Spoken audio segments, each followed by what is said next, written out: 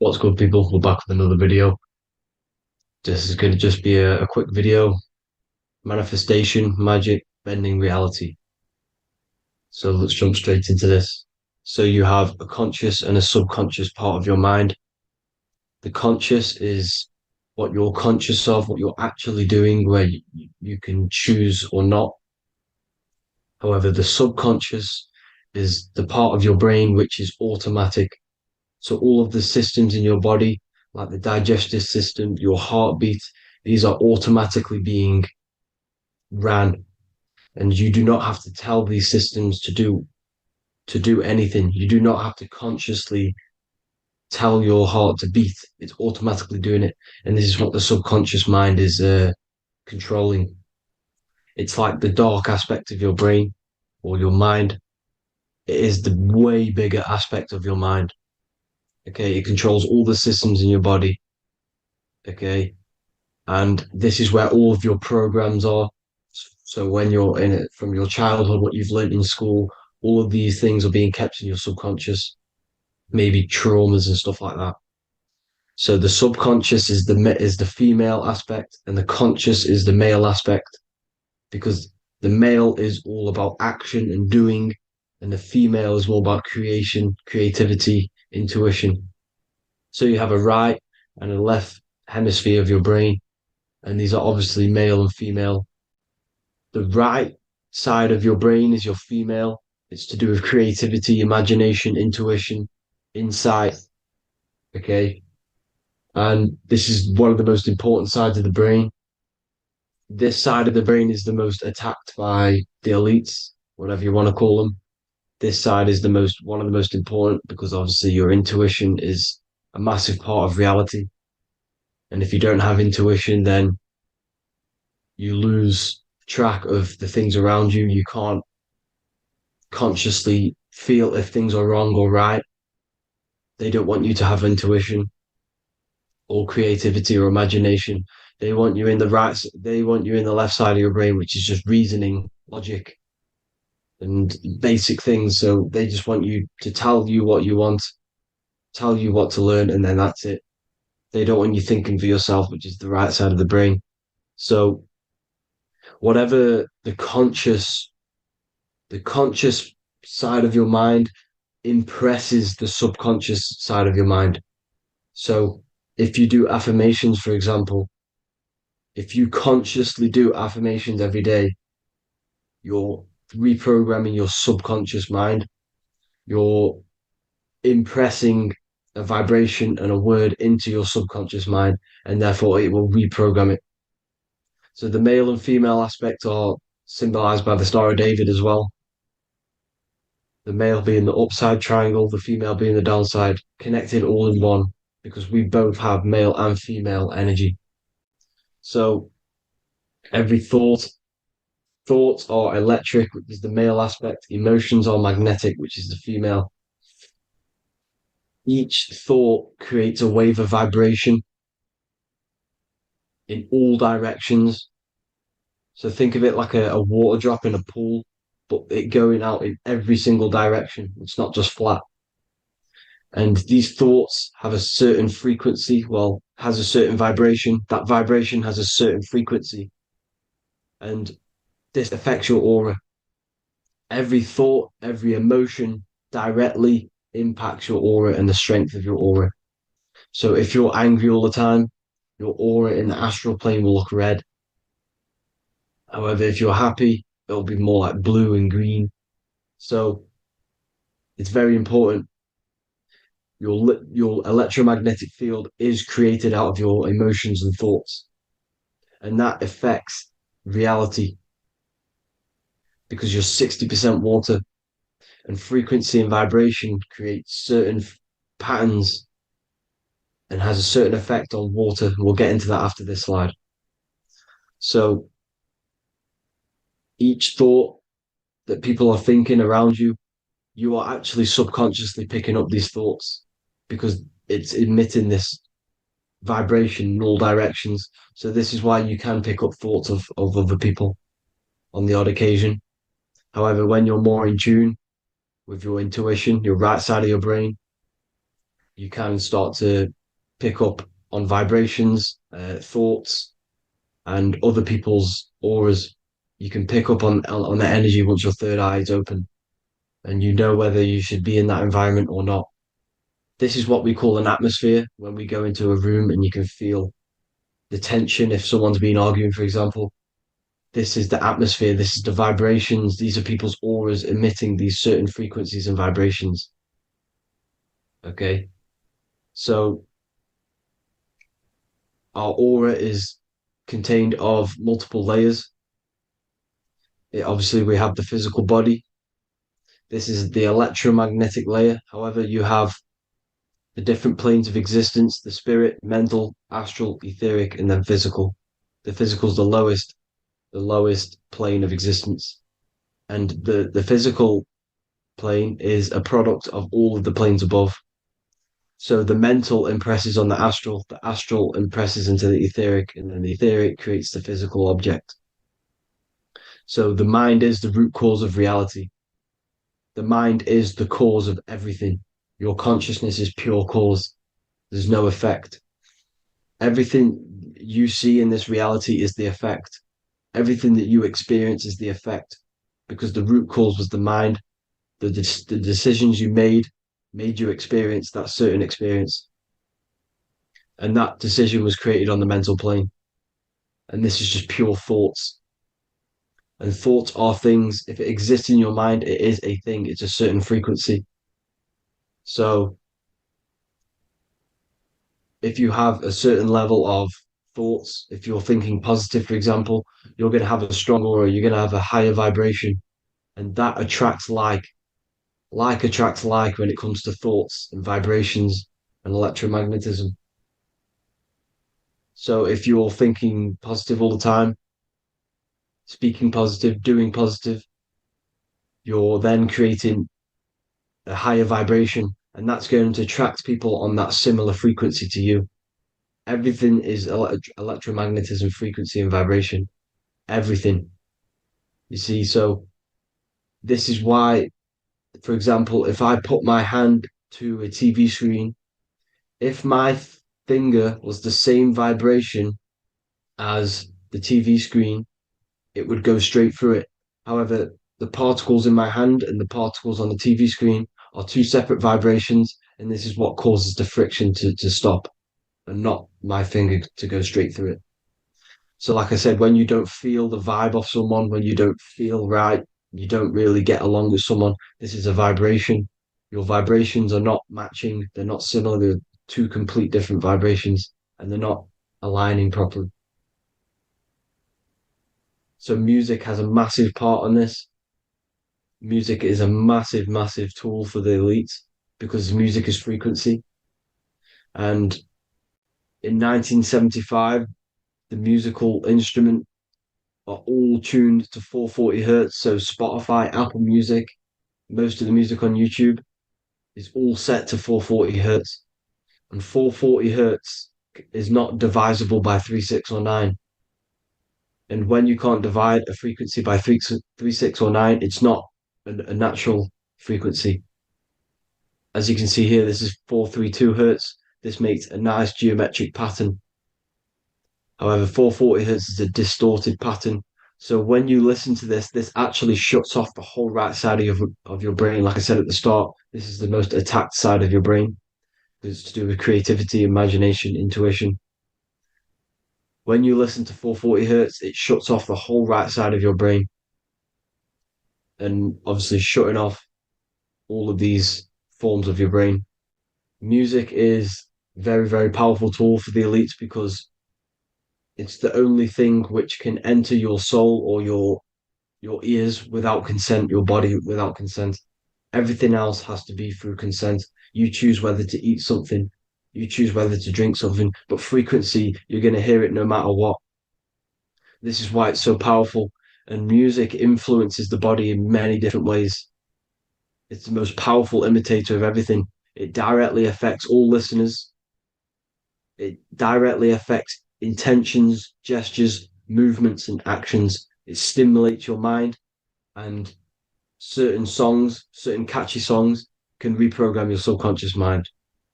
invoking certain emotions. This is why when you listen to slow beat songs, it makes you feel more sad. When you listen to upbeat songs, you feel more energetic. This is because these frequencies have a profound influence on reality and on how you feel. Because, like I said, you are 60% water. And as you can see here, each frequency creates a different geometric pattern. And inside of you is 60% water. So, like I said, 440 hertz is going to make a distorted pattern in your water. And this is going to have a profound effect on your emotions and your reality. So, like I said, health is not just the body. It's you are made of body, mind, and spirit. You need to look after what you put in your body. You need to look after your spirit and look after your mind. It's very important to keep all these in balance because once one of these are unbalanced, it affects the other two. So if you're eating wrong, it's going to affect your spirit and mind. If you're thinking wrong, it's going to affect your body and spirit. These are all interlocked. Uh, you have to look after them all. So it's very important you understand music. Stop listening to low vibrational music. To be honest, you don't want to. You want to listen to music without any sort of speaking inside of it. You just want pure uh, frequencies, which are the solfeggio scale, like one of these, for example, 432, 528 hertz. These are all good frequencies. It's called the solfeggio scale. And these frequencies make you more in tune with nature. 528 hertz is what the earth vibrates at. So it's very important. And the Rockefellers are the one who changed this to 440 hertz. The Rockefellers, one of the elite families. So if you want to manipulate reality, it's very important to have your chakras aligned and having a high vibration because the higher your vibration, the more powerful your words and your intentions are on reality. So the lower your vibration, the harder it is to affect reality because you're on a lower state of consciousness. You want, like I said, you have the mental, astral, etheric, and physical. Everything is a product of the one above. As above, so below. This is what Hermes Trismegistus was saying in the Egyptian days. This is where it comes from. As above, so below. If you affect above, it directly affects below. So, like I said, meditation helps on this, helps align your chakras. Think positive, feel positive. Like I said, your feelings are magnetic, your thoughts are electric. So once you combine these two together, you're then creating an electromagnetic frequency, and that will have profound effect on reality. So the law of cause and effect, every law, so the law of cause and effect, every effect has the root cause. Like I said, your mind is the root cause of everything. Every decision you make is having a different effect on reality. Everything happens for a reason due to the root cause, which is your mind. You choose everything that happens in your life. Okay. So it's very important you understand this and you constantly make the right decisions, the good decisions to have good effects on your reality. You have to be very conscious of this law because nothing escapes this law. This is the law of all consciousness. So think about it. Imagine a massive ball of consciousness. However, off this ball are different sparks, and each one of these sparks are in each and everyone's body. This spark is governed by these laws, the law of cause and effect, the law of correspondence, the seven hermetic principles. It's very important you understand this because this mass ball of consciousness is what is obeying these laws. And everyone has this spark of consciousness inside their third eye. And like I said, everyone is the same consciousness. This is why if you do bad onto someone else, that will directly affect your reality. So if you hurt someone, it's going to come back to you in one way or another because you are that same consciousness. This is like a mirror reality, as within, so without. Whatever you feel on the inside, you're gonna see that on the outside. You're gonna experience that reality, whatever you've impressed. So there's different ways to bend reality to your will. Uh, this is kind of a sort of magic. So obviously you have black magic, which is manipulating reality to harm and influence others, or to be very selfish. And yeah, then you have white magic, which is manipulating reality for the good of humanity. So you do have to be very careful with your intentions, people, when you're trying to manipulate reality, because this is nothing to be played with. If you are manipulating reality for the wrong reason, it's going to come and bite you in the ass in some way or another. because everything is balanced. Everything balances out in this reality. Nothing escapes the laws. Not one thing escapes the laws. So if you're stealing from yourself because it's just going to come back in a one way or another. Inside of everyone's heart, you know whether you're doing good or wrong. You know, you can feel it when you do something wrong. You can feel it when you do something good. The heart is the center of the torus field. It's balance. And this is why you say follow your heart, because it's the center of the torus field. It's very important to listen to this inner voice inside of you because that is telling you the right things to do, the good decisions to make. And when you keep following that voice, that good voice inside of you, it takes you to your life path. Very important to follow that voice. However, don't let the ego get in the way of it. Don't care what your friends are going to say. It's very important to understand this. So you have different ways of manipulating reality. You have sigil magic. This is where you create your own sigil or symbol. You create your own sigil and symbol, and then you charge it. You behind that symbol you have an intention. So, for example, if you want to manifest wealth, you create a sigil which represents what you want. You create that sigil, you draw it out, you charge it because wherever your attention goes, energy flows. So whatever your attention is, you're sending energy that way. So what you do with your eyes and your hands, you place attention on the sigil. Imagine that it's glowing. Imagine that you're sending energy to the sigil, and then you burn the piece of paper once you've done this. And then after this, you meditate on that symbol. You constantly think about that symbol because that symbol is the frequency, is the thing that you want to manifest. So that's one way. Or you can just meditate on your reality. So imagine yourself having already what you have. This is what they call a mindset. You must set your mind to the frequency what you want to manifest. Okay. So if you want to manifest wealth, for example, imagine yourself being wealthy. What would it feel like? What would you be doing? Imagine a scene in your mind. Constantly do this, and you're putting out that frequency. Like I said, you must think because the thoughts are electric, and then you must feel, which is magnetic. Together, this creates an electromagnetic frequency. And this is how you attract things to you. You will attract the certain people to come in your life to bend reality to your will. Okay. Or you've got mirror magic. Stare yourself in the mirror because a mirror reflects light, it also reflects energy. So you've got to be very careful with what you say to a mirror. You've got to be very, very, very careful because whatever you send into that mirror is directly sent straight back to you. So if you're thinking negative, you're sending negative energy back straight to you, and that's going to have an effect on your reality. Affirmations.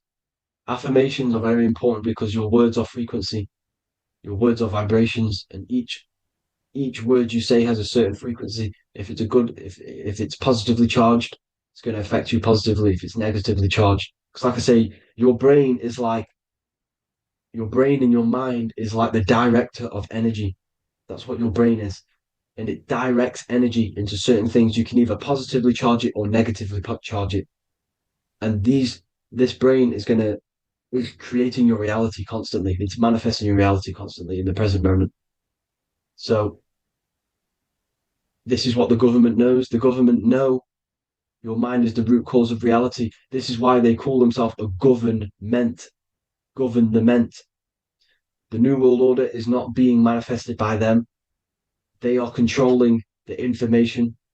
They are controlling your perception of this reality. And they know the mind is the root cause of reality. Therefore, if they control your perception of reality and your information, what you believe, you're going to manifest that information, that perception. So we, the people as a collective consciousness, are the ones uh, manifesting this new world order. You see, so this isn't black magic. They're actually tricking us into manifesting their own their plans, this new world order. You see, this is how smart these people are. They know how to get around the laws of reality. They know how to bend reality to their will without facing the consequences. They're getting humanity to do it. You see, there is a collective consciousness. As like I said, we all have that same spark of consciousness, right? So as a collective consciousness, we are on a very low vibration at the moment. However, we are waking up rapidly. There are more and more people waking up at the moment, and light always chases away the shadow. Light is a lot more powerful than darkness, you see. So one person waking up has a massive effect than one person being asleep. It has a profound effect. Because, like I say, the light always chases away the darkness. It's more powerful. The light is always more powerful. High vibrations are more powerful than lower. So that's it for this, people. I hope you all enjoyed. This is a short, quick video. God bless you all.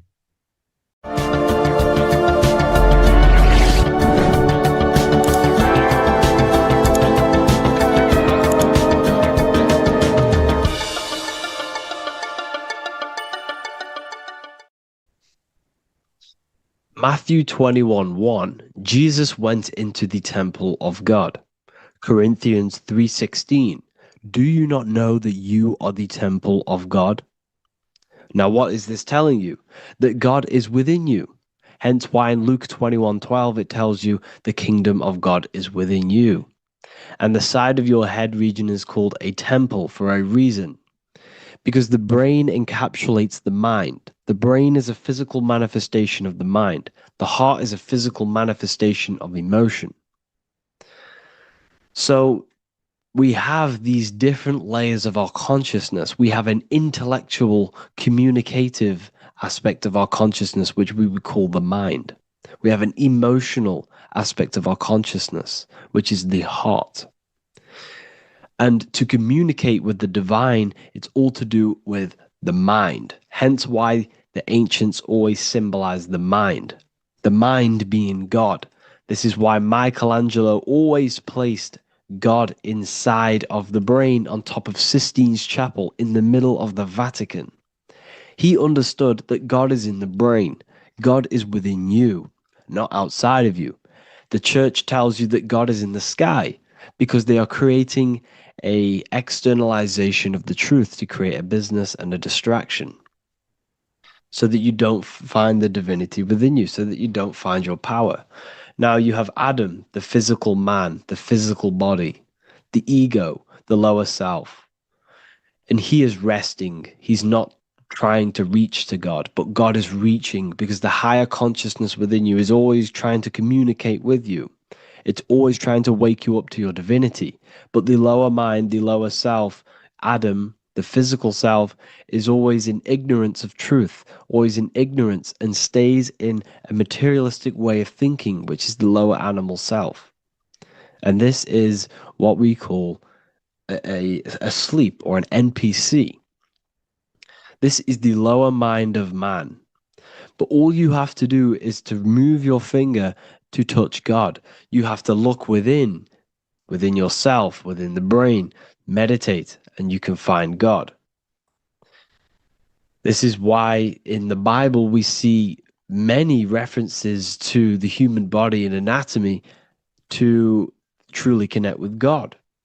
Kings 6:8, the door to the middle chamber was in the right side of the house, which is the right hemisphere of the brain. The middle chamber is the pineal gland, where the seat of your consciousness is, but the seat of your higher consciousness is, the mind.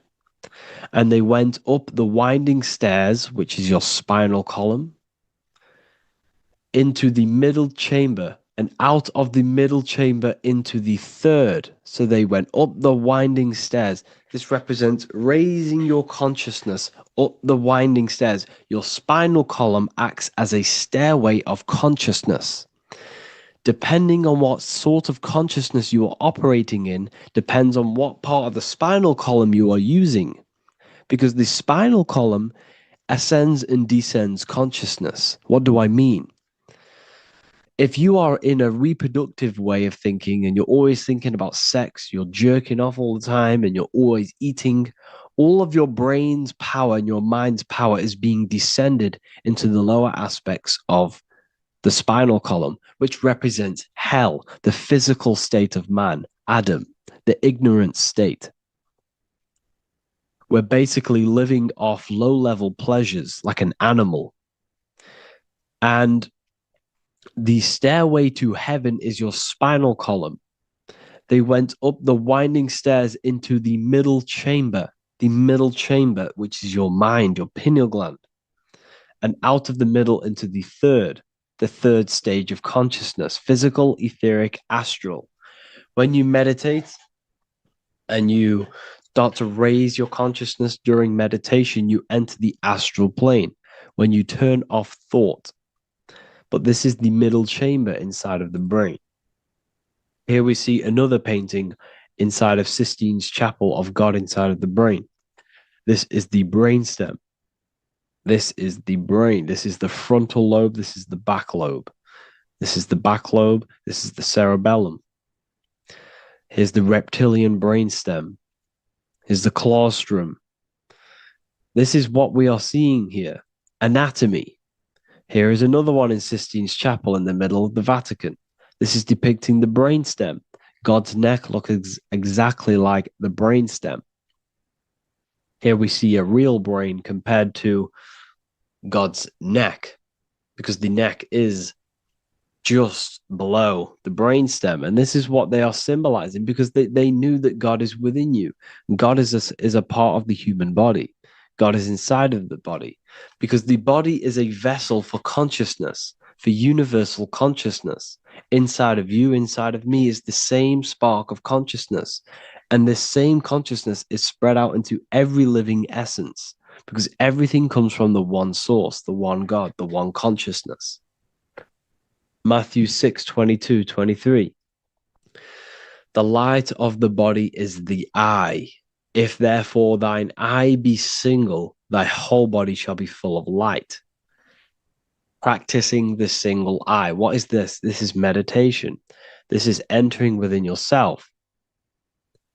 So the Bible's telling you to practice the single eye. But if thine eye be evil, thy whole body shall be full of darkness. What does this mean? If your consciousness is in an evil way of thinking, if your mind is filled with an evil, negative mind space, then your body shall be filled with darkness, with evil, with negativity. Because negative thoughts destruct the body. Positive thoughts heal and regenerate the body. So he tells you to be, the light of the body is the eye, your consciousness, the inner eye of consciousness, the eye that lets you see. And what do I mean? You look with your two physical eyes, but you see with the inner eye. What you see is perception. You look with the two eyes, and what you see is perception. You are seeing, you are understanding, and that's what consciousness, the mind, gives you. Consciousness, or the mind, is the force that allows you to be a human being, that allows you to understand things and interact with things and make decisions. It's an infinite intelligence. See, the mind is not the brain. This is a big confusion with people.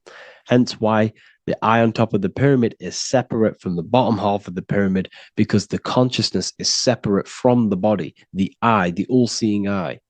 It represents the observer, the eye that sees into this body, into this world, into this. You are the perceiver. You are the invisible spirit within the body. Theologians 4:17. After that, we are still alive, and our left will be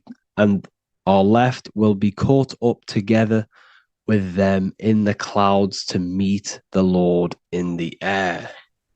You don't meet the Lord in the physical air. Okay?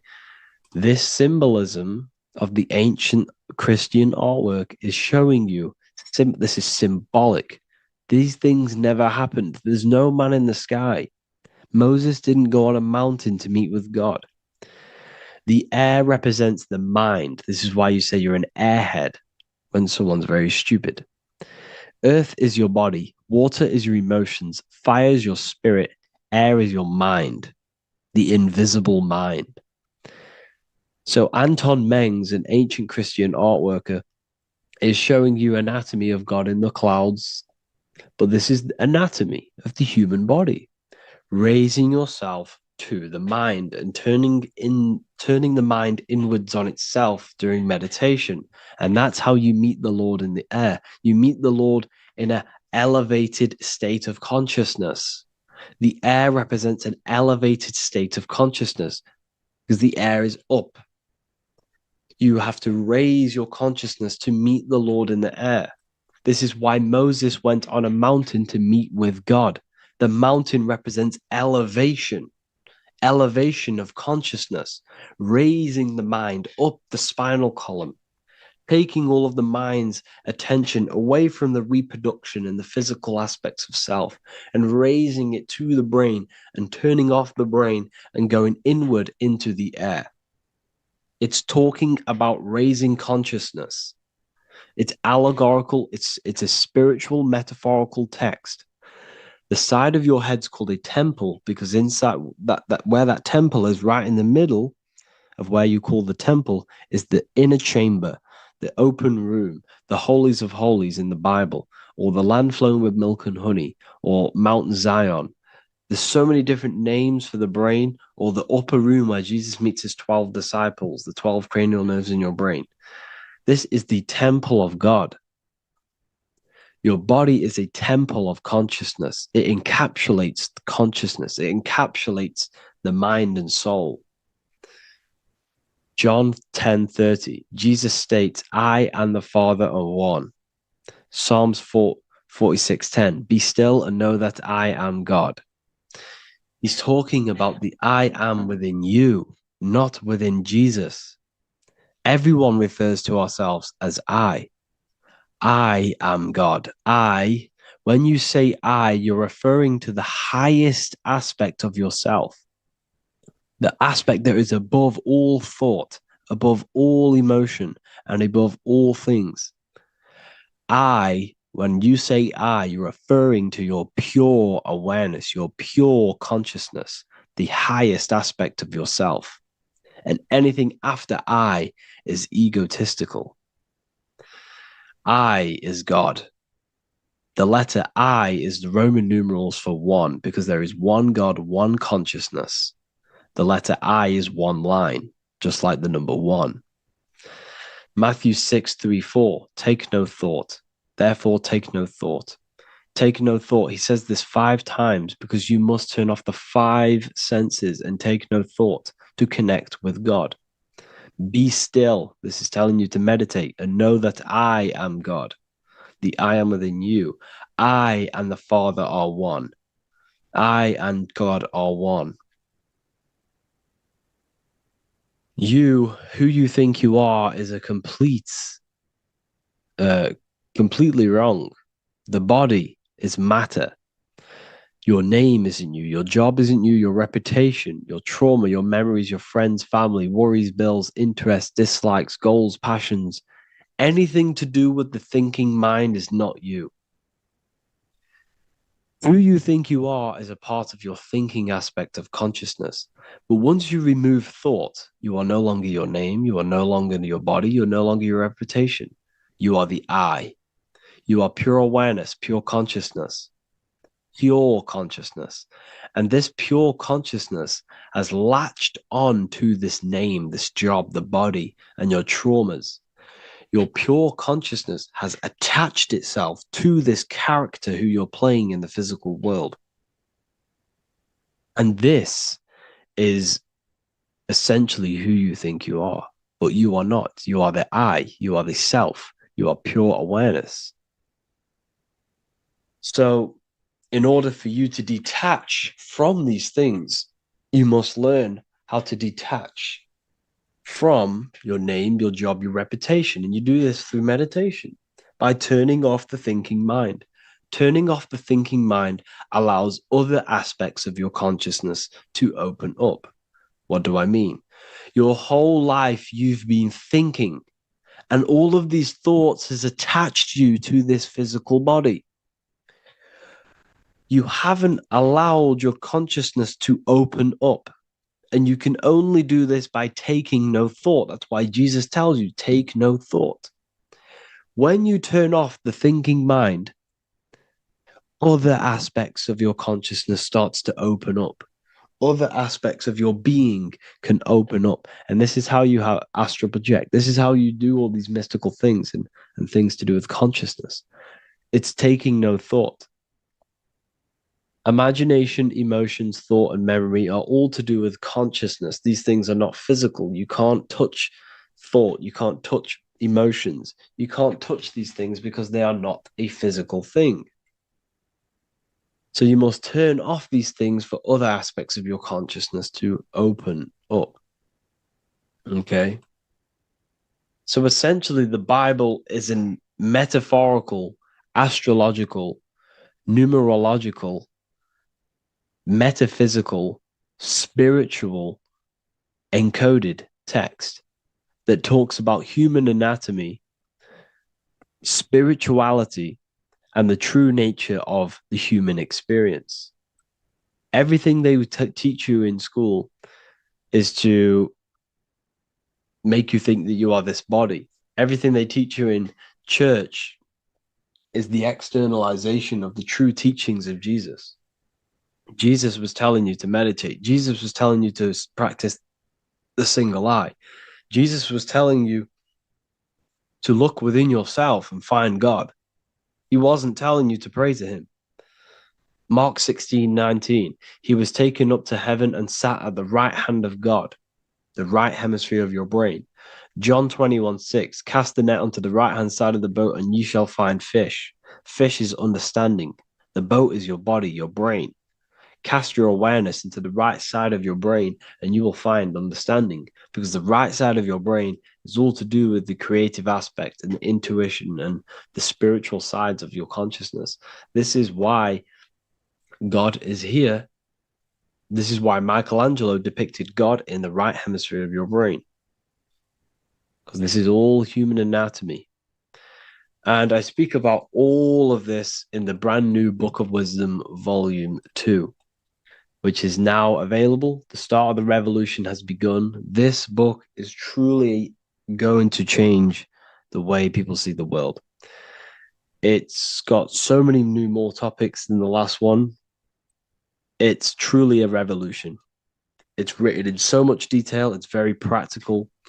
I cannot wait to share this one with you. I just want to say thank you for the opportunity for me to create this book, because without you, I couldn't have created this. And I just love sharing my work with you. And I thank every single one of you for the support, the watch, like the views and the likes, everything, especially the people who have joined the university and stuff like that. And for people who have joined the university, you do get a free Book of Wisdom paperback if you just go to the general chat and follow the description, follow what the instructions that I gave you in the chat, and you'll be able to order a free Book of Wisdom if you are inside of the university. Plus, you get all of my other books, 2 books, and over 45 occult books on occult and esoteric things. You get lectures, live calls, a community, a manifestation mastery course, and a whole library and reoccurring updates every month, every week. So yeah, I hope you all enjoyed this video. Thank you all. Please leave a comment to help the algorithm, and leave a comment on what videos I should make. And yeah, I'll get to uploading on the YouTube a lot more now. The second book is now released. I have a lot more time on my hands. No longer using my energy to create the book. I'm now going to redirect this mental energy into the YouTube. So there will be a lot more content coming. So I need some content ideas. So feel free to comment some ideas, some YouTube videos that I can create. Thank you all, people. Have an amazing day.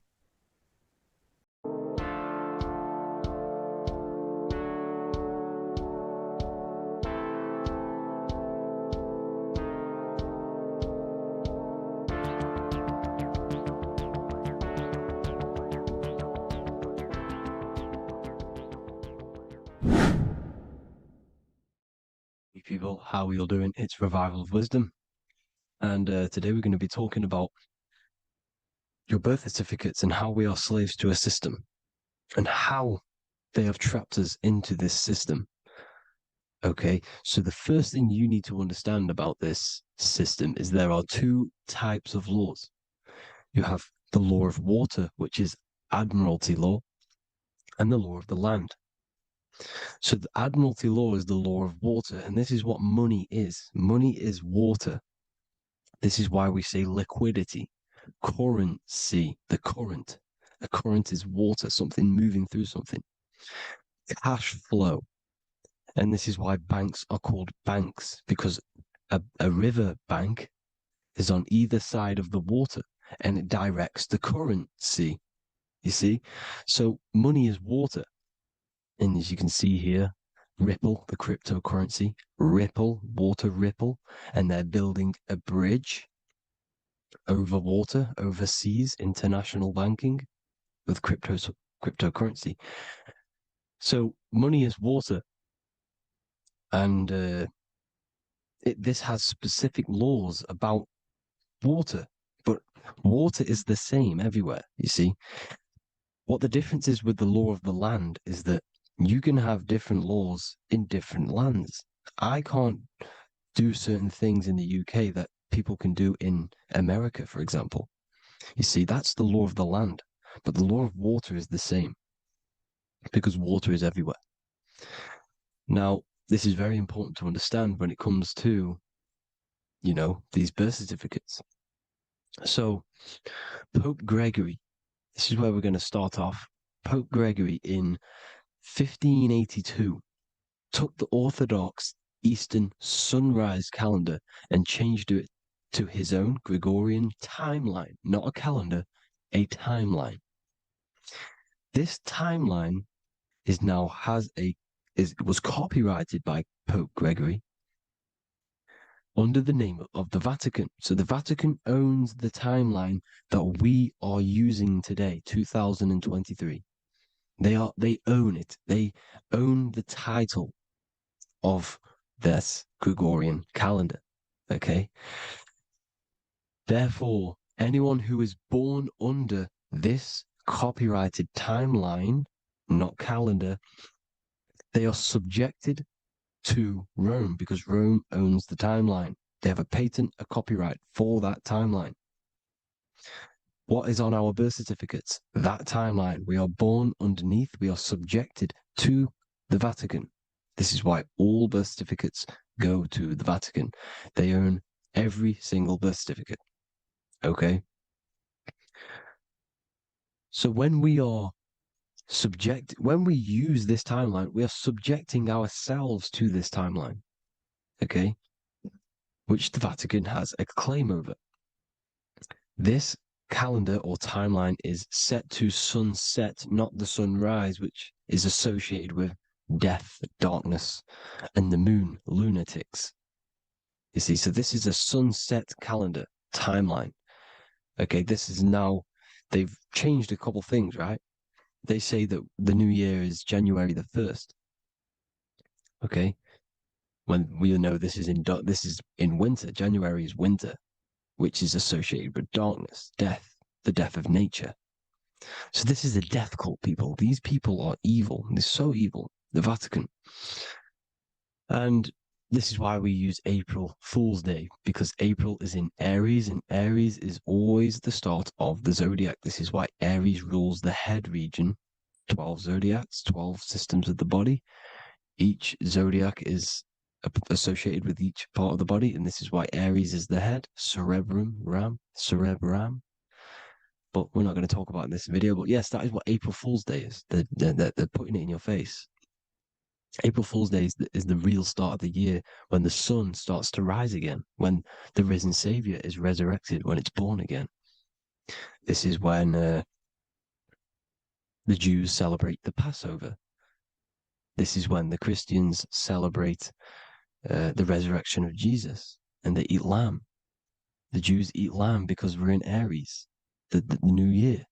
The sun is now born again, our risen Savior, the light of the world. So yes, this is what April Fool's Day is. It's the first day of the year, which they changed. Pope Gregory changed. So you need to understand is that you are in the womb. You are inside of a ship, because every ship, literally a ship, every ship is female. This is why they say she delivers the product, because she does deliver the product, you, the baby. Same thing with a ship, they deliver products. They are a she. And when they pull up to the bay, like you can see on this picture, they're pulling up to the bay. This is now called the birth canal. The ship is now in birth on paper. Okay, this is law. And when they pull up, they tie up to the bay, and now they get a certificate of manifest certifying all of the products which are on the ship and what they are bringing into that nation. Okay, so you're bringing in this many of that, everything's on the certificate of manifest. And this certificate as manifest is also your birth certificate, because you are traveling through water when you are in the birth canal of your mother, because you are in water when you are in the womb, and you travel through the birth canal. And when you arrive, you get a certificate of manifest with the name, how many, the quantity, that's your birth certificate. Okay. And this is what it is. We are a well, we're not a corporation, but we represent a corporation, which is your name in full capital letters. That is your corporation. You cannot physically tax a body, but you can tax a corporation. This is why we get charged. This is why we get taxed, because it all goes down to the corporation, which our name represents, which we are subjecting ourselves to. We are my name. I am subjecting myself to this name, and that name has a corporation which I represent, which I subject myself to.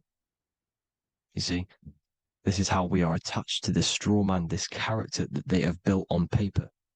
So it's a character which is on paper.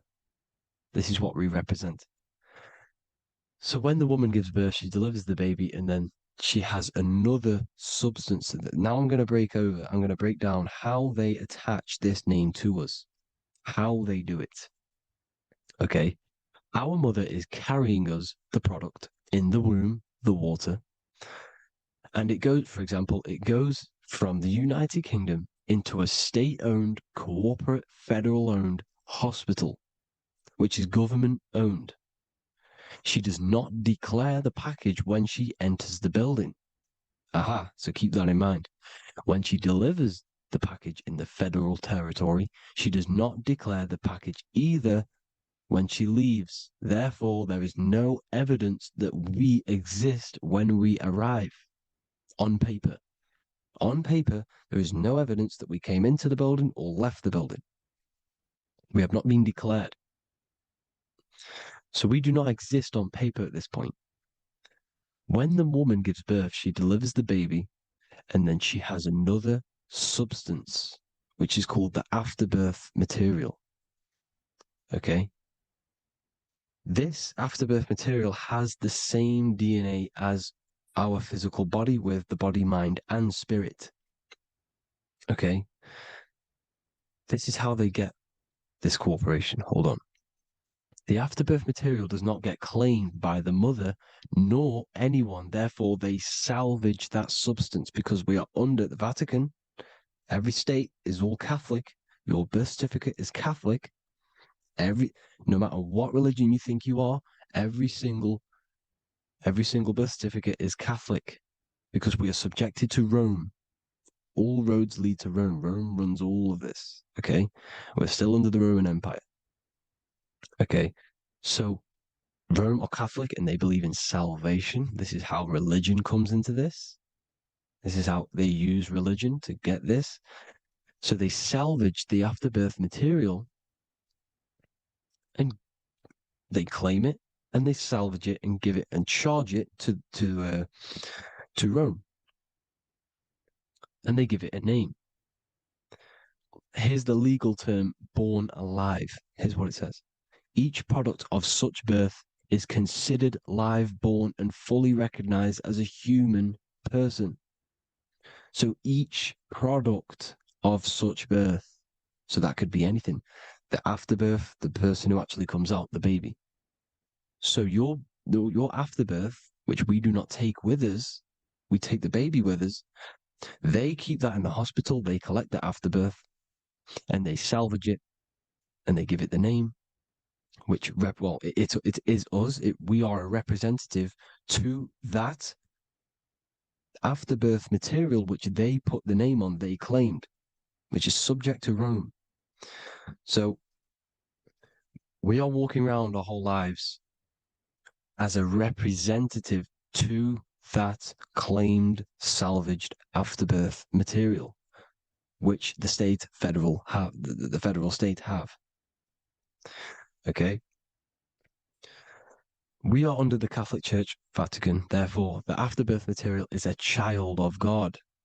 See, on paper, therefore, they believe in salvation and salvage the afterbirth material. This material has no mother or father. The state pick it up. It becomes a war to the courts and gets charged to the state. So we are a representative to that character they salvaged because it is the exact same DNA as you. Subject is the name or the title, and the matter is the physical aspect left behind in the hospital, which represents us. You see? So now we're moving on to Unum Sanctum. Unum Sanctum was in 1302, a very, very important year. Very important year. Unum Sanctum says this is basically how they claim everyone in the world. So the Vatican had all this power, all this gold, all these people under them. They need to get a claim for them so then they can rule over them and make them slaves. So what they did, they created Unum Sanctum. Pope Boniface VIII did this. And it says, the spiritual man judges of all things, and he himself is judged by no man. The spiritual man, keep that in mind, unless he invent like Manichaeus, two beginnings, which is false and judged by heretical, since according to the testimony of Moses, it is not in the beginnings, but in the beginning that God created heaven and earth. Furthermore, we declare, we proclaim, we define that it is absolutely necessary for salvation that every human creature to be subjected to the Roman pontiff. So they are claiming us in Unum Sanctum, and it's in the vaults in the Vatican. They will put a spell on it because they are sorcerers, they are magicians. They put a spell on it, they lock it up, and whatever goes on that piece of paper goes. And this Unum Sanctum is claiming all of us. So what does it say in the beginning? The spiritual man judges of all things, and he himself is judged by no man. The spiritual man, the man with the body, mind, and soul, the first baby that comes out the birth canal. That's you, your body, body, mind, and soul. You have the Christ, which is I am, which is grace. Grace means here, now, in the present. You have the Christ, which means I am. Therefore, you have a soul. If you can say I am, you have the Christ. You have a soul. But a creature can be anything with no soul. You see? So no man can judge the man with the soul. However, as it says in the second part, we proclaim, we define that it's absolutely necessary for salvation that every human creature to be subject to the Roman pontiff. So they are subjecting the afterbirth, not the man with the body, mind, and soul, but the afterbirth to the Roman pontiff, to the Roman Catholic Church. We are the ones who are claiming to be the afterbirth material, which is our birth certificate, which is our representative. We represent that because it is our DNA. This is how we are stuck. We are stuck because we represent this DNA, which is on paper, recorded. You see? So we, being untaught, uneducated in these subjects, we are subjecting ourselves to this system, to this slavery, because we just want to live. We just want to live happily, just peaceful. Think about it. Where's all this coming from? Where's all this war, all this killing, deaths coming from? We just want to live. It's coming from the Catholic Church, these evil death cult, which has subjected us which has used us as slaves, and we are still slaves, and it's just going to get worse and worse and worse.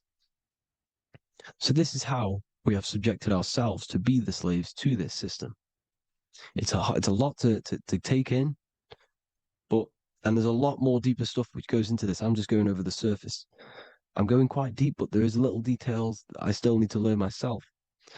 But this is the general how that we've been stuck to this slave system. So we are batteries, okay? This is why we get charged. When you go in a court, you get charged, okay? Because you're a biological battery. This is why cities look like motherboards, because we are feeding energy to this matrix. Okay, when we look outside of ourselves, when we give power to so-called Jesus Christ, worshipping idols outside of ourselves, where attention goes, energy flows.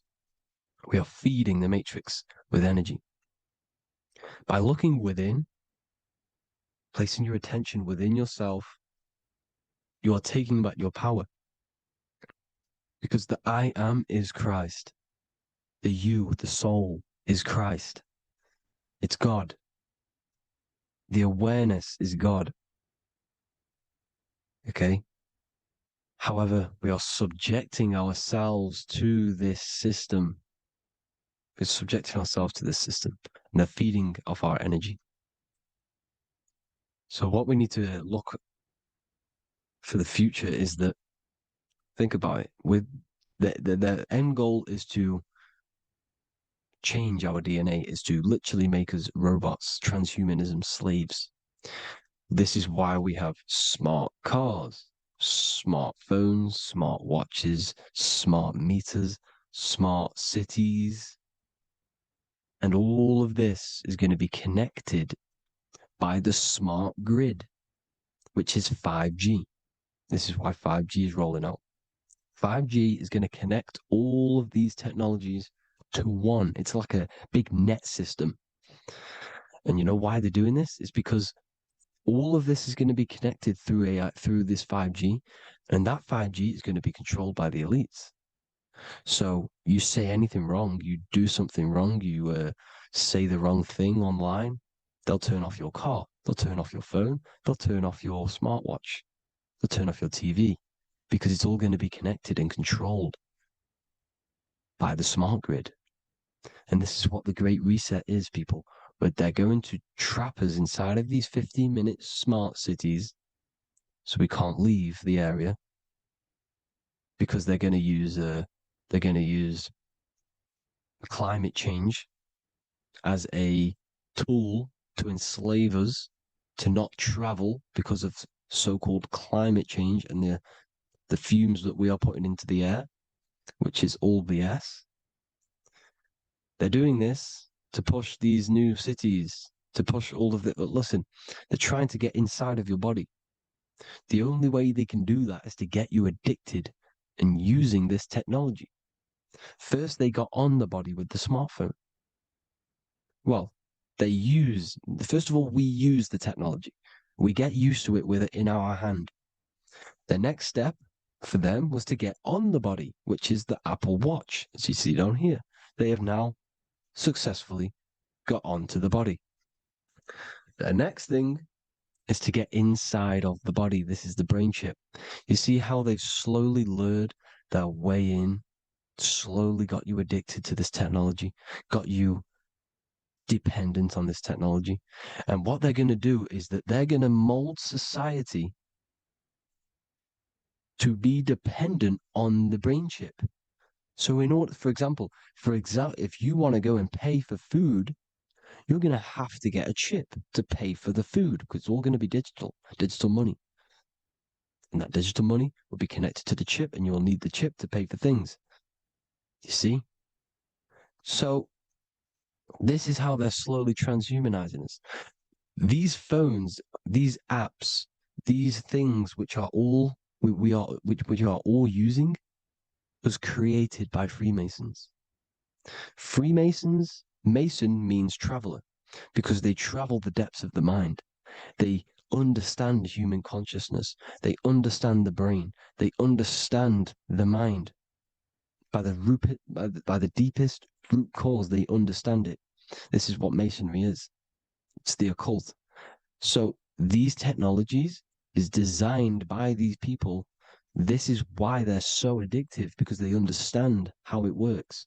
They understand how to get people addicted because they understand human consciousness, the brain, the body, and the mind.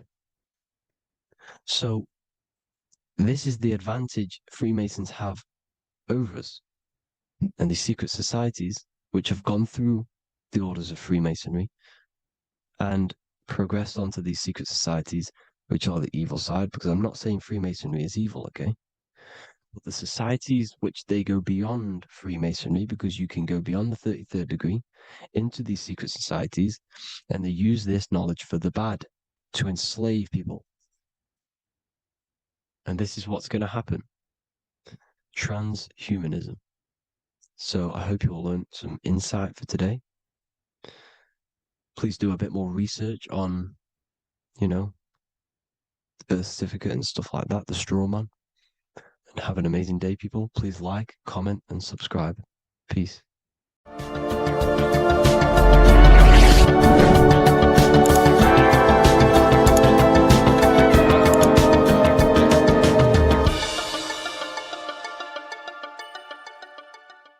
Before you call the Baphomet evil, make sure that you watch this video until the end so you gain a full understanding on what the Baphomet truly is. No, I am not a Satanist. I am simply an esoteric and occult researcher.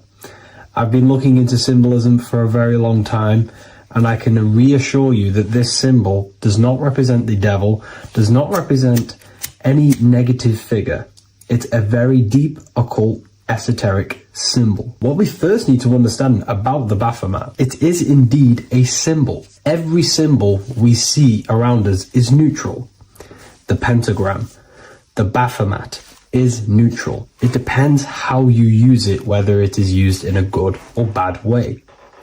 Everything is neutral. It's your mind's perception that gives it a positive or a negative charge. First of all, let's break down the Baphomet symbol. Let's look very closely at the Baphomet. We have clearly the 4 physical elements corresponding to the Baphomet. Here we clearly have the fire element. The wings represents the air, the flapping in the air. The fish scales, which is the water. And this dome figure representing the earth. The soul is incarnated into 4 bodies. We have a mental body of consciousness, intellect. We have an emotional body of consciousness, which is all to do with intuition and energy. We have a spiritual body of consciousness, our astral body, and a physical body of consciousness for the physical earth. Earth corresponds with your body, air corresponds with your mind, fire corresponds with your spirit, water corresponds with your emotions. So the Baphomet is showing you the 4 elements of the soul, the 4 bodies of the soul that we are incarnated in. Now, let's look at this moon figure. We have the moon. The moon represents the internal world. It represents what we cannot see. The sun represents our conscious mind, what we can see, what we're aware of, the physical world. The moon represents what we are not aware of. It represents our internal world. Remember, we have 2 worlds. You're an individual. You have a dual nature. Individual. You have an internal world. When you close your eyes, you have an internal voice, an internal world of thought and emotion, and an external world of this material body. The moon represents the internal. The moon on top represents the moon controlling the mind, represents the inner world controlling you. Now, this is very symbolic in the occult world. If the inner world is controlling you, then you have no control over reality. This is the devil horns. You know the devil horns? The moon crescent? This represents you are the devil. You're being controlled by your thoughts, by your emotions, by your psyche. Then we have the moon below, which represents control over the inner world. We have control over our thoughts, our emotions, our impulses. So you're either being controlled by thought and emotions, or you're controlling them and having self-mastery. In alchemy, we always see this symbol of the man or woman on top of the moon, representing emotional control and self-mastery of the internal world. The journey of the occultist is to gain full mastery over their consciousness. They want to be conscious of every single thought that enters their mental field of consciousness. We get over 7,000 thoughts a day. It is possible to achieve a certain level of mastery where you are conscious of every single thought that enters your mind. This is one of the end goals of self-mastery and occultism, as this gains your personal power. When one achieves this, they are then able to direct the mind in one place and one place only, becoming more effective in manifestation and creation, because we are microcosms of the divine. We are creators. This is the gesture of as above, so below. The inner world and the outer world are mirrors of each other. The inner produces the outer. Your physical life circumstances are a result of every thought you thought in the past. The inner projects the outer. If you want to produce a change in the outside world, you got to produce change in the inner world of consciousness first. As above, so below. As within, so without. This corresponds with absolutely everything in the universe. Now we have the goat head, which represents the animal self, which represents the lower carnal mind. Lower carnal mind, which is earthbound, because a goat is on the ground. It's not a bird, it's on the ground. It represents the lower self, the beastie nature, the one that tells us to hate, to steal, to eat all the time, to consume. It's the beast within us, the beastie side of our consciousness. It has a human body resembling this. The human in the beastie nature, or we have the spiritual nature, the higher self. In essence, this symbol of the Baphomet represents the higher and the lower self of human consciousness. It represents the higher and the lower. To conclude all of this, the Baphomet is a symbol that represents the two paths that one can take. We can take the beastie path and become an instinctual animal, our body, or we can take the divine path of reaching our higher self. It is a symbol that represents the higher and lower self and the four different bodies of consciousness. In essence, this does not represent Satan or the devil. The devil represents the lower aspect of our human psyche. The war between Jesus and Satan is symbolic and allegorical for the war that happens within our mental field of consciousness. The internal war between good thoughts and bad thoughts, positive emotions and negative emotions. It is the constant war inside the battlefield of your own mind. Jesus, Satan are symbols, characters that are symbolic of aspects of your own consciousness, because the universe is mental. The only thing that truly exists is your mind. Therefore, all of these ancient spiritual texts like the Bible, the Bhagavad Gita, the Quran are all symbolic of what's happening inside of our mental body. It is the inner chaos that can destroy our life, or when we create structure and restructure our inner world, we can live a peaceful life. If you are struggling from the internal world and you want to gain mastery of yourself while learning the occult secrets, join Ethereal University, a community of like-minded individuals who are all striving for the best versions of themselves. We host live calls and we have an abundance of lectures that you can watch. Or check out the Book of Wisdom. This is volume 2. I'll leave all the links in the description. Have an amazing day. Geometry. This is the study of nature, of the codes, the mathematical codes behind physical reality. So today we're going to be going deep into geometry and the true esoteric internal geometry, the geometry that no one really talks about, and how geometry relates to human consciousness. So essentially, what we must understand when it comes to geometry, the basics of geometry is everything is vibration. And this vibration is vibrating on a certain frequency. And this certain frequency creates a geometric shape, which is why in nature we see all of these different geometric shapes. All matter takes form in shapes. So if we put sand on a plate and we vibrate the plate on a specific frequency, we see that the sand goes into specific geometric shapes and patterns. So essentially, matter is energy condensed. It's energy vibrating on a low frequency, vibrating at a certain frequency.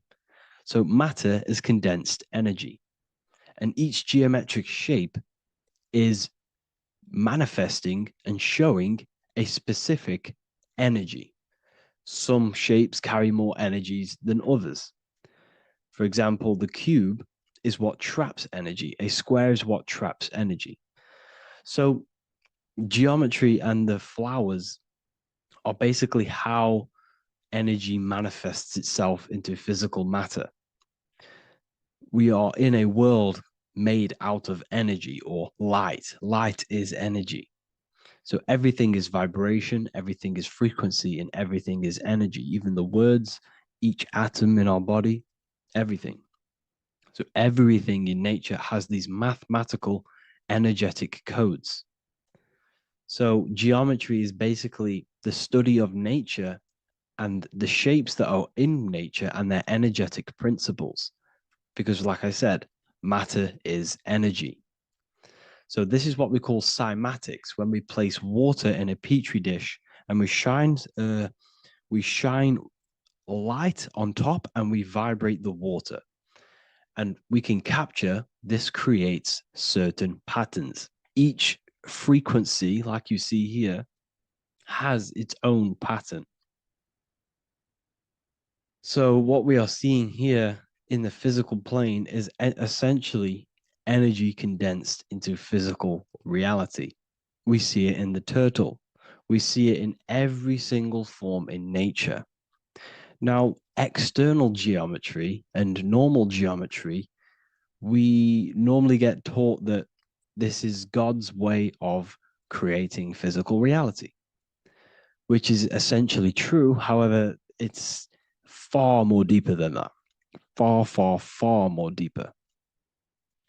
Okay, so what geometry truly is, it's not God's codes to reality. What we must understand is what the brain truly is. And what we must understand is that we are not in the world. We are not in the universe. The universe is us ourselves, and the world is produced by our brain itself. Okay? So the way you must understand how the brain works, so what you visually see, so geometry is to do with what we visually see. And what we visually see is heavily connected with our eyes, which are an extension of the brain. The eyes are the brain. And essentially how we see is energy enters the eyes, and each eye goes to the optic nerve. And this energy is transferred into electricity, which travels to the back of the brain, to the visual cortex of our brain. And this is where the image is produced, what we see. Therefore, the world outside of us is truly inside of us. It's a projection from within the brain. The brain is an energy condenser, a decelerator, an energy decelerator. Everything outside of us is basically formless energy. It is formless energy vibrating at a certain frequency. So what the brain is, it's sucking in this energy, this light, and turning that frequency, that code, that light code, into a physical reality. It's condensing the energy and turning it into a visual image inside of the brain. Therefore, everything outside of you is not what it looks like. Everything outside of you is basically energy, infinite energy. And our brain is condensing this into a physical reality and projecting it outwardly, which you experience your visual field. Okay? And the ancients knew this. So this is basically called the sigil of Lucifer. Lucifer is known as the light bringer. Lucifer in Latin means to bring the light. This is the sigil of Lucifer, which shows the visual field and the brain. We also see this in the Google Play symbol. It's a powerful symbol showing you the visual field, which is basically a symbol that tells you that reality is inside of the brain. The brain is what produces reality, but consciousness is not produced in the brain. The brain is essentially a consciousness downloader. It's a computer, and it's a reality simulator. The body is a simulation of physical reality. You are inside of the body experiencing the body simulation. The body produces this reality. It's a piece of technology. So Lucifer is to bring the light. Lucifer is the light being produced in our brains. Okay. So this is why they say Lucifer can tempt you. Lucifer can be the devil because it represents physicality. It represents the false light. Lucifer can trick you because it represents the physical world can trick who you truly are. So now that you understand how the brain is basically an energy decelerator and it creates and simulates a reality to your consciousness, you are no longer a person in a universe. You are the universe itself experiencing itself. Therefore, geometry is heavily linked in with the brain.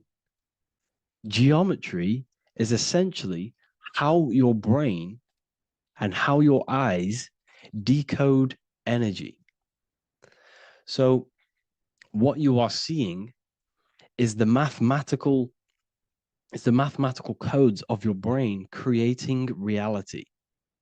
So what they teach you is the external is that geometry is God's way of creating this world, and these are the mathematical codes God's created. But now I'm telling you the internal. This is the truth.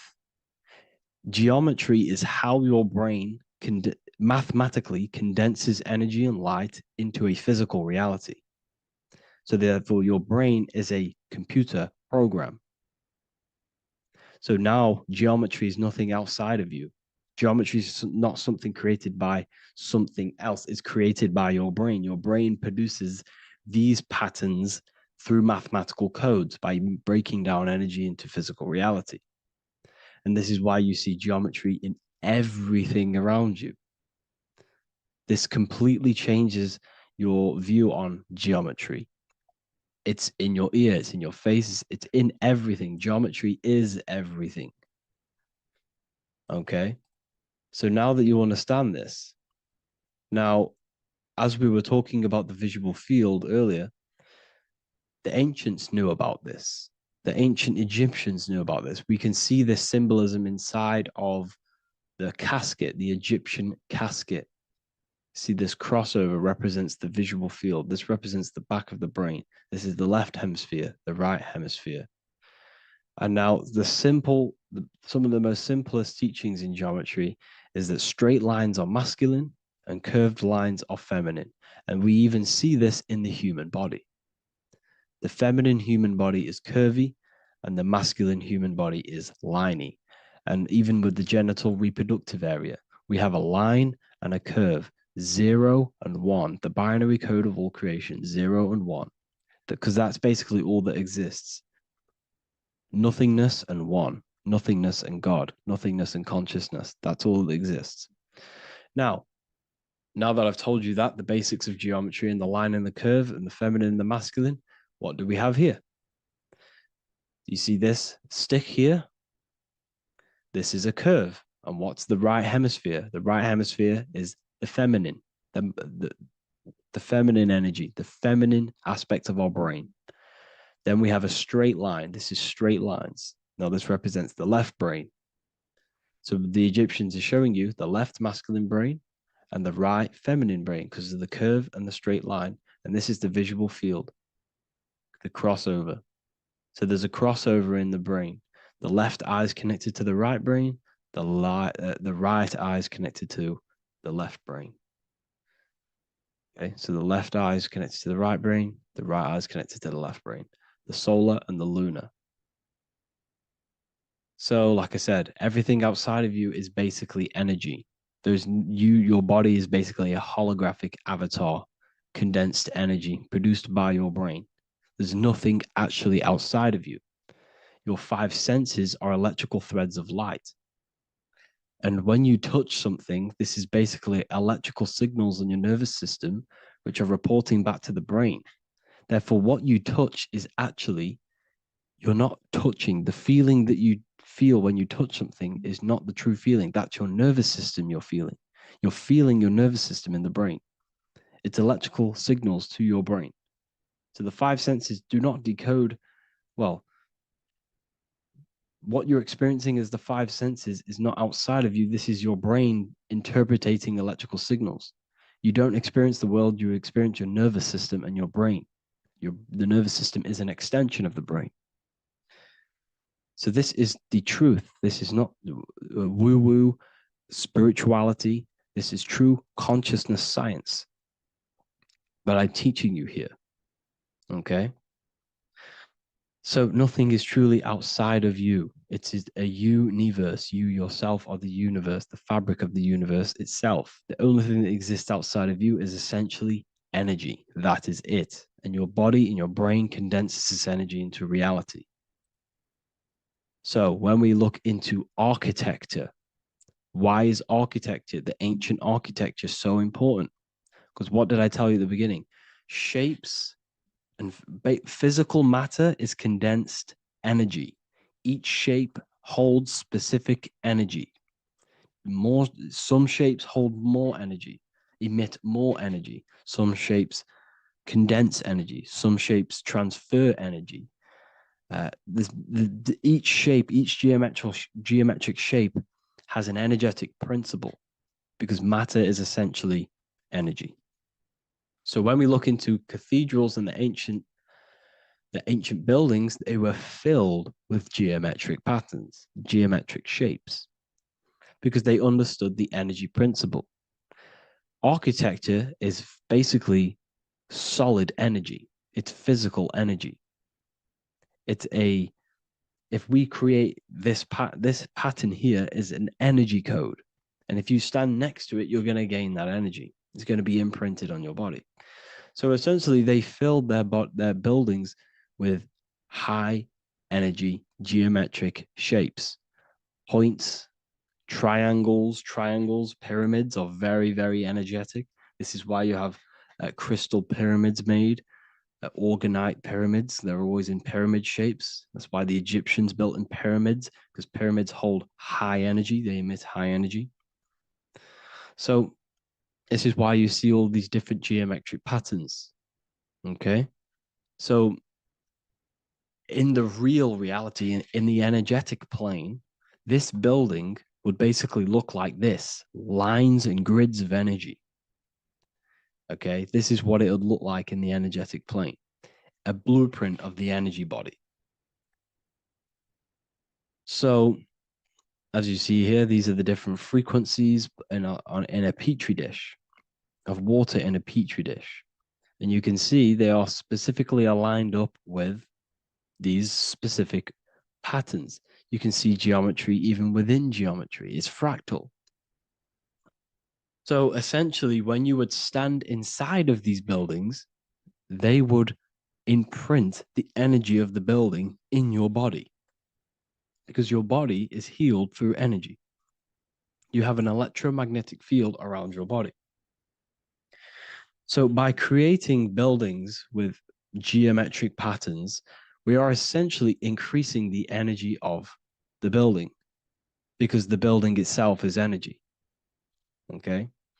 So when we fill it with geometric patterns, we're increasing the energy. We're giving it a certain energetic imprint. So when you stand inside of that building, you're being imprinted with that energy. Okay. So especially with these windows, these stained glass windows. Well, why are they stained glass?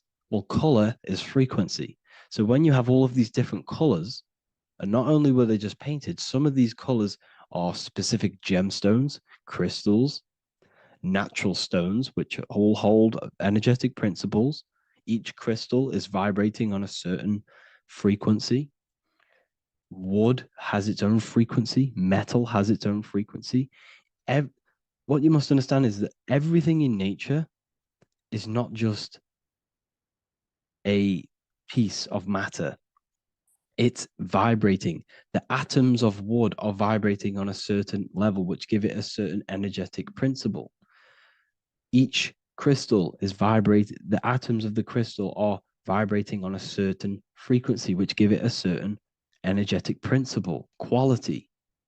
So each thing, this is why the ancients were obsessed with natural stones, natural things, crystals, natural metals, and they wore different metals, different things like copper on their bodies, because they understood the atoms of these natural things are vibrating, which give certain qualities to you if you wear them. So you're not wearing it, you're basically putting that frequency onto your body, because they understood this is energy. If I put copper on my body, I'm not putting copper on the body, I'm putting the frequency and the energy of the atoms onto my skin, and that frequency of them atoms are going to vibrate my skin, that frequency, and heal my body. So this is why this is so important. So each building is an energetic code. Okay. So when you stand in these buildings, it can heal your body. This is why when people walk into these ancient churches, they feel like they've met God. They feel a certain way. They feel so amazing when they enter these churches. They feel holy, for example. It's not because God's there. It's not because these man in the sky dwells in these holy places. It's because the energy of these buildings affect our consciousness. They increase your energy. They raise your vibration. They heal your body. They heal your cells. They imprint the water in your body, especially with these stained glass windows. Like I went a bit on a tangent there, but these stained glass windows were encoded. Well, they use different gemstones, different lights, different colors. And when the sun would shine through this window, well, what's the sun? The sun is light. Light is energy. The sun's light would go through this filter of the window of the crystals and the different gemstones and the different colors, and the sun's light would be encoded, imprinted with these crystals, with these colors and these natural glasses, which have healing energetic principles. And when you are inside that building, the sun's encoded energy of the window would be imprinted into your body, into your energy field, and it will heal your energy field, and it would heal your body, your cells on a cellular level. Because your body is what? 60 to 70 to 80, some people say 80% water. And water is encoded with vibration. If you say certain things into water, it gives it a specific geometric pattern, like I broke down in the beginning. If you say love to a water and then freeze it, it will go to this. If you say hate, it will go to a distorted pattern. So when you are in these buildings, you're being imprinted by the energetic codes of these buildings, the energetic principles of the windows, of the structure itself. The ancients never used to build in squares. Their buildings, their insides were never square rooms, because they understood squares trap energy. They always had pointed roofs so energy can escape. So there's many little things that we need to look into geometry. For example, when you see magicians, when you look at ancient magic, why do they stand in circles with different geometric patterns? They use different geometric shapes. Why? Because shapes are energy. They hold specific energy. So when the magician stands in a circle with a pentacle, they're working with the energy of that pentacle. You can work with different energies based upon the different geometric shapes that you draw. And you can use this in your structure, in your architecture, in your work, and it can influence everything. So this is the true geometry. I hope you gained a deeper understanding on geometry and how it relates with you and your consciousness. Like I said earlier, your brain produces geometry. It's basically how your brain decodes energy. It's not God, how God creates this reality. And no, you're in this reality. You are the reality itself. Your body produces the reality. Therefore, geometry is one with you. So therefore, if I play with the geometry of the buildings, for example, like the government have, everything's in squares. If you look outside, everything's a square, everything's a rectangle. You go to a city, every window is a rectangle, every building is a rectangle. You live in a box room, everything is boxed and squared off in this reality, in this modern society. Why? Because they're trapping energy. The cube is the most simple geometric shape, which basically condenses energy and it traps energy. And if you subconsciously see squares all the time, your phone's a square, your TV screen, Everything's a square. Your keyboard, your desk. Go and look at the ancients. They never used to build in squares and cubes. And if you go into nature, you'll never see squares and cubes. Nature doesn't create squares and cubes. Everything in the modern society is squares and cubes to simple your consciousness down, to dumb your brain down. So the ancients built very, very complex structures. Why? Because they understood what we see affects our brains, because our brains decodes reality and creates reality. If you see a sophisticated building, this is going to give you a sophisticated mind and raise your IQ levels over time, subconsciously. I'm not saying if you look at this building, you're going to become smart. I'm saying if every single building in your environment, ment is mind, mental, every single building in your environment was this complex and complicated, it would increase your IQ on a subconscious level. It'd make you more complex, make you more intelligent. So they've dumbed everything down. They've dulled everything down. Look at everything. Everything is being dulled down. So anyways, I hope you all gained a better understanding on this. If you want to gain more occult knowledge and esoteric knowledge, make sure to read the Book of Wisdom, Volume 2. If you're inside the university, you can get this book for free. Go to the general chat area and follow the instructions, and you can order yours for free. Truly life-changing stuff. Because the issue is with the world is that no one really understands who they are, what they are, and why we are here. That is the issue for people's depression, for people's wrongdoings. They don't understand who they are, what their emotions are, what their mind is, what their body is, what reality is. This book gives you that. This book gives you the sense of understanding, the sense of well-being that will give you a better life because you understand life and what life is. And if you truly want to take your studies to the next level, we have the Ethereal University. This is the place for truth seekers where you can connect with like-minded people so you don't have to feel insane, because not many people think this way. I've been there when you wake up and not many people around you are thinking the same way, and you start to feel a bit insane and you can't really talk to people about these things. That's why I created this, so you can connect with people and learn at the same time and become the best version of yourself by understanding truth and knowledge. If you join, you'll gain access to free live calls every single week, every single Saturday morning. We do live calls. You can ask me questions and all sorts. So make sure to leave a like and a comment. And thank you all for tapping in.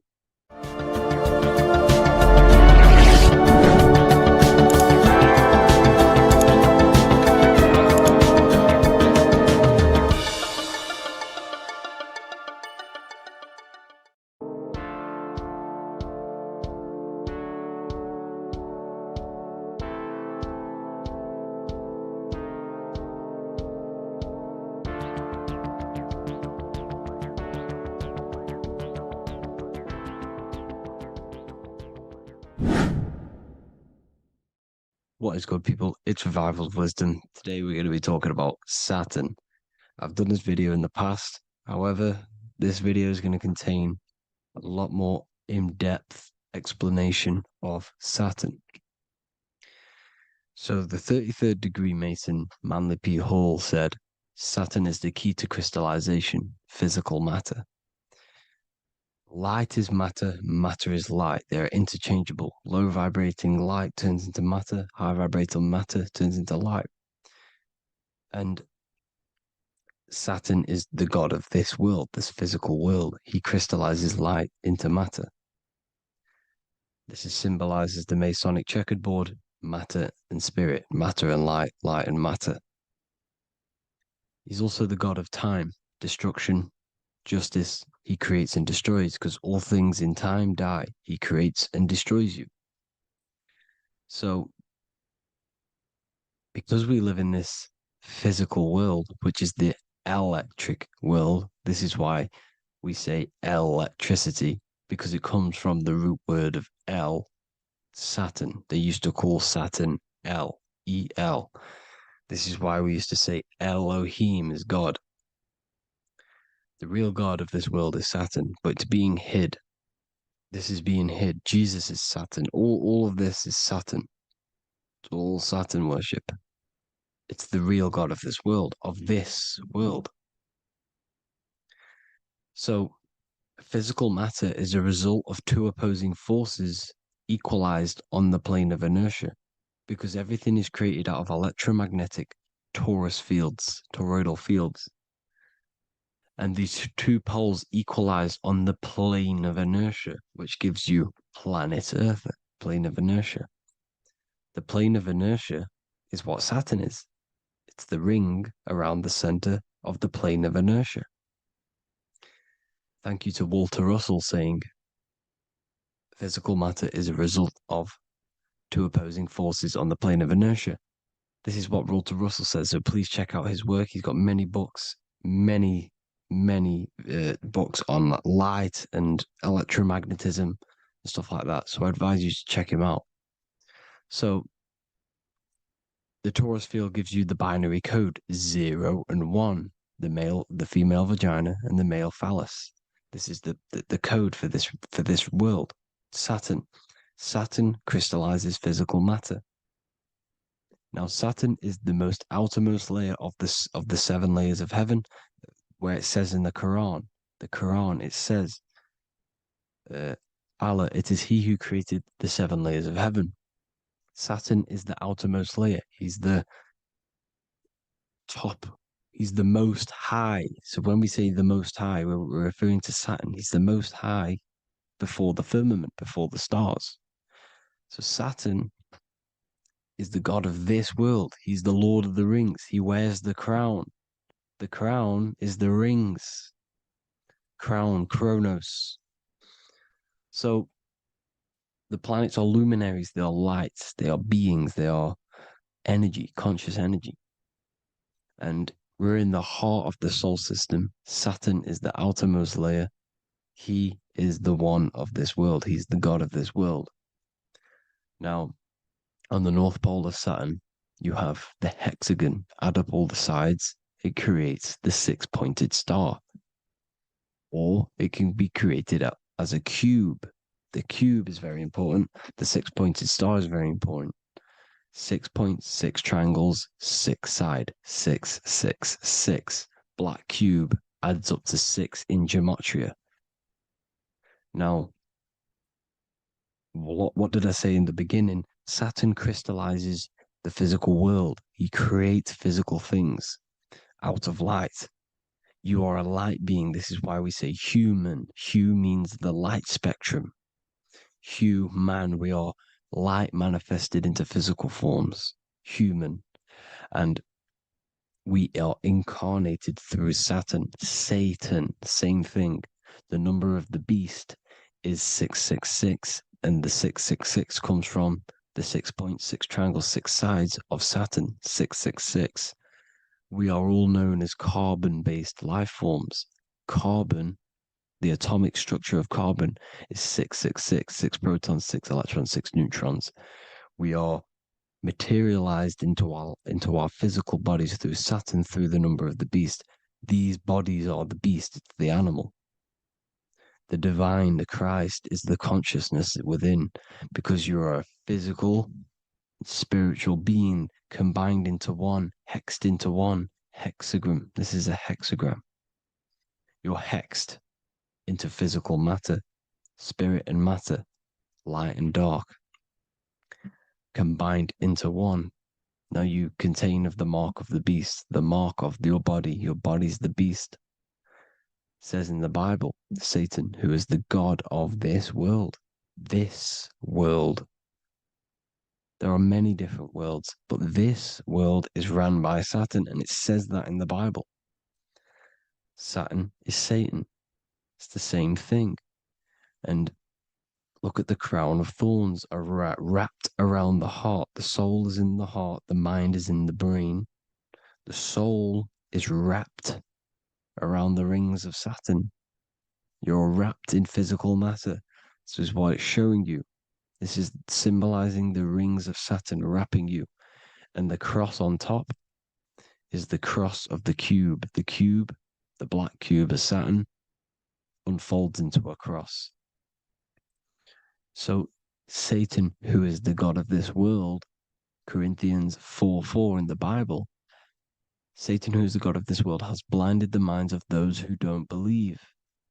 Saturn blinds your mind because the God of this world materializes you and he blinds your mind when you incarnate into physical matter.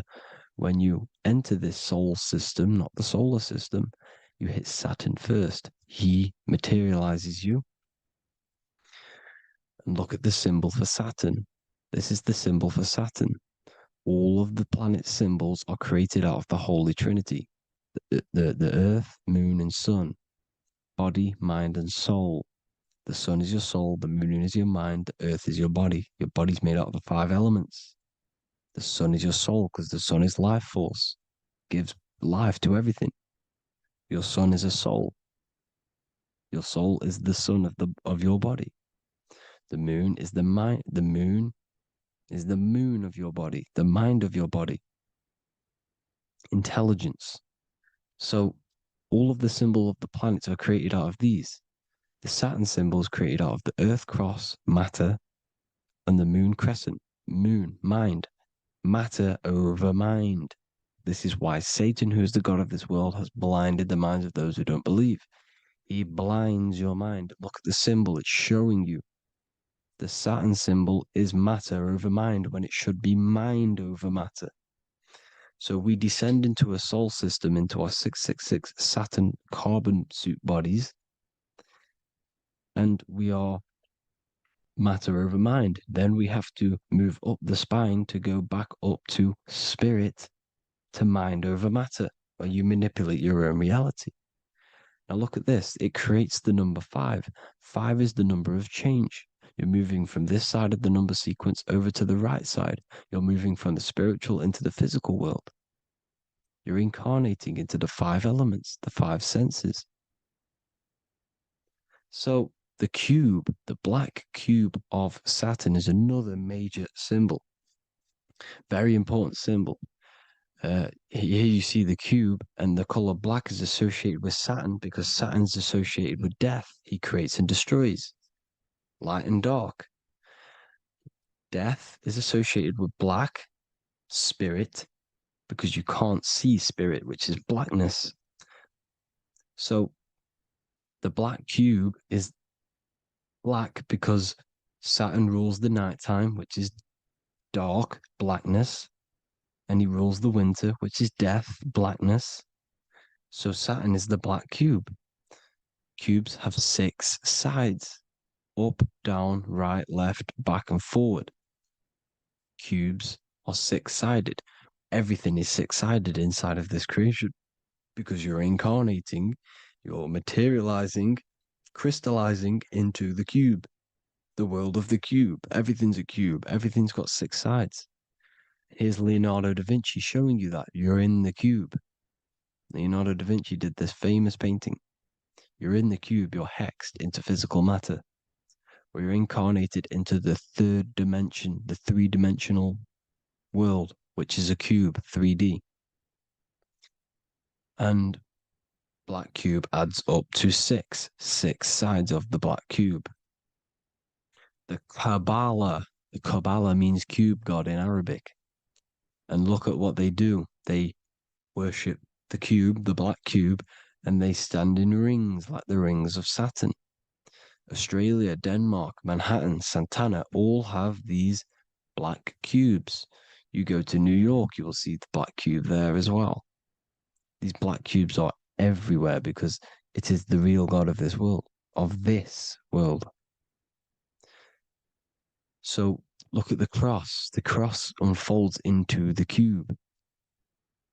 Xbox, Nintendo GameCube, Sega Saturn, anything to do with a simulated gaming reality, they put Saturn in it because we're in the simulation of Saturn. This is a simulation. And this is why they reflect this through the Xbox, GameCube, Sega Saturn, anything to do with gaming, simulations, is all Saturn. Because we're in the cube of Saturn, the black cube. We're in the GameCube, the Xbox, the Sega Saturn. As above, so below. So they reflect it through the simulations that they create inside of this simulation. Cubes have 8 points for the 8 points of time and space. 8 is the number of time. Everything's cycling, infinity. So look at the cube. The cube is symbolized as in Judaism. The Judays have the black cube. They wrap themselves in a black band and they cover their eyes into blackness. The black cube, for the black cube of Saturn, they use the star as Saturn, and they worship their god on Saturn Day because it's all Saturn worship. And look how the Saturn god is wrapped around with these thorns or leaves, just like Jesus is wrapped around his heart. And Jesus on the cross is us on the cross. We are in the cross. We are in the cube. The cross is the cube. And the cross is even in the Saturn symbol. This is another symbol for Saturn. There's two symbols. You got this one, the one I've just broke down. And there's this one.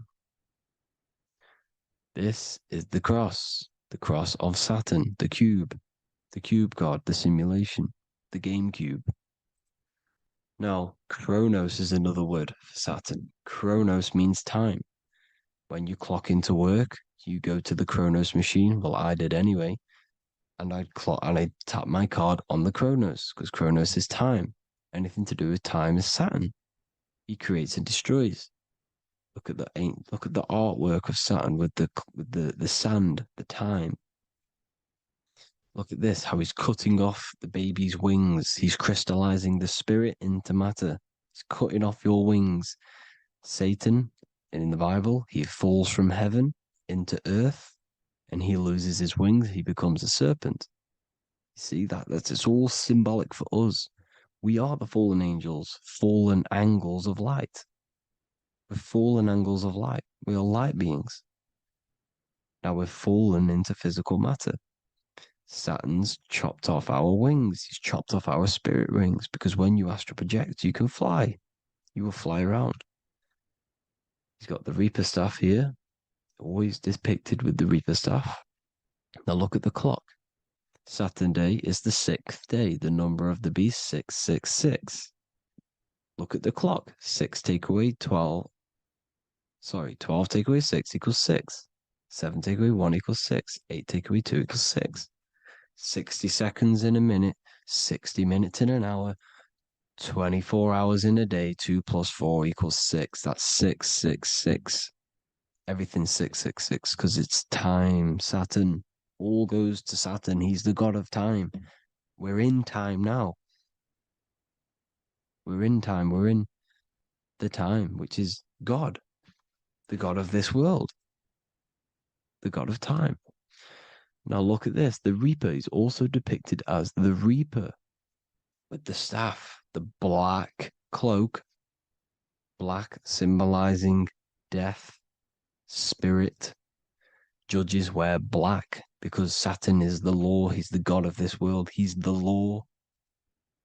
This is why they wear black cloaks. When you graduate from university, you wear a black cloak and a black cube on your head. You've been hexed. Funerals, you wear black because it's all to do with Saturn, Father Time, Father Crystallization. Now, Saturn, here's another one of him cutting off the wings of a child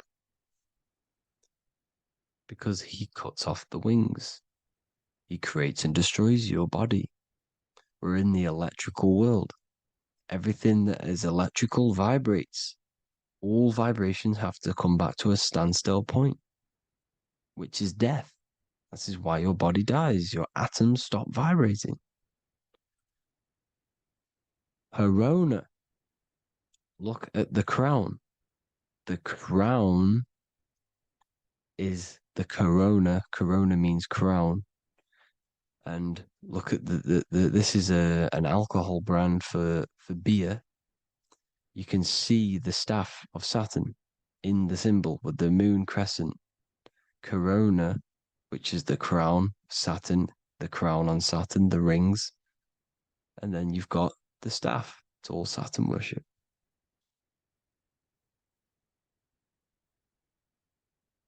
Is the black cubes of 9/11. 2 black cubes. This was a ritual for Saturn. It's all ritualistic.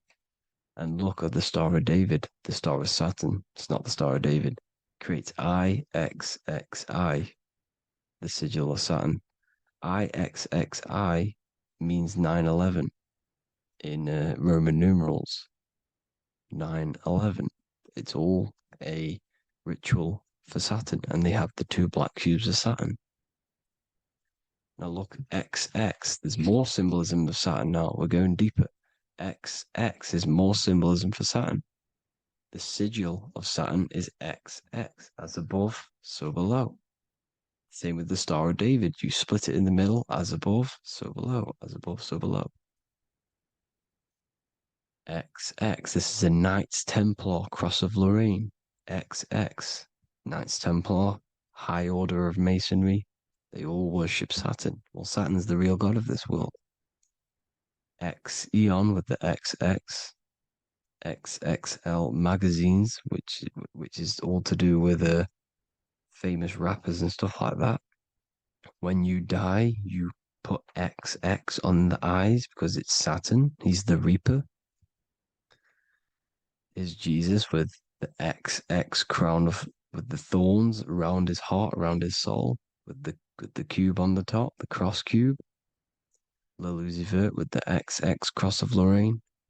Jay-Z with his alcohol brand, XX Cross of Lorraine. The X Factor with the rings of Saturn. All Saturn worship. The seal of Melchizedek is also Saturn. This is the cube. This symbolizes the cube with the 8 points for the 8 points of space and time. And this is the cube. It's another ancient symbol for Saturn. Here you see the star of Saturn with the Melchizedek symbol around it, which is all to do with Saturn. Here you see an altar, the Holy Grail, the Melchizedek symbol on it, and they're worshipping it. This is why we wear rings, wedding rings for the rings of Saturn. It all goes back to Saturn. Earrings. The 8-pointed star of the ancient Sumerians is all Saturn. It's all Saturn. So the ancients, the symbols of Saturn goes on forever. It's in all of the major corporations. You can see it everywhere, the rings of Saturn. Toyota is an obvious one. Internet, Nike, Target, Sega, Saturn. It's all Saturn worship. All Saturn worship. Because he is the real god of this world. Here's Kanye West's album with a Saturn here. Here's Michael Jackson's album saying escape. There's the X again. The X escape. You have to escape this reality. Maybe that's what he's pointing at. Here you see it on the dollar bill. The star of Saturn. Here you see it again on the dollar bill. So that is it for today's people. I hope you all gain some insight on Saturn. Please like, comment, and share if you can. Subscribe if you like the channel. Please have an amazing day. God bless.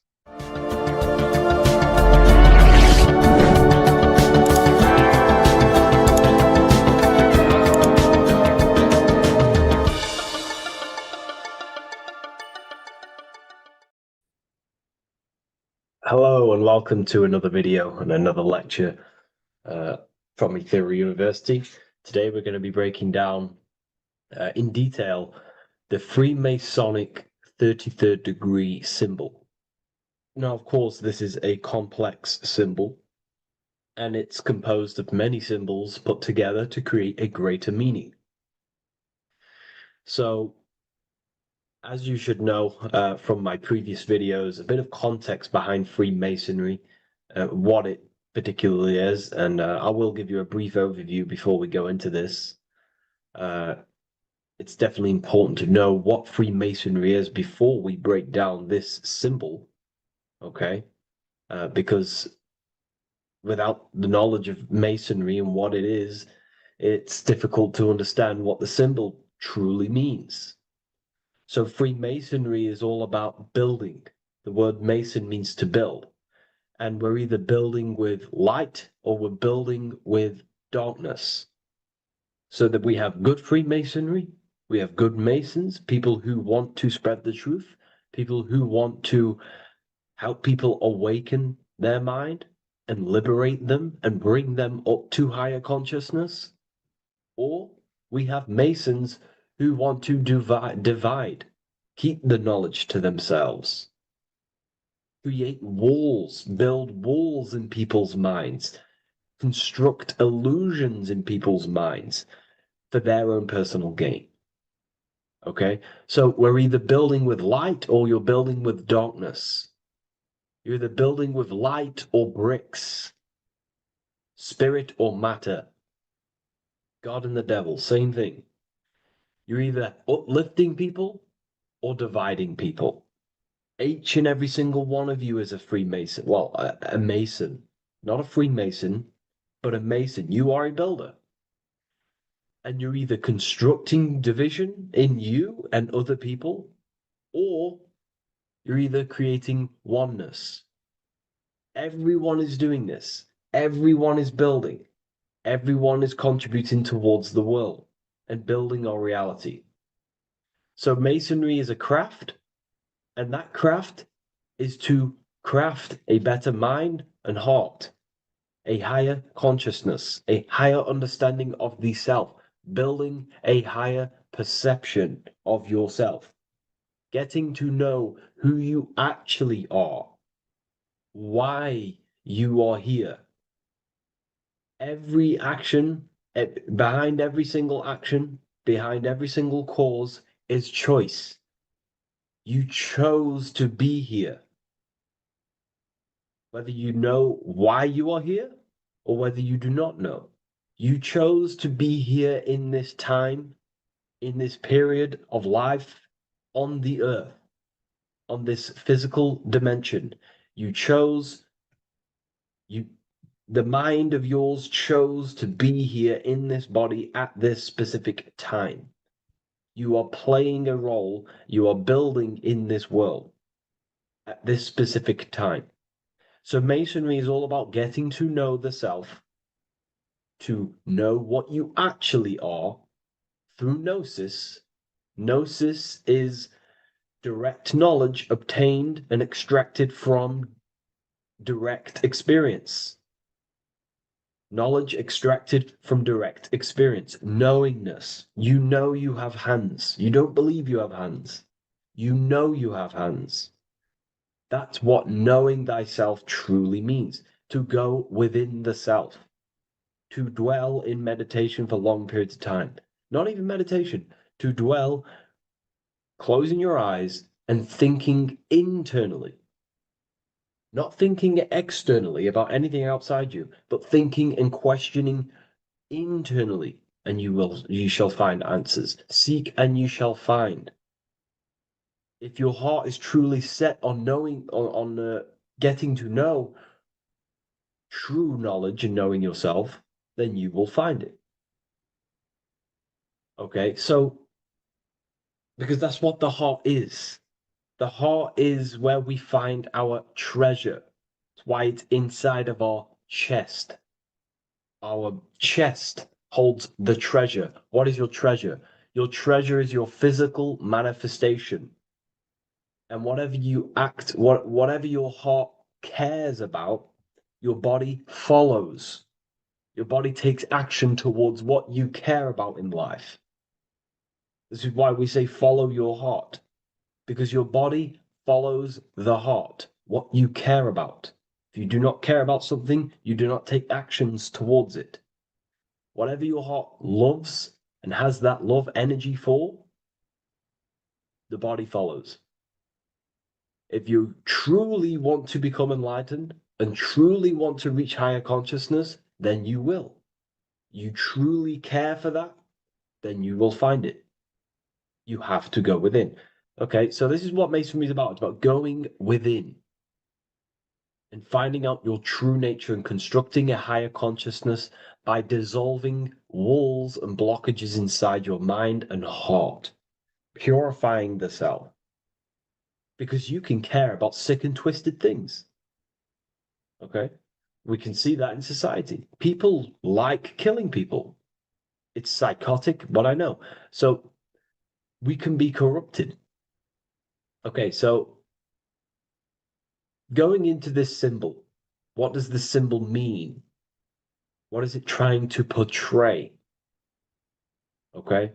Uh, Before we go into this symbol, particularly, uh, we're looking at the Scottish Rite Freemasonry. So we have the first degree all the way up to the third degree is Blue Lodge Masonry.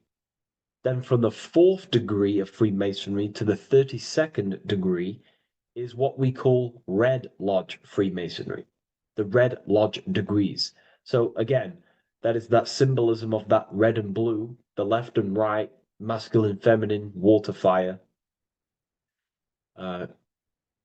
It's that symbolism again of the two polar opposites of reality, of masculine and feminine qualities, solar and lunar, the left and right hemispheres of the brain, the inner and inner and outer world, the brain and the heart. These are all polarities, okay? Spirit and matter. We have to unify these. But we're looking at the 33rd degree. This is the end of the Scottish Rite of Freemasonry, and it's considered the illuminated degrees. Illuminated.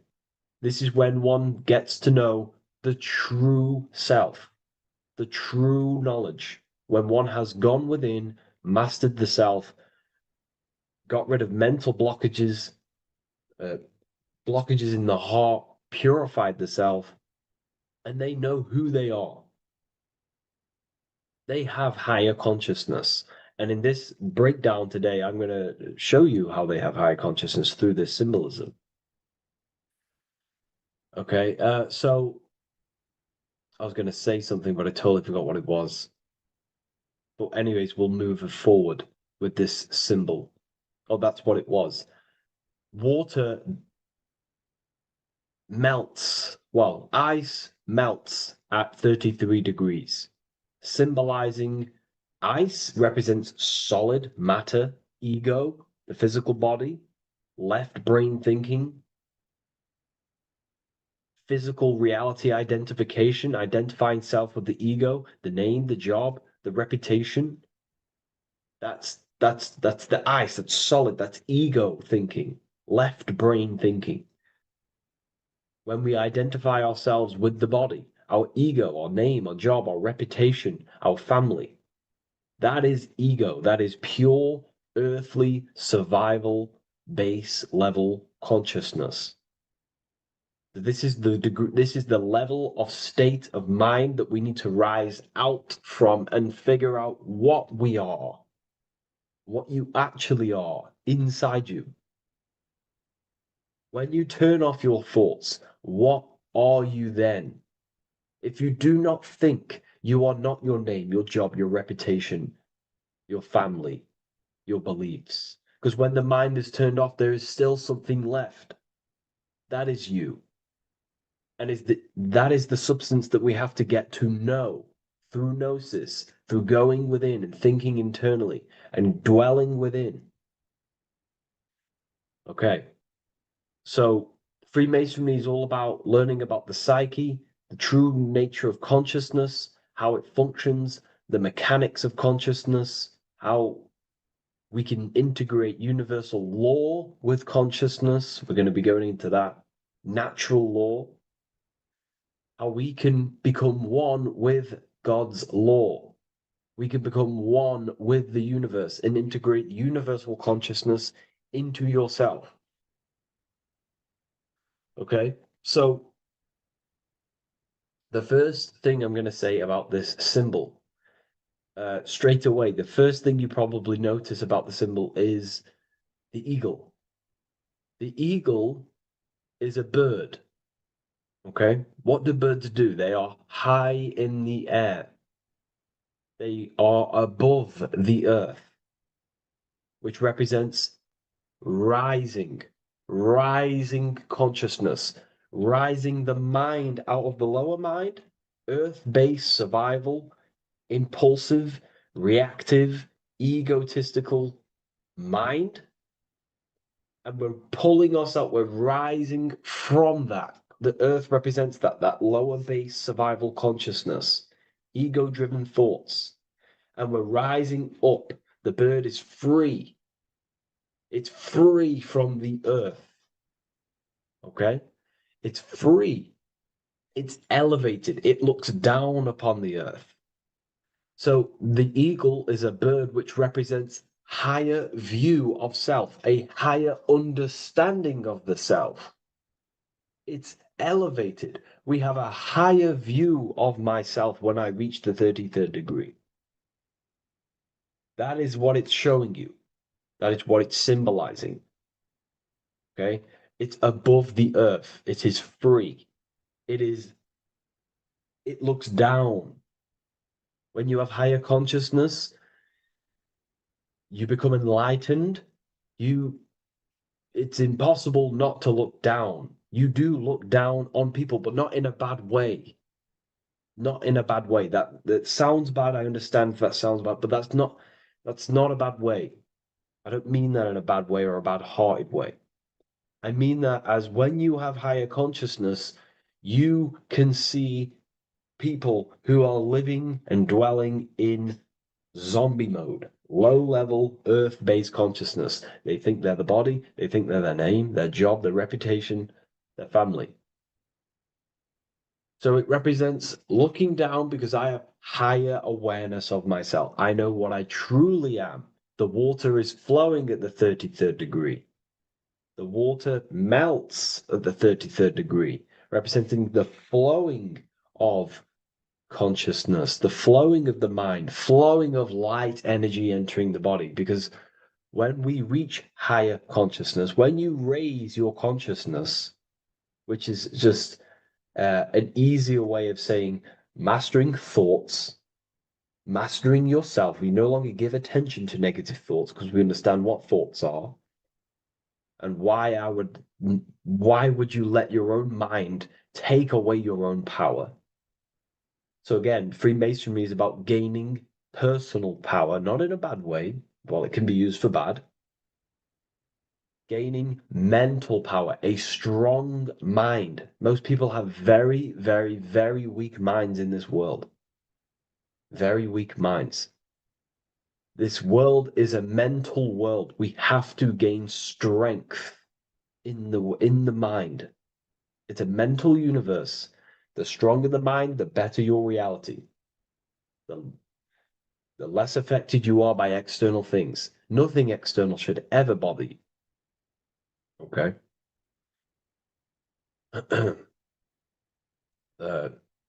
So it's about gaining mental strength, mental clarity. So again, the bird is elevated, it looks down, it has a higher awareness, it sees things from above, it sees the world for what it truly is. That's the eagle. Okay? It's the higher view. This is the illuminated degrees. So we're looking at now the sword. The bird, the eagle, the double-headed eagle is standing on the sword. Very symbolic. The sword is not above the eagle. The sword is below the eagle. The sword moves through the air. On a basic breakdown of the sword, it represents power. Power. Because if I have a sword, I hold the power over you. That's what it symbolizes. In war, you have a weapon bigger than someone else and more destructive than someone else, you hold the power. So it's a power symbol. To go even deeper on this, on its true meaning, the sword, I've already broke this down plenty of times. It moves through the air. It cuts the air. It's the mind. Air represents the mind. Water is emotion. Fire is the spirit. Earth is the body. So we're looking at the mind, the power of the mind. And the eagle is standing on top of this. representing I am conquering my own mind. I am conquering my mind. My mind does not conquer me. My mind is truly mine. I hold the power over it. I stand on top of my mind. The mind does not rule me. Thoughts do not enter my mind that take away my power. I think it, I feel it, I act towards it. It's unity. My mind is the monarch. It is the command center. It is mine. I'm above the mind. That's what it's showing here. I hold full control over this mind. I hold the power. Okay? And I have an elevated view of the mind. The eagle is elevated. It looks at the earth from above. It's the higher perception of the mind. The mind has a higher view of the self. It is conscious. Most people are not conscious. Okay? Most people walk around, they act unknowingly, they don't even know they exist. They don't realize they have consciousness. They think they grew from a monkey. They're born on a spinning ball in the middle of space, and they think they're the body. That is the level of earth-based consciousness. And it's saying, I hold the power. I hold my mind to what I want to direct the mind's forces to. I create with my mind. I carve reality. I shape my reality with my mind and thoughts and my intellect, my communication. Okay? That is what we're looking at here with the sword. It's on top, meaning I control it. When you stand on top of something, you are the top. You are on top of it. You hold the power. You rule over it. When you are the boss of your business, you rule the business. That's what we're looking at here. The sword needs sharpening. It always needs sharpening. You can't use a sword forever. You need to sharpen it. The mind will not stay powerful and strong and and aligned with what you actually want unless you continuously refine the sword. The mind needs to be refined or reminded. If you stop doing affirmations, the mind will fall back to old ways of thinking. If you constantly meditate, you constantly implant the messages into your subconscious mind, you constantly visualize, you are keeping the mind sharpened with what you want in life, what you are trying to create. And the mind will continue to think with that power, with them words, with them visualizations. If you fall off, if you stop meditating, you will lose control of your own mind. Okay? This is symbolizing you have to keep on top of the mind. You have to keep control. This is what the world is. The world is like Minecraft. You ever played Minecraft? You're a builder. Okay? What do? You control the man in the world. That's what you are. You need to control this body in the world. It's all about control. You are in a game. It's like Grand Theft Auto. You don't know how to use the buttons. You're going to create chaos, and you're not going to have that much fun in the world in GTA if you don't know how to work the buttons. Same with this world. You are in a world, and you need to learn the buttons of the body, the mind, the soul, the heart. How will these things function so you can actually live a better life and create what you want in the world? Aligned with natural law, of course, unless you want to walk down the path of Satanism. So this is what we're looking at with the sword. Now, moving on, We're looking at this little banner here. This says God and my right in Latin. God and my right. What is your right? Natural law is your right. What is natural law? You already know the natural laws. We all intuitively know the natural law. What is natural law? Do good.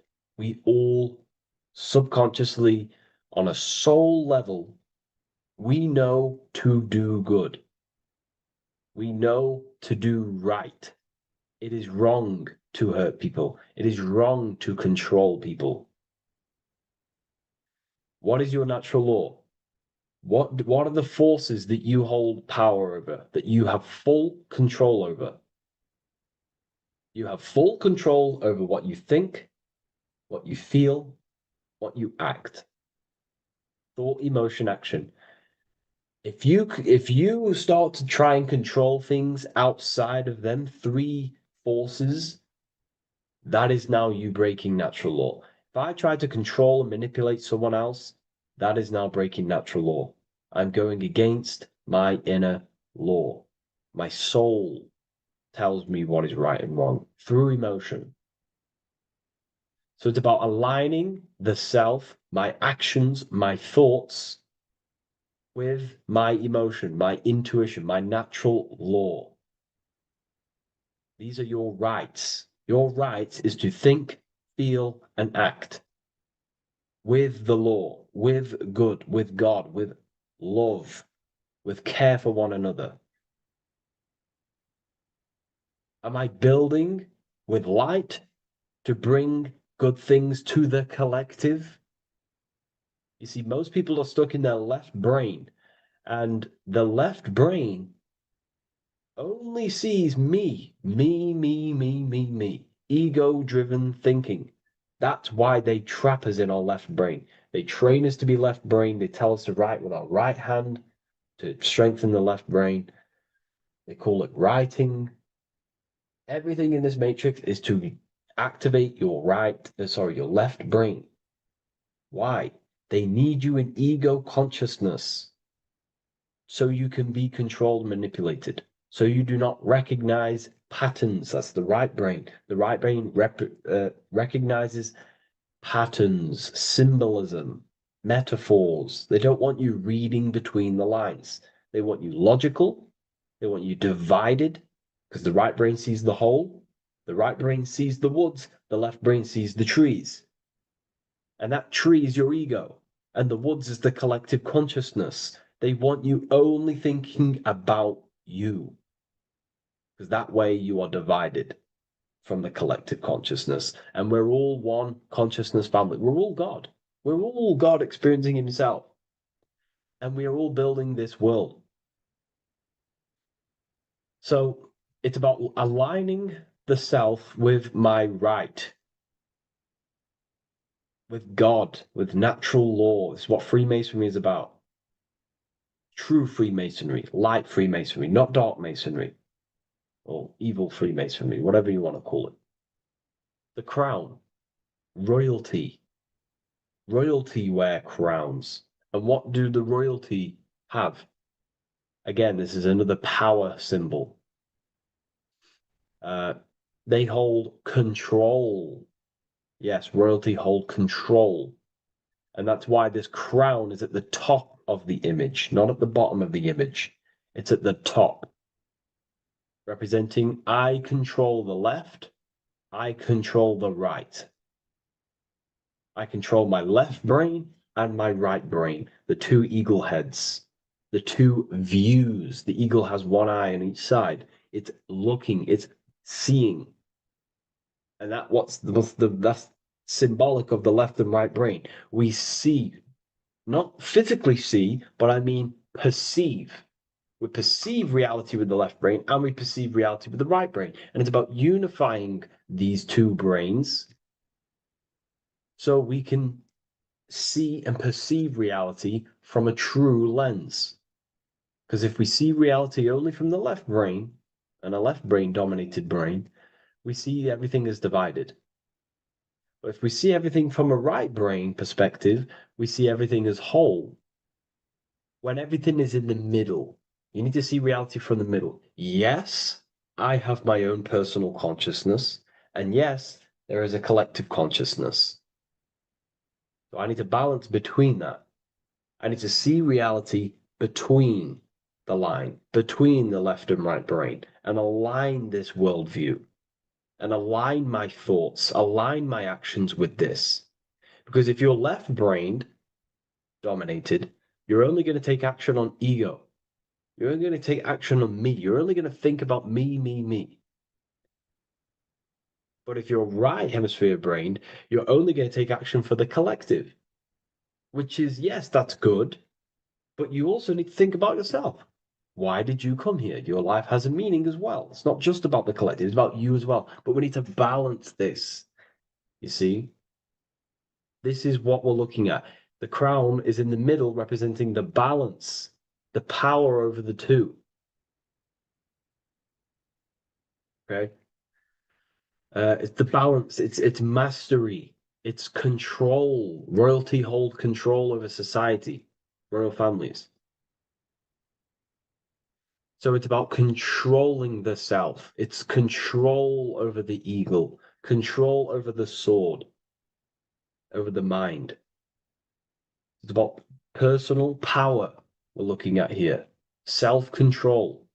Now we're looking at a upright triangle, which represents the element of fire, which is masculine. Masculine is all to do with action. Action, the physical body. We're looking at fire, which represents spirit or transformation. Fire is a very transformative element. It transforms things. Okay, so we're looking at self-transformation through action. This is what we're looking at here. Fire is a very, very masculine force. A very penetrating and transformative force. So we're looking at transforming the self, not through knowledge, but through action. We have transformed the self, 33rd degree. I've reached the 33rd degree and I have now fully transformed. Now, there are higher degrees than 33rd degree, but we're just breaking down the symbol. That's a whole of a lecture. But this represents full transformation. 3, another, if you watch my video on numerology, you know 3 is all about what? Transformation.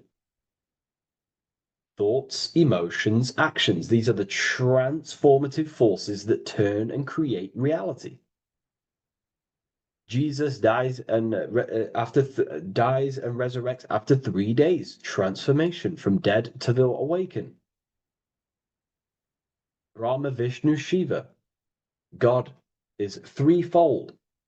3, 3, 3, 3, 3, 3. Electricity, magnetism, dielectricity. The 3 forces that pretty much create physical matter. Transformation is 3. So we're looking at transformation through action. Action is a very transformative force. There's no point learning this knowledge if you're not going to act upon the knowledge. A lot of people join the university, they learn a lot, but they leave because they don't want to take the action. They don't want to do the hard part. They don't want to act towards higher consciousness. They want to dwell in their lower mind. That's fine. That's your path. That's their path. But if you truly want to raise your consciousness, you have to act upon it. You have to actively not take the action. It's about what you do and do not do, because not doing something is also an action. If you are not participating in the low-level pleasures like sex, casual sex, masturbation, going out and getting blind drunk. These are low-level pleasures. It's going to keep you on a low-level frequency and a low-level consciousness. That is also an action, not doing that. It's about what you not do as well, which is very important. You have to act upon it to reach this degree. You will not reach this degree if you have not taken a lot of action towards reaching higher consciousness, reaching self-mastery over the mind, controlling the mind. This is what, again, it's about taking action on actually controlling the mind, controlling the self, gaining your power. Okay? Okay. This is another fascinating part about the eagle head and wings. It also represents the past, present, and future. The crown is, again, symbolic of the crown chakra. This is all to do with knowledge. So we're looking at knowledge of the past, the eagle on the left looking behind, and the eagle on the right looking forward. So we're looking at the crown, knowledge of the past and the future. Looking at your past is very powerful. What has got you, what has led you to this very point in your life? What actions have taken you to this point? And not only you, remember, there is a collective. Remember, you always have to keep that in mind. Every action you take, you have to always align it with the collective consciousness. It's not just you in the world. We have a collective. So how did you and how did the collective get to this point in life, in this present? How did we get here? How did we get into this mess? Humanity is in a mess. A straight up chaotic mess. And if you think everything is perfect and everything's divine and everything's just, there's some people out there in the spiritual community saying, everything's divine, everything's meant for this purpose. No, there are people actively manipulating and using mind control methods to control this reality. How have we got into this mess? So we have to look into the past to analyze patterns so we can take action now in the present to change the future of the collective and your personal life. That's what we're looking at here. So the eagle looking left is looking in the past, representing analyzing the past, analyzing the actions in my life and the collective life. The actions that led to this mess now, to this state now. And what can I do now with my knowledge to change the future to a better future, aligned with, again, natural law, aligned with goodness, aligned with God, aligned with care and love for one another and the self. So it's all about knowledge of the past and knowledge of the future. And what I can do now to take action, the triangle pointing at the middle, which is the present, what can I do now to change the future? To create a better future, to transform the world. 33, transformation. To transform the future. Okay, this is what we're looking at here with the two double-headed eagles as well. Again, this is more art. This is a lot more complex symbolism here. But again, we have the Earth hemisphere here. And what? The eagle above. It is raised above the earth, above material pleasures, above the material thinking self, above the ego. Not to say get rid of the ego. We need the ego, but balancing, control, power over the ego, power over the two hemispheres of the brain, power over my past and my future, power over time. What am I using my time towards? Time is your spiritual currency. Okay? It's elevated. It sees things from a higher perspective. It is higher consciousness. We're also looking at the astral body. Birds on a deeper level represent the astral body. So symbols have layers of meaning. The deeper you get into the occult, so when you join the first degree, you get a good interpretation, and the higher degree you go, the more deeper the symbol reveals, as the more deeper you know yourself. So we're looking also at the astral body, the light. What is the light? Light is a massive symbol in Freemasonry. It's knowledge, gnosis. When you're very intelligent, you call someone, they're a bright child. They have enlightenment, light in the mind. Looking at light, a lot of knowledge, a lot of self-knowledge of the self, of the psyche, how I function, what I am, knowledge of the astral body, rising above the earth, astral projection, exploring your true nature, exploring consciousness. This is what we're looking at here. And in order to explore your astral body and explore the astral realm, you have to control the sword, the mind. And you can then explore. You are free like a bird to fly. This is all symbolic of rising consciousness. All symbolic. So I hope this video has gained a bit more clarity on this symbol and given you some insights. And I will see you in the next one. Thank you for tuning in today.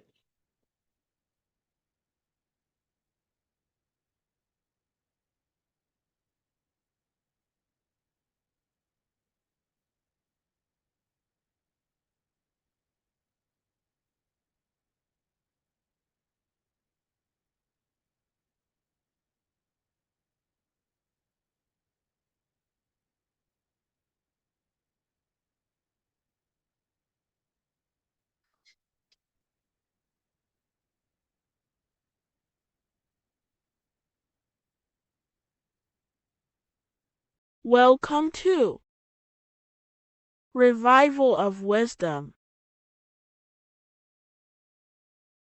Today, we're going to be talking about portals, portal symbolism, what portals are, okay, and how they show them to us, because they have to tell you the truth, guys. This is the thing with the universal law. They have to tell you the truth. And they tell you through symbols, they tell you through movies, and different things like that. But let's jump straight into this.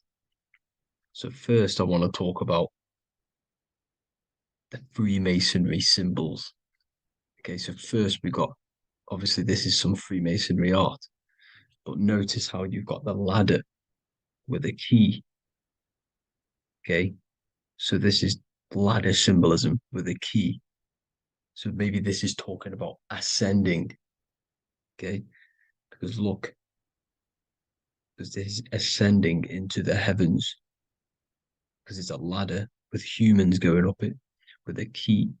In order to ascend, you must have the key. Okay, so what else do we have with a key? Well, the Netflix show Lock and Key, which is all about portals and keys. Because what the keys do, they open doors, gateways. Okay.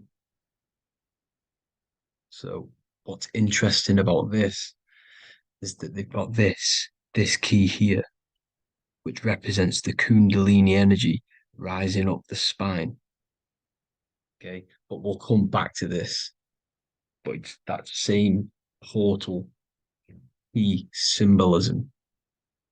We've also got the Vatican. The Vatican is in the shape of a key.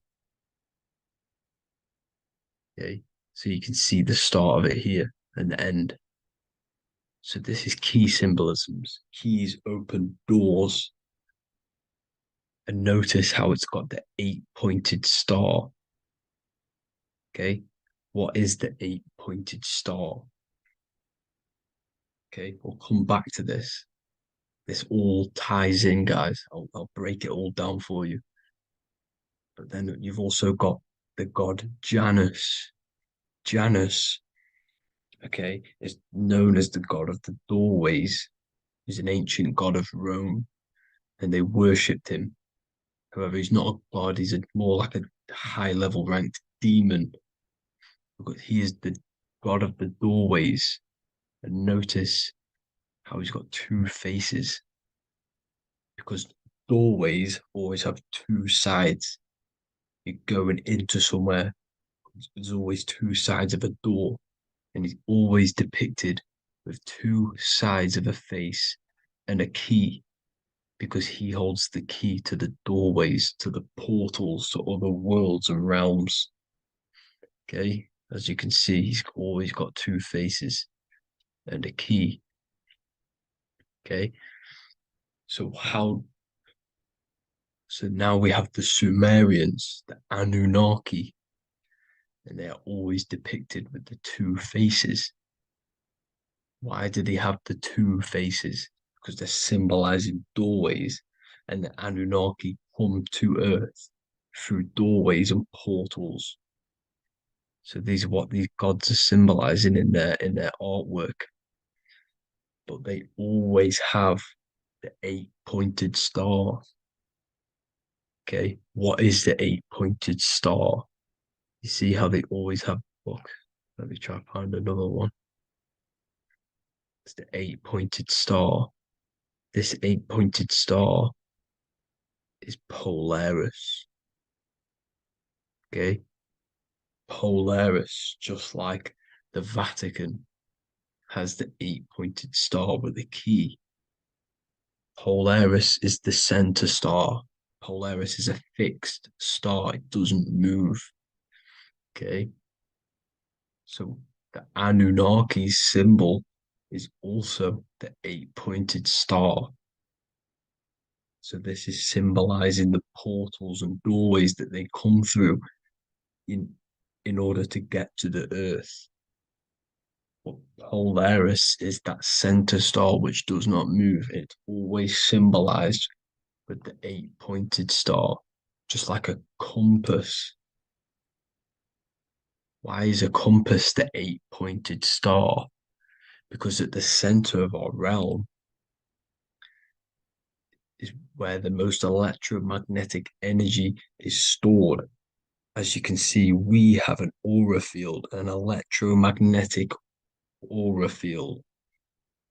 So does the Earth. And in the center, so like our heart, for example, is where the most energy is stored. And like the center of the Earth, this is why all compasses point to the center, because this is where the most electromagnetic energy is stored. It's at the center of our realm. Okay. So like I was saying with the lock and key series, see this here, the Kundalini energy rising up the spine, just like your Kundalini energy rising up the spine. Let me try. I can't zoom in, but you know what I'm trying to say here. Let's go back to Polaris, because at the center is where pole. Can you see the pole of electromagnetic energy? Polaris, the North Pole. It's symbolized. The truth is in the words. It's like a pole of electromagnetic energy. And this is where the aurora aurebelis comes from. Notice how it's got the word aura in it, because it's the Earth's aura, electromagnetic field. Just like you have an aura, also known as the Northern Lights, because it's coming out of this center hole in the center of our realm, where the black sun is. And this is where the electromagnetic energy is coming up from. And this is what the aurora aurebelis is. or the northern lights. It's just electromagnetic energy, and it's symbolized through our symbols, the original O, okay, because it's like a hole through the middle, Polaris. So this Polaris is the sky vault. It's the portal into this realm, because this is what the Anunnaki are always talking about, always symbolize it with the eight-pointed star. And just like a compass is the eight-pointed star pointed to the center, to Polaris. Okay. See here on the Sumerian tablets with the eight-pointed star again. And how we know it's talking about portals with this eight-pointed star is because CERN 666 are opening up portals to the underworld, letting in demonic entities into this realm. How do we know it's a portal? Because their Hydro Collider has 8 points, just like the eight-pointed star. So they are creating synthetic portals to the underworld to let these demonic entities into our realm. What is the key? Because if we're talking about ascending through Polaris, notice how here on the masonry art, this luminary here, so this is the sun, that's the moon, this is Polaris because it's a luminary with what? 1, 2, 3, 4, 5, 6, 7, 8 beams coming off the luminary, just like the eight-pointed star. So you see the ladder with the key going up to Polaris. It's symbolizing ascending out of Earth. So what is this key that they're keeping from us? Because it's a human holding a key going up the ladder to Polaris. Well, chakras. We have 7 chakras. Okay, so this is what they are telling us in the lock and key symbolism. The Kundalini energy rising up the spine. Okay, just like they have 33 vertebrae on the back of your spine. Okay, this represents the Kundalini energy going up your 33 vertebrae, just like in masonry has 33rd degrees. Okay, so what is the key? Your chakras. Your chakras have to be unlocked. Okay, you have to unlock your chakras, and you can't unlock this one without going through this one. You have to go through them all. It's like a ladder, just like Jacob's ladder. You can't go from the bottom to the top. You have to unlock each one. Okay, just like you have 7 chakras, you have 7 layers of your aura. Okay, you have to unlock your chakras to the highest point in order to reach Christ consciousness. And this is the key that they're talking about. They're symbolizing the organic portal within each and every one of us to ascend out of this realm. Okay, so this is the key that they're talking about, and they're holding back this knowledge to keep us trapped in this 3D realm. Okay, so like I was saying with the 33 vertebrae and the Kundalini energy coming up the spine, 33 vertebrae, you can see this sort of symbolism going up to the light, because it's the light. You see here, your crown chakra turns on and becomes enlightened, just like the Illuminati symbol. Can you see it? But also, Jesus also died at 33. So this is symbolizing, okay, they're symbolizing the death of the ego, the body. So once you open up your chakras, and reach Christ consciousness, which is your 33rd vertebrae. Once your Kundalini energy goes up your 33rd vertebrae, your body technically, not physically, but spiritually dies, because you then become formless. You reach Christ consciousness.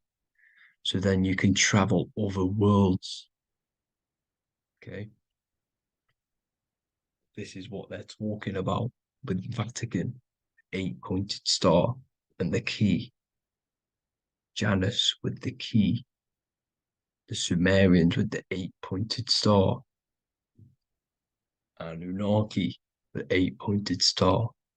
Polaris, 8-pointed star. So Polaris is the way out of this realm, which is at the center. Pole, North Pole. Okay. So the key is that they're hiding from us is the knowledge to unlock our chakras. Okay. And without this knowledge that they keep from us, is trapping our souls in this reality to keep reincarnating. Okay. Well, thank you all for tuning in.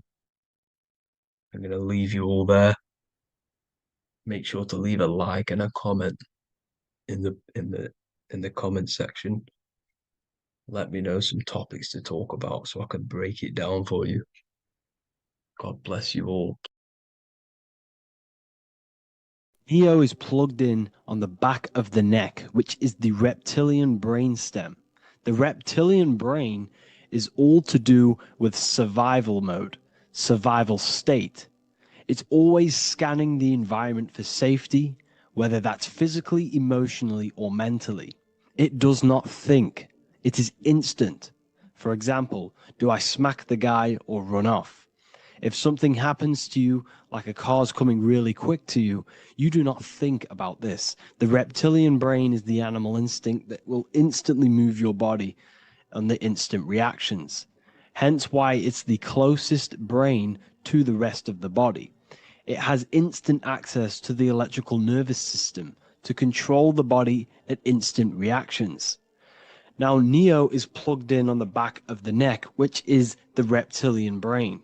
Therefore, the matrix is the body itself. It is the lowest state of consciousness. This is what it represents. The word matrix means womb. It translates to womb because your body is a womb. Your body is a vessel for universal consciousness, for God consciousness. And the body is also a womb where you can be born again outside of this body by raising your consciousness, by awakening the neocortex.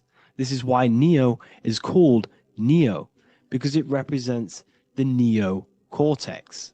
This is the higher aspect of our brain. This is all to do with new things, higher reasoning, higher thinking, new learning. You see, the brain is a receiver for universal consciousness. Now, what do I mean? It is a radio receiver. Think of it like this. You have a radio tower which emits frequencies, and each little frequency, 00.1, 00.2, 00.3, each 00 point is a different person. We are all the same universal consciousness encapsulated inside of a different vessel. This is why our body is the temple of God inside of the Bible. Your body is a sacred temple of the divine essence of the universe. However, consciousness is controlling this physical body. And I'll show you this diagram here. Consciousness consists of imagination, emotions, thought, and memory. All of these things are not physical. They're not made out of atoms. You cannot think with atoms. If I split open your brain while you are thinking of a cheesecake, I would not see a cheesecake. It's because these things exist metaphysically within consciousness. They are not physical. The body is physical. It's part of matter. It's part of time. You see the Leonardo da Vinci, the circle and the square. The square represents limitation, beginning and end, because when you draw a square, there is a beginning and end. It represents the body, the mortal self, the ego, the echo. Then you have the spirit raised above, which represents spirit over matter, mind over matter. Invisible forces create physical forces. Everything physical exists in non-physical. This is also the Freemasonic square and compass, why the square is below the compass, because the compass creates the circle, which is spirit or mind. Then you have the square, which is matter. Mind and matter are the same substance. Mind creates matter through thought. Everything in this physical universe manifested through thought. Everything began as thought. So you are spirit and matter. You have a material body and a spiritual body. And you are right in the middle. This is why humans are very, very important. Because we have an animal nature, the reptilian brain, and a higher consciousness, the neocortex. And we must awaken out of the matrix, which means womb, which is the body. And neo is waken up from the lower self, the reptilian brain, and moves into the neocortex. Because the brain is a radio receiver for consciousness. Now, what do I mean? I went over this before. Your consciousness is controlling the brain. The brain is a computer. And when our consciousness, our imagination, our emotion, our thoughts, and our memories are all contributing towards just survival things, food, safety, fear, all of these things, and our consciousness is locked into a survival state, we are using the reptilian brain. We're no longer thinking. You don't think with the brain, but the consciousness is thinking, which activates the different parts of the brain. When we think for higher reasoning, we use the neocortex. It stimulates the neocortex. When we think about survival, we're using the reptilian brain. So therefore, when Neo wakes up, he wakes up to the higher aspects of consciousness, which is only utilized by the neocortex, by learning new things, and expansion of the mind and expansions of consciousness. Okay? So the whole matrix is to keep you designed, well, the whole matrix is designed to keep you in a survival state, in the three-dimensional awareness. They want you constantly scanning for safety, scanning for food, scanning for emotional safety in relationships and other people. You see, they do not want you to think. They want you stuck in that reptile, that animal state, that beastly state that most people are in. Most people, all they do is eat, listen to music, consume, have sex, lust, desire. This is all the reptilian brain. So when we say the world's being ran by reptilians, it's symbolic. There is no physical reptilian humanoid beings controlling, manipulating human consciousness. We are all the same consciousness. However, there is a corrupted state of consciousness running this world. And this consciousness worships the physical plane. And they control the physical plane. So by doing that, they keep you stuck in a reptilian way of thinking, the animal state, to keep you stuck in the lowest state of consciousness. Now, this is the god Osiris, which represents the reptilian brain. None of the Egyptian gods ever existed. They are all symbolic for the brain and anatomy of the human body. Osiris represents the reptilian brain. As you can see, this anatomy compare to the brain stem and Osiris statue found in Egypt. And we also see an ancient artwork of Osiris with green skin and two reptile crocodile alligators next to him, which also symbolizes the reptilian survival state of human consciousness and the activation of the reptilian brain. This is what it symbolizes. Now, this is what the Matrix is all talking about. It's talking about the awakening, the expansion of consciousness. The word divine is dive in because you connect with the divine by diving inward. There is no man in the sky going to save you. You must connect with the self. Know thyself. Truth comes from within. All of these things I'm telling you comes from within you. I'm just pointing it out. All of this is self-realization. A lot of people say, well, what are my sources? My sources is knowing thyself, observing thyself, using the neocortex of critically thinking, sitting down and thinking about yourself and having deep realization of yourself. You can realize that your thoughts are not of this physical world. It's quite simple. The brain does not think. The brain does not imagine. The brain does not hold memory. All of these things exist in consciousness, the one consciousness, but we are all fractal, infinite parts of. This is the eye on the triangle, consciousness being given down to the rest. This is separate. Consciousness is separate from the rest of the pyramid. The pyramid is your body. Neo is the one consciousness. This is the Egyptians symbolizing the one consciousness giving Ankh, which is life, to all the different life forms. However, you can see that the central sphere is giving a big Ankh to the humans, because humans, like I said, possess the advanced consciousness, an advanced brain that allows us to turn above our reptilian animal self. For example, we can go against our reptilian lower animal nature and turn to our godly nature. Animals cannot do that. They are stuck in instinct. They are stuck in a reptilian animal way of thinking and operating. Everything they create is to survive. We can turn against our lower nature and create for amazing things like buildings, architecture, technology. We can use our creative consciousness for anything we wish, not just survival needs. And it's the same with your spiritual journey. You can raise your consciousness beyond this animal state that they try to keep you in through fear, consumption, food, and the reptilian brain. We must awaken, start to think critically, and awaken to our divinity, because the mind, the consciousness within you has infinite potential to expand. There are infinite fields of knowledge that you can explore. The mind can never be filled. It can never ever be full of knowledge. It always expands, and that's why you are alive. That's why you are part of this universe. That's why the science always says the universe is always expanding, because the universe exists in your mind, and the mind is always expanding into new fields of thought, new fields of knowledge and information. And that is your whole sole purpose, of expansion of mind and expansion of consciousness, and the exploration of the mind of God.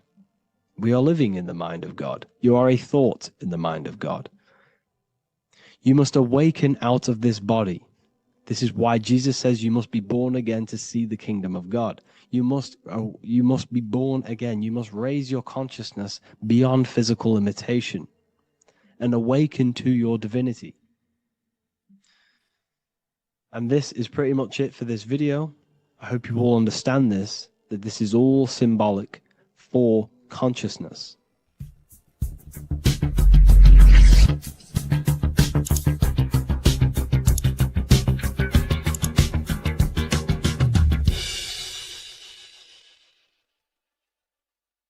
You're living in 4 planes of existence right now, but most people are only aware of one. And that's why they feel lost, disconnected, and stuck in cycles they can't explain. If you don't understand the blueprint of reality, you'll keep trying to fix the physical, while the real causes lie in the unseen dimensions that you have direct access to. You must understand that the universe only exists in the mind. Everything is a projection of consciousness. Therefore, consciousness produces everything. Our internal world is consciousness. Our external world is this physical body, physical world. Everything is an externalization of consciousness. For example, this was a thought. Now it's made physical. But before this was invented, it was existing in someone's mind, in consciousness, invisible. Then it was made manifest, made physical. So everything in this physical plane is the effect. The cause is consciousness, mind, the mental plane. So now I'm going to explain these different dimensions of consciousness. You don't just exist in this physical plane. The physical plane, in fact, is the lowest plane there is. It's the illusionary plane. So first of all, we have the Buddhic plane. This is the nothingness. So think of it like this. Absolute nothingness. If you turn off thoughts, there is nothingness. This is the void. And out of the void springs infinite potential, which is the mental plane. Now, your mind has no limitation. It can think anything, be anywhere, anytime, any place. In the whole world, there is no limitation with the mind. This is the realm of infinite possibilities. This is the realm of thought. Thought is a dimension, information and thought. To go a little bit deeper on this, there are pockets of thoughts, what we call in the occult fields of thoughts. Your mind does not think thoughts, it receives them. Your mind is like a radio. Whatever the mind is tuning into, setting its mindset, setting your frequency or setting your mind, you will receive thoughts based on that set, whatever you set your mind to. So there are pockets of thoughts that we penetrate in the mental plane. The mind is the mental plane, the infinite possibilities.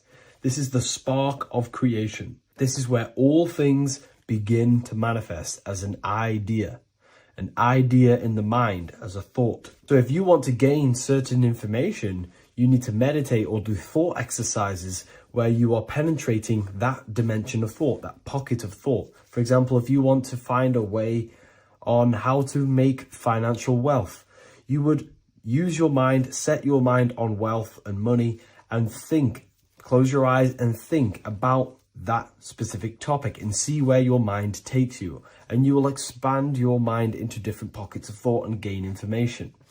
So this is the mental plane. This is how you can use the mental plane. You can use the mental plane to do this. Then we have the astral plane. We have higher, middle, and lower astral plane. The astral plane is the body for thought. So every dimension, physical, etheric, astral, mental, Buddhic, is a body for a dimension above. Each dimension below is a product of the dimension above. So for example, the astral plane is imagination. This is the lucidic realm of imagination. This is where thoughts begin to manifest into some sort of form. It's not a physical form because this is physical, but imagination is a lucidic form. It's not really physical, but it's there. It's a projection of light. It's astral matter condensed by the willpower of the mind. So depending on the vibration of that thought will depend whether it manifests in the higher astral plane, middle astral plane, and lower astral plane. If you think about more material things and visualize material things, this will manifest on the lower astral plane because material matter is low vibration. Now, that does not mean it's evil. That does not mean it's bad. Okay? It just means low vibration just means more material. But if you think and imagine more spiritual things, this manifests on the higher astral plane. So the astral plane is the screen in your mind that allows you to vision an apple, that allows you to vision anything. It's that mental projection that's inside of your mind. Now, this is what we call the third eye. It's an eye because the eye is the mind, and the mind can see into the astral plane. It perceives this spiritual world, this lucidic realm that we have access to. This is where also infinite potential takes place. This is the realm of spirits, demons, jinns, whatever you want to call them. Spiritual entities exist in this because this is where thought forms manifest into form. This is where thoughts create bodies. Think of it like this. The mental plane is a thought of a chair. The astral plane is the imagination of that chair and all of the different possible chairs that could possibly be. The etheric plane is the energy double of that chair. And the physical plane is the physical chair. So as you can see, the higher we go up, the more formless and lucidic it is. The lower we go down planes, the more dense it becomes. This is formless and this is form. Everything manifests through this process. This highlighter is down here in the physical plane, but the idea began in the mental plane. Everything begins in consciousness before it creates a physical body. It goes through this process. Therefore, if you want to start to mold and create your own reality and create things in your world, you can use these planes to your advantage. You can use your mind to do mental thinking exercises by closing your eyes and expanding your mind into a different pocket of thought to gain wisdom, gain information, gain downloads. The way you do that is simply get into a meditative state, close your eyes, pick a topic that you want to think about, and see where your mind takes you, but always remain centered on that topic. And you can do this for maybe an hour or two or half an hour, and your mind will take you places where you will unlock information. You can even use this to make decisions in your life. Think of the topic and see where your mind takes you. You'll gain information. This is how you use the mental plane for ideas. The astral plane is imagination. You have to reconnect with your imagination very vividly. Your imagination, your consciousness is infinite. It's not a three-dimensional plane. It's an infinite plane. You can think and make form anything in your consciousness, in your imagination. You can think anything and you can imagine anything in the most vast details. You just have to reconnect with your imagination. I have a free book on my website. I'll leave the link in the description. It's an ebook. It's called Activating the Inner Eye. This is going to help you reconnect with your imagination. It's a practical guide on how to imagine. So once you know how to use the mental plane and astral plane, thought and imagination, you pretty much need to use the physical plane to take physical action with this physical body that you have and start to manifest these desires you have in the higher planes. Now, it's very important that we master the mind, because the mind is the very fabric of reality. We become what we think about. Your life is a product of every thought you thought in the past. It is the mind that directs the flow of consciousness. And wherever this consciousness is flowing is what you will create in your life. Consciousness is the most potent force in the universe, and the mind is pretty much the universe in a microcosm form. It is infinite potential, and your mind will continue to expand into new realms of thought forever and ever and ever. You are eternal. You are not this physical body down here.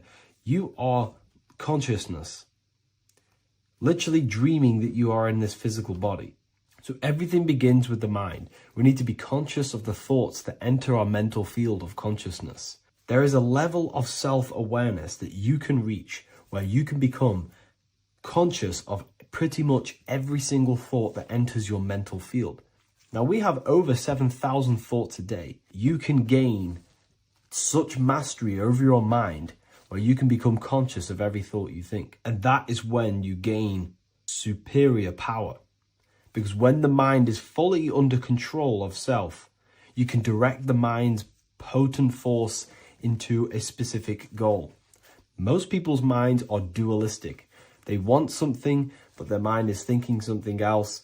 They have limiting belief systems. They have the little voice that comes in and says, you can't do this, you're a failure. That is a fractaled mind. The mind needs to be singular. It needs to be on your team and not an enemy. Do not let your own mind take away your power. Your mind should be on your team, giving you power, giving you the best possible thoughts and the best possible beliefs. When the mind is in this condition and on your team and not taking away your power through the destructive thoughts, it becomes a potent, powerful force used for manifestation to create anything. And the way we get the mind on your team is through constant meditation to learn how to control the mind and turn it on and off. Subconscious reprogramming through visualization, affirmations, cultivating emotions associated with your goal. All these three ways we can reprogram the mind slowly over time so that it becomes powerful and becomes on your team and doesn't give you negative contradicting thoughts. When the mind is fully aligned on one thing, it can create massive empires and things in your physical reality. So I hope this video helps, and I'll see you in the next one.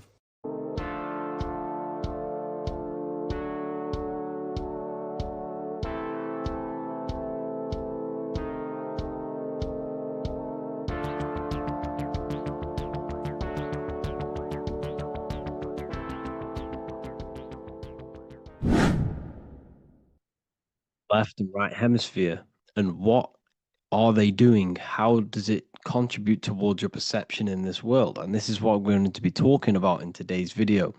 We're going to be breaking down the two hemispheres of the brain and how they function in your life. So first, we have the left hemisphere. This is the logical hemisphere. This is the analytical, divided, scientific, or verbal hemisphere. The right hemisphere is creative, wholeness, artistic, symbolic, and metaphorical. The right hemisphere does with non-verbal things. It produces a holistic perception. It is more to do with creativity. Because what you must understand is that we are not in the external world. The world is produced by our brain. We see with our brain. Our eyes are a part of the brain. What we touch is the brain's interpretation of electrical signals on the nervous system. What we smell is the brain's interpretation of smell through the nose. What you taste is your brain's interpretation of chemical reactions on your taste buds. So what you are experiencing is the brain. The brain is a computer creating a simulation. And you have two hemispheres which breaks down this reality. So essentially the brain is the perception creator. It creates perception. So if the brain is creating this, who is the one experiencing the brain? Well, that is you, the consciousness, the mind, the all-seeing eye. You are the all-seeing eye experiencing the brain, the observer behind the brain, behind reality, behind the emotions. So if you're walking through a woods, this left brain sees individual trees. The right brain sees the whole woods. It sees the biome. It sees the bigger picture. So when you are walking through this woods, the right brain picks up a holistic perception of reality. It creates the woods as one unified woods. The left brain's job is to break this down and analyze it so that we can see individual things. And this is also necessary for humans to have the ability to break things down and manipulate things in this world. So without this left hemisphere, we could not manipulate things and break things down. So this right hemisphere is important because it sees the whole woods. It sees humanity as one unified consciousness. However, the left hemisphere sees individual egos. So the left hemisphere is the place of the ego because it only understands it sees the world very divided. Okay. So, for example, here's another example of the left and right hemisphere. If someone pulls out in front of you in traffic, your left brain is going to start going crazy and analyzing them, calling them names. The right hemisphere, however, sees the bigger picture. Maybe he didn't see you. Maybe it's just a mistake. Maybe he's in a rush. You see how the two brains are very different. They do the same thing, but they function in different ways. The right hemisphere is feminine, the left hemisphere is masculine. So, like I said, this person pulls out in front of you, you start to think with the left. If you start to perceive that in the left brain, you're going to start analyzing them, you're going to start going crazy and calling them names because you're analyzing it. You're not seeing the bigger picture behind it. You're not seeing it from his perspective. So there is a crossover. So the left hemisphere of the brain controls the right side of the body, the right ear, the right eye. Everything to do with the right side of the body is connected to the left hemisphere, and the right hemisphere controls everything on the left side of the body, including your eyes, your arms, your legs. So everything is crossed over, and even your visual field is crossed over. So this is your visual field, as you can see here, and even the left side of your visual field goes to the right brain. There's a crossover. No one really knows. There's not really a reason for this. However, this is how the human body is designed. As we all know, the human body is the most advanced piece of technology on the face of the earth. They cannot replicate the human body. And they tell you it has no creator. This is crazy. People are that brainwashed, they can't even understand that their body is the most advanced piece of technology. Your body is so advanced The computers that you use are mimicked of the body. Everything they create is mimicking nature, but they don't show you how intelligent nature is because they don't want you to understand you're in an intelligent design. So, anyways, let's get back on track. There is a crossover in the brain, and this is why they teach you to write with your right hand. And I was speaking to someone who's in a nunnery, or whatever you want to call it. They were a nun, or they knew someone who was who was a nun, and they forced these people, these nuns, to write with their right hand. You had to write with your right hand. This is why, I'd say at least 70% of the world or 80% is right-handed and right-legged, because they taught us this to activate the left hemisphere more because of this crossover that happens in the body. So when we are using this right side more, we are using that left hemisphere more. Why? Why are they doing this? Well, they also called it writing.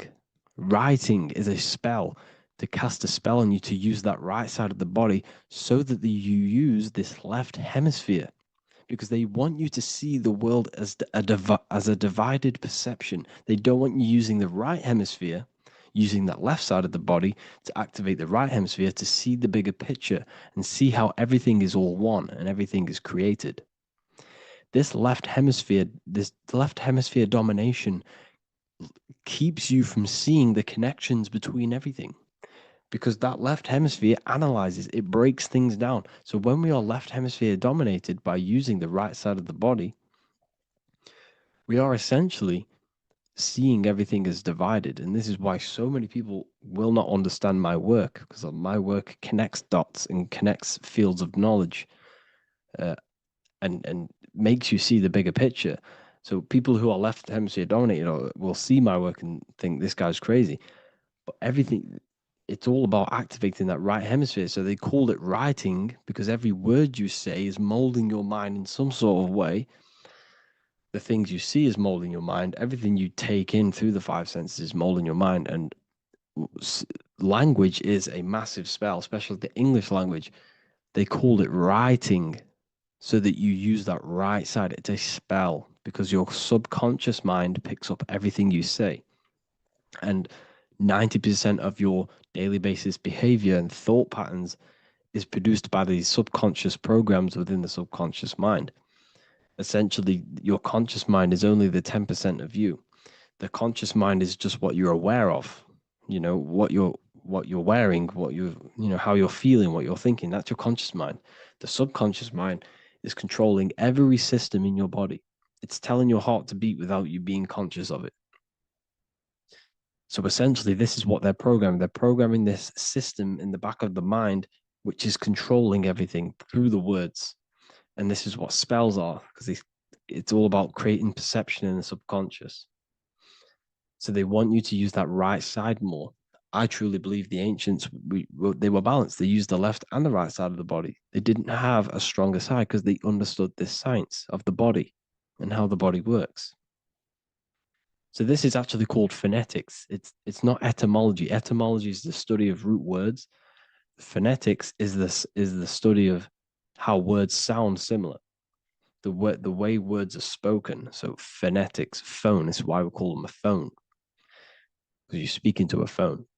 So this is write and writing, to use that right side to activate the left hemisphere more. So your hands are a manifestation of your brain. The left hand is the right brain, the right hand is the left brain. And as a child, we were always taught that when you place your hands together like this is the size of your brain, which is true because your hands are a part of your brain. They're an extension of your brain. Every part of your body other than your brain is an extension of the brain. Everything's working and feeding back information to the brain because you're experiencing the brain. So another trick that you can do, or another exercise, is looking in the mirror and closing one eye at a time. If you close your right eye, if you take your top off, for example, you'll analyze your body if you close your right eye, because you're using that left hemisphere. Sorry, other way around. If you look at yourself through your right eye, you'll use that left hemisphere, which will analyze yourself. You'll see individual body parts. If you close the right eye and use the left eye, you'll see your body as a whole. You won't really analyze it. This is how you can analyze yourself using these two hemispheres. So this whole system is created to keep you thinking logically and to restrict you from creating and restrict you from understanding symbolism, allegories, metaphors, and teamwork. They want you stuck in a logical way of thinking and a logical way of seeing the world. This is why when you go to school, you are told exactly what to do. You're told to think this way and no other way. You're told to do orders, do this. It's a very left-brained system, because if we all started to open up this right hemisphere, we'd all see, wow, everything is all one, everything's all connected. And this is what my work is doing. I'm showing you everything is one. The physical world is an illusion of duality, but everything comes from the one source, the one mind. The universe is a giant mind. I am mind, you express mind. We all possess mind. Behind the physical body is the same mind consciousness. And we are all expressions and fractals of this infinite consciousness called mind. And this is what they don't want us to figure out, is that we are all just one consciousness expressed. It's an infinite consciousness. It's even in the squirrel, it's in the dog. All of these different animals, they're just different bodies, but behind the bodies is the same consciousness, which is mind. That's what the pineal gland is. The pineal gland is not the mind, and it's not the third eye. The third eye is your mind. If you have a closed third eye, it just means you have a closed mind. If you have an open third eye, it just means your mind has expanded from beyond physical things through astral projection and mystical experiences. This is how you gain an open third eye. It's just an open mind. A mind that has astral travel, that has explored the realities within the mind. So everything they do is to keep us in a divided state. Divide and conquer, right? That's their motto. All to keep you thinking how everything is divided. Everything they've done is division. Postcodes, countries, everything is divided. Like football teams and all this stuff. It's also a natural process when you grow up, because as you grow up, your brain is constantly analyzing the world. So this is sort of a natural process of how you become more left hemisphere dominated, because your brain is always analyzing. And unless something awakens you, you can awaken that right hemisphere where you can start to see the bigger picture. Even the music, all tuned to 440 hertz, shuts down the right hemisphere of the brain. 440 hertz, Spotify, Apple Music, the radio. Every time you turn on the radio, it's tuned to 440 hertz. This was specifically tuned. It never used to be tuned to this. It was in the 1950s. It was changed. The standard music tuning was changed to 440 hertz because it shuts down that right hemisphere of the brain. They don't want you thinking, seeing the world in this way and perceiving things as one. And I'm going to show you. It tells you this in the Bible. Cast the net onto the right-hand side of the boat and you will find the fish. What was Jesus saying? You see, people read the Bible and they don't understand it. If the Bible is not talking about you, then it has no meaning.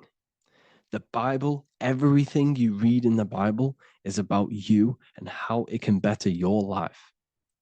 It occurs to you. So if Jesus says, cast the net onto the right-hand side of the boat, this is an allegory. The boat is your body. Cast the net. It's the awareness, the perception onto the right hemisphere of the brain, and you will find the fish. What's fish? What do fish do? They swim deep in the ocean. It represents the knowledge, deep knowledge. Cast the net onto the right-hand side of the boat and you will find fish. You will find the wisdom. You'll gain understanding when you cast that your awareness into that right hemisphere. You will see that I am you and you are me. We are all one consciousness. You will see everything. You'll see that the trees are the same patterns as the nerves in your body. You'll see everything is connected. Everything is a fractal of the one infinite consciousness. And how many fish did they catch? 153. That adds up to 9. This is now numerology. The Bible's filled with numerology. adds up to 9. What's 9? Human consciousness. It represents consciousness. You're in the womb for 9 months. Feminine. It's all about consciousness. And in Revelation 14, and I looked, and behold, the Lamb standing on Mount Zion, that's the spines, the mountain, with him 144,000. 144 adds up to 9. It represents consciousness on top of the spine. You see? And he had his name the name of his father written on the forehead. What's the father? The higher mind, the higher consciousness within you. Where is that? In the forehead, the pineal gland. The pineal gland is the radio receiver for the higher consciousness. Because every body part of the body has consciousness. Your heart has consciousness. Your gut has consciousness. You are thinking with these different consciousnesses. You think with the gut. You think with your penis. You are thinking with all of these consciousness. And it's about raising your consciousness to the higher consciousness, which is the father, the mind, in the head. Don't think with the lower parts of the body, because that is your animal nature. Think with the higher parts of the body. It's all representing consciousness. How to activate the right hemisphere of the brain? Well, it's all to do with non-verbal things. So music will activate the right hemisphere. Make sure it's tuned to the right frequency, though. 432 hertz, 528 hertz. Any frequency that adds up to 3, 6, or 9 is good for you. Meditation, turning off the thoughts, and you raise yourself to the higher brain. Symbolism. Symbolism is all right hemisphered. Reading between lines, metaphors, determining the Bible, it's all right hemisphered. Seeing the bigger picture, it's reading between the lines. So tithing in the Bible.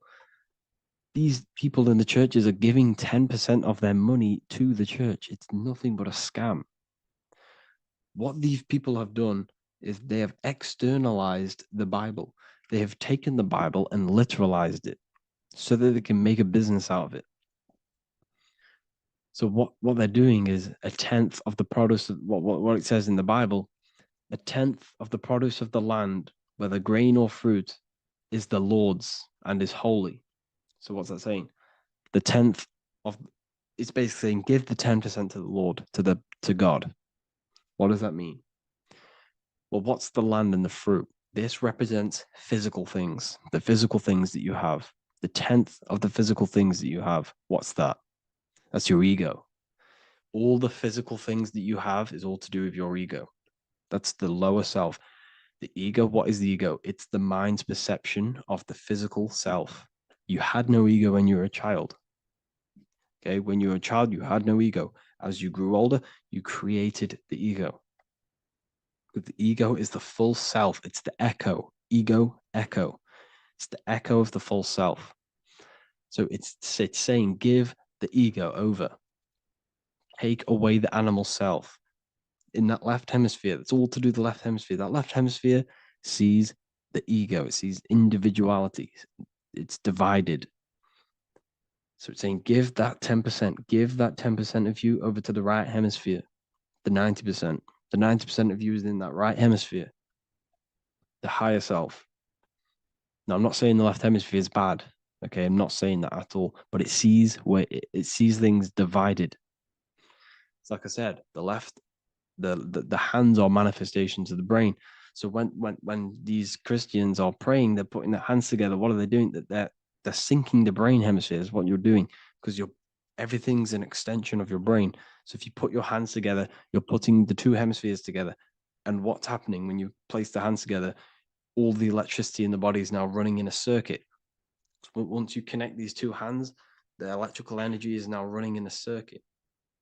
And energy can move around the body quicker and more efficiently.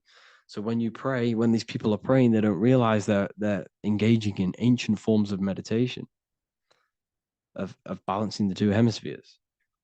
So now we're talking about balancing the hemispheres, not the right hemisphere. This is what Israel is. Look at the symbol for Israel, the up triangle and the downward triangle. What's that? The up triangle represents male. The downward triangle represents female. Okay? This is talking about the brains.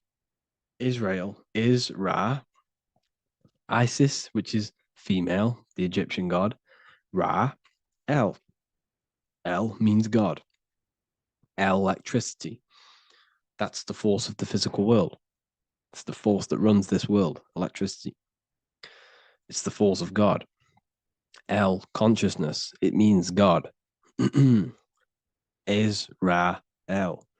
Isis, Ra, and El. It's the two hemispheres of the brain, the holy land of Israel. It's the holy land, it's the brain. Once these two hemispheres are synced, this is how you unlock your consciousness.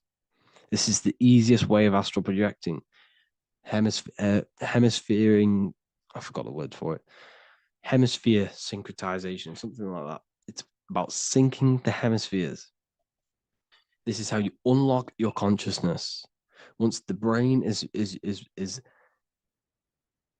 running as one electrical system, this is how you balance the two masculine and male opposing energies. Once these opposing energies are no longer in war with each other, the brain, they come together to work as one.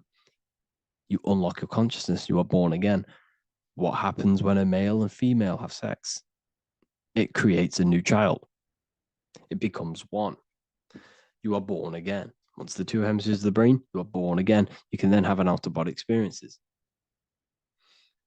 So this is why the symbol of the Holy Land, Israel, is the up and down triangle back combined together, because it represents unification of the male and female, unification of the hemispheres. You're born again. You unlock consciousness. And you can get this for free. It's called the Gateway Tapes on my website. Basically, it's a audio track from the government, and they did this in the Gateway Experience. It's a CIA document, and what they do is there are different forms of meditations you go through. I think there's about 5 waves of meditations you do, half an hour each one, and it will teach you. It will sync your hemisphere, because what does it do? They understood that playing one frequency into one ear and another frequency into the other, they understood that the right ear is connected to the left hemisphere, the left ear is connected to the right hemisphere. So when you play 2 different frequencies into both ears, what happens? The brain picks this up, the 2 hemispheres of the brain picks this up, and it syncs it. It syncs these 2 hemispheres, these 2 frequencies together. So now the brain is working as one to sync this frequency. So this is how you can sync your hemispheres, through listening to these frequencies. Okay, you can get them for free and do the meditations yourself. This will definitely help you. This is an easy way to astral project. So it's all about syncing the hemisphere and seeing reality from a unified perception. We should all aim to get out of that left hemisphere. I'm not saying don't use it, but we should now start to see we should not start to read between the lines of the Bible, read between the lines of the symbolism they're showing, study symbolism, study allegories and myths. What are they trying to tell us through these allegories? And, this is how we start seeing things in a better way. Once we understand that we are all microcosms of an infinite consciousness, we can all come to one, because love is the unifying force of this infinite consciousness. We are all divided. We are all disconnected from our hearts. Once we all connect with our hearts and see that everything is one, we can all start to love and come together as one, because love is the unifying force of consciousness. So if you haven't already seen, I now have launched the Ethereal University. I will be doing lectures like this one, but even better, deeper, and even releasing knowledge that I can't talk about online, as they are censored. I'll be doing lectures every single week. I'll be doing live calls every single week. You also gain access to my library, which is filled with over 45 occult books, filled with knowledge. Okay, I'll show you now. Plus, you get my book, The Book of Wisdom, PDF form, and the Human Health Guide, PDF form. You also get all of this stuff, the health section, Q&As, Ethereal meditations. We've got some celestial studies, cosmology, and numerology coming soon. You also get the brand new Manifestation Mastery course, plus the library. And there'll be new books, new lectures, new live calls every single week. Or you can get the Book of Wisdom, use the code WISDOM in all capital letters to gain 40% off.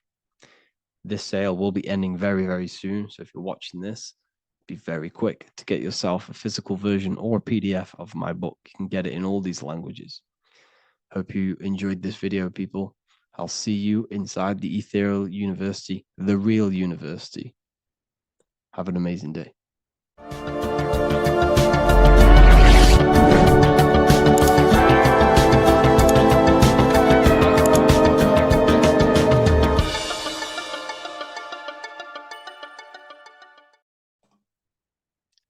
So this is known as the Bag of the Gods. This symbolism is widely known, but no one knows what it truly symbolizes. We see this in ancient Sumerian artwork. We see this in the Mayans' artwork. We always see this bag with the gods. What does this actually represent? Okay, so the bag itself represents carrying. Carrying what? It represents information. It represents knowledge.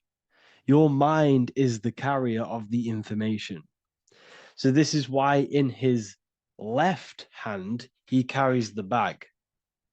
And the right hand has the pine cone. This represents carrying of information. Why is it a bag? A bag can be passed on to someone else. The information can be taught to someone else. This is the information of activation of the pineal gland or higher consciousness of humans. Because as humans, we all possess an animal nature, the nature that tells us to eat, to steal, to gain material wealth, to survive, to hate. This is our animal self. This is our animal behavior. But we also have a divine nature of consciousness, which we have access to, the higher planes of consciousness, the planes that manipulate this material world and create all things in this material world. The human mind has access to. The animal does not. The animal has no idea he exists. The animal has no inner dialogue, but humans have the inner dialogue. Humans can create infinitely. We can expand our minds infinitely into new realms of thought. So we have this higher divine nature and a lower nature. This bag of the gods is basically just representing the knowledge they possess of higher consciousness, of the higher aspect of life, okay, which is the activation of the pineal. The pine cone. The pine cone is in his right hand. The right represents wisdom. The left represents intellect, knowledge. Knowledge and wisdom are two separate things. Wisdom is applied knowledge. It's a feminine aspect. Knowledge is just gained information that you know, which is masculine. So in his right hand, he holds the pine cone. The pine cone can be opened and shut. The shut pine cone represents the asleep human being, the human being that exists in his lower nature, that just basically survives, lives on eating, consumption, material lust, living in chaos with his emotions, living in a place of hell. This is the animal nature. Then we have the awakened human, the one who has consciousness of himself, the one who looks within himself, the one who knows there is more to him when he looks in the mirror. He is far more than just the physical body. He is a divine spiritual being, a divine being who has limitless potential of creation into the material plane. So this represents the awakened. This represents the asleep. This is why he carries the pine cone in his right hand. It represents applied knowledge. This is the information. This is the intellect he possesses. And this is the applied knowledge of the awakening, of activation of the pineal gland. Because remember, The pineal gland is not your consciousness. The pineals, the same root word. Pine cones were always symbolizing the state of consciousness one was living in, whether he was asleep or awake. We see this at the Vatican.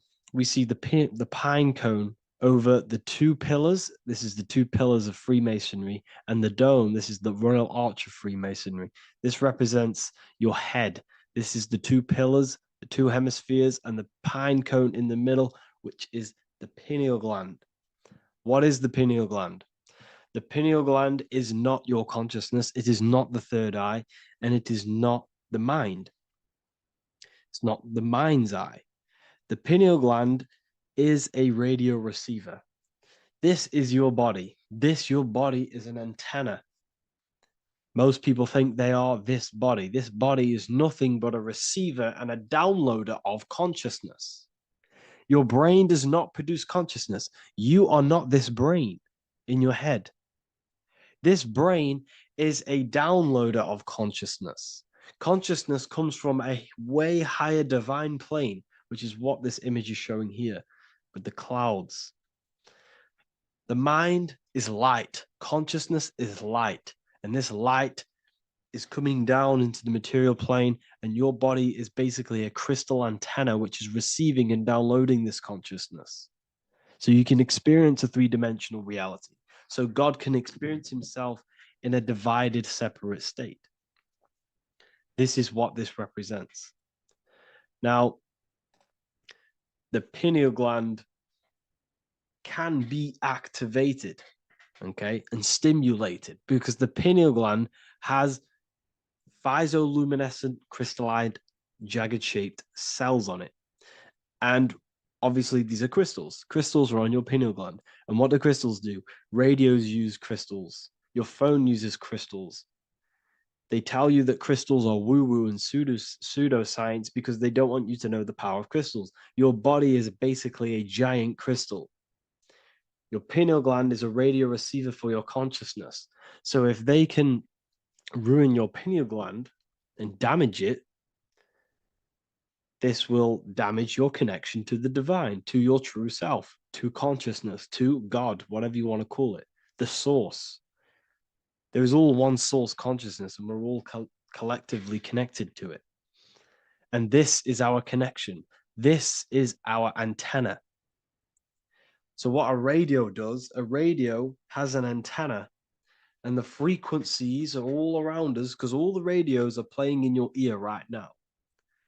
But what the antenna of a radio does is tune into a specific frequency to pick up that frequency and play that frequency. It's the same with your consciousness. You're all a fraction of God's consciousness. So that is essentially what we are looking at here. We're seeing knowledge, intellect in the left hand, and applied knowledge, activation of waking up to higher consciousness, to the higher human form. Because we can reach beyond our physical form. We can turn our animal self into a divine being, into one of these so-called gods. These gods are nothing but human beings. The Anunnaki were not gods. They didn't come from the sky. These are normal, regular human beings who activated their higher consciousness. This is what we have here. This represents spirit. Birds represent spirit. So do we have any questions? I'll take some questions now. That was just a short lecture on what that symbol truly means. Okay, so if we have any questions, feel free to go ahead and ask some questions. Anything that you don't understand, anything that you want to know. Okay.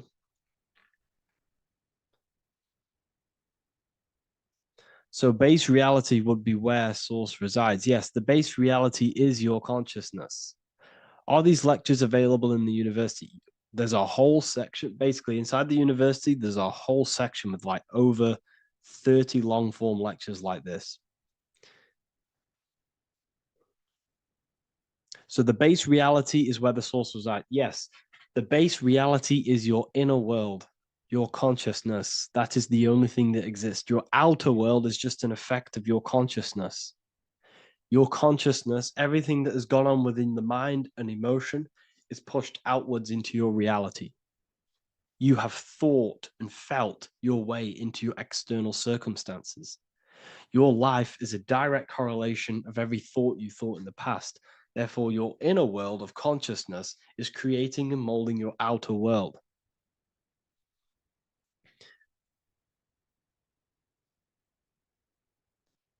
The best way to keep connection consistent, the best way to keep your connection to the divine or the higher planes of consciousness is through meditation and through imagination. Imagination is the fourth dimension. It is the astral plane. That screen that you have in your mind is not a physical screen. That is the divine plane of the astral. And this is essentially where all objects of this material world comes from. The phone that you are holding, the laptop you're watching this on, whatever you're doing, every single object you see in your room that you are in right now began inside of the plane of imagination. This is not a physical plane. This is a metaphysical plane that you have access to. And you have the ability to bring down this plane into physical form. That's what we call manifestation. That's what the ancients called magic. This is what we now call in science metaphysics. It's all the same thing. So yes, you all have access to the divine planes. Unlike animals, this is why humans are so advanced.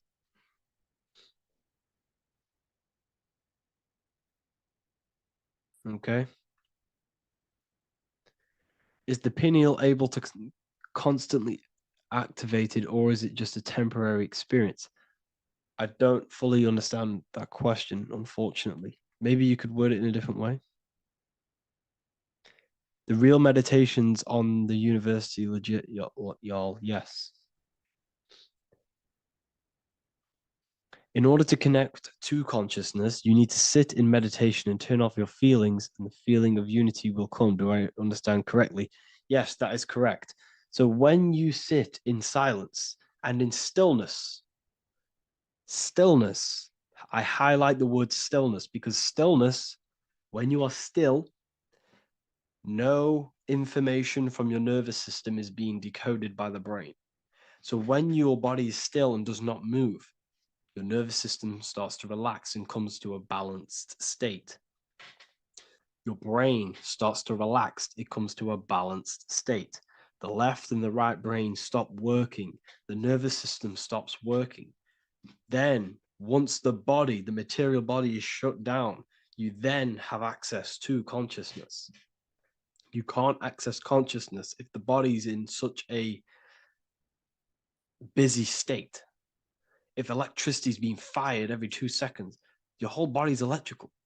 When you move your foot, that's electricity being fired from the brain to the foot instantly through the nervous system. The brain, your whole body is a technological machine. So you must shut down the technological machine to access the divine that exists beyond the technological machine. Do you understand that? Did we create ourselves from the higher plane? When you say yes, you created yourself, you manifested yourself in this material form for a reason in this specific time and place. Wisdom books, are these available inside the university? Yes, they are. So anyone who joins the university, they all gain 50% off the store. So you can get anything off, anything you want inside the store for 50% off. Plus, you get the Book of Wisdom Volume 1 PDF for free. You get the Human Health Guide. Plus, you get all of the library books. There's a load of different books on occultism, symbolism, esotericism. Do you need to place your attention somewhere specific during meditation? You can do. Okay, you can do. So if you struggle, when you first start to meditate and you struggle to turn off the thoughts, think of the back of the brain, the back of your head. Don't think of it, place your attention on it. Okay, so when you place your attention on the back of the brain, this now shuts off thought because the back of the brain doesn't have any activation to do with thought. The front brain does, the neocortex. That's all to do with activation of thinking. So place your attention on either the back of the brain or your breath. What's more important, creating yourself or finding yourself? It's balance of both. So in order for you to create fully, you must have awareness of self and awareness of thought and control over the mental dialogue, the inner voice inside of you. Okay. When you control that inner voice, that is when you gain power. That inner voice is what brings commands into physical reality. Before you kick a football, there is a change in consciousness. There's a decision made in consciousness before the body takes the action. Therefore, every physical manifestation is a change of inner consciousness before it's a physical reality.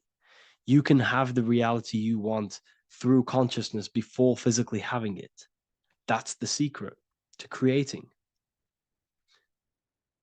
But you must believe it like you know the sun is going to rise in the morning. That's how much you should know that you have that reality in consciousness through feeling and thought and imagination. And that's how you can truly create in your reality. Shrooms help with consciousness or ego. I can't really talk about that because I'm maybe uploading this to YouTube, unfortunately. But we need to clean our pineal gland first from calcification. Yes, definitely. You should go on a detox the body. Because you can't really connect with consciousness if your body is in such a dirty state. Because the brain is, your nervous system is in a state of fight or flight, trying to fight off all these toxins. So when you meditate, you're probably going to be having thoughts all the time because your brain's firing, your nervous system's being attacked through toxins. So you must detox to have a true connection with the divine. Your diet plays a big role in your spirituality and mentality. What is the most optimal food for pure consciousness? Fruits and vegetables. They possess consciousness. So when you place them inside of you, they're syncing with your consciousness. How to check the cleanliness of your body, your skin, your teeth, your tongue, your mouth. If your skin has spots, different colors on it, you're not clean because your skin is a reflection of your inner organs. Coffee's not the best for you. Coffee gives you fake energy. Okay.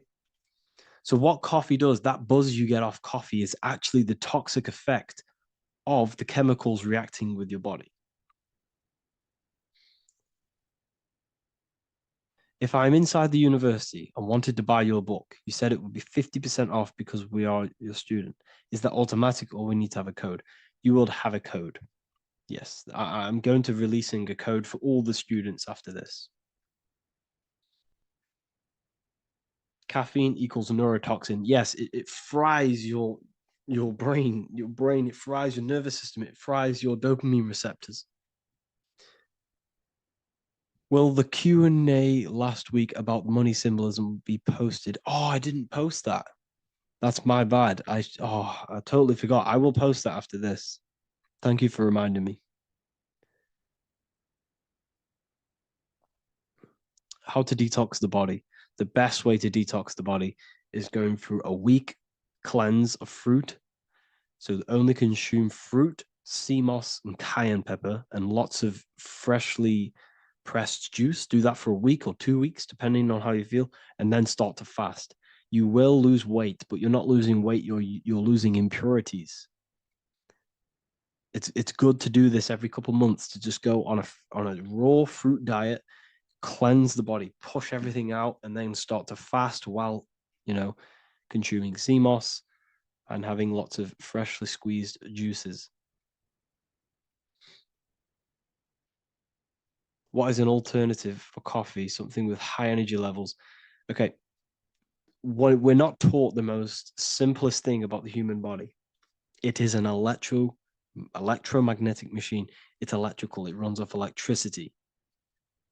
The only energy you need is electricity, and that is found in fruits, vegetables.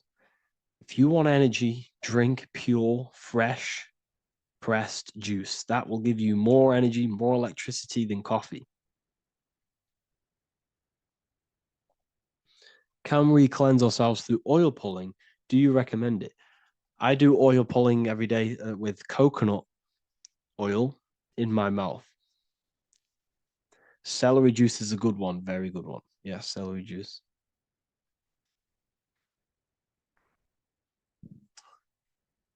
Any more questions? What kind of music do you listen to when lifting? For me, rap, hip hop push me work harder, but I know it's terrible for my subconscious. Yes, very. At least you're aware of it. You should be definitely try and stay away from the hip hop music. Try and stay away from anything that's talking about anything negative because it's all programming your subconscious. And your belief system is your reality, people. Your belief system is your reality. Okay. So look after your subconscious. That's what's controlling your actions. 90% of your actions on a daily basis are controlled through your subconscious beliefs. Okay. I listen to a lot of Pastel Ghost. I listen to a lot of let me get my playlist up. It's all like background music for TikTok. Do you know what I mean? Like Pastel Ghost. That's mainly what I listen to. That sort of music. I don't know what it's kind of called. I don't know what that genre is called. Does anyone know what that genre is actually called?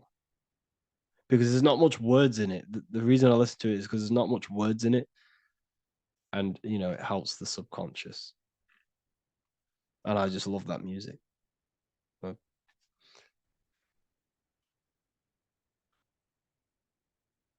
Like lo-fi, yeah, a bit of lo-fi.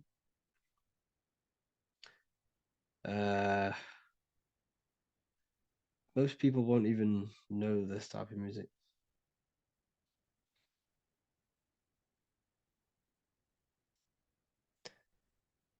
Can you tell us how you use cayenne pepper?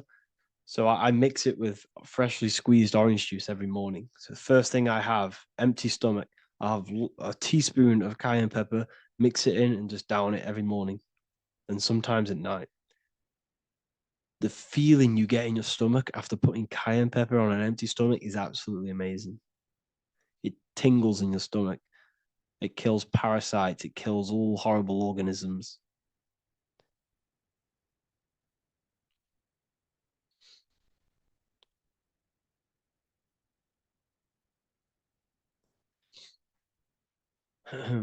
Mix it with hot water. Yes, hot water and key lime water. That I bet that's powerful. If you mixed warm water with key lime with cayenne pepper in first thing in the morning, I can imagine how powerful that is. I've never done that, but I'm going to try that.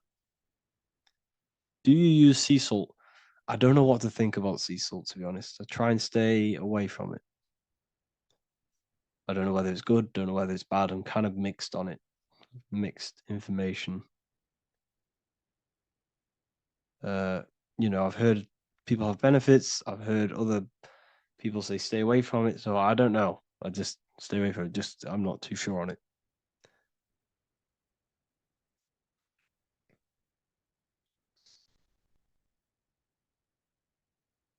I drink fresh pressed celery juice every morning. Yeah, definitely. Is there any chance we could move to esoteric occult questions? The only reason I say that is because I might be posting this to YouTube, so it's like I don't want them. I don't want them thinking I'm giving health advice because I'm not. This is what I do. I'm not giving anyone medical advice. This is what I would do to myself. Because I can probably get in trouble for that. So the subconscious is the all-knowing. It is the all-seeing eye. The subconscious knows everything. Your conscious mind does not. Your subconscious knows every single cell in your body. Your subconscious is making your heart beat. It's talking to your heart. It's talking to every organ, every cell in your body is being connected and spoken to by your subconscious mind. It is the all-knowing. The subconscious has access to the astral plane, imagination, the fourth dimension. It has access to the mental plane, thoughts. It has access to the ethereal plane, energy. And has access to your physical body. It's the door. It's the portal. The subconscious is the portal to the divine. You must go through the subconscious in order to access the divine. Any coupon codes for book 2? Yes, inside the university, there will be a 50% off coupon code. Speaking of ancient civilizations, why did they use symbols to give us true knowledge? This is a very, very good question. Very good question indeed. The reason they use symbols is because symbols are their keys. They hide meanings. They hide things. For example, if it was written down, if all of this sacred knowledge that I'm speaking now was written down, it can be easily taken. It can be easily misused. Someone can take it, read it, and steal it and misuse it and abuse the world and create horrible things. The reason they use symbols is because they're hidden. They hide the teachings. Only the ones who possess the key, that possess the knowledge, can read the symbol. So the symbols act as a guard towards this higher wisdom, this higher knowledge, which gives you power. All of the knowledge I teach you gives you power. And you can misuse it. You can misuse your imagination. You have no clue, unless you've put this into action, how powerful your inner consciousness is. You can become a Okay, listen. If you hate your job, it's not the job that you hate. Think about it. It's not the job that you hate. The hate is coming from your inner consciousness. It's the state of consciousness that you hate. So what does that tell you? You can change that inner consciousness to another reality, the feeling of another reality. You can become that consciousness within before you actually externally have it. And by becoming and knowing that reality, that's what produces effect on shaping your outer world. When you really, truly know that reality inside of you, of being free, of being wealthy, of having abundance, your outer world has no other choice but to rearrange itself to your new inner state of consciousness. That's what magic is. It's manipulating your inner state of consciousness. It's convincing yourself that you already have it, not believing it, knowing it. Okay? Knowing is different than believing. Believing is a lie. You should know thyself. Okay? So we can say that human overpopulation is intentional. There is no human overpopulation. We're all cramped in these cities. We're all cramped into one little place. We're not supposed to live like that. We're not supposed to live so cramped. This is why there's so many weirdos out in public. So many weird people doing weird things. This is when things start to go weird, and we shouldn't be living in this state, in this condensed state. We should be spread out. Okay. There is no overpopulation. It's just an illusion because we all lived in such. Have you ever been on a plane? Have you seen how much land there is? It's crazy. There's no overpopulation. And how many people do they say there's in the world? There's not that many people in the world that they say. I think it's like 8 billion. I think they say there's 8 billion people. There's not 8 billion people. There's probably more like 2 billion. And the reason I say that is because I have a friend who only has like 300K followers. That's a lot of followers. Okay. And he gets recognized everywhere he goes. And he's into all this stuff. And he says, listen, the population is definitely not 8 billion or whatever they say. I think it's like a couple billion. It's probably more like a billion. How to properly manifest intentions. Thought, emotion, and imagination are the key. You must know that you have that reality. Don't believe it. Become that reality within your consciousness all day long, as much as possible. Feel it, imagine it, say it, and have zero doubt. How to have zero doubt? You can't, well, okay, so the doubt, that little voice that will seep into your mind saying, you can't do that, you can't do this, that's your old voice of your subconscious program. Listen, the reason why most people fail in life is because they have trained their subconscious that they will fail. They have told and believed that they will fail. The reason I will succeed for the rest of my life is because I have trained my subconscious to say, I will win, I will succeed, I will solve any problem. That's my belief system. And if my belief system is that, then my external reality, my conscious mind will seek a way to fulfill that belief. It will seek to control and create that belief in my external world. It will seek to solve any problem. I've trained my subconscious mind to know that I already have the reality, to know that I'm abundant, to know that I have everything that I already need. Therefore, if any problem comes, I can sort it straight away. But most people have a different belief. It's not your fault. We've been kind of manipulated and told this, that they will fail, that they can't do anything, that it's too hard. And that basically casts a spell on the conscious mind, where your conscious mind is just like, no, I can't do that, because of this subconscious belief that you hold. So you must reprogram your subconscious that you can do it, that you will solve any problem, and that you are abundant. That's the reason why successful people succeed. It's because they have a complete different mind state, a complete different belief system in their subconscious.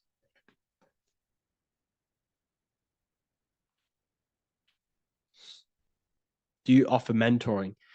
Yes, I do offer mentoring, but it's mainly for people who want to grow their online presence,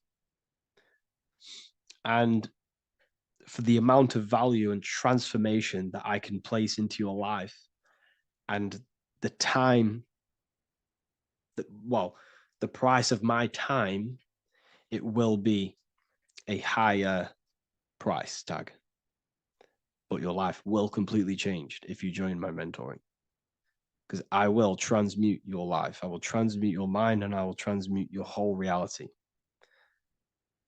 because I could tell you exactly what you need to do. How to have super genius power pulling information from the source. Okay, so you can do this. I talked about this in Book of Wisdom, Volume 2, if you've read it. This is a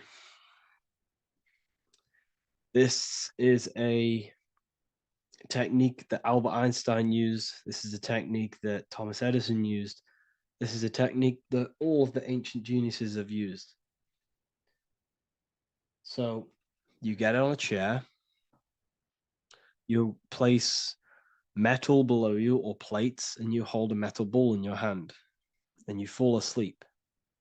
And every time you fall asleep on the chair, you're going to drop the ball because your body will become unconscious, and you will basically drop the ball, and it will wake you up because it's going to hit and make a loud bang on the plate.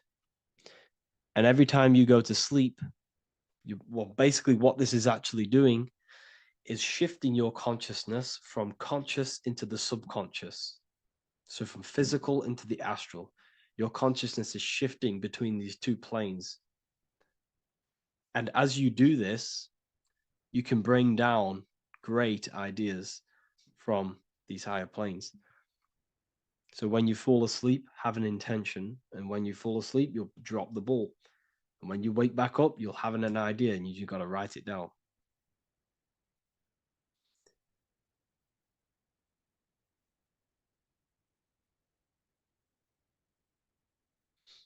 How to balance chakras. Don't focus on balancing your chakras. Focus on the mind. The mind is the cause of the chakras being blocked. If you have a blocked throat chakra, this is a problem in your mind, not the chakra. You see, the chakras are a result of the mind. You transmute the mind, you can transmute the chakras and cleanse them.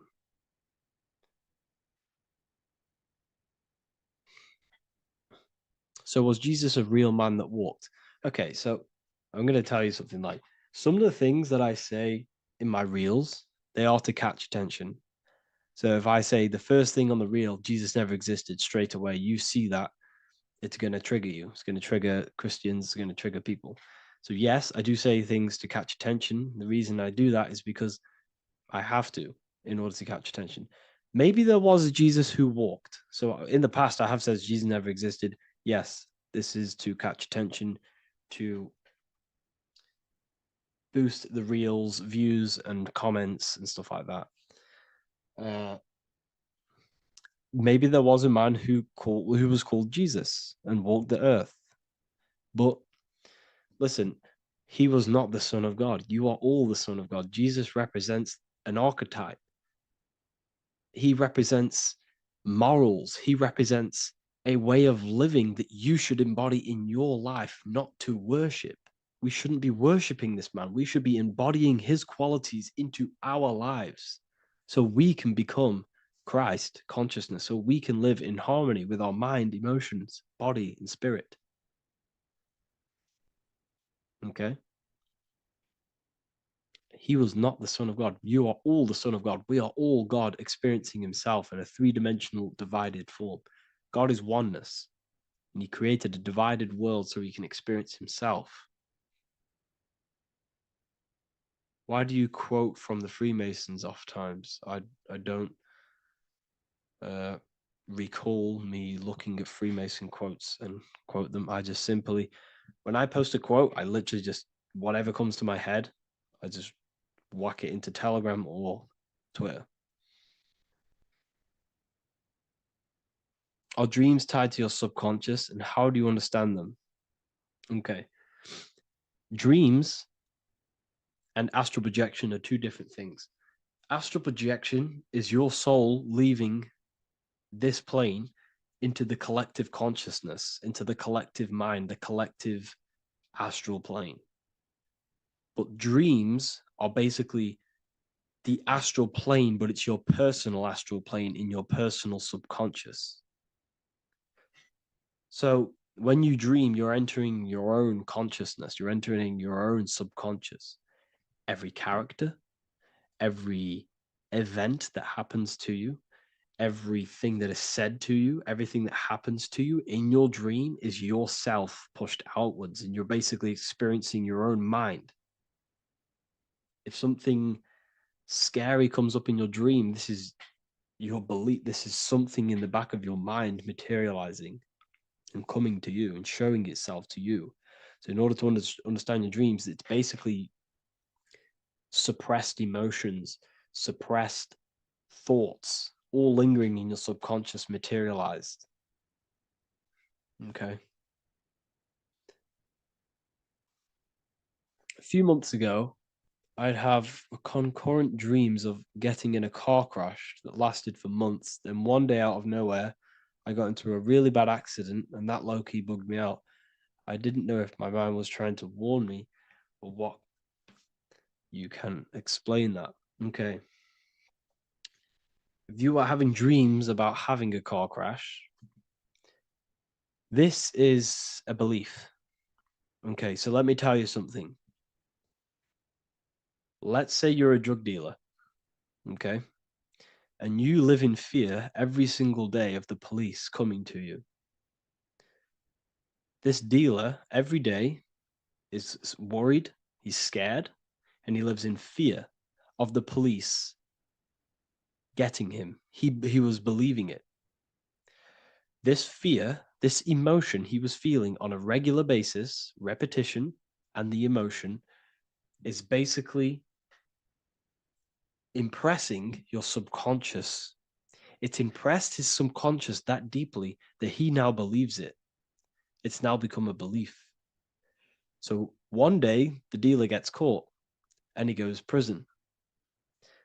Let me tell you something. He placed himself there because he created a program, a belief in his subconscious of the police. And his external reality is now in a prison cell. But that prison cell is just an external manifestation of the prison cell of fear he installed in his subconscious mind. The four walls he's now trapped in is just basically an externalization of his own belief system that he created through consciousness, through the subconscious. If you embedded your belief that you will be in a car crash, you will be in a car crash. He placed himself there. He materialized that reality through the thought, through the emotion, through the belief. He put himself there. You see? So if you were having dreams, this was maybe, it could have been anything. You could have watched a program when you were a child about a car crash and that maybe scared you. Or you saw a car crash when you were very young and that scared you and that impressed your subconscious. Then you had a dream about it. Then you started to believe it. And then one day, bang, it happens. That's the power of the subconscious mind. It holds control over you. It holds control over every aspect of your reality, of your being. So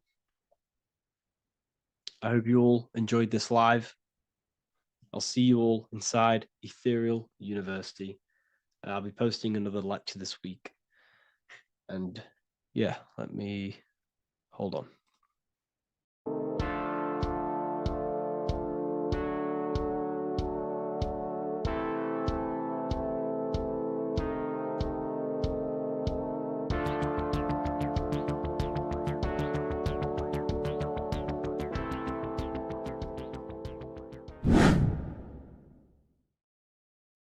How are we all doing today, people? It's Revival of Wisdom, and today we're going to get real deep.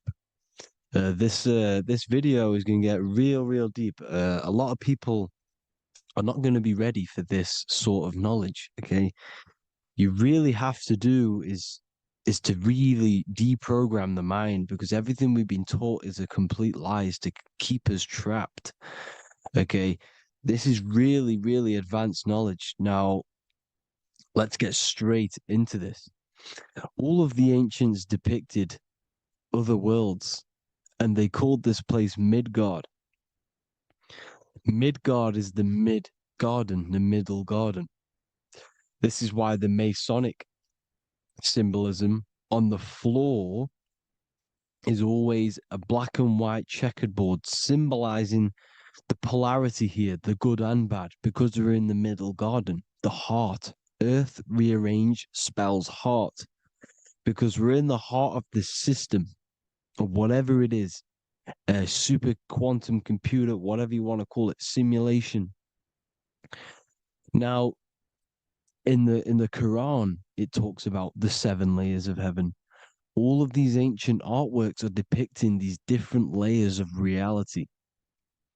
Okay, and look at the Egyptians here with the boat outside of the firmament. Boats travel on water, and this is exactly what the Masons are doing. So they're still using the same symbols. Why? Because it's the same knowledge, just hidden. The Egyptians have the same knowledge as the Freemasons. It's just hidden. Now, this cosmology that they're showing here, which is probably made maybe 100 years ago, this painting or artwork, is the exact same as the one we see here, with the arch, the boat. You know, it's similar, because the boat is symbolizing traveling these other worlds, because the ether is also symbolized as water, because if you look up at the stars through a telescope, it looks like it's water. It's shining through water because this ether, whatever this substance is outside of this world, was symbolized as water. Okay. And look at all these ancient depictions showing these different layers of reality. Now, we are being trapped within this 3D dimensional world, which is the cube, the Saturn cube, because there are 6 sides to everything in this world: front, back, left, right, up, and down. 6, which is the cube, because we're in the Saturn's world. Okay. Now, always been depicted as a tree of life, the tree of the universe has always been depicted as this tree. Because let's get a bit deeper. Now, the cosmology of this reality is the sun, the moon, and Polaris, always in the Masonic art. The sun, the moon, and Polaris, the all-seeing eye. If you go inside of the temples, of the Masonic temples, they always have this star in the middle, shining light beams. Okay? Look here. The light beams coming from the big star in the middle, which is Polaris. This eye is God. It's God's light shining down from his abundance. Now, when you astral travel, you will see this big ball of light above you, and this big ball of light is God. But you cannot travel towards it until you are pure. It doesn't work like that. You have to become formless. You have to become pure before you can become one with the light. In all these Masonic artworks, it's all depicting the star in the center. This star is Polaris, because Polaris is the way out of this place. And this is why you see the stairway to heaven all the way up to the light beam, the light source. What does it say in the Bible? God is light, because everything is made out of one substance, and that substance is light. And it symbolizes the eye because God is an eye. All things that are alive have an eye. And we all say, I am. We all see these realities through eyes. God is an eye. He's the all-seeing eye. He sees all things at all times. And he is projecting this light. And this light comes down to create all the different levels of the worlds. And this is what the 2 pillars symbolize the number 11. 11, the number 1, is just a vertical line. It's the 1. It's a 1 point. 11 symbolizes the mirror nature of reality. Everything's mirrored. As above, so below. Now, the 11 also symbolizes openings, doorways. And as you can see here, an opening to the all-seeing eye. And you see here again, an opening to the stairway all the way up to the light. This light is the light of God in the astral worlds, beyond this world. Now, Polaris has also been symbolized as the UFO. They put the truth in plain sight. So, you know, in the films, how the UFOs suck people up. That's what Polaris is doing. If you ascend beyond this world, if you do not ascend beyond this world, you will be reincarnated in this world. The whole thing is to outgrow this consciousness to the plane above. And I'm not just making this up. I'm going to be bringing in scriptures after this. But you can see with the Christmas tree, we always put a high, big star at the center, at the top, which is the star of Polaris, which is exactly what the Masons are doing here. The star at the top. And it's on top of our Christmas trees. And all of these symbolize the other stars. because Polaris is the most high star, and all the other stars are wrapped around the firmament lower than Polaris. And that's exactly what the Christmas tree is. And it's a triangle. It's a triangle, just like light beams travel from one point in the triangle, just like the all-seeing eye. It's a triangle. The light is coming from one point and sending its rays downward. You see, it's kind of like you see here with the water. And the lower you go, the darker it gets, the more evil it becomes. And this is what the ancients would call hell. Now, this all-seeing eye is Polaris. And below Polaris is Mount Meru, the North Pole, the magnetic North Pole. The Tower of Babel, which is in the Bible. The etymology of the word Babel, Ba meaning spirit, which gives the ability to move the soul through the worlds, which is that's the ancient Egyptian description of the word Ba, meaning of the word Ba. You have the Ka, the Ba, the Ak, but the Ba is the one that gives the ability for the soul to move through the worlds. Your soul can't speak into a world without incarnating into it. Now, the Tower of Babel symbolizes Mount Meru because it's the word Ba is the spirit which gives the ability for the soul to move through the worlds. The Tower of Babel is the magnetic North Pole, Mount Meru, which gives the ability to move through these different worlds. And you can see the ancient Tibetans always showing this depiction of these different worlds coming from the center. Because we have to ascend our consciousness. It's not about how good you are to reach heaven.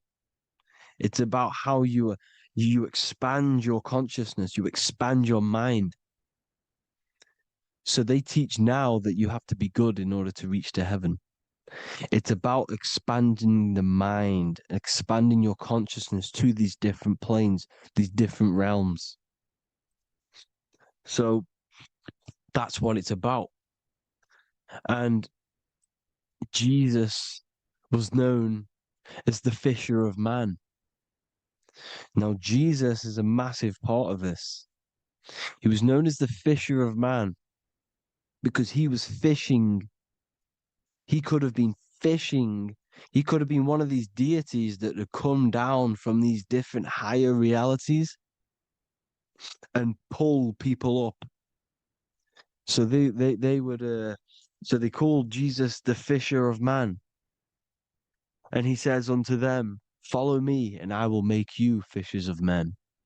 So these deities that we see in the past, like Buddha, Krishna, Hermes, Thoth, Jesus, could all be these entities who were coming down to pick up the minds that were worthy enough to see the higher planes of reality.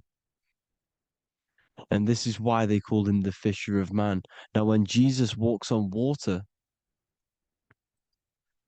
there is a parable with Paul. And he says, but Jesus immediately said unto them, take courage, it is I, don't be afraid. He's talking about astral travel here. He's talking about leaving the body. Because when you leave the body in astral travel to see these alternative realities, you can't be afraid because fear is a bondage, which is what the Emerald Tablets talks about. Lord, if it's you, Peter replied, tell me to come to you on the water. The water. Come, he said. And Peter got down from the boat, walked on the water, and came towards Jesus. But when he saw the wind, he was afraid and began to sink. When you become afraid in astral travel, you sink back into your body. Lord, save me. So this is talking about Jesus pulling people up into different realities. And you can see the fish is the symbol of Jesus, is another symbol of Jesus, a fish. Because fish symbolize deep occult knowledge, because fish travel the depths of the ocean.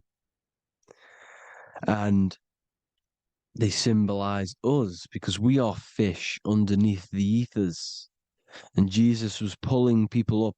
You see, so the Bible is a people today believe the Bible is a book telling you how to reach to heaven, how to become godly and reach heaven. But you've got to become the Jesus Christ to see these alternative realities. Now look at the Emerald tablets is a massive part, and it speaks so much about these different realities. Look what it says here. This is in Emerald Tablet 3. Then in my heart grew a great longing to conquer the pathway that led to the stars, which is exactly what the Masons depict in all of their art. Look, the ladder to the stars. And then he goes on to say, years after years, I sought after wisdom, seeking new knowledge, following the way, until at last my soul, in great travail, broke from its bondage and bounded away, broke from the bondage of the body. Free was I from the bondage of earth men. Free from the body, I flashed through the night. The stars. The stars are a massive part in the astral world. Each star is a different reality. And the true astrology is the star that you came from. You came through a star to reach this, to reach here. There is a reason why you are here. There's a reason why you have the personality traits, because your soul came from a specific star. This is why we call them stargates, because they are gates in and out of this reality. And Polaris is the way out to the higher worlds. Now look, far into space, my soul traveled freely into the infinite circles of light. Beyond knowledge were some planets and great gigantic beyond dreams of men. Then he goes to say, lift up your flame from out of the darkness, fly from the night and ye shall be free. Lift up your flame. Your flame is your soul, because it has to be lifted up out of the darkness. This is the darkness, this world, this body is the darkness. Because it's a bondage. You need to break free. You need to learn how to astral travel, people. You have to learn this. If you want to get out of this world, you have to learn how to astral travel and see the other realities. Traveled I through space-time, knowing my soul at last was set free, knowing that now I must pursue wisdom until at last I pass to a plane hidden from knowledge, known not to wisdom, extension beyond all that we know. So he's talking about he went to a place where we cannot even comprehend here, a place that is not even known to earth men. He's telling you he's ascended out of this world to the planes that are beyond. And it says here in the Emerald Tablets, man is in process of changing to forms that are not of this world. Grows he in time to the formless, a plane on the cycle above. Know ye must be one, ye must become formless before ye are one with the light. The light, the same light that I was talking about, the Masonic light, with the triangle, God, the one source. Ye must become formless before ye are with the light. Formless, you have to leave the body. You have to leave the body. You have to gain the ability to leave this body and travel to these other worlds. Now, it says here, not as man am I, for free have I become of dimensions and planes. In each I take on a new body. In each I change my form. Know I now that the formless is all there is of form. You see, all things created come from the things that, all things that you see come from the things that you cannot see. All of us have the same spark of consciousness, the same I am. Every dog, every animal, every human has this same I, this same thing which sees through the eye. It's formless. It it takes this formless entity is the same entity of us. We are all the same entity in different bodies. And this entity it was represented as the flame, the cosmic flame, which is inside of all of us. And this is why the Masons depicted your spine as a candle or the Holy Grail. You would either see this or a candle with a flame on the top, because the Holy Grail is your consciousness, which is on top of your spine, which is the candle. Now, Jesus, Thoth, Buddha were all these deities which were coming down to lift people up because they were fishermen of men. And he would lift you up to the higher worlds, out of this world, to the ones above. Now, Thoth, you can see him here, he's leading the way. He's holding someone and he's leading the way with knowledge and power. He was leading the way to other worlds, out of this world. There's no point trying to change this world. This world will stay the same. It will stay the same. You have to get out of this world. And that's what they're telling you. That's what they're keeping you from. They're keeping you stuck within this thin layer of reality. So what the Masons are doing, they have the ability to astral travel. They're living not stuck and bound to one reality, but living within the different layers of reality. And this is what Morpheus was doing in the Matrix. Morpheus was going into the Matrix to go and get Neo, which is exactly what Jesus was doing, pulling up people out of this world to the ones higher. And that's exactly what Morpheus is doing in the Matrix. If you haven't watched the Matrix, go and watch it. It will blow your mind. Everything I'm saying in this video, you will see it. Except that you don't need to use a machine to enter the Matrix. You just use your body. Well, you use your consciousness to leave this body. You see, Neo was also uploading himself into the simulation to pull people out of the simulation. And this is exactly what all of these gods were doing. The fisher of man. Look, he was pulling people up out of this reality with the knowledge. Now, Jesus was always depicted with the mushrooms. Look at all this mushroom art. Mushrooms were literally the origin of Christianity. You can see it everywhere. There's mushrooms in all of the ancient art. Every single one of these paintings you see here, there's mushrooms on them. Mushrooms have the ability to see alternative states of consciousness. Now, if you go and do them and you go to sleep, if you pop mushrooms, you go to sleep and you will wake up in another reality. You will wake up in another reality. Don't try it if you don't want to do it. But if you've got the heart to do it, do it. Eat them and go to sleep. You'll wake up in another reality. And Jesus was handing out mushrooms to the bright minds, to the minds that he wanted to fish out and pull up to the higher realities. He was giving them mushrooms to see themselves in an alternative state, in an alternative reality. This is why there was so much mushroom art, and it's not just ancient Christians; it's Sumerians, it's the Mayans, the Celtics, the Egyptians. All used mushrooms. All of them. Look at all this art. It's on stones. It's everywhere because mushrooms See, everything in nature is a micro macro. Look at the form of a mushroom. It's literally your spine and brain because they alter your consciousness. Your body is just a radio receiver.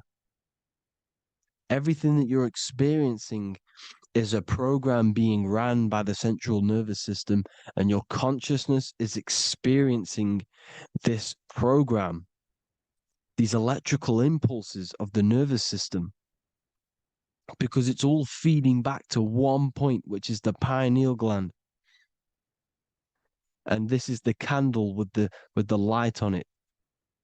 Type in Masonic candle and you'll see it. It's your spine with your spark of consciousness on top of the spine. And it's a mushroom because this sends you to alternative states of consciousness, alternative realities.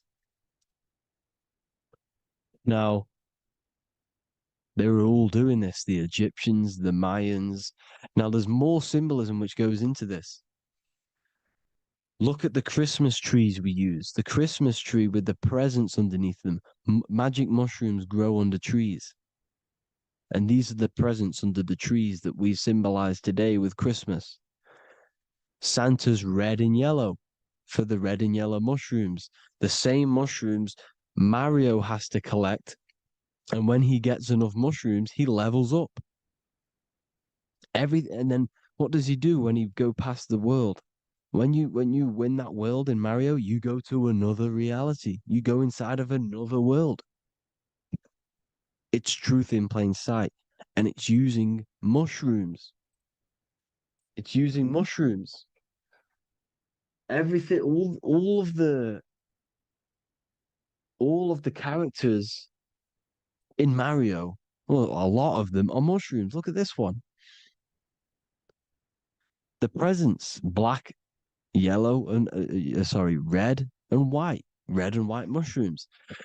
And the bow on the top is the mushroom head. That's a bit of a reach, but you know, the symbolism never lies, is what you need to understand. And it's as above, so below. Now look at the Sumerians. The Sumerians were also multi-dimensional beings. Okay, look at how they have the double faces. They had 1 foot in this reality and 1 foot in another reality. And look at this one, a double-headed god inside of like a portal. You see? Because and look at these with the wings, the astral travel. Birds, ancient birds symbolize the soul because the soul is a bird. It flies to different worlds. It flies around the cosmos. And mushrooms gave you the ability to see these alternative states of consciousness, these alternate realities, because you exist in infinite realities. You exist in infinite realities. Now look at the 33rd degree Ordo Ab Chao badge. You get this badge when you become a 33rd degree Freemason, and it's a double-headed eagle. A double-headed eagle.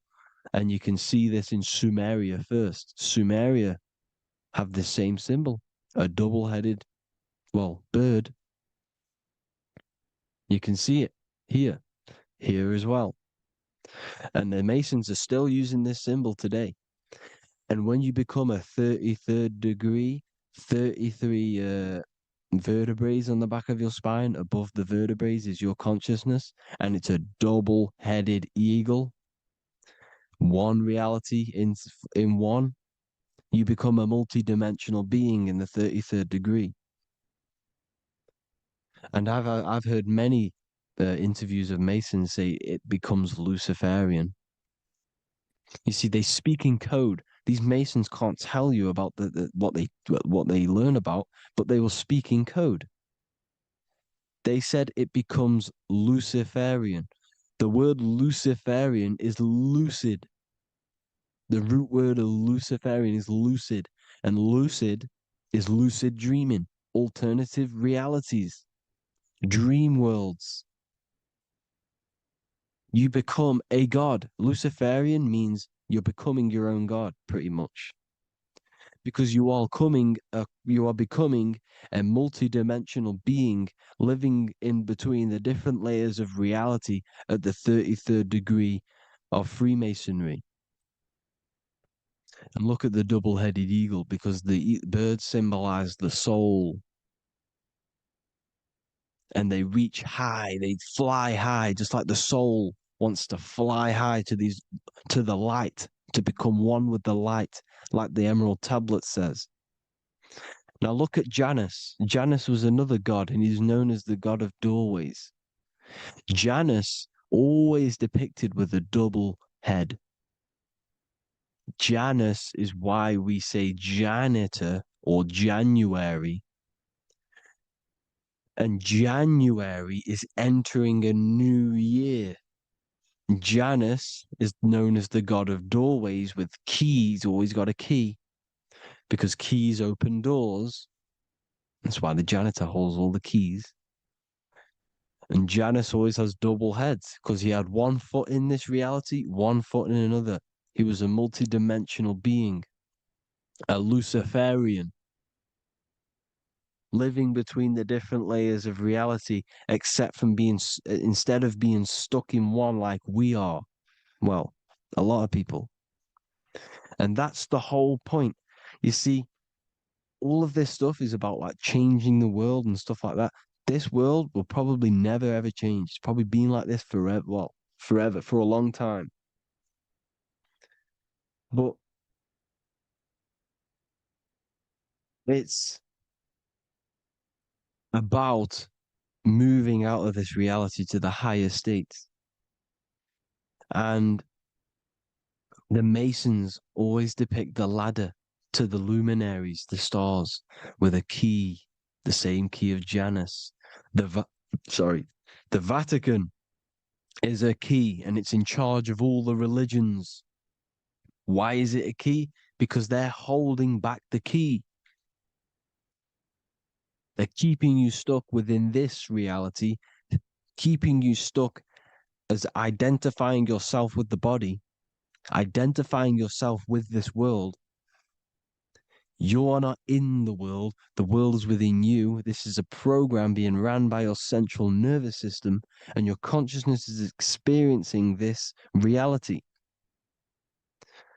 Now, this is going to be a mind-blowing video for some people.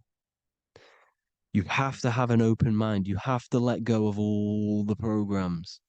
I'm repeating what the ancients are talking about and the ancient symbolism.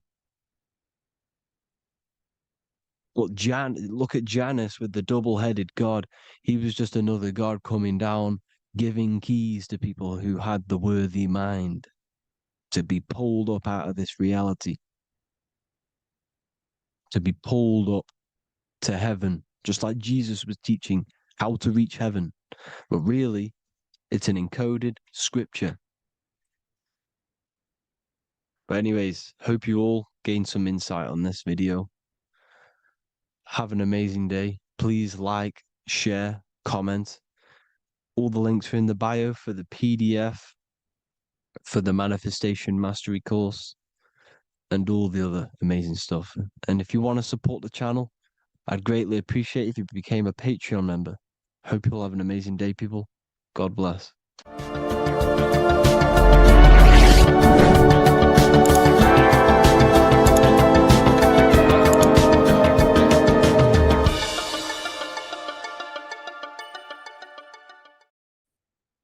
What if I told you that you are under a spell, and this spell is controlling you in every aspect of your life, and you don't even realize it?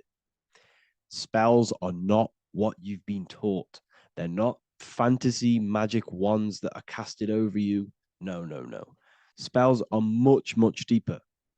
A spell is a belief system that is installed into your subconscious mind, which holds power over you. Okay? If I install a belief into your mind and that belief holds power over you and controls you, that is you under my spell. A spell is a belief that someone has installed into you. Okay? You have a subconscious mind. The subconscious holds power over 90% of your daily basis behavior, thought patterns, and overall emotional state. Because the subconscious is the back end of our mind, the mind that we don't really have access to. It's the shadow self where all of our programs, all of our memories, all of our traumas, all of our everything that we've ever experienced is recorded and kept in this vast database called the subconscious. Now, the subconscious is the 90% of our mind. We are only aware of 10% of our mind, which is the conscious mind, which is what you're using now, what you're consciously aware of. But there is a subconscious mind that holds power over your conscious decisions, and you don't even realize it. For example, as a child, you had a very, very traumatic event happen. Let's say as a child, you were not loved enough by your parents.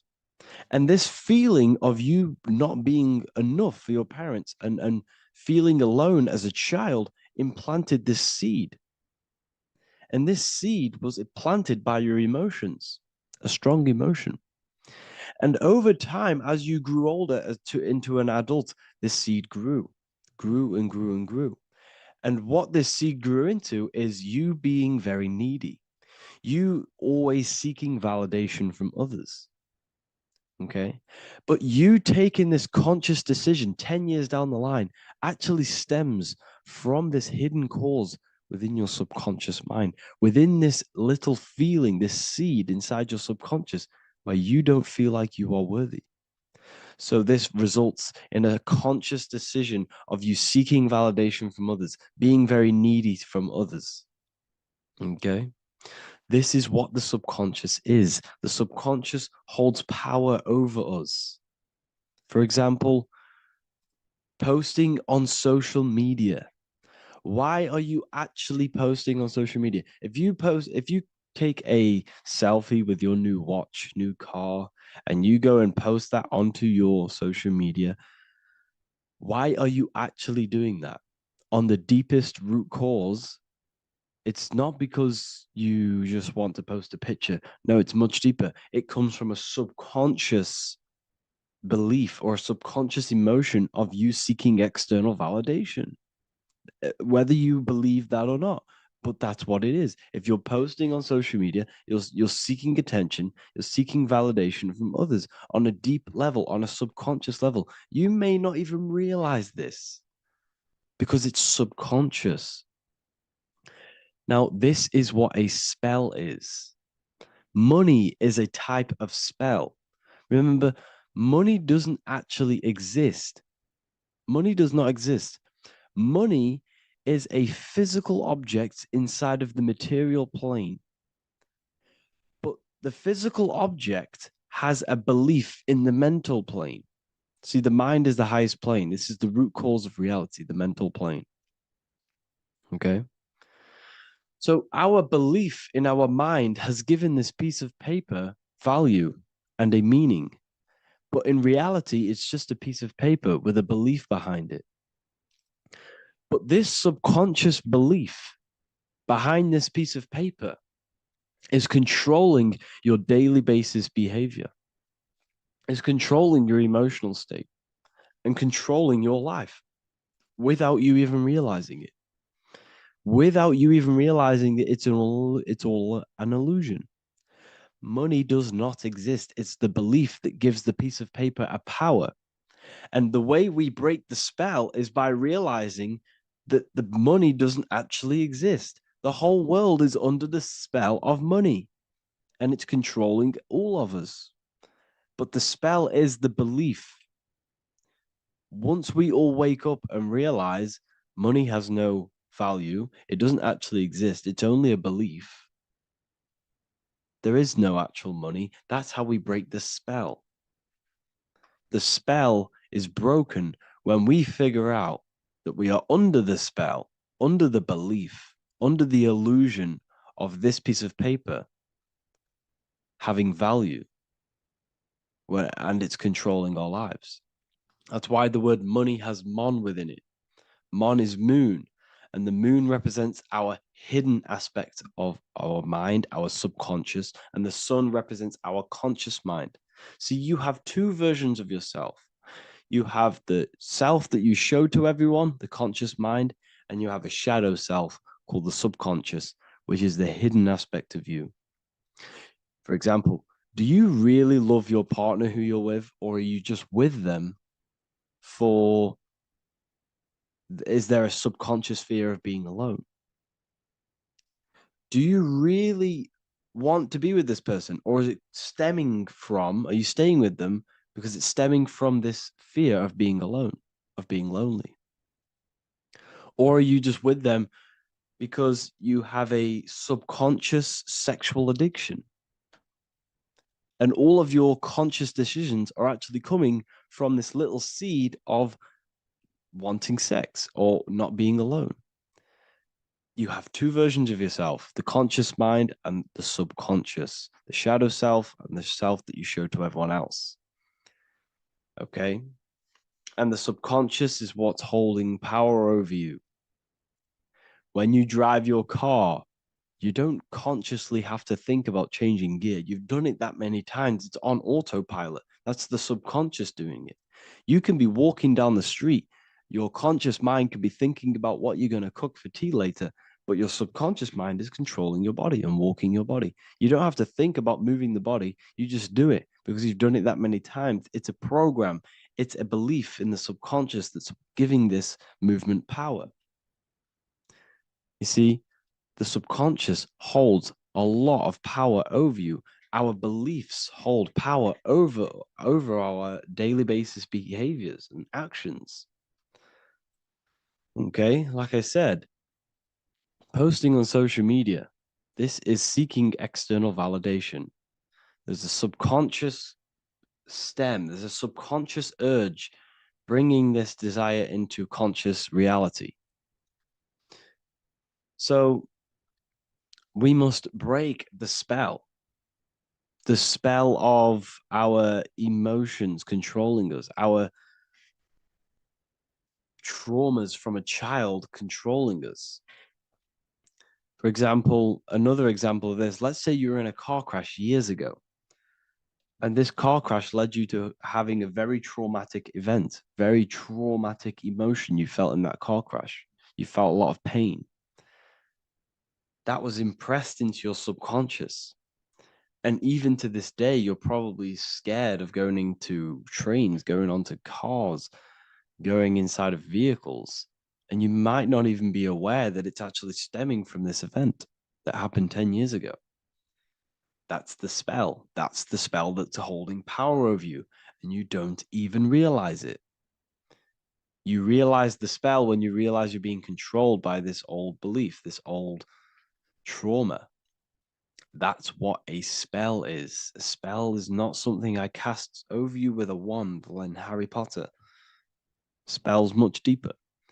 It's the hidden aspects of our mind that hold power over us, that control us. Okay? So how do we get rid of the spell? How do we break the spell? By installing new belief systems, by installing new programs into our subconscious. The subconscious is impressed by repetition and emotion.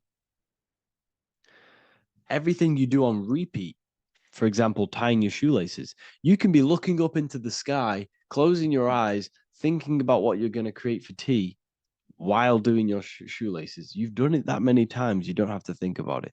That's the subconscious taking over. Okay. That's the repetition aspect of the subconscious. For example, you could probably run down your stairs. You know exactly how to run down the stairs.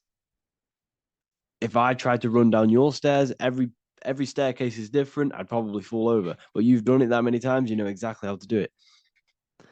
It's what we call ritual. When you have an evening ritual, when you tidy the house, you do your skincare routine, you wash your teeth, that's a ritual. This is what the ancients called ritual.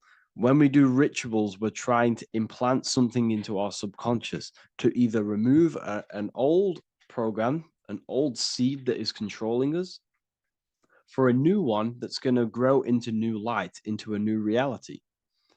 So you can implant messages, implant new programs into our subconscious, which will then grow into a new reality.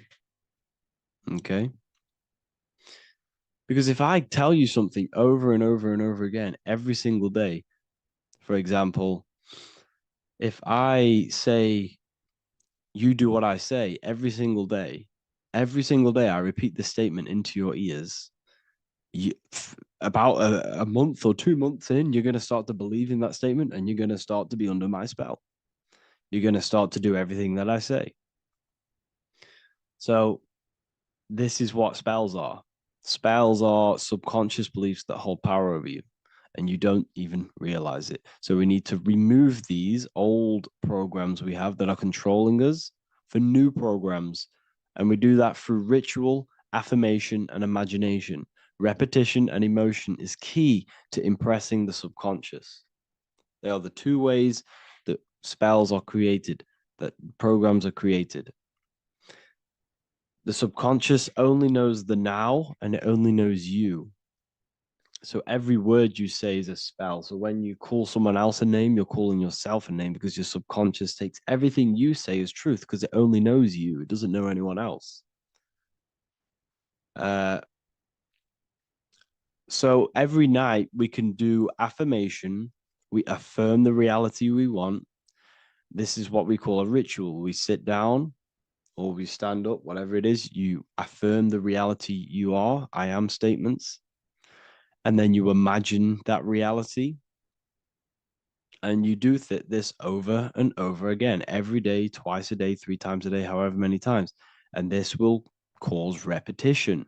This will install a new belief system into your subconscious, which will then start to show in your external reality. It will start to put you under a spell of the new program. For example, if I install into my subconscious that I believe that I am rich, every single night I affirmate that I am rich, I am wealthy, I am free.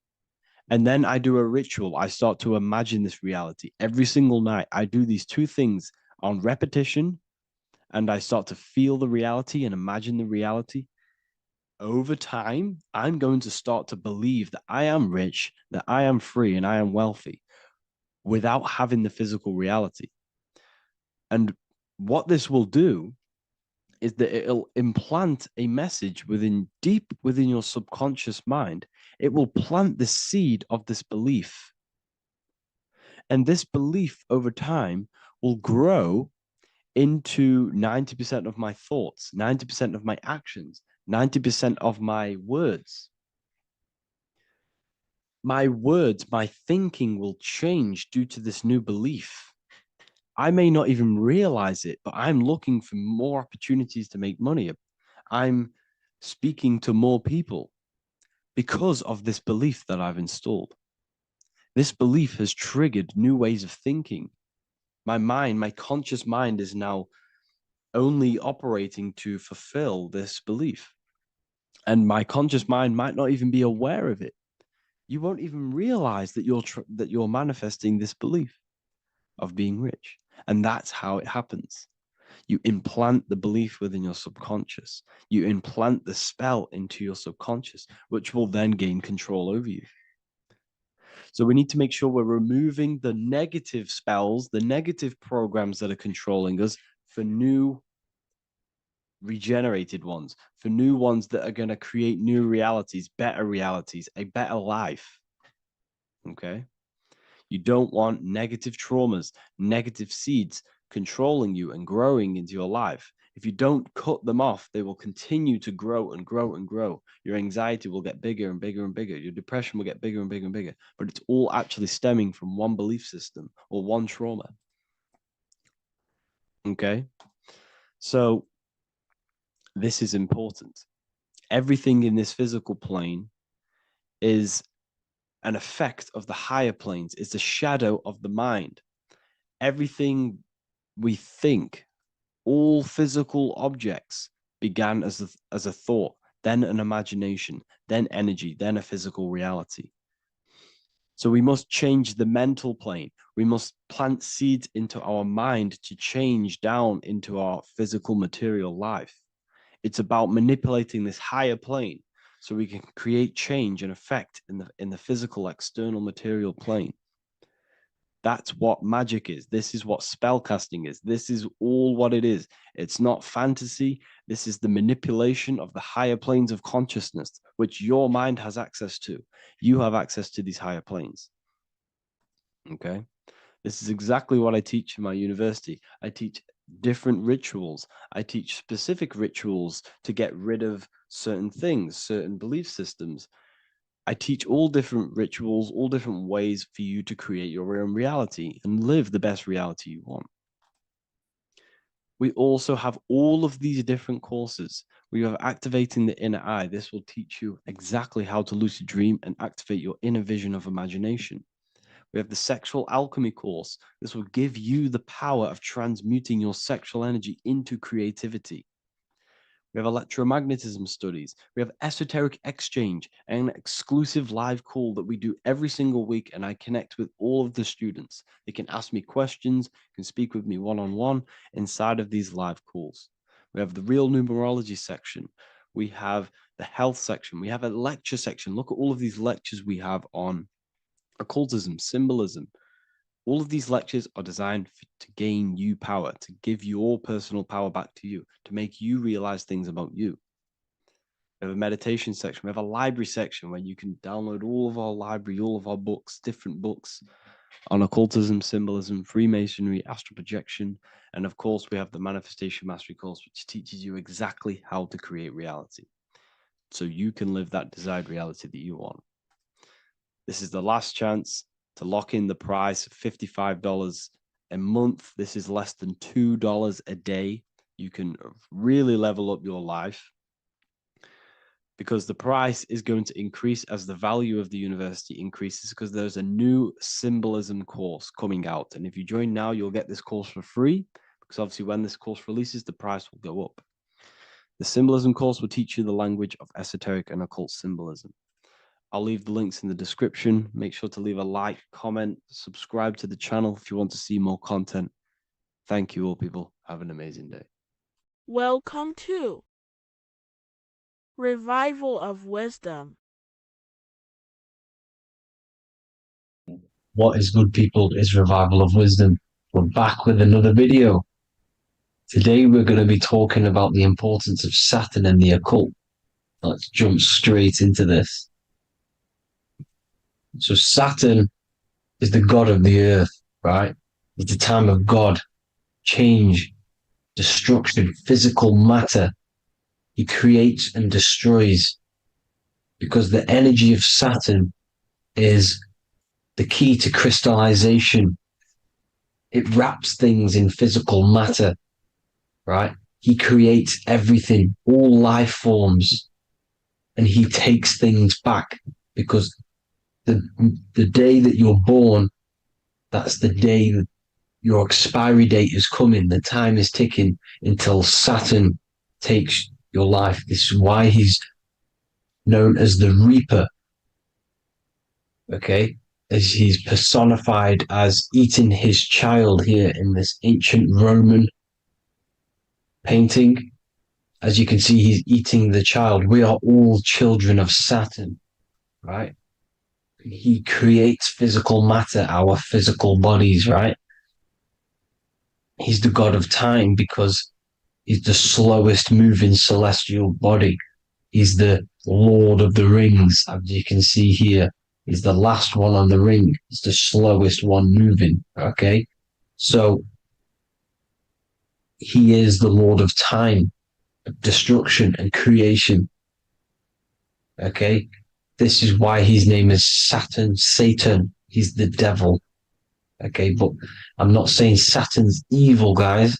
It's a part of life. Everything lives and dies, right? He's the key to crystallization. Now, as we have the clock here, our god Saturn, or Chronos in Greek, just means time. He's also the god of time, as I've already said. 60 seconds in a minute, 60 minutes in an hour. 24 hours in a day. Add 2 plus 4 equals 6. 60 seconds, 60 minutes. 2 plus 4 equals 6. That's 666.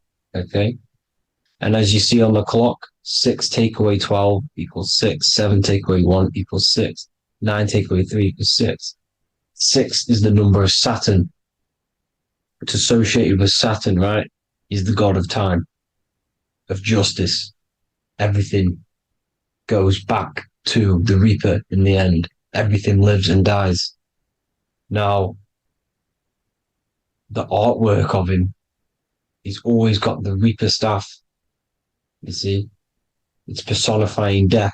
Now, when you see this, the Romans were not saying Saturn was a real person, a real god in human form. No, this is personification. This is what the ancients always did. They personified, just like the Bible. It's all personification. So the personifying Saturn eating its children because it eats, it's the Reaper. No one can escape the Reaper. No one can escape death. Now, Saturn is 666, which is in the Bible, the number of the beast, right? The number of the beast, Satan, 666, right? So on the North Pole of Saturn, you have a hexagon which makes a cube, right? Now this hexagon, when you join up all the corners, creates the 6-pointed star known as the Star of David, right? In the Jewish religion. Now, as you can see, the 6-pointed star has 6 points, 6 mini triangles, and a 6-sided hexagon. That makes 666. And also, you have Saturday is named after Saturn, the 6th planet, the 6th day of the week, and has a 6-sided polygon on its north pole. That's also 666. Now, this Star of David, this symbol goes back thousands of years, and it originates from Saturn. It's not the Star of David, right? It originates from Saturn. It symbolizes the physical and spiritual aspect combined into one, which makes us humans, right? Also symbolizes the male and female combined into one. These two sacred energies create the human. We consist of both male and female energy, also known as the Seal of Solomon. And we all know if Solomon was a real person, he talks about communicating with 72 demons. He could apparently, in the text, he could communicate with 72 demons, and this is sorcery. This is black magic. Now, this symbol is associated with hexing people. When you place a hex on someone, that is a form of witchcraft, which a hex is just a curse. When you're cursing someone, this is black magic. Now, the black magician would stand in the middle of the symbol and cast his spells onto other people. Now, this symbol is obviously on the $1 bill, twice on the $1 bill. And it's very, very ancient symbol. And it originates from Saturn. And let's keep going. So the cube. So I've just said how you see the cube on the North Pole of Saturn, right? The cube is limited. It's a 3D shape. It symbolizes limitations to the physical 3D dimension, the third dimension, the physical realm which we are in.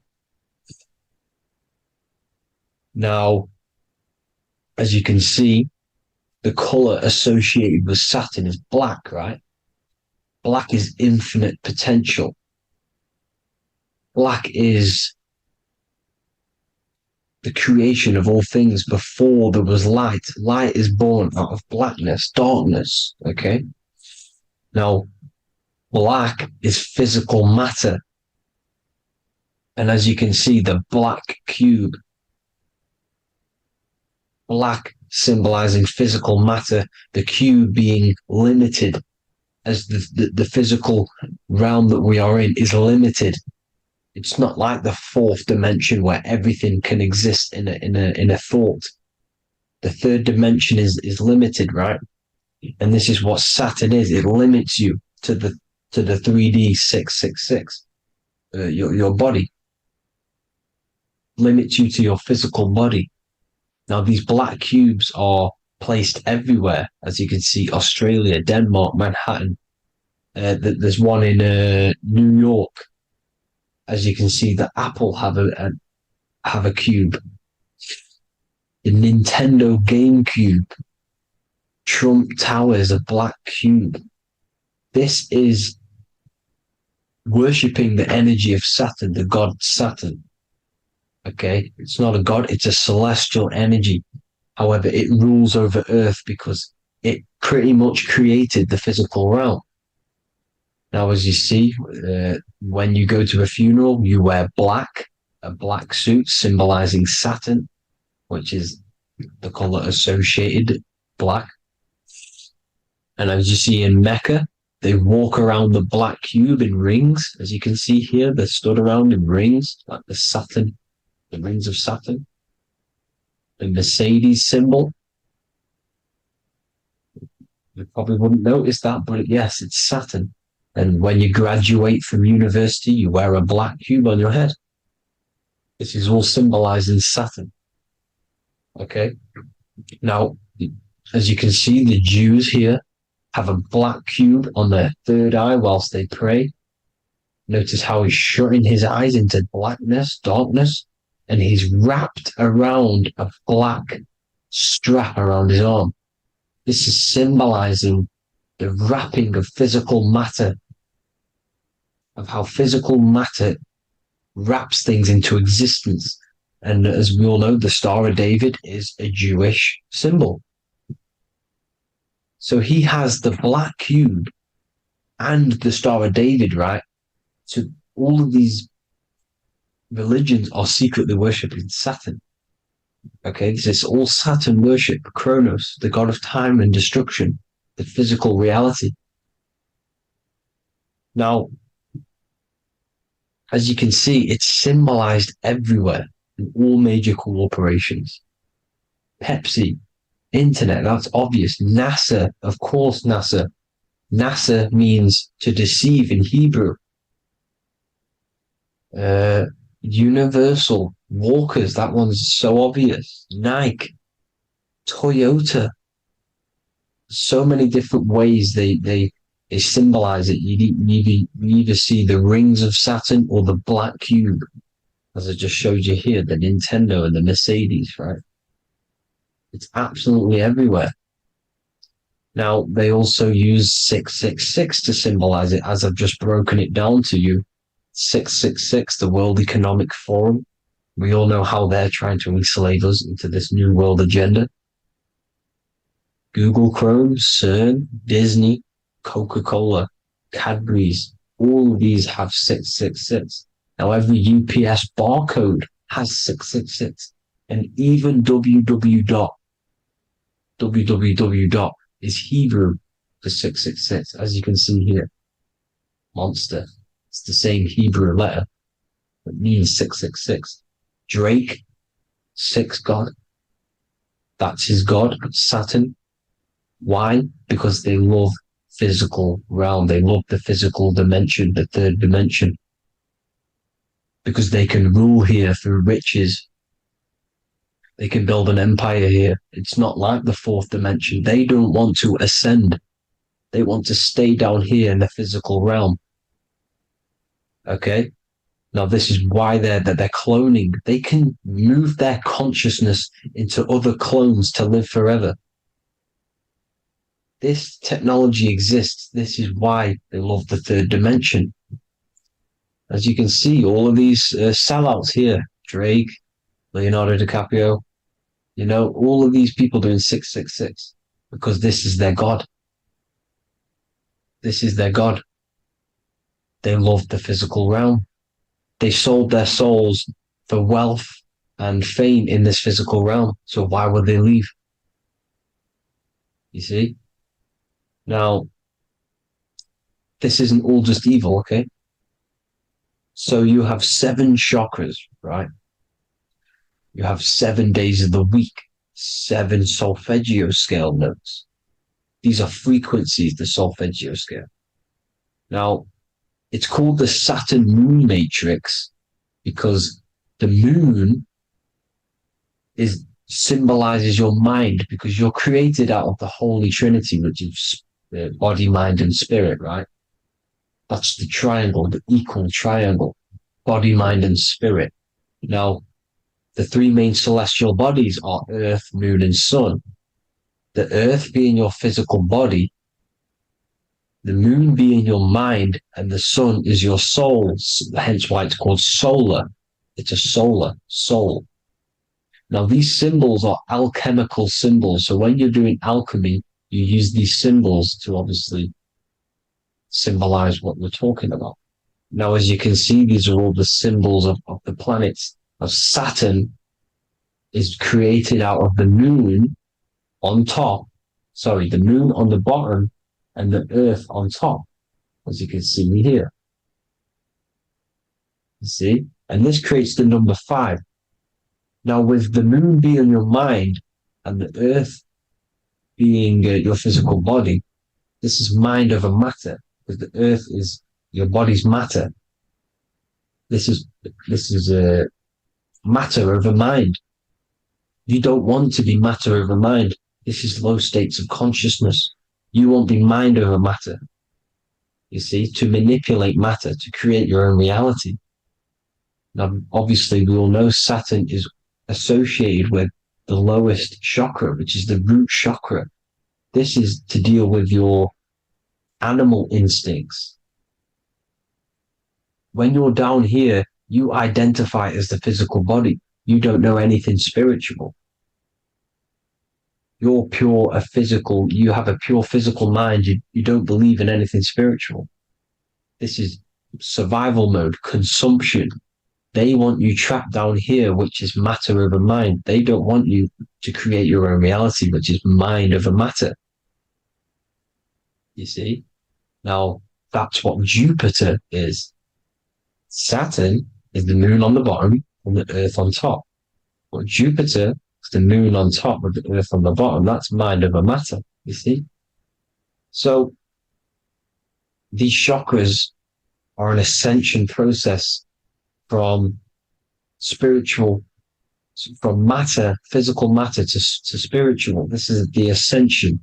This is the stairway to heaven. This is Jacob's ladder. You see?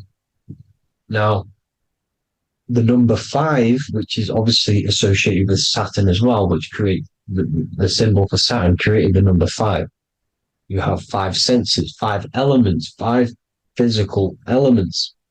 As we all know, Saturn crystallizes everything into physical matter out of the 4 elements. 5 fingers and toes, 5 points of man. Okay, the number 5 is the number of justice. Saturn holds things back. He restrains things from you, makes you learn the lesson. Now, 666 is not all evil. 666 is the atomic structure of the carbon atom. 6 protons, 6 electrons, 6 neutrons, right? We are carbon-based life forms. All life forms are based on the bonding properties of the element carbon. Because Saturn crystallizes everything into physical matter. Now, the Masons symbolize this with the checkered boards. They have the black square, which is obviously matter. As I just said, the black cube. And spirit is the white square. Because white is eternal light. White and light. You see? Black is physical matter. Now, this is what we are. The point of our soul is to transmute from matter to spirit. But these are interchangeable. This is the constant cycle between spirit and matter, spirit and matter. High vibrational matter turns into spirit. Low vibrational spirit turns into physical matter. You see? Now, we are carbon-based life forms. This is what 666 is, the number of the beast. Well, when I say we, the physical body is the beast. It's the animal. It's the carbon suit to operate in this physical dimension, in this physical realm. See, it's the vehicle used to operate in this physical realm, but your mind isn't from this physical realm. You see, the brain is the physical manifestation of the soul. Okay, so as you can see here, the spine is an extension of the brain. Everything goes back to the brain. This is literally what your physical body is. You see, this is the nervous system, and everything reports back to the brain, and everything's controlled from this control center. And this spinal column, at the top of the spinal column, is your third eye, which is known as the pineal gland. And this is the seat of consciousness. It's the center of consciousness. That is your true self, pure consciousness. This body is just a physical body. This body is mortal. This body runs out, but your consciousness lives forever. They don't want you knowing this. This is why they keep you down here in your lower chakra. They want you to believe everything is just physical. They don't want you to believe in the spiritual side of reality. Because this way they can manipulate you, right? They want you matter over mind because they know your mind creates reality. They know your mind is the root cause of reality. You manifest your own reality from the inside out. So this is why they control your perception of reality. They control your information in order to manifest their new world order. You, who are ignorant to knowledge and wisdom, you who are ignorant are manifesting their agenda because you accept their information and their perception of this reality. Now, this is why they tell you the globe model, the heliocentric model, to trap you into physical matter. Now, if you understood about this true form of this realm, you'd understand that there's a spiritual side behind everything. The spiritual side, something has to exist. The root cause of reality is higher planes of existence. It happens in the mind before it happens on the physical plane. You see? They don't want you knowing this. They want you matter over mind, which is the symbol for Saturn. Moon over Earth. The Holy Trinity.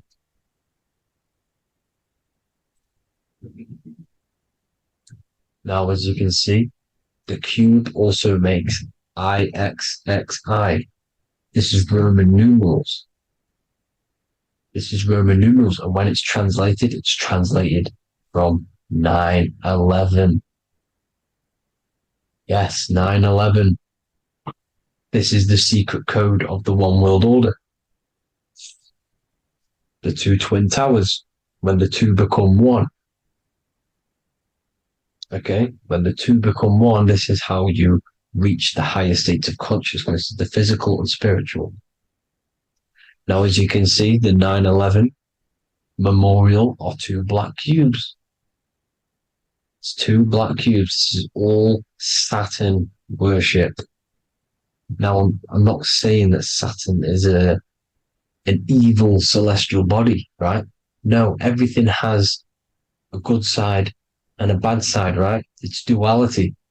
The spirits of Saturn on the dark side are the most evil demonic spirits. Now, these are the spirits that these are invoking through these rituals, right? Yes, 9/11 was a massive ritual. It's a satanic ritual, okay?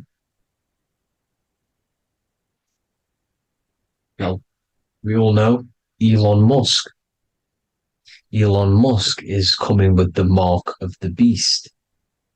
And English gematria, this equals 666, right? 666, as I said, is the number of the beast. You are the beast, your physical body. You see how the Bible twisted things up to make things more confusing, right? But it's there. You just have to have the knowledge to be able to read the Bible properly. As we all know, we had this virus. I'm not going to say the name because I'll get flagged. This virus adds up to 666 because this is all part of the New World Order. It's all part of keeping you in this physical dimension. Okay, now as you can see here, Novus Ordo Seclorum on the back of his shirt, on Elon Musk's shirt. This is also on the $1 bill, Novus Ordo Seclorum. This means New World Order. Yes, New World Order. This is on the back of Elon Musk's shirt. And as you can see here, he owns Neuralink, which is the brain chip which they're going to be putting into implanting this onto your brain. This is the New World Order to connect you and merge your consciousness with AI. Neuralink and Meta, he owns Meta as well, which is the metaverse. These are going to be linked in, hence why they have the same symbol, but just in a different format. It's the infinity symbol. And the infinity symbol comes from the torus field, as you can see here, your electromagnetic field from around your body.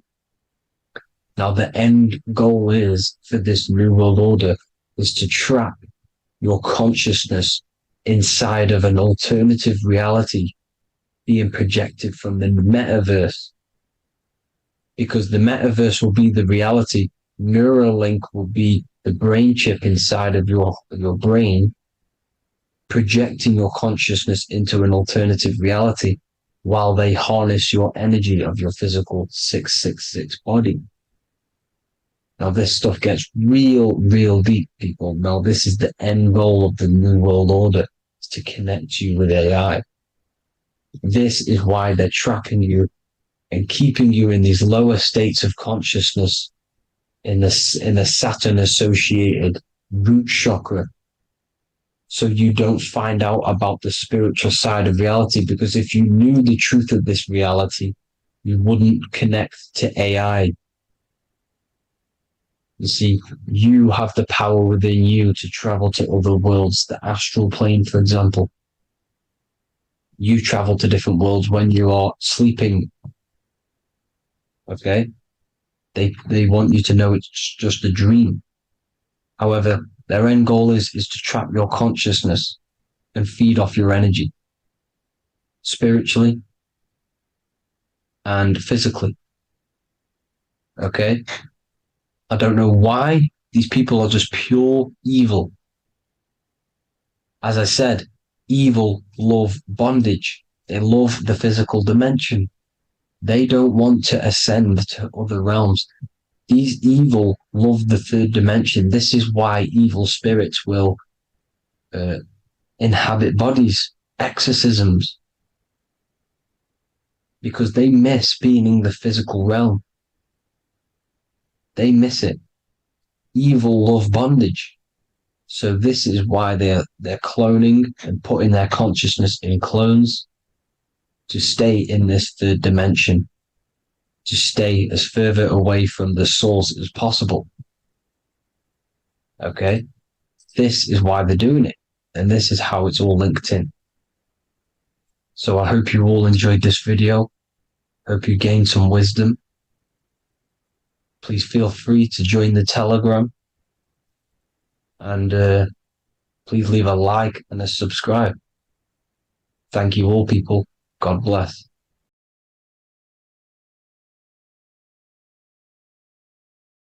So depression doesn't actually exist, and in this video I'm going to show you how depression is actually a choice. And I'm going to give you some solutions on how to deal with it. And this is probably going to change your life forever just by doing this alone. Okay, so the first thing you need to understand about depression is that it exists in your conscious mind. It exists in your thinking mind. So what is inside your thinking mind? You have your body, your name, your reputation, your trauma, your memories, your family, your worries, your interests, your bills, your passion, dislikes, goals, right? Most people identify their lives with this. They identify their lives with their thinking mind. They think they're their name, their job, their reputation, their memories. But this is not who you actually are. Who you actually are is the observer of that. What happens if you stop thinking? What is left? You're left with unconditioned consciousness. You're left with the self, which is what we refer to as I. We are the consciousness, not the thinking consciousness. You are not these labels. You are not your thoughts. You are not your job, your name, your reputation. Okay? And the reason why I'm telling you this is because it's very important, is that we are something beyond this body, beyond this name, beyond our thoughts. We are the consciousness. So depression exists inside of the thinking mind, the conscious mind. Okay? So if you want to get rid of depression, you must learn how to escape the thinking mind. And not only just escape, but that's step one. In meditation, you do meditations, right? We sit still and we have to learn how to control the mind and turn off the thoughts. And when we turn off the thoughts, depression goes out the window because there's no thought present in your mental field of consciousness to be depressed. Okay? You must understand, who is the one suffering from the negative thoughts? Who is the one suffering? Your mind is not suffering because the mind is producing the thoughts. Your body's not suffering from the negative thoughts. You are suffering. And who is you? You are a soul. You are that feeling. You are that person beyond the thoughts, beyond the feelings, beyond that. You are the one experiencing. You are that.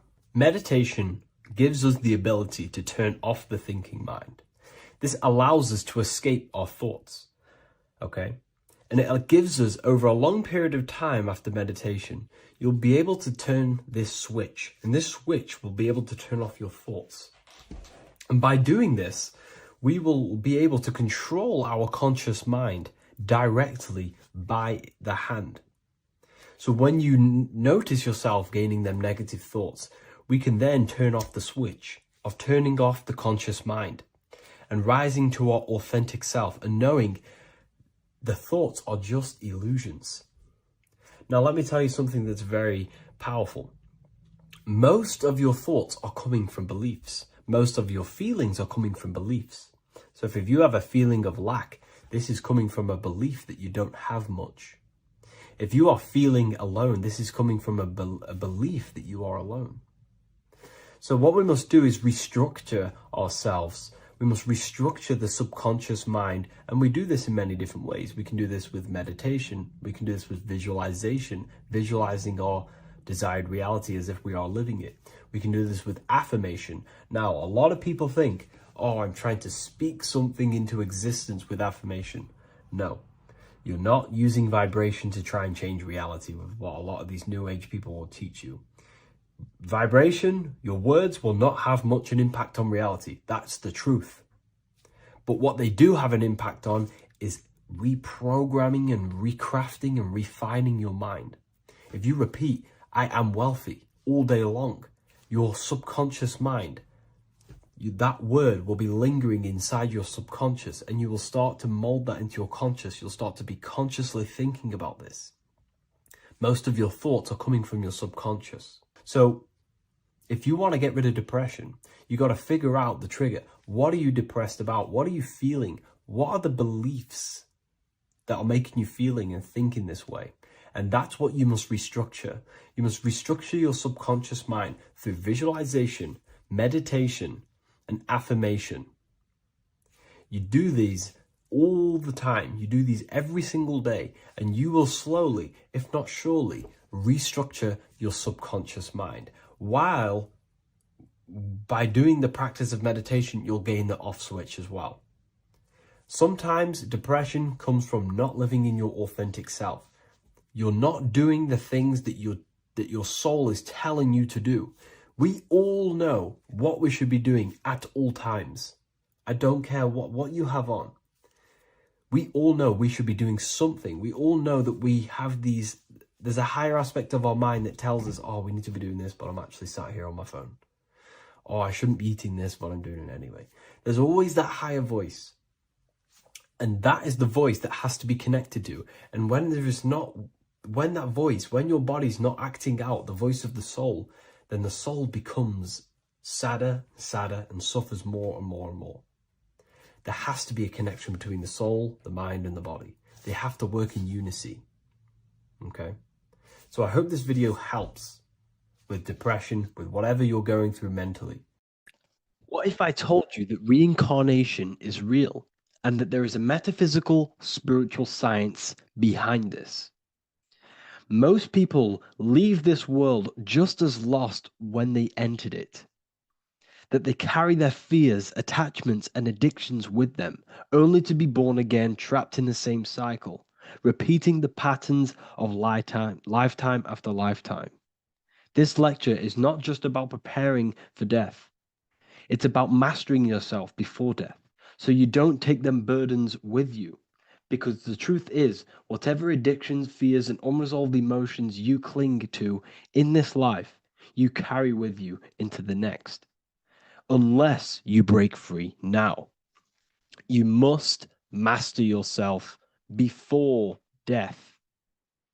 Death is not the end. It is the great passage. But how we transition depends on our mastery of the self. This was symbolized by the Ouroboros, the snake biting its tail. Every ending is a new beginning. It's an infinite cycle of consciousness. Now, your human body is basically an antenna tapped in to a stream of consciousness. Just like a radio is tapped into a specific frequency to play that radio. Your body is basically an antenna, a crystal picking up the consciousness of God. You are on an ever-ending journey, a journey of learning and expansion of the mind into new fields of thought. This was symbolized as the Ouroboros. When you die, it is a new beginning. It's a transitioning, not an ending. Everything is eternal in this universe, as consciousness is formless and constantly transforms into new forms of life. Let's break down the word death. Death contains the word ether. Now, the ether can be found in the word heart or earth. Ether. Everything in this plane comes from the etheric plane. The etheric plane is the barrier between the physical plane and the spiritual plane, the astral plane. The astral plane is the screen that you have in your mind that allows you to imagine a red apple, for example. This is the imaginative plane where thought forms start to take form. Everything begins as a thought, then the thought form becomes an imagination, then energy, then physical. Everything in the physical plane is a shadow of thought. All objects manifested as thought. You came from the astral. You came from the stars. This is why we say reach for the stars. Or this is why you say you are a star. Cis star, miss star, fraud star, stir is star. And when you become famous, you become a superstar and you gain a star on the Hollywood floor. You are a star. The ether. The ether is the infinite energy source which all things come out of and return back to. This is the cycle of life and death, summer and winter, day and night, sleep and awake. The ether is the infinite energy source which all things come from and will return back to. Okay, sorry about that little error. The ether is the boundless source of energy from which all things emerge, to which all things return to. We can see this in the cycle of the sun. The sun does this wave of creation. It rises and it falls. We have the day and the night. The daytime represents our conscious mind when we are alert. The nighttime represents our subconscious mind when we are inside the spiritual realms. The nighttime is spirit, the daytime is matter, spirit and matter, awake and asleep, conscious and subconscious. We see this in the yearly cycle. Summer is life, winter is death. Spring is the morning, summer is midday, autumn is evening, winter is the night. Everything is a macro and a micro cycle of being born out of the ether and returning back from life and death. Life and death is manifested within the cycles of the sun and everything outside of you, as within, so without.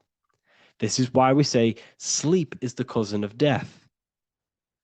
The macrocosm is death, the microcosm is sleep. Every time you go to sleep, you are essentially it's a miniature death. You're entering into spirit and then returning back into matter in the morning when the sun rises. Everything is a reflection of the macrocosm cycles. Preparation for death.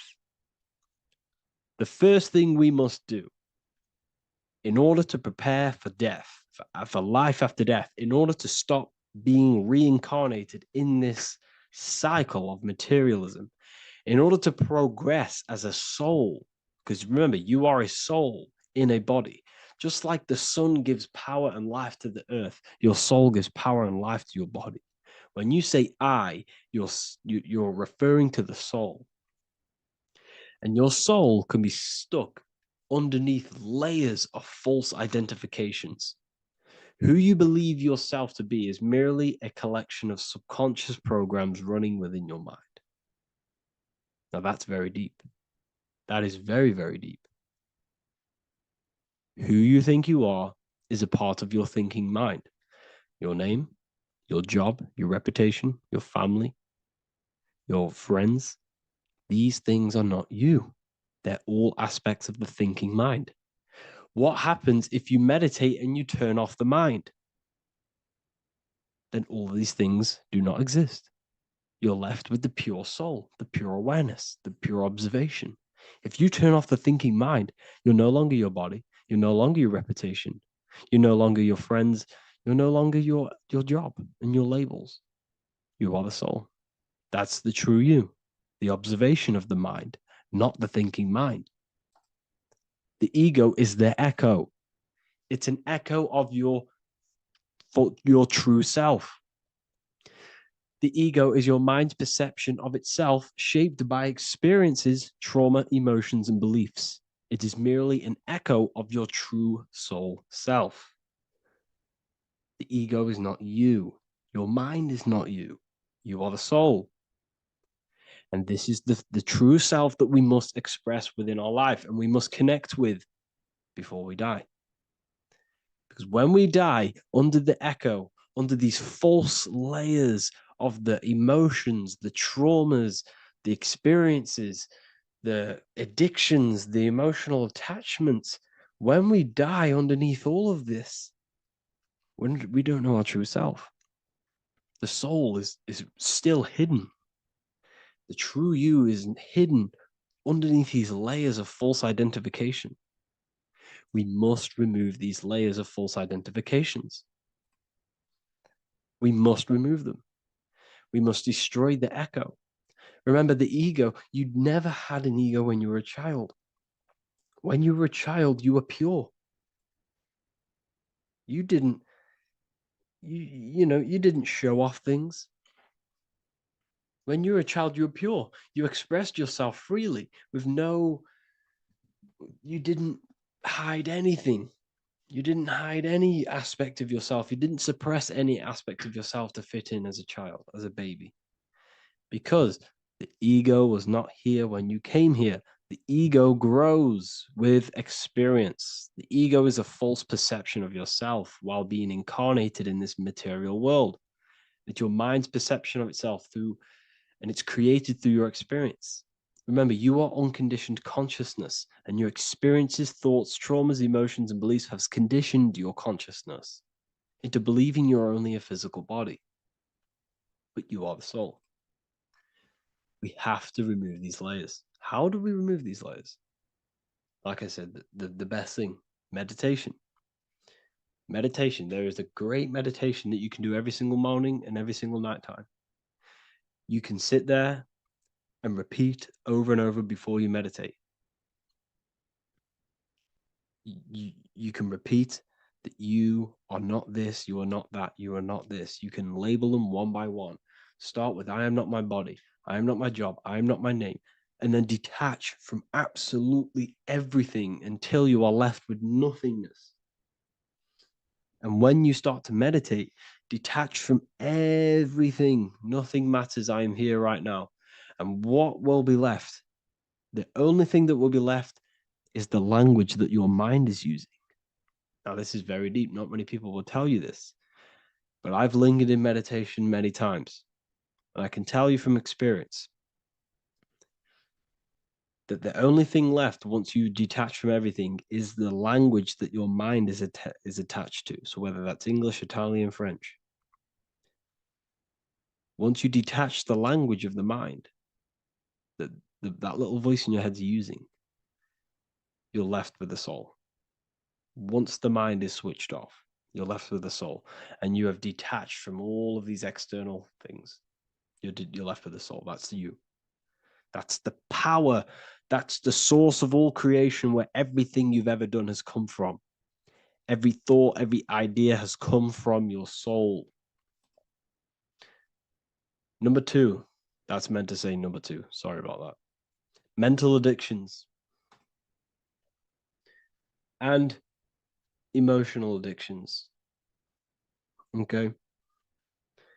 These two are very important. Mental addictions, this could be thought patterns, this could be the labels that we've just been talking about. Then you have emotional attachments, which is maybe you're too attached to an external thing. Maybe you're too attached to your phone. Maybe you're too attached to family. Maybe you're too attached to loved ones. Yes, I'm not saying don't love them, but what I'm saying is do not rely on anything in this world to make you happy, to fulfill your emotional needs. Everything is found within you. You must look within, and if you're looking without, if you're trying to find yourself in the outer world, you'll never find yourself. You'll constantly be looking around in loops. Because nothing, you cannot find yourself in the outer world. Nothing will long-term give you long-term validation. Seeking validation in the outer world will leave you soulless, leave you feeling empty inside and sad and depressed. You have to find yourself within. You have to detach from everything you are relying on to give you emotional stableness. You have to detach from all. Yes, love your children. Yes, love these people, but do not rely on them. Because everything in this world is temporary. Do not conform to this world. The Bible tells you this. Everything in modern society nurtures the body, but neglects the soul. They keep you addicted to as many things as possible. Smoking, you have to detach. Drugs, you have to detach. Alcohol, detach. You cannot rely on anything. This is why this path is very, very difficult to walk. But I'm showing you the way. These are the things you must do before death. You have to detach from absolutely everything. If you die and your mind and soul is still addicted to these worldly things, then guess what? You're going to reincarnate. You're going to reincarnate because your mind is still thinking about these material earthly things.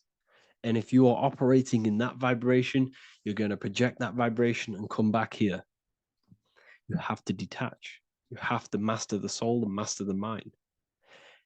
Like I said, the matrix is designed to keep you addicted to as many things as possible. Your phone, food, smoking, drugs, alcohol, clubbing, all of these things. Everything in society is made to trap your soul and reincarnate in this world. That's why it's very, very, very difficult to walk this path. Very difficult. Matrix, matter tricks. John 2:15 to 17. Do not love this world, nor the things it offers you. For when you love the world, you will lose God. Do not love this world, nor the things it offers you. Do not conform to the pattern of this world, but be transformed by the renewing of your mind. Great quote. Do not conform to the pattern of this world, but be transformed. Let this world transform you. Learn from this, expand from this, but do not be mentally and emotionally attached. Okay? What good will it be for someone to gain the whole world yet forfeit their soul? Like I said, everything in the Bible is telling you the truth. You just got to read it correctly. This is spirituality. This is spirituality. The Bible is spiritual. It's a spiritual text. We must disconnect from everything outside of us and connect with the true soul. Here we have the Egyptians showing you the soul leaving the body. Here we have the soul here. Here we have the Masons showing you the soul coming out. The soul is real. You are the soul. And when you leave this physical plane, you will go into the astral plane. That's where you came from. You came from the astral. You came from the stars. You incarnated into this physical body. Your consciousness fell into this material form to experience limitation, to experience a 3D world. So in order to ascend properly before we die, we have to let go of all the attachments. Every addiction you have, write them down. And one by one, tackle them. Before you die, you have to, or else you will reincarnate. This is the teachings of Egyptians. This is the teachings of Masonry. All of these addictions contribute towards life after death. Everything must be controlled, and we must be attached to the soul. I'm not saying I'm perfect. I'm not saying I'm perfect, people. We're all not perfect. We're all under psychological operation by the government. We're all in a very difficult situation with this awakening. I'm simply pointing out what I know from my journey and what I've been learning through occultism and research and reading lots of books and many different things. I'm on this journey just as you are. Maybe I'm further. Maybe you're ahead of me. We don't know. But this is what I'm sharing with the world. This is what I'm sharing with my research. And this is what makes sense. It's common sense. Look at everything around you. Everything's made to feed the body, not the soul. So my beautiful watchers and fans and supporters, I appreciate every single one of you, and I hope this video has supported your journey. If you're feeling lost in life, if you're searching for deeper answers, whether you're seeking clarity, looking to expand your studies, or ready for personalized mentoring, this is your chance to connect with me live and receive insights tailored just for you. Start your path to self-mastery and enlightenment inside the world's best esoteric school. Your journey starts now. Tap the link in the description if you want to join Ethereal University, or feel free to check out my books. I thank you all, and I really appreciate for 100,000 subscribers on YouTube. I love every single one of you. Make sure to drop a like, a comment, and subscribe to the channel if you're new. Let me know some ideas for, lectures, anything that you want to know. I can make lectures on them. Just drop it in the comments. I appreciate every single one of you. Take care.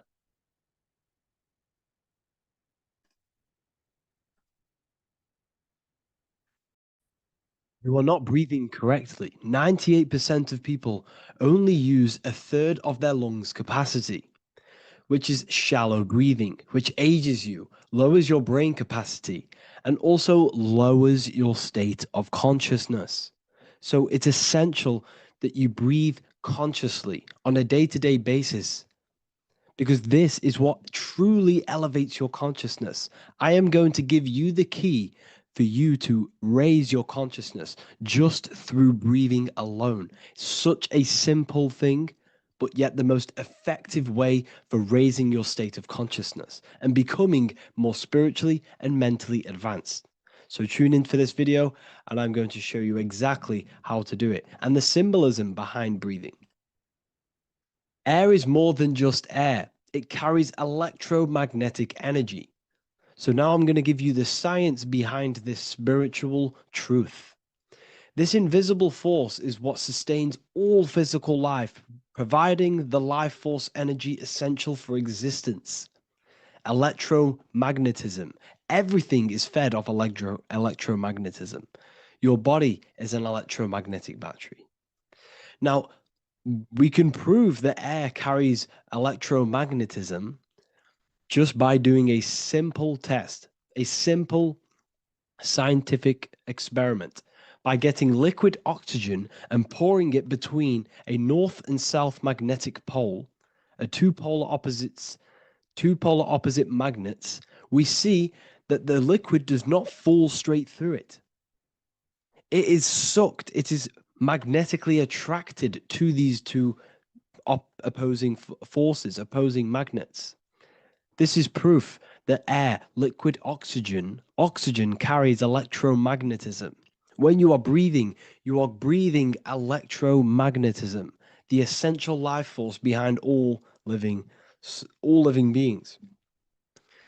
This is known as energy or prana, chi, ether, or spirit. This is all the same thing.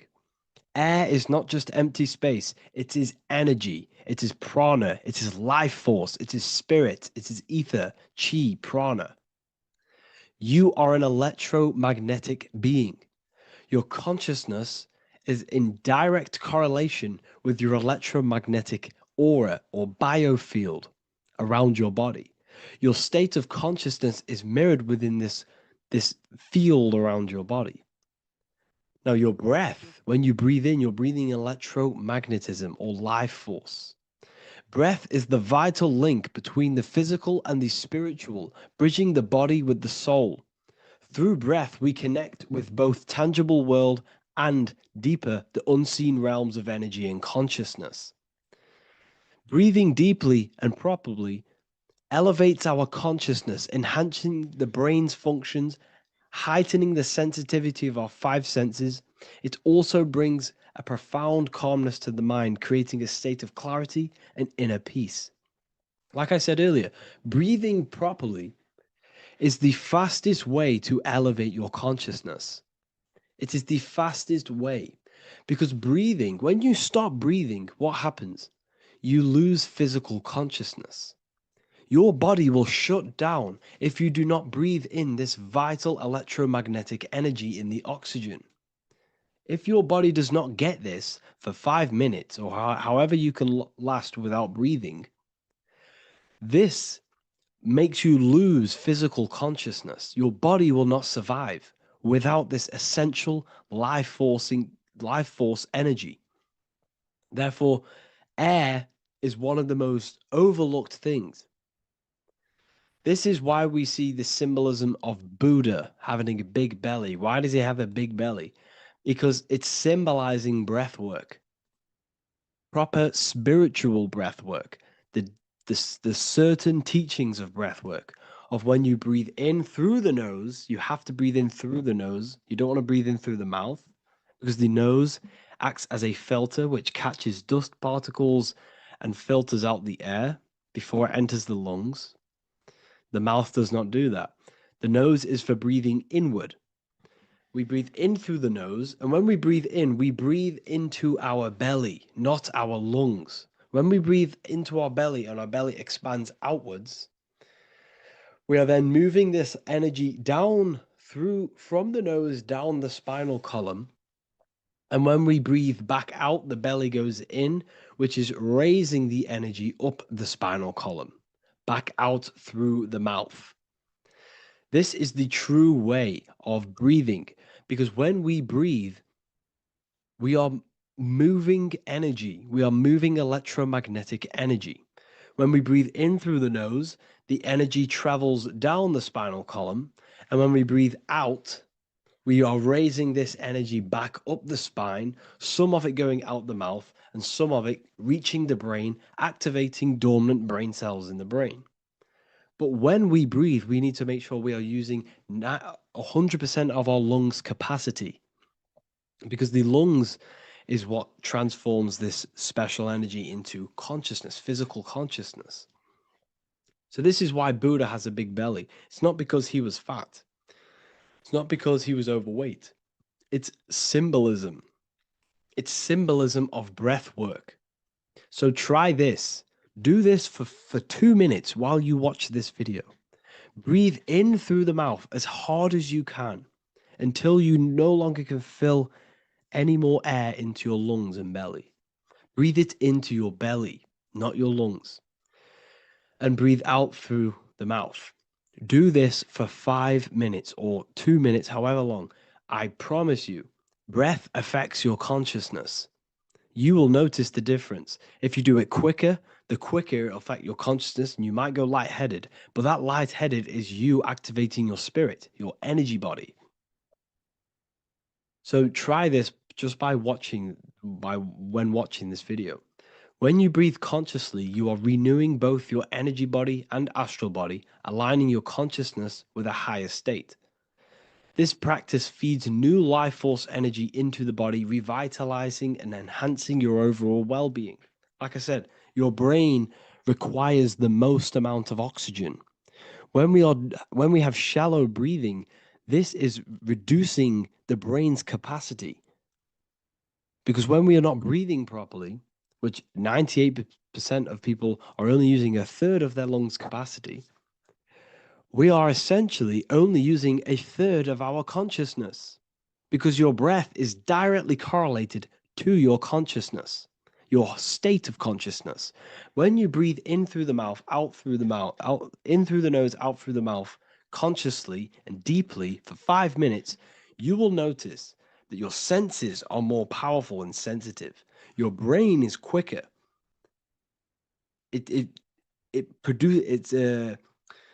What's the word? It processes information quicker. You become quicker. You become a superhuman, and you feel more spiritual because it activates your spirit, your astral and energy body. So when we meditate, it's definitely important to breathe in through the nose and out through the mouth as deeply as possible to align with a higher state of consciousness. And this is the easiest way to separate your consciousness from the body. When you breathe in deeply for long periods of time, while meditating, while taking no thought, when no thought is present and you gain a rhythm of deep breathing, this is the gateway. This is the gateway to opening your consciousness. Because when you stop thinking, other aspects of your consciousness can open up. All of our lives we've been thinking, which is blocked off the higher states of consciousness. So breathing is very, very important. It affects our overall well-being. And this is Yahweh, the in and the out of breathing. When we breathe in, this is Yah. You can hear it. It sounds like Yah. And when we breathe out, that is Way. This is the name of God, apparently. But God is within you. You can connect with God. You can connect with source consciousness within you by breathing, by raising your state of consciousness through breathing and meditation. This is why the Bible tells you the Spirit of God has made me, and the breath of the Almighty gives me life. You are consciousness. You are God. You're an extension of God's consciousness. Job 27:3. As long as my breath is in me and the Spirit of God is in my nostrils. The Spirit of God is through breath. John 20:22.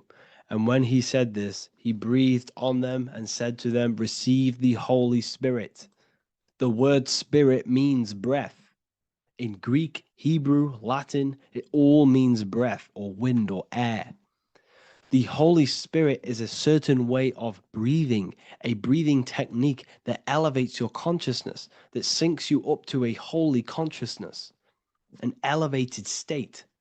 That is the Holy Spirit. That's why it tells you in the Bible, when he said this, he breathed onto them. He breathed onto them and said, receive the Holy Spirit. You must breathe to receive the Holy Spirit. When you breathe, you are renewing the body's energy. You're taking in new life force, which is regenerating your cells, regenerating your brain, nervous system, and also connecting with consciousness, pure consciousness. This is not something that we should be doing during meditation. Yes, it is. We should be doing it during meditation, but this is something that we need to apply all of the time. This is the fastest way you can raise your consciousness. I just want to say, all of this knowledge is inside of the Book of Wisdom, Volume 2. Make sure to give a like and a comment on this video to help the algorithm.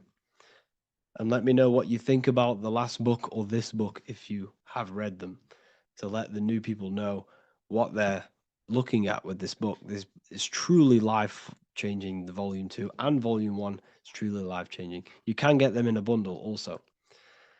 Learn hidden knowledge inside of the Ethereal University. This is where truth seekers belong. I'm not here to try sell you this, but this is the place for truth seekers. And if you are serious about your spiritual journey and serious about gaining knowledge, which gives you the advantage over life, join Ethereal University. This will definitely help you. Thank you for watching this video. Please leave a like and comment. Make sure to give me any suggestions on videos you want me to make in the future. Thank you all.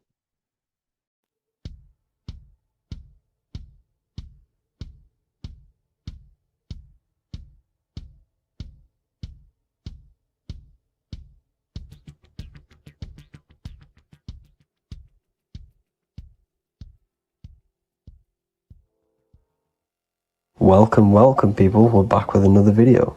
I will now be keeping track of my YouTube and trying to upload every week.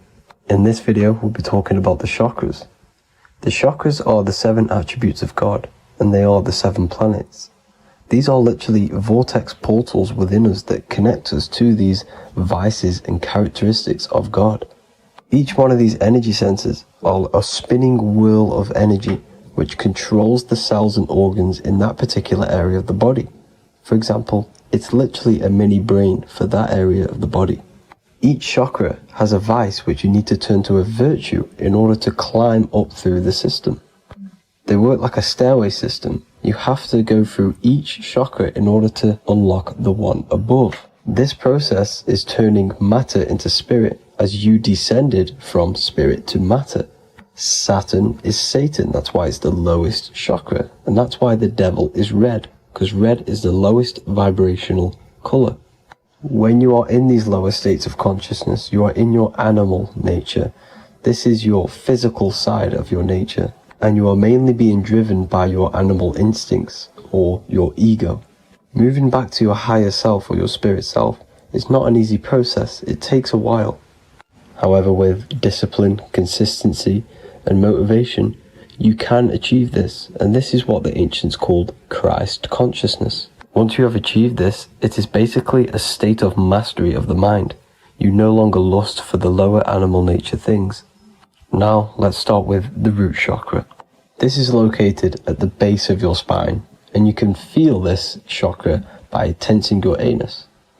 This energy center is in control of your survival needs, your vitality, stability and security. Now, if this chakra is unbalanced, you will feel insecure, fear, anxiety, unstable, low self-esteem, anemia, over or underweight, and constipation. In order to balance this chakra, you need to feel grounded, embodied, stable, calm, centered, a sense of safety and trust in yourself and the world around you. The next chakra is the sacral chakra, which is located around the belly button area. You can feel this chakra just by sucking in your belly. This chakra is to do with relationships, self-worth, creativity, empathy, and most importantly, sexuality. This is the most important one in order to start to raise your vibration overall, is giving up the over-sexualized nature. In order to balance this chakra, you need to come into harmony with all the toxic relationships that you have. Get rid of the fear, the anxiety, the isolation, and 100% get rid of the over-sexualized nature. Lust is one of the most lowest vibrations you could possibly feel. It is literally manifesting hell. In order to work on this chakra, you need to feel self-worth. You need to do creative things, empathy, healthy relationships, and 100% being confident. The next chakra is the solar plexus. This is to do with personal power, will, metabolism, eating, happiness, and your self-esteem and self-identification. You can feel this chakra just above your belly, below your ribs, and you can suck in this area. If this chakra is blocked, you will feel lack of confidence, difficulty in manifesting your desires, low self-esteem, misuse of power, misuse of dominance, weak will, and shame in yourself. Biggest one for this chakra is overeating, as it's to do with metabolism. If you are overeating, you are literally unbalancing a lot of your lower chakras, not just the solar plexus. In order to work on this chakra and balance it, you want to have a positive self-identification. You want to feel happy, a happy self-esteem, effectiveness to people, not overeating, and a strong willpower. Now for the heart chakra, one of the most important chakras. Chakra is to do with love, understanding, trust, hope, openness, compassion, balance, and forgiveness. The most important because your heart is the tree of life in the body. It is the center of the toroidal field. It is the most powerful chakra. Your heart is 5,000 times stronger magnetically than your brain. Once you have hit the heart chakra and you start surpassing the heart chakra, you are now turning matter into spirit, as the lower three chakras are dense and physical, and the above the heart chakra are turning to spirit. As you can see already, this is a hard and long process of working on yourself physically and internally. The symptoms of a blocked heart chakra would be lack of love or too much love, difficulty to accepting or giving love, lack of compassion, loneliness, and lack of emotional fulfillment. Finally, a lack of connection with a divine or to nature. In order to balance this chakra, the most important thing and the most powerful thing you can do is loving people, accepting and giving lots of love. Second most important thing to balance the heart chakra is balance. You need a balanced life. You need balance in all aspects of your life. Now for the throat chakra. This is a very important chakra as it's to do with communication. A symptom of this being unbalanced is a lack of self-expression and putting on a front all the time, acting with the ego. In order to balance this chakra, you need to constantly self-express yourself. You can't be putting on a front. That voice inside your head, you have to let it come outward. Don't just block it off with a wall. Self-expression will lead to you gaining friends who actually like you for being you, and not these fake friends that you have to put on an ego for. In order to balance this chakra, you need to express yourself, express the word that's within you. Don't be lying to people, don't deceive or be deceptive. The next chakra is the third eye chakra. This is starting to get very advanced and you are coming very close to spirit. Just before we head on, I want to announce the PDF is now available, containing all the presentations I've ever made, all into a condensed 38-page PDF. The link will be below this video for you to access. And if you want to learn how to create reality using your mind, how to attract your desires, how to get out of the situation you are in, the link will also be there for the Manifestation Mastery course. Now for the third eye chakra. The third eye chakra controls the pineal gland, which is your first eye. It's to do with your psychic abilities, channeling, telepathy, astral travel, visions, and connection to the higher self. You need all of the chakras aligned to get the full potential out of your third eye or pineal gland chakra. For example, if you're astral traveling and you fear something, you will be instantly shot back to your body. So you need to master all of the chakras before you go on and try and do these higher spiritual activities. Symptoms of the third eye chakra being blocked is lack of imagination, lack of vision, lack of concentration, blocked or clouded intuition, can't see the big picture, and especially overly reliant on logic and intellectual thinking. A good way to work on this chakra is imagining things, vision things, Trust your intuition at all times. Always follow that inner voice. Cut out the tap water, which contains fluoride. Fluoride blocks the pineal gland. And cut out all junk food, because all of this is affecting your pineal gland. When in meditation, you want to focus your eyes and your attention to the center of your head between the two eyebrows. This is where the pineal gland is located. This will help and awaken the pineal gland over time when you keep doing these meditations. Finally, for the crown chakra, this is to do with universal consciousness, all-knowing, enlightenment, cosmic connections, the God source. This chakra is blocked by being cut off from spirituality, plagued by the senses, being tricked into the five senses and being tricked into thinking you are the body. In order to work on this chakra, you need to feel grounded. You need to know yourself, your real self, the voice within you. Have common sense, have specific decisions that you're making, be very direct. Now we've got out of the way all of the chakras, I can now introduce methods and meditations which will help you unblock them spiritually. When meditating, you want to get into the present moment in a nice, comfortable position. Bring yourself to the present moment by saying, I am here right now, nothing else matters. Keep repeating this over and over with your eyes open or closed.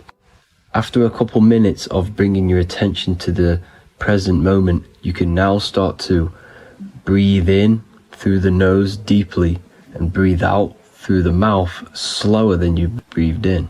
Place your attention on the chakra that you want to balance. Think of a high vibrational emotion like love, and think of this while placing your attention on that chakra. You can do this exercise every day for 10 to 20 to 30 minutes. The longer the better. Another practice you can do is by chanting the Bijis for each chakra. They are here starting from the root chakra all the way to the crown chakra.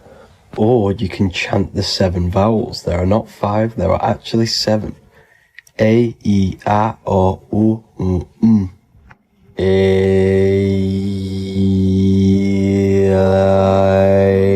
O. This is the proper way of pronouncing the 7 vowels. These are so powerful because these are the only things that exist. It is literally the sound of God. By pronouncing them right, you can actually create a lot of power within you and align your chakras. That's it for this video, people. I'd appreciate a comment and a like to help the algorithm. I appreciate you all. Love and light.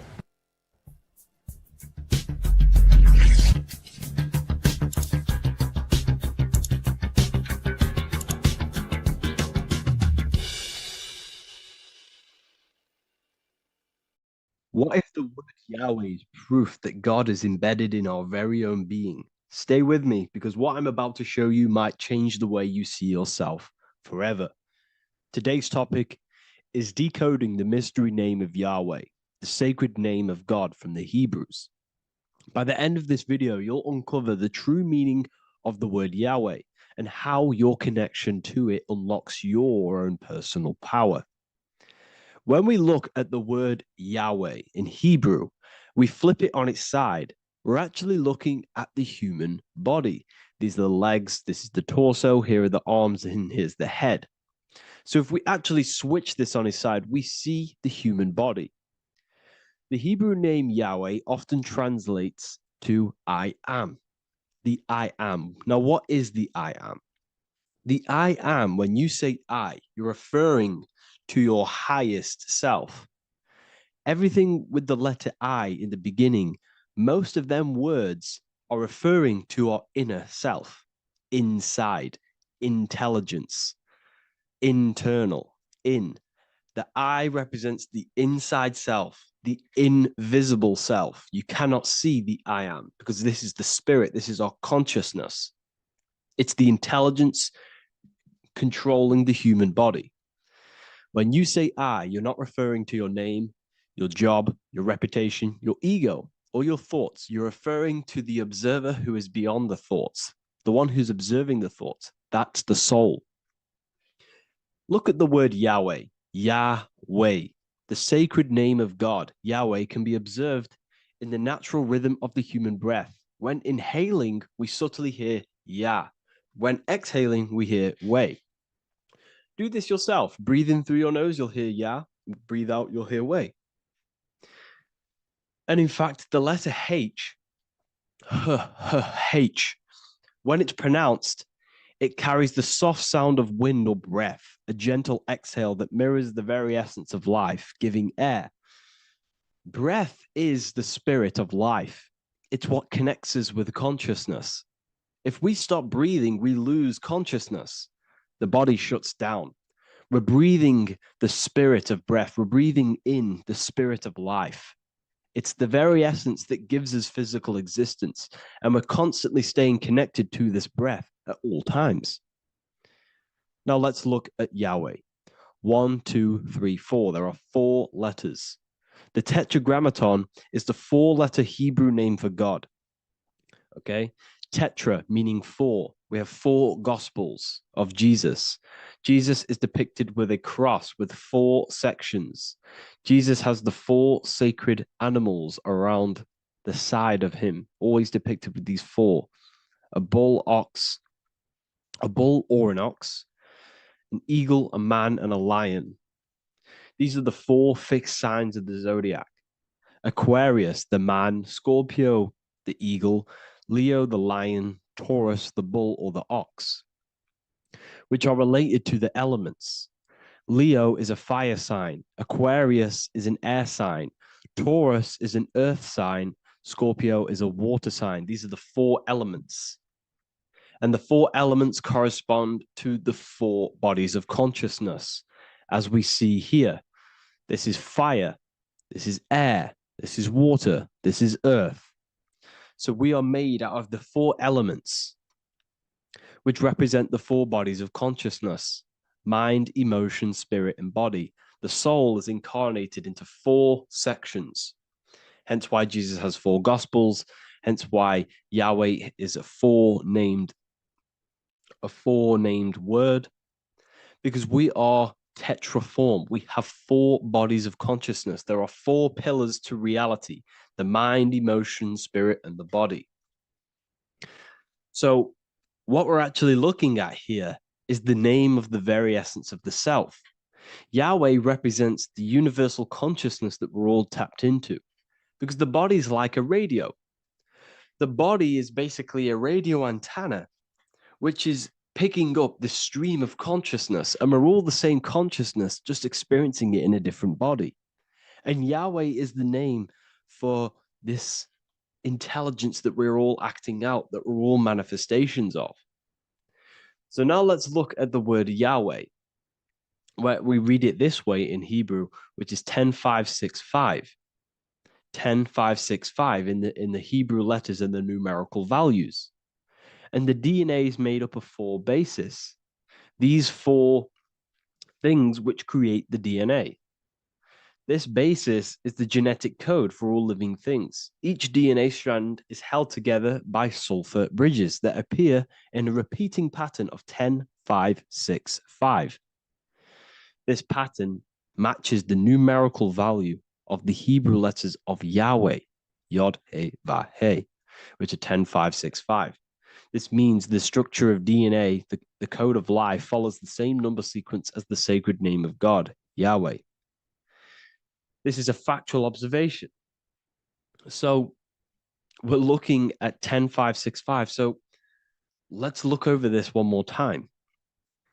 Yahweh represents the breath. Yahweh, inhale, exhale. It translates to I am. It's written in our DNA. The word Yahweh on its side looks like the human body. Now, this is where things get a little bit deeper. 10565 adds up to 26. The number God, well, the word God adds up to 26. Allah adds up to 26. There are 206 bones in the human body, 26. 26 adds up to 8. 8 is the number of infinity. We are all the infinite consciousness. Consciousness will never die. It's immortal. It's infinite. We are all infinite. We are not these skeletal structures. We are Yahweh, the universal consciousness. The creator of all things is our essence. We're all God with individual identities, but the highest versions of ourselves is God. The ego is our own personal experience of God. Does this make sense? So, in conclusion, Yahweh is not the name of a separate God from us, but rather the reflection of the divine consciousness manifesting through the human form.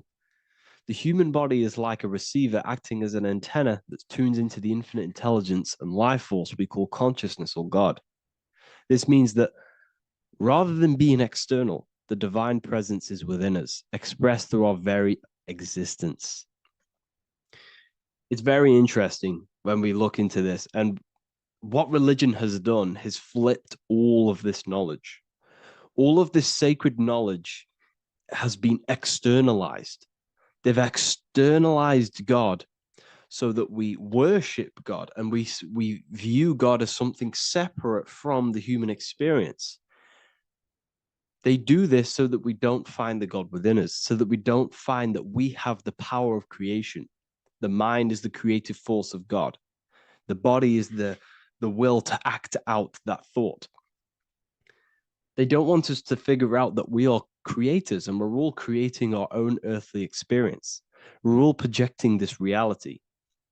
And they don't want us connecting with the divine intelligence within us because they want to be the creators. They want to keep this knowledge. They don't want the masses to wake up to this powerful knowledge. So what they've done is that they've taken the scriptures, they've externalized it so that we start worshiping and giving away our power to these external things. And when God is external, we start to fear God because we start to think that God has power over us. He can send us to hell or heaven. So this is what's going on. They've been externalizing this for thousands of years to keep us in a suppressed state. Okay. Humans are very advanced because we possess self-awareness. We possess the ability to move our awareness and our thoughts outside of the instinctual nature. For example, a cat or a dog. These things can only live in their instinct. They live based on instinct. They smell, they eat. That's pretty much what they do. But humans, we have the ability to rise above that nature and turn to our infinite selves, our higher selves. We can move beyond our instinctual nature and create very advanced things. That's why humans are made in the image of Yahweh. We are literally God in human form. So this is what we all need to realize. And I hope this video has helped. Please leave a like, a comment on inside of the description. I'll have some links to my books and my university. The people who have read them have just absolutely changed their lives. You could probably see that in the comment sections if someone leaves a review of the book. We also have Trustpilot. But yeah, I thank you all. And I'll see you in the next one. What if I told you you don't have one body? You in fact have four. There's a secret hidden right in front of you, and most of you overlook it. And by learning these teachings today, this will change your perspective on life, on yourself, and completely change the conception of yourself. This is the key to your highest potential. If you stay with me today, you will find secrets about yourself that will change your life. But I warn you, once you step this path of esoteric knowledge, there's no going back. Once you see, you can't unsee. So stay with me, and we will discuss the four bodies of your soul and how you can master yourself to reach your highest potential. The first thing we must understand is that there is a sun. And just like the sun gives life to the earth, there is this life force within the sun that gives life to all matter. We must understand that that matter itself is dead. It has no life potential. It has no ability to create or destruct anything. All of the life comes from above, from the sun, from the life-giving power of this infinite energy source we call the sun. No matter what model you believe, the sun still gives power to this physical realm. giving life to all of the crops, giving life to animals, giving life and growth to all things that the rays come in contact with. This is a macrocosm process. We must understand the teachings of as above, so below. This means that the macrocosm repeats itself in a microcosm form. Now, what do I mean? Humans are made in the image and likeness of God.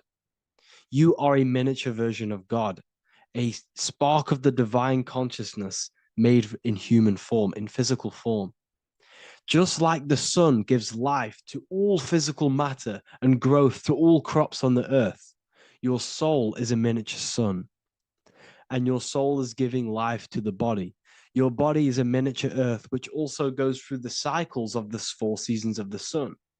We feel different in each one of these seasons. It's because our body does not only go through these cycles externally, but these cycles happen within ourselves, within consciousness.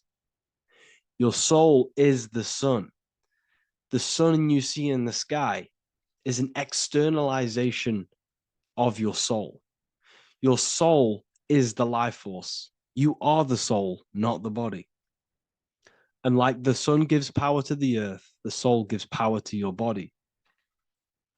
So first, let's look at the etymology of the word sun. The word sun comes from it's a Latin word solis or sol, which means the sun. Sol then became soul, sun, soul. And in fact, S-O-N and S-U-N in the old etymology dictionary mean the exact same thing. They are interchangeable. So when we look at the symbol of the sun, we look at a circle and a cross, which represent the 4 aspects of the sun, the 4 seasons of the sun: summer, winter, spring, and autumn. These are the 4 states of the sun. Like we said, this is why we get this symbol. You have the 4 states of the sun, which represent the 4 bodies of the soul. Now, this is where we get deep. Like I said, the sun you see in the sky is a macrocosm of your soul, an externalization of your soul. Just like your sun has 4 seasons, the 4 seasons within us are the 4 bodies. Our soul is incarnated and split into 4 sections. We have a mind, we have a physical body, emotions, and spirit. These are all interchangeable and they are all linked. In ancient alchemy, we have the exact same symbolism of the 4 stages of alchemy. But in this case, they're symbolized as the 4 elements: earth, water, air, fire. In this ancient alchemical symbol, we have the pentagram with the top one representing the soul, ether. Our soul then has the 4 bodies with the human here. We have the man, the eagle, the bull, and the lion. We see this on the tarot card, the Wheel of Fortune. The man, the eagle, the bull, the lion. We see this in Matthew, Mark, Luke, and John. The lion, the bull, the man, and the eagle. We see this with depictions of Jesus. Jesus, the man, the bull, the lion, and the eagle. These represent the 4 fixed signs of the zodiac: Taurus, the bull; Scorpio, the eagle. Scorpio was symbolized as an eagle. It's an ancient symbol. Now it's been changed to a scorpion, of course. Leo, the lion; Aquarius, the man. These represent the 4 fixed signs, which are 4 different elements. Taurus is an earth sign. Scorpio, a water sign. Leo, a fire sign. Aquarius, an air sign. Taurus is the earth. As above, so below. The earth is the physical body. Leo is fire. Fire is the spirit. Scorpio is water, which is the emotions. Aquarius is the mind, which is an air symbol. Air is the mind. That's why we call people airheads. Okay? So what we're actually looking at here are the 4 aspects of our soul. We have the sun in the middle and the four bodies of the soul. This is what Jesus is symbolizing. Jesus represents you. God made flesh with the four aspects of the soul. The four gospels are all depicting Jesus in four different ways according to the different body of consciousness. The wheel of fortune are representing the four bodies of the soul. This represents the four bodies. Now, how are they four bodies? They are four dimensions of consciousness. The mind is not made of the same substance of the emotion. The emotion is not made of the same substance of the physical body. The spirit is not made of the same substance as the physical body also. They exist in four dimensions of consciousness. They are four bodies of our soul. And the most important teaching here is what I'm actually getting to, is the powerful one. This is what gives you power. Most of us live in chaos. Our mind is thinking of doing something. Our emotions are feeling something else. Our body is lusting and wanting to do something else. And our spirit's energy is completely off. Most people live in unbalance. None of these four bodies are working together. This is why we produce chaos in our lives. When these bodies are in balance, are not working together. So in alchemy, they symbolize the four elements, which are the four bodies of consciousness. These are the furnaces with the fire. They represent transmutation of each body. We have to sync these bodies. We have to sync the mind with our emotions, and our emotions with our actions, the physical body, and with our spirit. These four key bodies need to be in line in order for us to create consciously in our life. Because each one of us is a creator, a miniature version of God, creating our own earth, creating our own material reality. And in order for us to create consciously and with effect and power, we must have these bodies unified so that we can create consciously and not create chaos. So this is very, very important. And this is a secret teaching found in all ancient societies. But this is what the hidden symbolism of astrology actually is. The sun is our soul, and the 12 zodiacs are 12 aspects of our soul. And we have the four aspects of the four main bodies. This is what we're looking at. We're not looking at the sky. We're actually looking at aspects of ourselves, aspects of our soul that we must master and transmute in order to become our highest potential. So I hope this makes sense. And it may take a while for you to fully understand this, but the key knowledge in order for you to understand any of these teachings that I've gone through today is the major, major teaching of as above, so below. What is above is below. What is within is without. Your inner reality projects the outer reality. What is inside of you is outside of you in some form or way. Whatever trees, whatever roots that go down will always shoot up. When you throw a bouncing ball, you shoot it down, it will go up. As above, so below. As within, so without. God did not make a creation separate from himself. We are all extensions of the divine made in physical form. And we are incarnated into four sections. Our soul is separated into four sections. These are the four corners of reality. These are the four pillars of reality that we must control. So in order to access our soul in meditation, we must turn off these four things. Turn off the mind, the emotion, the spirit, and the body. And then we access the soul. So I hope this video helps today. And you can learn all about this in the Book of Wisdom, Volume 2. This book is a revolution in consciousness. I do not recommend everyone reads this book. This book is only for people who are serious and want to transform their lives. This book is a book that will change the scope you see reality. It will change your perspective on yourself because you will resonate with this. This book does not just give you information. It gives you a sense of well-being. it gives you truth, and you will find your power from this information. This information is not just information, it's a key to your path of enlightenment and transformation. So you can find this book in the description of this video. And if you are part of the university, I will see you on the live calls. Thank you, everyone. Please leave a like, subscribe, and a comment, and let me know whatever videos you want me to make next. Anything that you fail to understand or have any confusion with, I can make a video on it. So let me know in the comment section any reviews or anything I should do. Thank you all, people. Have a great day.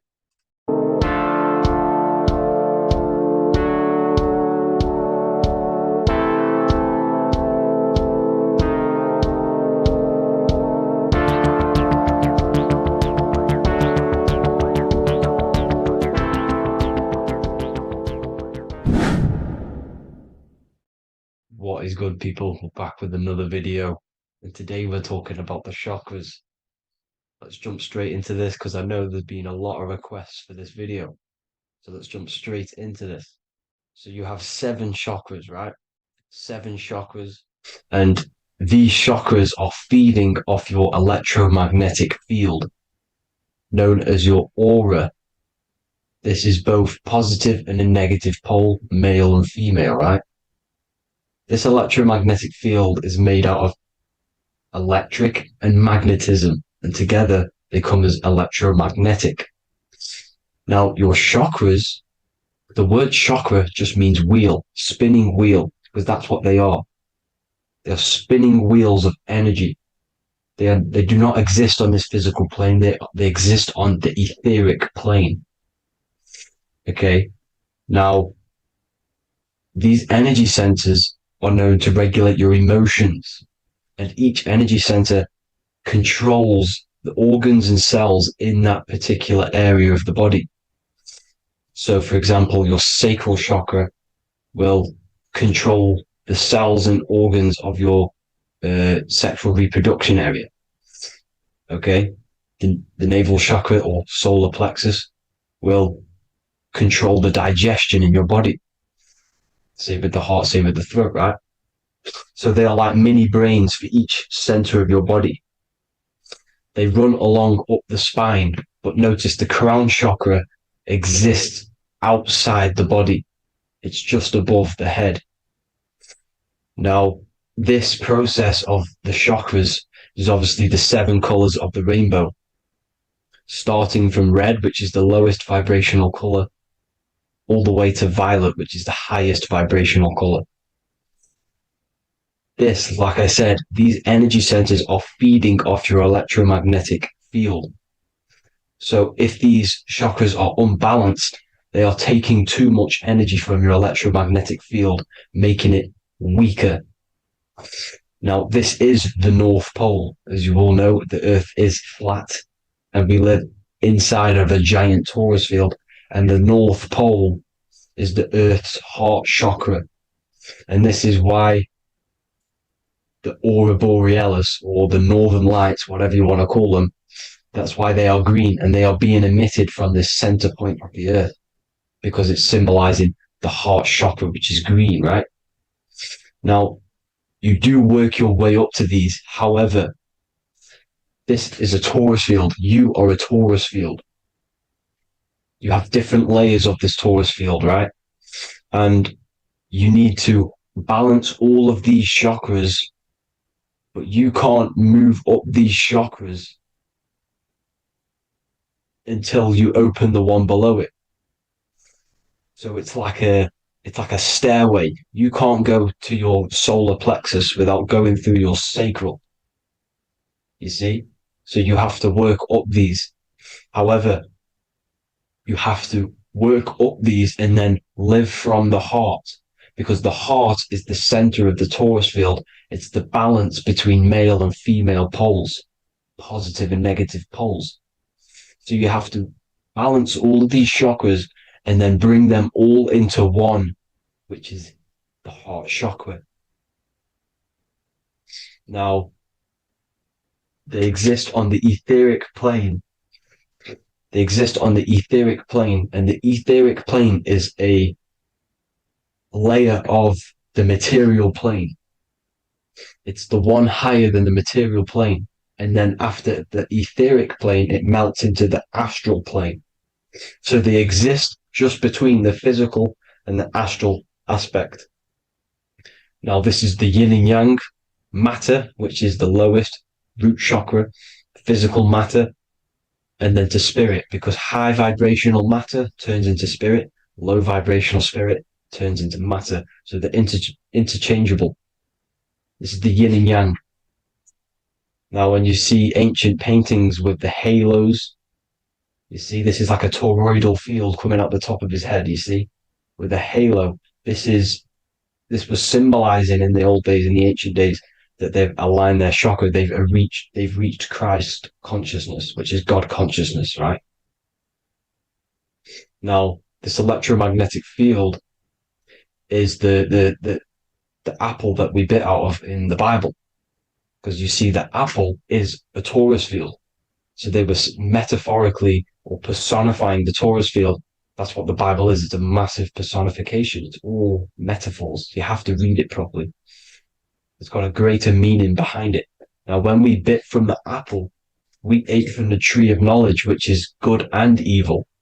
Our lower mind took over, so we materialized to feed our physical bodies. We materialized through Saturn. That's what Saturn does. Now, if you don't understand that, go and watch the video previous to this one called Occult Secrets of Saturn. And that will show you how Saturn is the materializer.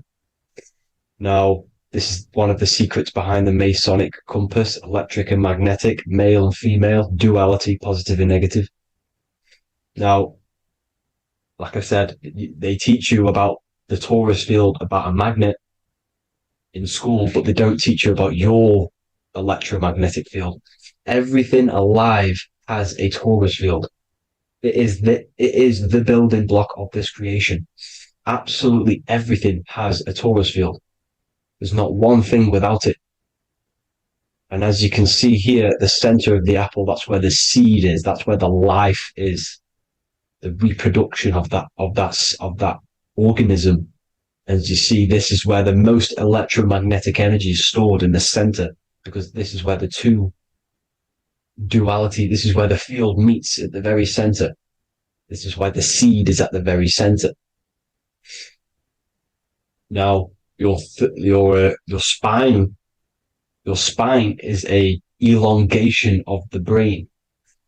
The brain is heaven, and the bottom of the spine is hell. So this is Saturn, which is the root chakra.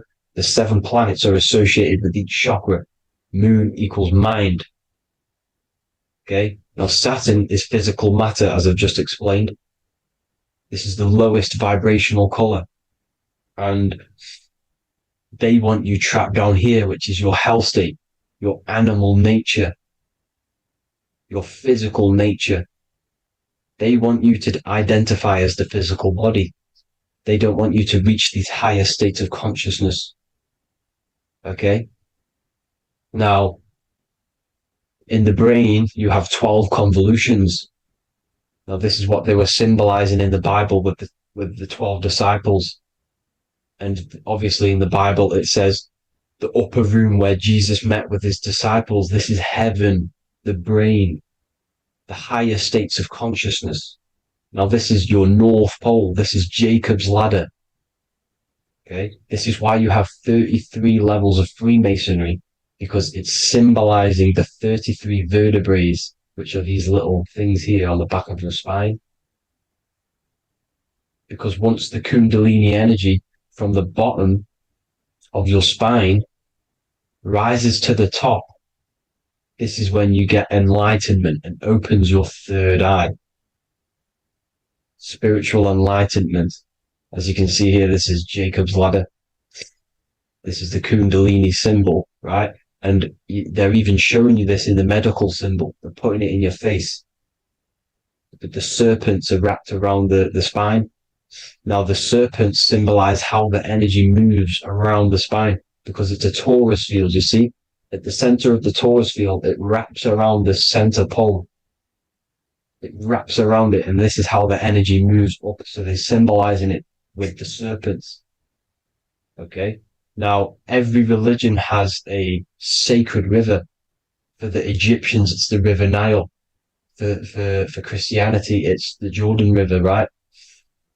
This river is the canal, the energy canal at the center of your spine, all the way leading to heaven, to the Holy Land. This is the chamber which the energy rises up, right? Now, they used to say the gods descended from heaven to man. This is just heaven. This is the mind state.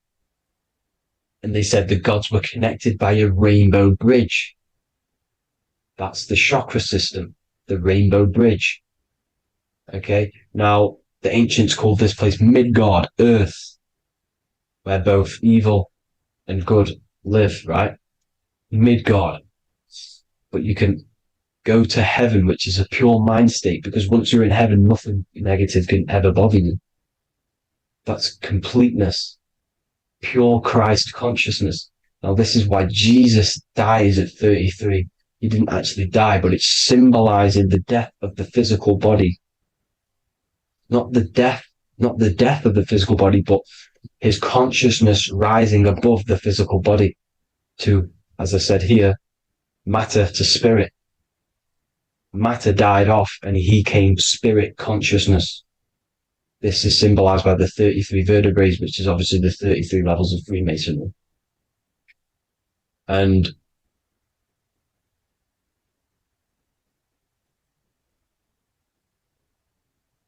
now the pineal gland, which is at the very top of this Jacob's ladder, or the River Jordan, the canal, your 33 vertebrae on your spine. This is where the pineal gland sits, right? At the very top, at the center of your brain. Now, there's multiple ways this was symbolized. The Eye of Ra, which is used by the Egyptians. Now, this pineal gland is the seat of consciousness. This is where your consciousness is stored, right? And the ancient Sumerians used the pine cone, hence why it's got the word pineal gland, the seat of the soul consciousness. It produces DMT, dimethyltryptamine, which is known as the spirit molecule. And the pineal gland is wrapped in microcrystals, and we all know crystals transfer frequency and energy. Now, radios use crystals. A radio is a frequency transmitter, turning a frequency into a frequency that we can hear with our ears, right? Because all the radios are actually playing right now in your ears. However, our ears can't pick it up, so the radio transmits it into a frequency that we can hear using crystals.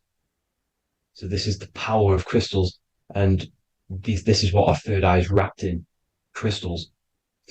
Now, this third eye is not actually your third eye, it's your first eye. When you're being materialized in your mother's womb, this is the first gland that is produced, and everything's built around it, because it is the consciousness. It is your consciousness. Your consciousness never dies, ever. It's an eternal essence. It lives forever. You never actually die. Only the mortal body dies. Now that's what we call life. Life is abided by time, and time is change. And change is what we call life, because everything's constantly moving and transforming into different things, right? Now let's not get off track. The pine cone is obviously, this is in the Vatican here. The pine cone is symbolized as the pineal gland, pine. And this is the opened pine cone. The opened pine cone means, or symbolizes, the awakened man, the awakened third eye. But the ones here, which the Sumerian gods are holding, these are shut pine cones, symbolizing the unawakened man. But let's not get confused, people. These gods were not gods. They are human beings just like you. They reached Christ consciousness. They are nothing more special than you. They just had the ability to reach Christ consciousness. And obviously their knowledge was far more intelligent than ours, far more advanced than ours. They knew the truth about this reality to the depths. Now, the ancient Hindus had a goddess called Kundalini, which is said that she descended by the means of a ladder or a cord from heaven, which is symbolizing the spinal cord. Now, this is what Hickory Hickory Dock, the mouse went up the clock and came back down. This is all these stories like Santa as well. Santa comes up and then down the chimney. This is symbolizing the Christ oil. There's an oil which is produced in your pineal gland, right? And this oil travels down the spine. And once it's down on the spine, you must have to raise your consciousness, just like I said, with the chakras. You have to raise your consciousness, raise your vibration to heat up this oil and turn it into a gas. And it travels back up the spine through like the serpents up the spine. And this awakens the third eye once it's coming back up the spine and hits the pineal gland.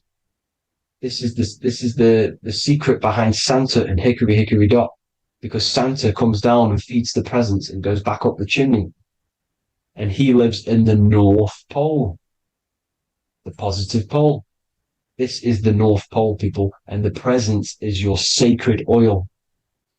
This oil, your physical body is the furnace. It's the spiritual furnace, which you have to heat up this oil by raising your frequency and turning it into a gas to rise up this chamber, the River Jordan, to your third eye, right? Now, this is an alchemical process. Your body is the alchemical furnace. It says in the Bible, if therefore thine eye be single, thy whole body shall be filled with light. I shouldn't have cut that out, but that's what it says.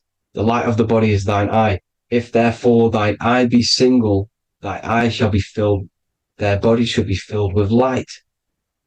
This is symbolizing the pineal gland, enlightening the body, the spiritual body, filled with light. Now, as I said, they want you kept down here, which is the root chakra, which is your animal nature, which is obviously mind, matter over mind. This is the symbol of Saturn, right? As you say, we're built of body, mind, and spirit, the Holy Trinity. That is the sun, moon, and earth. The sun's your soul, solar. Moon is your mind. Earth, which is the cross, which is your physical body, the 5 elements, right? So body, mind, and spirit. So the Saturn symbol is actually made out of the cross on top, which is the earth, and the moon on the bottom, which is symbolizing matter over mind, because earth is physical matter. You don't want to be matter over mind. You need to be mind over matter. See, they want you identifying as your physical body. They don't want you to realize you're an eternal consciousness. You're an eternal essence of consciousness which never dies. They want you trapped in your animal nature. And this is why the Baphomet has a goat head, because it's symbolizing your animal nature, which is evil. Not evil, but you're more likely to do evil things, right? Which brings bad karma. That's your animal side. This is why the Baphomet has an animal goat head. As you can see here, he's got the Kundalini energy here. So when you see the inverted cross, the cross is your body, as you can see here. The inverted cross means your chakras downwards, down here. Your head's down here. Your mind is down here. But your mind needs to be up here, which is the upwards cross, which is Christ consciousness. And as we all know, 7 colors of the rainbow, 7 planets, 7 chakras. Red light is low frequency and long range. This is why Saturn is the slowest moving celestial body. And it's the lowest chakra, because it's low frequency, long range. The moon being the crown chakra, which is high frequency. This is why the moon moves around the quickest. The moon is your crown chakra, which moon in mind. See, so there are multiple ways of your chakras becoming blocked. Now, each chakra has a specific intelligence. It has a specific thing that it's doing for the body, right? Now, this can be overused. It can be abused. For example, masturbation. That keeps you down here in your sacral chakra, because you're abusing that energy center. You're abusing your sexual energy, which is then becoming unbalanced. So this is how energy, this is why these centers are pulling more energy out your electromagnetic field, because these centers are wheels. The chakras just mean spinning wheel of energy.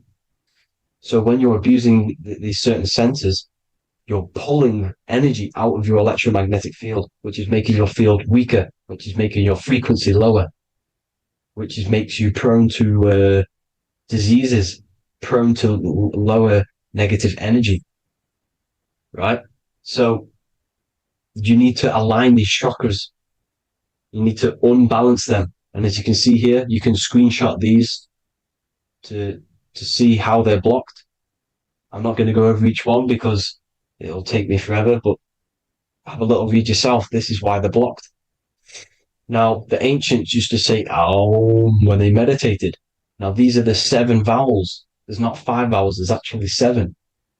Now, when they say Aum, they're aligning all their chakras by saying this when meditated. This is where the Aum originated from. Now, emotion is energy in motion. So if you're feeling a certain way, that's the energy you've put in motion. It's a reflection. We live in a mirror reality. Everything's mirrored. Everything's mirrored. As within, so without, as above, so below. Everything's a reflection of some sort. So whatever you're feeling, you're doing something wrong. It's telling you you're doing something wrong from the root cause. Because your energies are the effect. You're feeling the effect of something you've caused. The law of cause and effect. Nothing escapes it. Now, the Jehovah's Witness believe that exactly 144,000 faithful Christians go to heaven or be resurrected, right? This is not true. This is symbolic. 144,000 go to heaven. Now, the petals on the chakras, this is the root chakra, this is the crown chakra. Now, if you add up the first 5 chakras, the petals, add up the petals on the first 5 chakras, you get 48. And then you get to the third eye, which has 2 petals. 48 times 2 equals 96. 96 plus 48, which you got from here, equals 144. The last chakra has 1,000 petals. Times 144 times 1,000, you get 144,000. This is a frequency. This frequency is the frequency of the ascension up your chakras. This frequency is a high frequency, which turns that oil into gas, which rises up the spine, activating your third eye. Right? So this is all the religions are all symbolic for this sacred secret of Christ consciousness. As it says in the Bible, the kingdom of God is within. It's not out there, people. You must look within yourself. You are God. You are a spark of his consciousness, infinite consciousness, right? So 144,000 is a frequency, and you must achieve this. Like I said, these people in the past, they're not gods, people. These were just humans. Nothing special. They just reached Christ consciousness. Now, they keep you in these lower vibrational states with the food, right? And as you can see here, all of these fast food restaurants are mainly are red and yellow, which are these lower states, these lower 2 chakras, lower vibrational colors, because they want you trapped down here in matter. And these foods are so low vibrational, they will keep you down here, because your gut produces, I think it's like 80% of melatonin. Melatonin is your feel-good hormone. These foods will not make you feel good. This is very low vibrational. Meat. It's not meat, it's raw flesh. These animals are stripped from their family, put on a conveyor belt, watch their friends be tortured, and then get slaughtered in a slaughterhouse. Think of all the fear that's running through their blood, all the hormones, all the fear, and you're going to go and eat that very low vibrational energy. As you can see here, this is the light photons within fruit. You can see the light, the life force in this fruit. You must think, feel, and do positive to raise your vibration. As you can see, earth equals heart. If you rearrange it, everything in nature is green, right? The aurora borealis is green. You must align all these chakras and then live from the heart, because the heart's the center of the Taurus field. You must become the consciousness in the center. So that's it for this video, people. Thank you all. God bless.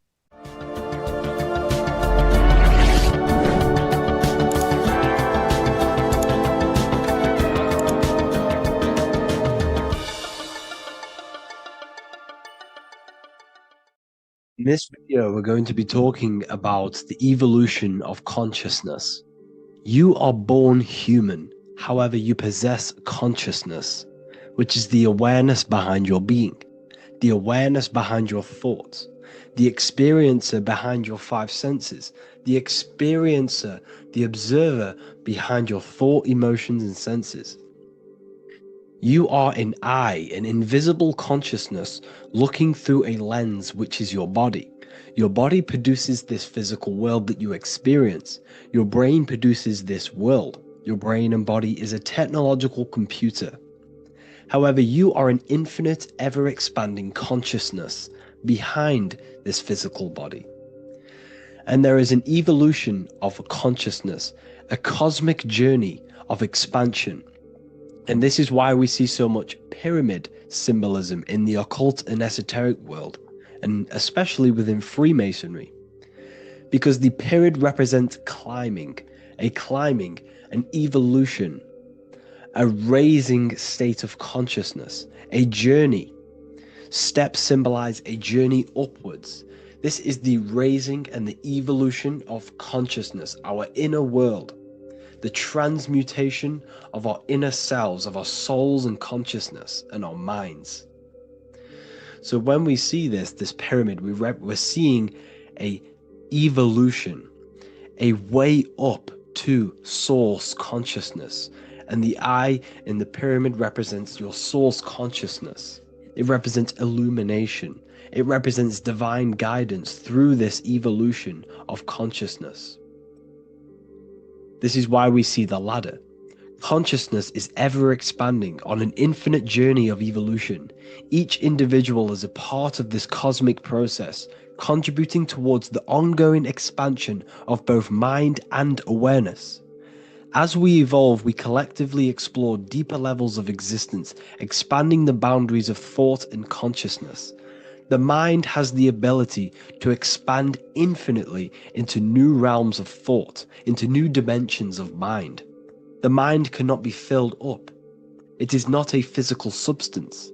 The body can be filled up because it is a physical thing, but you cannot fill the mind. Therefore, the mind is constantly expanding, ever expanding into new fields of thought.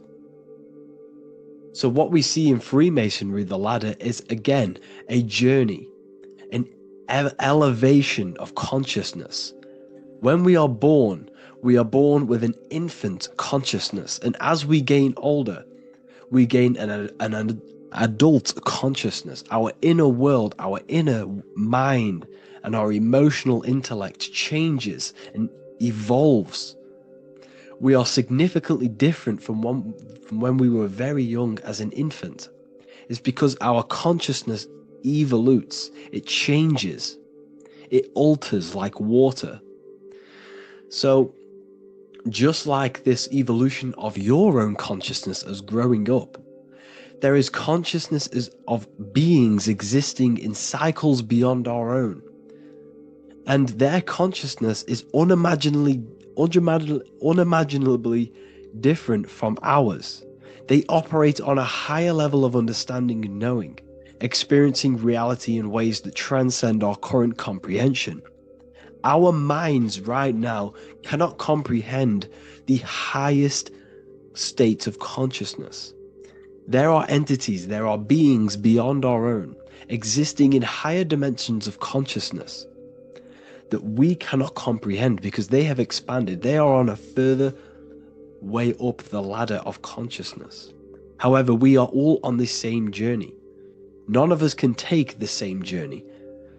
There is one ultimate goal, reaching source consciousness. However, this is always ever expanding. However, we are all on a different journey. There is one truth, one source, one goal. However, there are billions in different ways of reaching it, and we are all on these different paths to source consciousness, to this ladder, this evolution of universal evolution. Okay? Their awareness is attuned to new dimensions of existence, reflecting a more advanced stage in the cosmic journey of consciousness evolution. So when you take DMT, you are shot into these higher realms of consciousness where you meet these beings who look similar to these images. They are not speaking to you physically. They don't speak to you three-dimensionally through vibration and words. They speak to you mentally. If you have done DMT, then you know this. And if you have met these beings, then you know this. You might have even met some of these types of beings on mushrooms or any psychedelic drugs. Because ultimately, when you take these mind-altering substances, it's altering your consciousness. It's merging your consciousness with the spirit of that substance. And you are essentially attuning your mind to higher dimensions of consciousness. That's why we say we're getting high when we take these substances. Therefore, when you meet these beings on DMT, you are essentially meeting beings who are attuned to higher dimensions of consciousness, and they speak to you mentally. They speak to you telepathically through thought, because the universe is mental. Everything exists within the mind. The way you are now, your physical existence, is a state of mind. Mind, thought creates matter. Spirit and matter are two opposing ways of thinking. If we have a very spiritual mind, we have an expanded mind, we are a spiritual person through the mind. However, if we have a very low state of consciousness where we think about food, sex, lust, and all physical things, then we have a physical consciousness. Matter and spirit are two opposing forces, two ways of thinking. The mind attunes itself to different levels of understanding in different dimensions. So, essentially, this is what we're looking at. The body is a vessel for the fluidic, formless consciousness, a temple that houses the essence of our awareness. While the five senses are limited to perceiving only the physical plane, the mind transcends these limitations, capable of perceiving the full scope of reality. It is through the mind that we access deeper truths beyond the material, tapping into boundless nature of existence. Physical existence is a thin band, a thin layer of reality. It's like 0.001% of reality. And your five senses are only tuned into this layer of reality. But the five senses are, by design, only allowed to perceive physicality. But the mind has the power to expand beyond this physical five sense state. The mind has the power to expand and evolute. It is a conscious decision whether you want to take this path or not. You can stay in a three-dimensional way of thinking, or you can expand your consciousness from within. It's not an external journey. There is no God going to save you. You must save yourself. Therefore, behind every single one of these eyes is the same source consciousness. However, we are all different cells in a different journey. The organs in your body, the cells in your body are all alive. They all possess same consciousness, universal consciousness. However, we are all on a different journey of evolution. As above, so below. As the baby is in the mother's womb, when the baby becomes conscious, there is a world outside of its mother. What does it do? It presses and seeks a way out to be born in the other world outside of its mother. It is the same with your consciousness, your mind. When your mind becomes aware that there is realities beyond the immediate surroundings, it seeks a way out. And this is exactly what I'm doing to you now. I am now expanding your mind and telling you there is other ways of reality. There is other dimensions of consciousness which you can access through inner transmutation, through different ways of thinking, spiritualism, and meditating and connecting with yourself and detaching from external things. We can upgrade our consciousness. Your body is a womb. Why Jesus says you must be born again to see the kingdom of God, because you are born physically and then you must be born again spiritually, awakening your inner consciousness. So like I said, as the baby is in the womb, it's the same principle. As above, so below. You were a baby, you were in your mother's womb, and you figured out there is a world outside of your mother, so you seek to weigh out your mother to be born in another world. It's the same now. You must do this now. This is your spiritual evolution. This is the evolution of consciousness. It's ever expanding. When you die, this is a transition. You must learn to not fear death. This is another part of your spiritual journey. You must master death. Therefore, like I said before, the mind has limitless capacity to expand into new realms of thought, continuously exploring uncharted ideas and concepts without boundaries.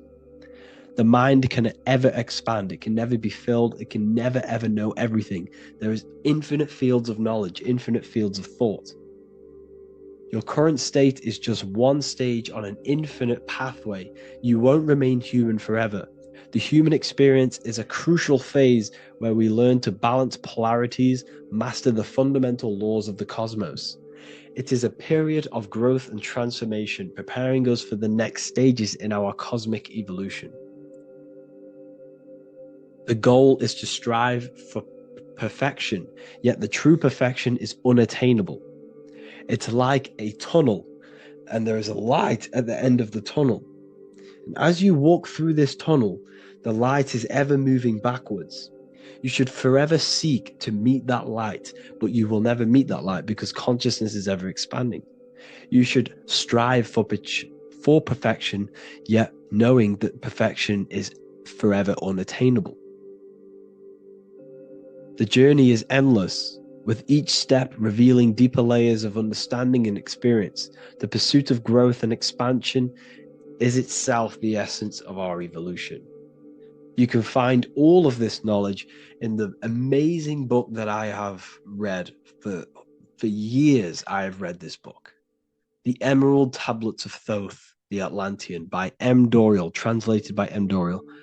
I'm telling you now, this book, now that I've told you this, you have some context on the book. The whole book is about evolution of consciousness. He's talking about higher dimensions beings. He's talking about how you can transcend this physical plane. It is truly the most amazing book you will probably read. One of the best spiritual texts you'll see. It's hard to understand, so you must read it over and over again. And the more your mind progresses, like for me, I read this every couple months. And the more I learn about consciousness, the more I expand my own consciousness. And every time I read this book, I pick out something new that just completely blows my mind, because you can only understand this book to your level of consciousness, to your level of understanding. So now that I've told you all this information, go and read this book and it will absolutely blow your mind. And so will the Book of Wisdom Volume 2, which is now available. I released it the other day. I'm just going to read a page out now. This page is called Spirit and Matter. The Earth is not merely a dense, lifeless rock drifting through space. It possesses spirit, a living essence that animates its form. But what do we mean by spirit? Spirit in esoteric terms refers to the energy, the life force, animating the principles infused in matter. So essentially, what this page is talking about is how everything has spirit, consciousness within it. You are the middle, you are spirit and matter. You have the ability to expand your mind to the God self and raise above our animal instinct, our material self, and know the divine and expand. Animals cannot do this. Animals are not self-aware. Humans possess self-awareness. We can observe our consciousness. We can say, why do I exist? We can look in the mirror and know that we need growth. And this is what Anunnaki means. Anu means above. Anu was the supreme god of the sky, which is a metaphor. He represents spirit above, heaven. Anu came down to earth and married Ki, the goddess of the earth, which represents matter. It's a myth, it's an allegory. Anu married Ki and gave birth to the Anunnaki. Spirit came down and infused with matter and gave birth to the human, which is you. You are spirit infused in matter, Anu and Ki, Anunnaki. You are the Anunnaki. And this is what just one of the teachings in my book. Honestly, this book is absolutely amazing. If you truly, truly want to expand your consciousness, give this book a read. And obviously, if you're inside the university, I give you this book for free.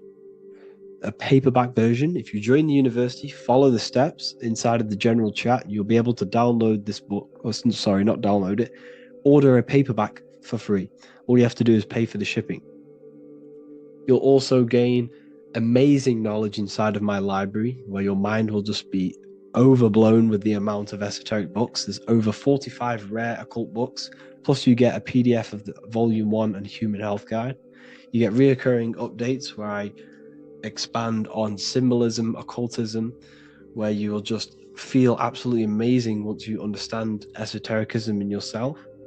You'll also learn how to create the dream reality that you want with the Manifestation Mastery course, where I teach you how your consciousness creates reality.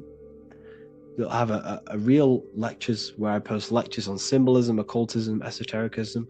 There's a conscious community and live calls and Q&A where you can ask me questions and I'll answer your questions. I just want to say thank you to everyone who has joined the university. Thank you for even liking and watching this video. Any support I just appreciate every single one of you. Please, if you can, leave a comment and a like on this video and let me know any videos you want me to make in the future. And I will start uploading a lot more to the YouTube. So yeah, thank you all for tuning in today. Have an amazing day.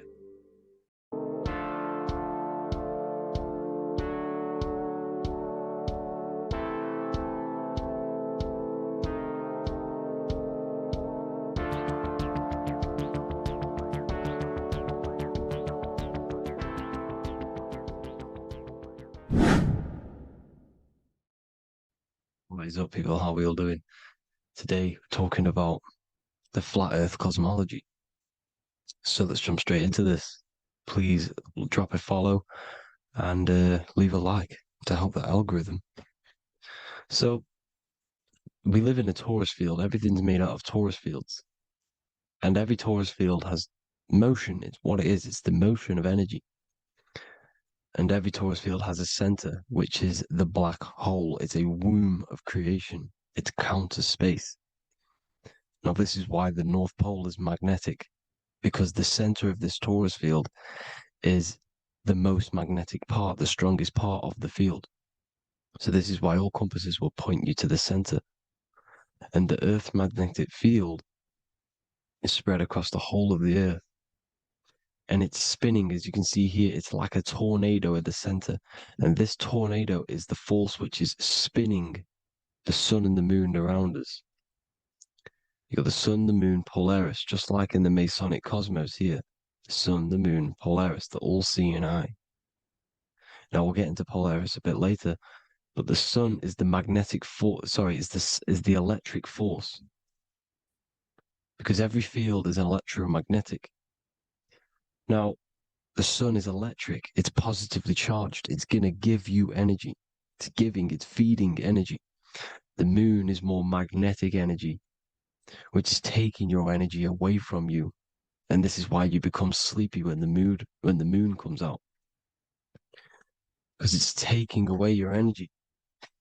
So these two forces is the balance. It's the yin and yang.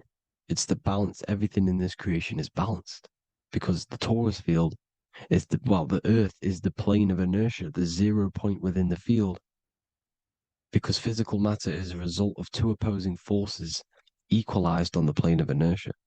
And that is where matter crystallizes into physical results. And this physical plane is the plane of inertia, planet Earth. And at the center of this plane is the black hole, the womb of creation. And outside of this black hole gives birth to light. So the torus field is constantly rotating, going into counter space, the black hole, and then out of counter space gives birth to the white hole, white light. You see? So it's going around, black hole, birth again, black hole, birth again. And it just keeps going around. It's an infinite cycle of energy. And this is where the infinity sign comes from. This is the motion, this is the force which is creating everything to spin inside of this circle. Okay? And it's making the stars spin. It's making the sun and moon spin around us, around this center point. Now here you see Horus and Set. Horus and Set putting their feet inside of this dome. This is the royal arch, the arch of the dome above us, which is like you see in the Masonic cosmos, the royal arch of Freemasonry. This is the dome above us, the firmament that the Bible talks about. You see, they're putting their feet in because Set symbolizes the moon and Horus is the sun. Horizon, Horus. Horus is rising, the sun. So they're both putting their feet around this center magnetic pole, which is the pole, North Pole. And above the North Pole, you have Polaris, the pole of electromagnetic energy. You see? And this is how we get the sun and the seasons. Because the sun, for us, when it becomes summer, it's on the Tropic of Cancer. Then it spirals outwards, going out and out and out, then goes to the Tropic of Capricorn. That's winter for us. Then it comes back in and creates summer again. So it's constantly spiraling around this center magnetic North Pole. You see?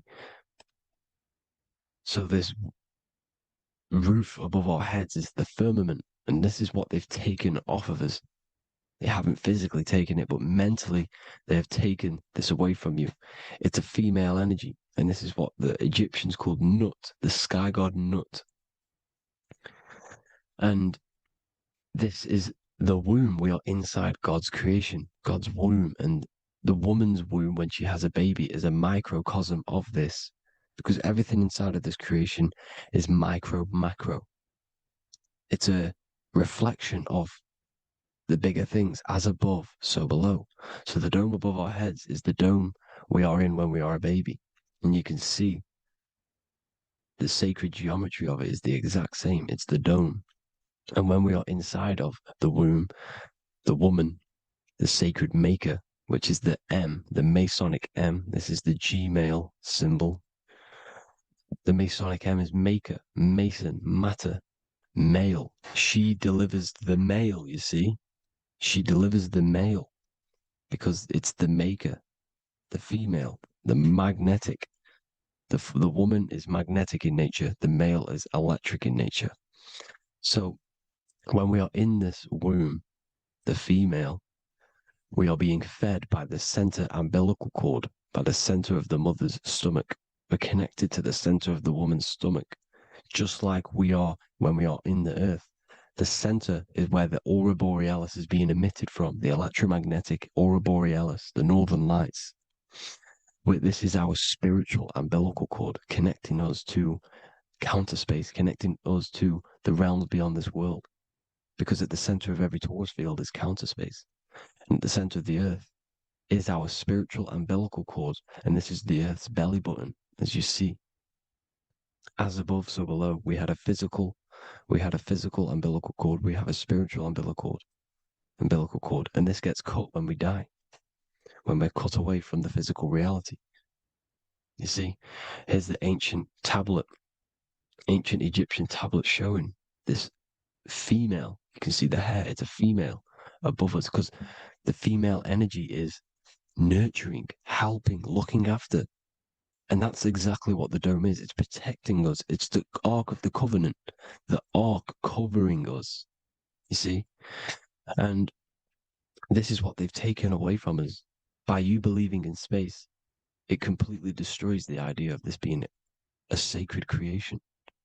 They've taken the roof off your head, whether if you believe in space, you believe that there's chaos, there's planets, there's asteroids that could kill us at any moment. But this isn't true. They've made you fear your own creation that you're inside of. They've made you fear what's above you. You see, and it's to hide the power of astrology, the power of the lights in the firmament, which are constantly flowing through the ether. These powers which are above us are sending rays down to the earth, which are influencing our psychology and how we behave. And this is what astrology is. It affects human consciousness. It interacts with our consciousness. And there's a different energy every day because the planets are in different houses, different alignments. And this is, we'll go into this a bit deeper later on.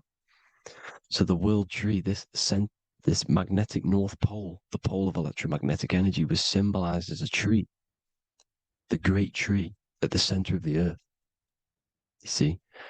And this tree is symbolized everywhere. You can see here how the center person, this Egyptian person, is holding up the sky. This is the North Pole, the hyperboloid, at the center of every torus field. And this tree was in the Mayan cosmology. This is an ancient depiction. This is the torus field. There's the plane of inertia. Here's the center tree. Here's the tree in the center, the magnetic North Pole, the woman holding the stars. Here's the Hindu with the two birds symbolizing the sun and the moon revolving around this center tree. The Mayan tree, his Horus and Set around the North Pole. They all knew this flat earth cosmology. They knew these secrets. It's so sacred you understand the creation that you're inside of. Because if you don't, you'll be led astray. You don't know where you are. You're lost. You see? And here's the Masonic art with the rays of the stars coming down with the tree in the center. So it was personified as a tree. And we are in Asgard, Midgard, the middle garden, where there's good and evil. So the 7 layers of heaven, which is talked about in the Quran. Each planet has a different layer of the firmament, and this is the 7 layers of heaven, and these are our 7 layers of the energy centers in our body. So we start in the stars, so we are stars in a physical body. And this is why we say Mr., Sister, Fraudster, Sinister. Stir is star, and we are in the stars, and our star descends into the soul system, not solar system. And as we descend into the soul system, we enter Satan's kingdom, Satan's world. As it says in the Bible, Satan is the god of this world. Well, if you've been into my research for a while, you know Satan is Saturn. Saturn's world, because Saturn's the outermost ring. He's the Lord of the Rings. And you enter his kingdom, the kingdom of time. And this is why Saturn's the time god. As soon as you go past the rings of Saturn, you're now in the soul system. You're now in time. You're now bound by space and time. And you're bound to the earth plane, the heart. Earth is heart. It's a rearrangement, it's an anagram for heart. And the heart of the electromagnetic color spectrum is green, and that's why the earth is green. And above green is blue, and this is why the sky is blue. In order to go to heaven on the macro scale, you have to go through the blue sky, through the 7 layers of heaven. In order to reach heaven in your body, whilst you're here, you have to go through the blue chakra to your head, which is heaven. It's micro, macro. Everything is micro, macro inside of this creation.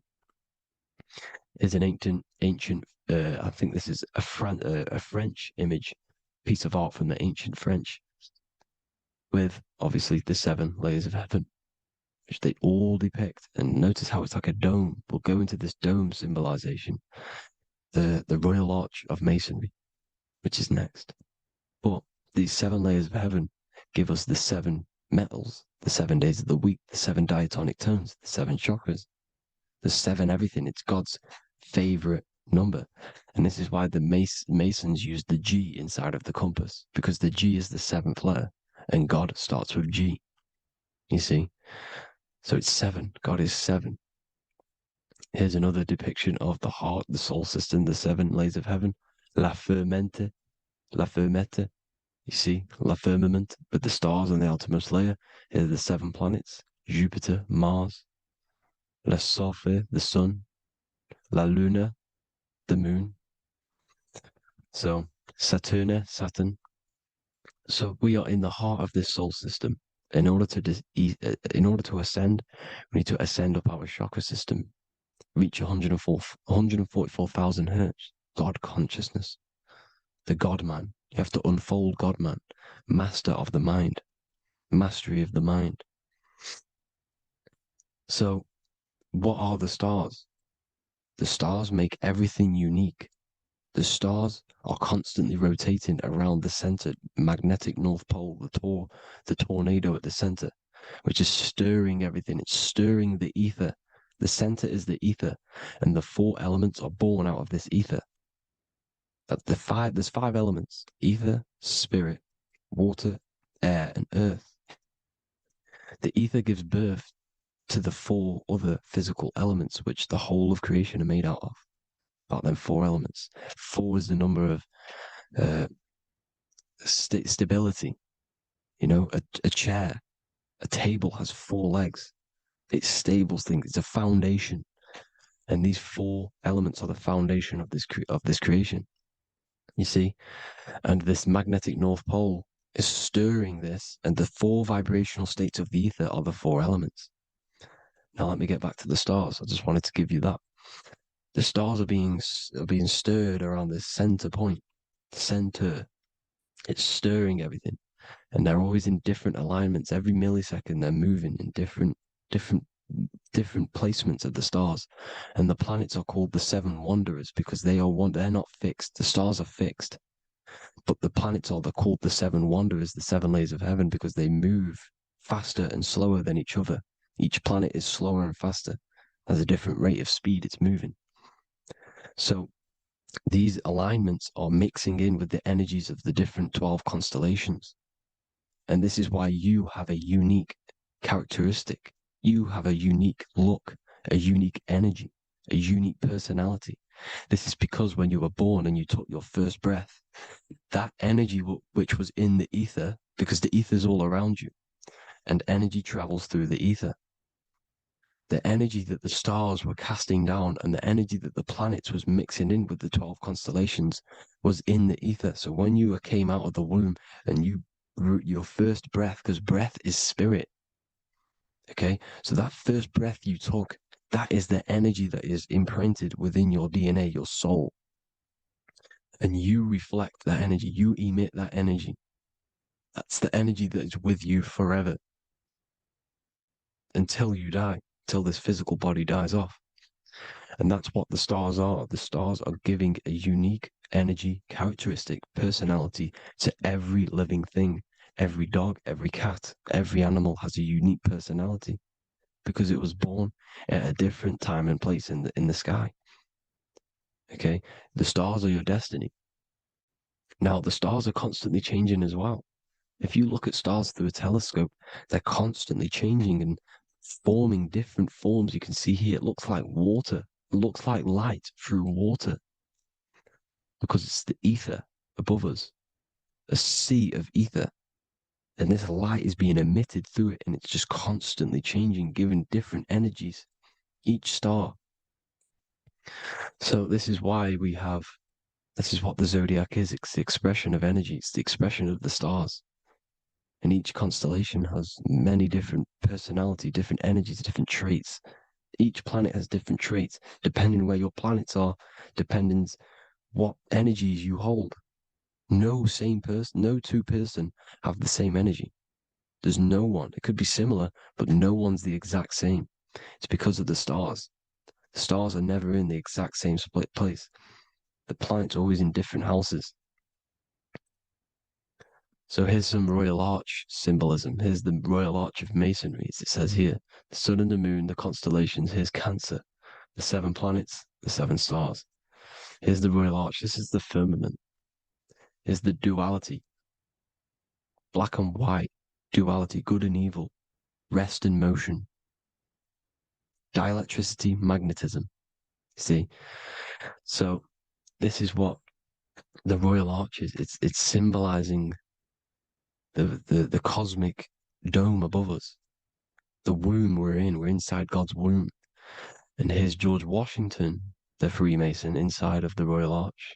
You see, with the G, the Masonic G, God, 7.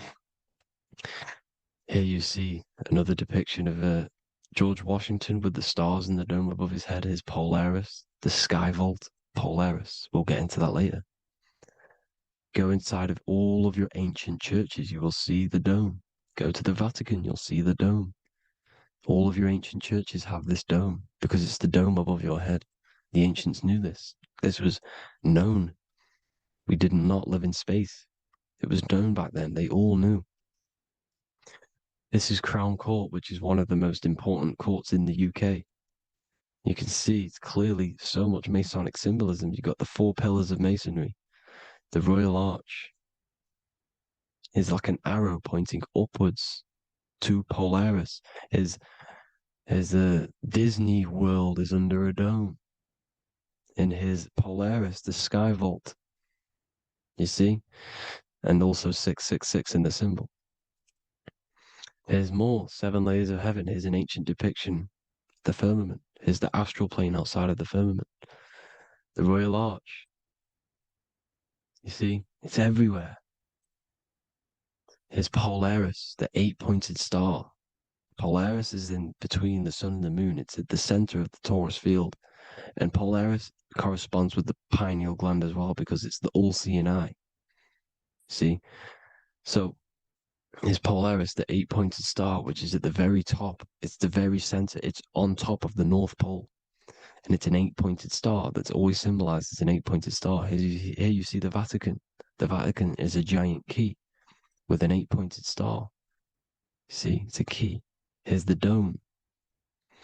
Here's the Space Delta, the USA Space Delta logos. Here you see the Egyptian god looking from the center of the North Pole, looking upward to an 8-pointed star, Polaris. An arrow pointing up to Polaris. Here's another, the bear holding a key with an arrow up to Polaris. 7 holds the key to Polaris. Here's an eagle holding a key above the North Pole to Polaris. Polaris, and here's another one. There's another bird, like a dragon, holding a key to Polaris. Because Polaris is definitely something to do with leaving this creation. Okay, maybe, I can't say for sure, but maybe it's to do with ascension, and this is why the Vatican hold the key to the 8-pointed star. And this is why the space, well, we all know space is a lie, but they're showing Polaris and its sacred symbology. Maybe it's to do with something leaving this creation, going to another. Here's some North Pole symbolism. As above, so below. You see the four seasons of the Big Dipper constellation going around Polaris. This is Polaris, this is the Big Dipper constellation, and this is the swastika. This image gives us the swastika because all the symbols we use are created in nature. They're created somehow in nature. This is how we get them. As above, so below. This is the map of the North Pole with the 4 rivers looking like the Big Dipper constellation. It's the Masonic, here's the ancient cosmology with the 4, you see the 4 islands, Mayan cosmology, 4 islands. This is the alchemical symbol for Earth, 4 sections. The windows, because the center of the North Pole is a window to another dimension. The 4 lucky 4-leaf clover, which is supposed to be lucky. It's just, it's truth in plain sight. And here's Hitler looking at 2 flat Earth maps. So this swastika has been used for thousands of years, thousands and thousands of years. And it's symbolic for the most sacred land on this plane, the North Pole. Shambhala. Do some research on Shambhala, people. It's a it's a Hindu mythology about the sacred lands at the center of the earth. And it's known to be full of enlightened beings. And it's all symbolized at the center. You can see their paintings of Shambhala. It's all at the center, the North Pole. And it's known to be the most godly place ever because it takes you to a portal to the higher places. And maybe this is something to do with Polaris, connecting you to this sacred land at the very center. But anyways, people, thank you all for tapping in. Hope you all learned something. Have an amazing day. Please follow, subscribe, like, all the links in the description for the courses, the PDF. Please have an amazing day. God bless.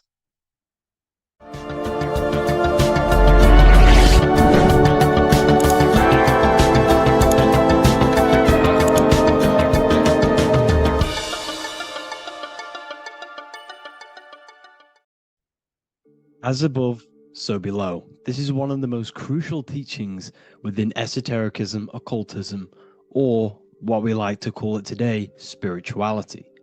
I don't like calling it spirituality because it's not spirituality. I teach human consciousness. I teach the science of you and your consciousness alone and your being. And in order to fully understand you and this world around you, you must understand this number one principle of as above, so below. There is many misconceptions of this, and there is many simple teachings of this. But I'm going to break it down today from the most simplest to the most complex, and you will see the connections between all things. This is the most important lesson you could ever learn, and I'm going to teach it you today. So what you must understand is with the term as above, so below, it applies with everything you see in this world and about yourself. We have something called the macro, which means the bigger scale. On the bigger scale, we have the whole earth. If we look down from the sky on top of rivers, this is what we see. We see this tree pattern. Then on a smaller scale, we see trees have this same pattern. Then we look even closer. We're going smaller and smaller into the leaves of the tree. We see the same pattern. Then we go even more micro into the human brain and look at the human brain cells, and we see the same pattern. This is proof this is a fractal universe, and everything is in the micro is reflected in the macro. As above, so below. As within, so without. On the macro is a reflection of the micro. So now that you understand this, we can go a bit further. A yearly cycle of spring, summer, fall, winter is a macro. A micro is a daily cycle. So a day is a mini year. The summer is the midday. Autumn is the evening. Night is the winter. And spring is the morning. This is a macro, a reflection. We have a miniature cycle of the zodiac every single day. And this cycle is also reflecting the cycle of life and death. We live, we are born, which is the spring. We live, which is the summer. We then age, which is the autumn. And then we die, which is the winter. And then we are reborn again. This is the cycle of life and death. And you do this every single day. You see, death is a macrocosm of sleep. This is why we say sleep is the cousin of death. Because you die every single night. You do this process of life and death every single day. As above, so below. What's in the micro is in the macro. So when you go to sleep, you are essentially dying. And then in the morning when you wake up, you are then born again. This is a fractal cycle that we live in. Everything in this whole world is fractal. Everything applies to as above, so below. We have the sun, we have the moon, we have the day, we have the night. We have the life, we have the death. We have the conscious, we have sleep. As above, so below. We have the conscious mind, because now we're diving into as within, so without. As above, so below more refers to the external world. As within, so without is referring to your inner world and the outer world. What you must understand is about yourself. You exist in two realms. You're an individual. The dual nature of you. You exist in two realms at once. You have an inner world of your thought, emotion. This is the inner world that no one else can see but yourself. And you have an outer world with a physical body which everyone can see. So you exist in two worlds. You have the inner voice, you have the outer physical voice, which I'm speaking to you with now. But I also have an inner voice, which no one can hear, only but me. So you exist in the light and you exist in the darkness. The sun represents your external self, your physical conscious mind. The moon represents your shadow self, the inner self, the psyche self, the spirit self. There is an as above, so below. The sun is within you. The moon is within you. Everything is within you. Now that you understand as above, so below, what is your body? Your body is a miniature earth. Let me repeat, your body is an earth. Your body is the earth. Okay? Because like I say many times in all of my videos, you are not in the world. The world is you. You are the universe.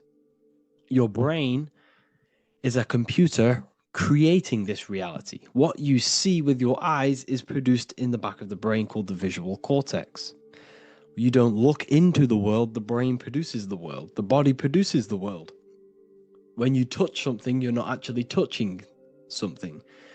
This is the electrical nervous system. When you touch something, what you feel is actually electrical signals on your nervous system reporting back to your brain.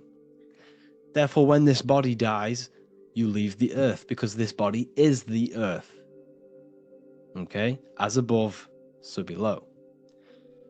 You have the mental plane, the astral plane, the etheric plane, and the physical plane. This is essential for understanding reality and the teaching of as above, so below. Everything in this material plane began in the thinking mind. For example, the microphone I'm speaking into, the phone you're watching this video off, or the laptop or iPad. Where did this begin? It didn't begin in the factory.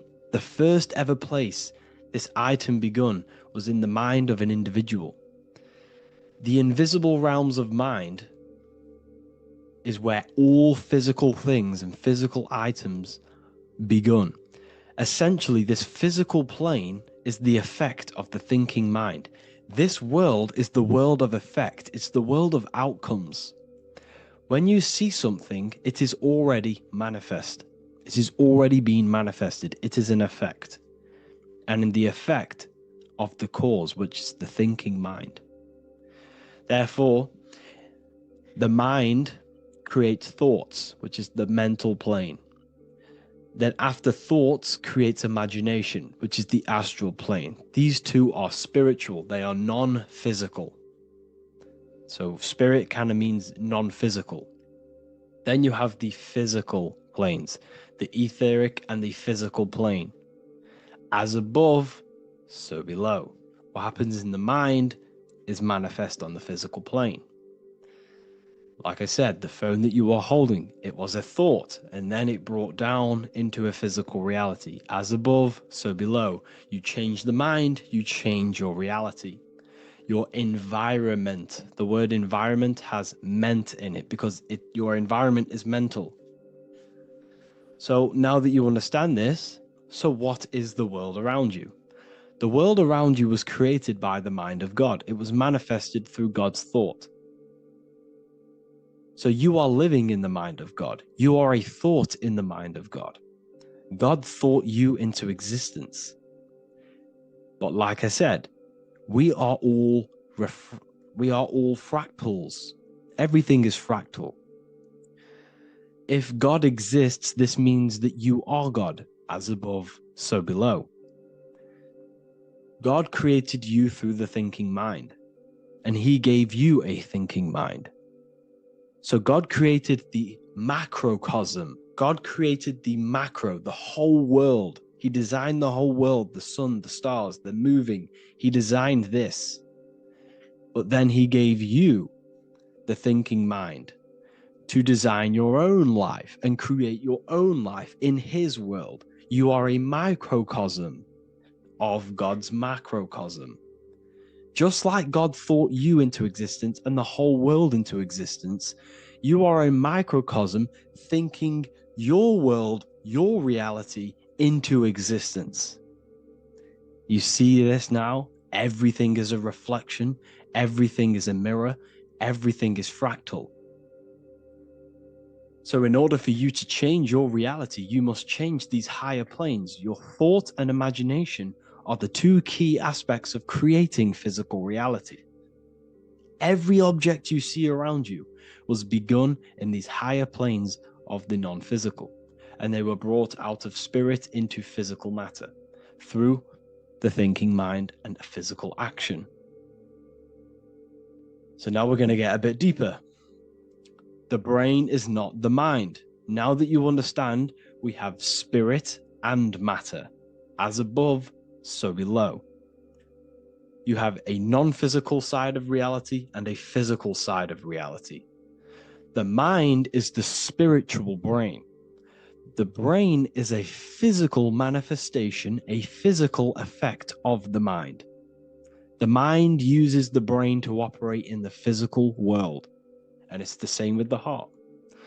The soul manifests itself physically through the heart. The heart is a physical manifestation of the soul, of the emotion, thought and emotion, the mind and the soul, the brain and the heart, heaven and earth.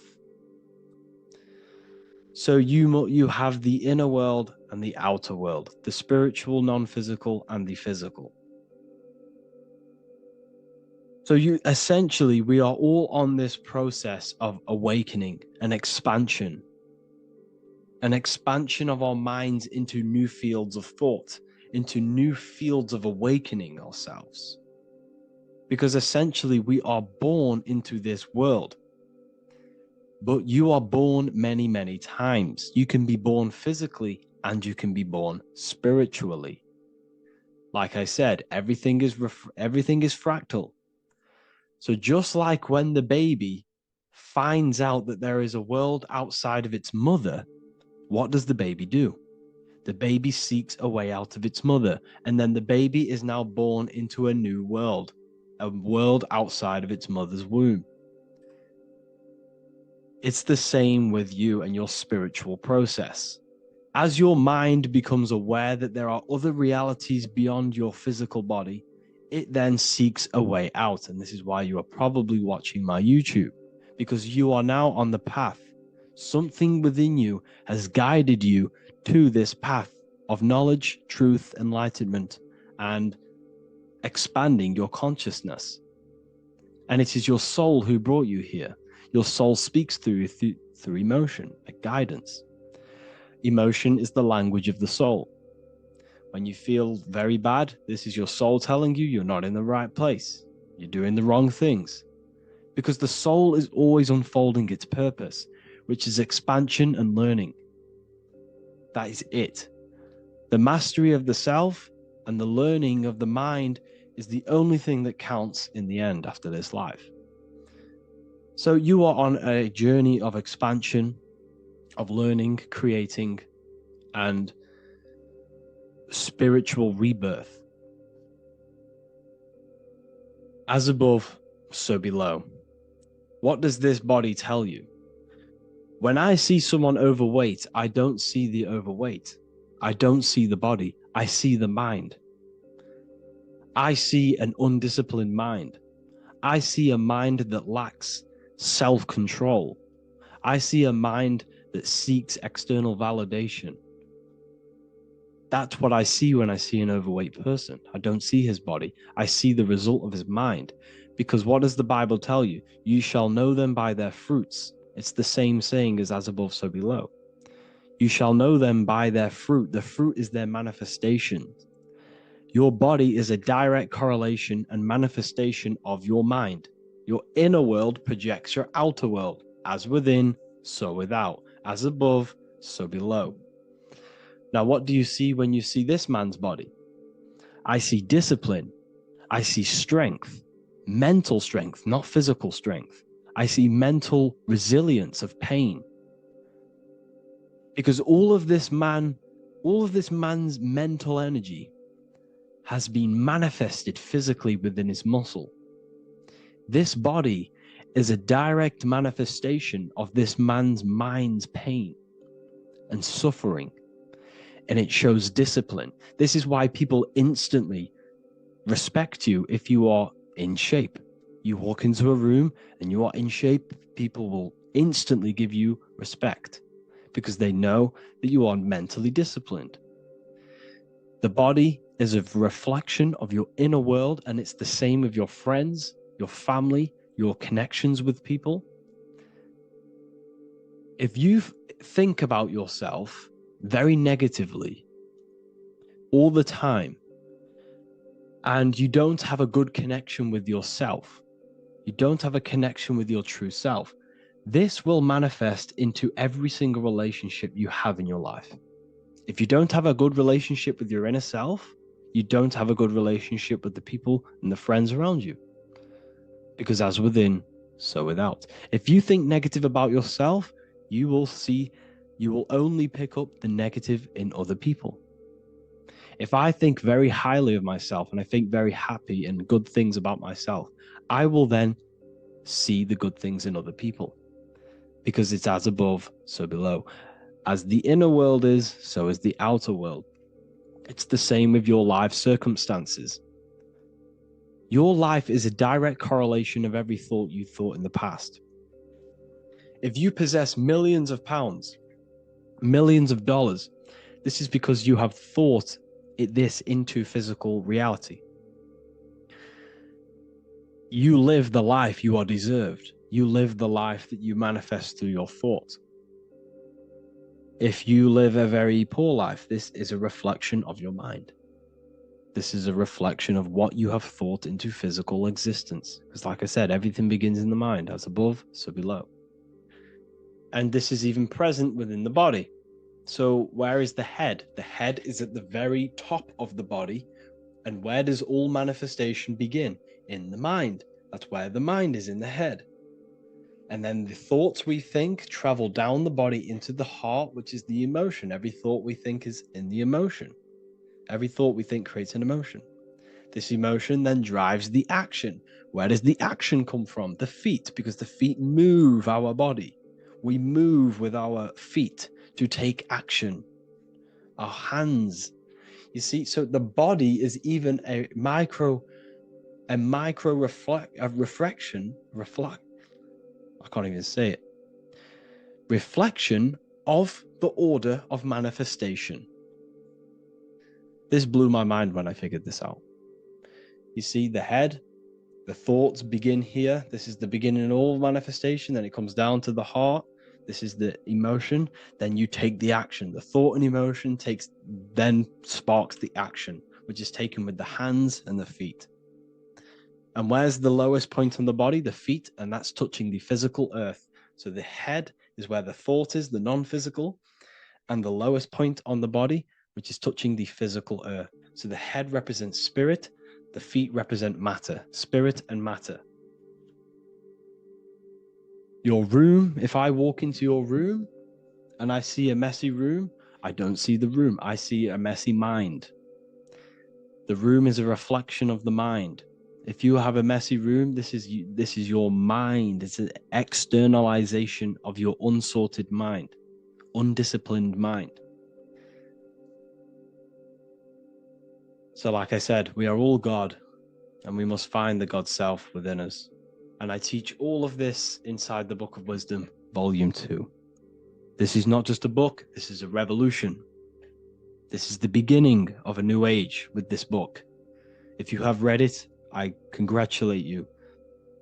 You should feel very proud of yourself if you have an open mind. You should feel proud of yourself for watching these videos, because not many people have an open mind. Remember this, people. You are special if you're watching these videos.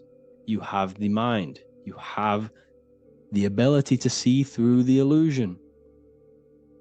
And I take my hat off to you. You want to take this to the next step? Read the book.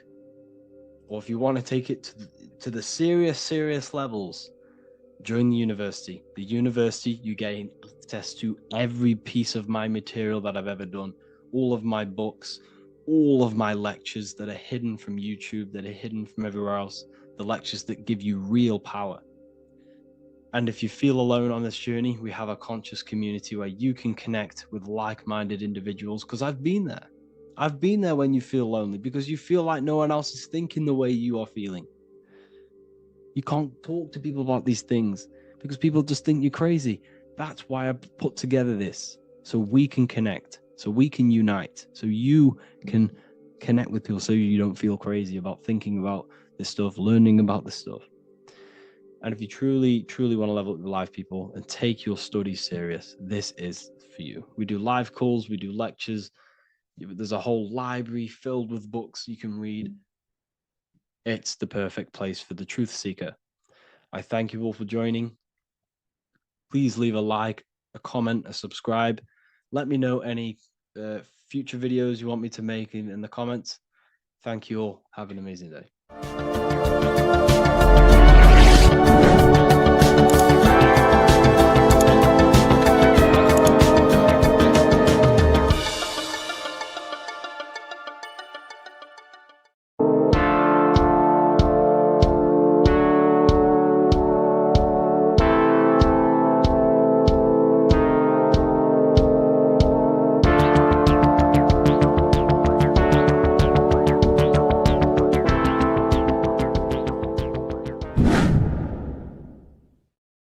What is good, people? It's Revival of Wisdom. I hope you're all doing well. Now, this video is how to raise your holy oil or your kundalini. Let's get straight into this. So this is a monthly cycle. Every month, when the moon is in your zodiac sign, this oil is released. Now, the moon is in control of monthly cycles. For women, it's the menstrual cycle, and as well, this holy oil cycle. The moon changes sign every 2.5 days and passes through the zodiac signs in 27 days. So the moon tells the day, the sun tells the time, the stars tell the month. This reality is a massive clock, if you like to say. It's a cycle. Okay. The moon controls the night, emotions, water, fluids, and the mind. Okay. So this oil is produced in the claustrum. It's produced in the claustrum, which is here, right? This is where you get Santa Claus from. Now, the claustrum is at the center of the brain, and it is next to the pineal gland and the pituitary gland. Once it starts in the claustrum, this is the holy present. This is the present that Santa gives to us, Santa Claus. And it goes to the pituitary gland and the pineal gland. And what's connected to the pituitary gland and the pineal gland is the Ida and the Pingala. The Pingala is the pineal gland's nerve, which is the honey, which is the positive charge, electric. And the pituitary is the Ida nerve, which is the magnetic charge. This is the milk, the land flowing with milk and honey. This is the brain, the heaven, okay? And it travels down the spine using these two nerves, these electromagnetic charge. And this is what the ancients symbolized with the two serpents wrapped around the spinal cord, the Ida and the Pingala. And this travels down to the sacrum or the solar plexus. Okay. So once it's here, okay, the spine is an elongation of the brain. So the spine is pretty much the brain. It's an extension of it. And it's kind of a microcosm of how we descended from heaven to physical reality, to physical matter, which is our consciousness has done. Our consciousness has descended from heaven into physical matter. and this is a microcosm of it. Okay. So once we're in the sacrum bone, this holy oil, like I've just explained, this holy oil starts in the Santa Claustrum, goes down the chimney to the sacrum. This is the sacrum, the solar plexus, and drops the present off at the sacrum. Now, once we're at the sacrum, we need to raise our vibration to take this oil back up the spine. Okay. And the River Jordan symbolizes this in the Bible. King Herod wants to kill Jesus in Nazareth, which is here, this is the River Jordan, is Nazareth. He goes to be born in Bethlehem and then goes back up to Nazareth to Joseph and Mary. Joseph and Mary, the pineal gland and the pituitary gland. The Bible is huge symbolism. It's all metaphors for this sacred process which goes on inside of your body. You are the Temple of Solomon. You are the Holy Land. The Holy Land is your brain. Once this oil is at the sacrum, you need to raise your vibration in order to take it back up.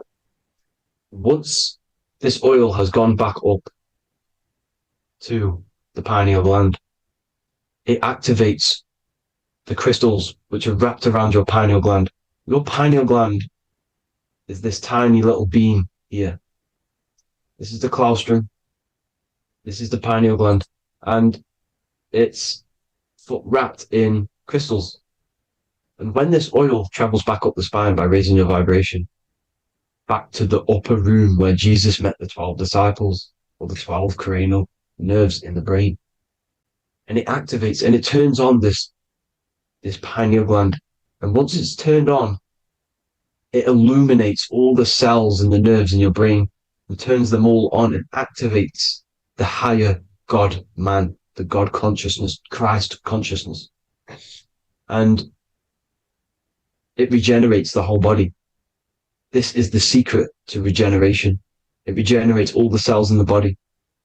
And this is how the ancients lived for thousands and thousands of years, as talked about in ancient texts. They lived for hundreds and thousands of years because they knew this secret. And this fluid, this brain fluid, the secretion, or the Christos in Greek, which means gold, because this is the alchemical process from turning lead to gold. Your body is the alchemical furnace. Now, the ancients knew about this center of the brain because they symboled it. This is the Eye of Ra, and it's the brain. And this is what's wrapped around our consciousness. Our consciousness isn't wrapped around the brain. The brain is built around the consciousness. We are the consciousness. You don't have a soul, you are the soul. Okay? Now, the head, heaven, hell, heel at the bottom of your foot, that's hell. Head is heaven and hell. Simple. Now, the pineal gland produces DMT, which is dimethyltryptamine, which is known as the spirit molecule. So, let's move on. Now, when this oil travels up, back, the spine, the chimney, it crucifies at the top, which is called the vagus nerve. So when it reaches here, the optic thalamus, it crosses and crucifies once it's raised back up. And this is why Jesus dies at 33. He was crucified at 33. Because you have 33 vertebrae on the back of the spine. And then it's crucified by the cross of the vagus nerve. When this oil crosses the vagus nerve, this is the crucifixion at 33. And it symbolizes the death of the physical consciousness. You then become spirit. You then become God consciousness, activating the Kundalini, regenerating the body and the mind. Okay. The Garden of Eden. You are the Garden of Eden. The land of milk and honey is upstairs. The pituitary, which is the milk, the pineal gland, which is the honey, which is DMT. He even says this in the Bible. As he brought us into the place, and he has given us this land, a land flowing with milk and honey, which is also symbolized as the sun and the moon.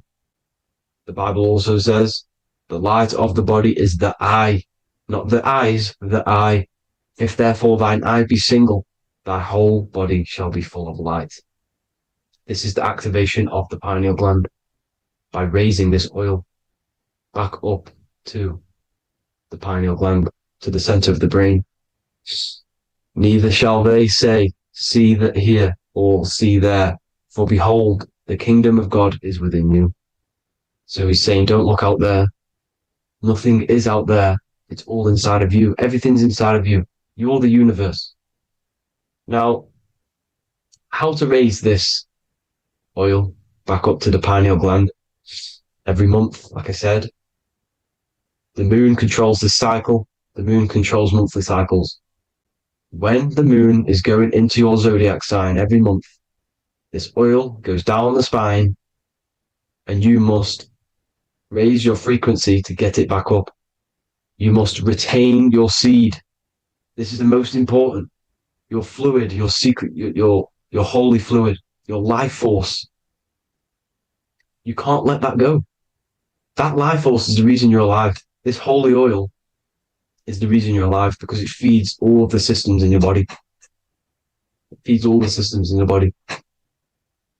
You have to retain your seed, alkaline diet, positive thinking, and meditation. Okay? When you retain your seed, you will live longer. The moment you release it, you're killing yourself. You're killing a piece of yourself every time you release your seed. Every single time. You're killing a part of yourself. Okay? Now, this could be why this could be the illumination, the single eye on the Illuminati's symbol, the Freemasonic symbol, the illuminated eye, the triangle, which could symbolize the body, mind, and spirit, but the eye illuminated. Now, in the Bible, it talks about the two trees, the tree of knowledge and the tree of life. The tree of knowledge is the tree of good and evil, which is the most important system in your body, which is the nervous system. The nervous system, the most important. The tree of good and evil. And the tree of life, which is the cardiovascular system. Now, this oil, when it's released every month, feeds these two systems, and these two systems feed everything. Now, it's important you understand that. Okay? The ancients knew all of this knowledge. The Bible's telling you this knowledge. But it's in a metaphorical way. You have to understand the context behind it so you can read it properly. Now, eating of the tree of life, which is when it talks about in the Bible, eating from the tree of life is actually symbolizing a bad diet, ejaculation, because you're eating from these two systems. You're killing yourself with a bad diet. You're killing yourself with an ejaculation. Okay? So, that's important to understand. Now, this is Jacob's ladder in the Freemasons. Jacob's ladder, which is the spinal cord, it's the stairway to heaven. And this is Jack and the Beanstalk when he goes up the beanstalk and finds the golden egg in the grey clouds. The grey clouds symbolize the grey matter in your brain. Now, the Garden of Eden talks about the 4 different rivers in Garden of Eden. As we see here, the North Pole map, the ancient North Pole map, because the center of the earth is the center of the torus field. Everything's the torus field. Atoms are torus fields. Everything's torus fields. You are the universe. Everything is within you. The North Pole is your spinal cord. This is why they say Santa Claustrum comes from the North Pole. This is the North Pole. And the Santa Claustrum is the center of your brain. Now, there's 4 rivers which come from the Garden of Eden. There's the blood, the Christ oil, which is the oil we're talking about, urine, and saliva. These are the 4 sacred oil, 4 sacred fluids in your body. And these are constantly abused in today's society. These secret societies are targeting these fluids. Okay? This is why porn is free. They sexualize society through Disney. Go and look at some of the Disney movies. There's so many subliminal messages which sexualize these children because they want you sexualized. So you release your seed, which is one of the holy fluids in your body, especially your semen, your sexual energy. So important you retain this. So important because it's your life force. It keeps you alive. Okay. Now, let's recap on this. If you want to raise your oil every month, you can't just retain your seed for the month. You have to retain your seed forever. Don't just do it for a couple of days. Have to do it. It's a lifestyle. You want to become God consciousness, you got to do what it takes. It's hard in this society because this society is made around, it's designed to kill you pretty much. It's designed to keep you in these lower states of consciousness with all the bad food, the chemicals in the food, the chemicals in the water, the sexualized TV programs, sexualized adverts, sexualized TikTok and apps, videos, subliminally stimulating you because that is your weakness, sex. It's your weakness. Now, you have to retain your seed, meditation, and an alkaline diet. Why alkaline? Because acidic is low vibrational. This is the color spectrum. And what's the highest vibrational color? Violet. It's the lowest, red. You have to have an alkaline body in order to raise this oil. When you drink, when you have a bad diet, when you drink alcohol, when you smoke, this destroys the oil. It destroys the oil in your sacrum and it can't be raised again, can't be raised up. This is why it's so important. Without that oil, you don't live. That oil makes you live. It feeds everything in your body. It's crazy how we're not taught this. It's insane. But that is how you raise the oil, people. I hope you all gain some knowledge out of this video. And I hope this assists you on your journey, your spiritual journey. And please like and share this video. We need this knowledge out to the public to wake up humanity. Thank you all, people. God bless.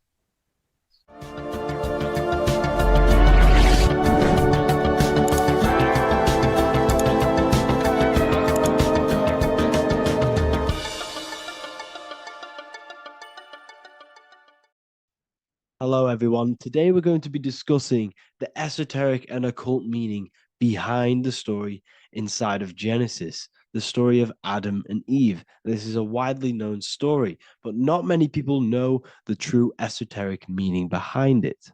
Okay. So today we're going to be breaking this symbolism down. Before we get into this, please leave a like and a subscribe on the channel. I would greatly appreciate it.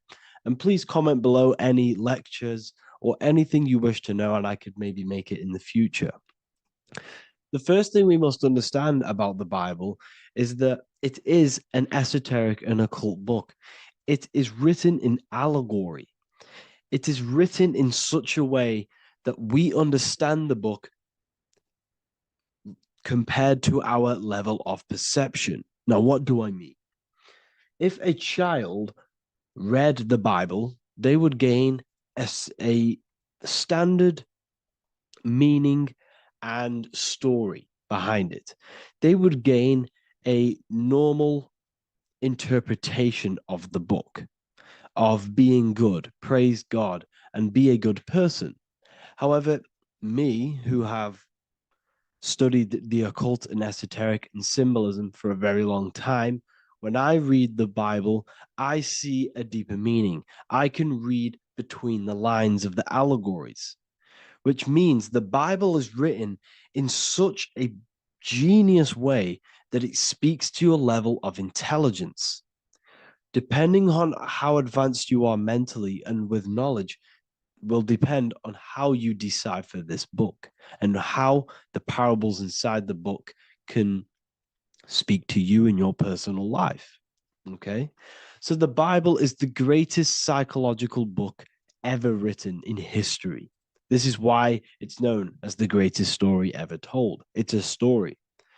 What we must understand with the Bible is that the Bible creates on the surface a logical way of thinking, which is what we call religion.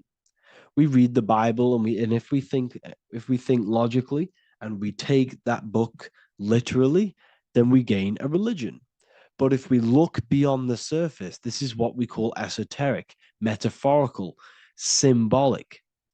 You can read between the lines using our right hemisphere of the brain in deciphering this book and what it truly means to us and the evolution of our mind, body, and soul.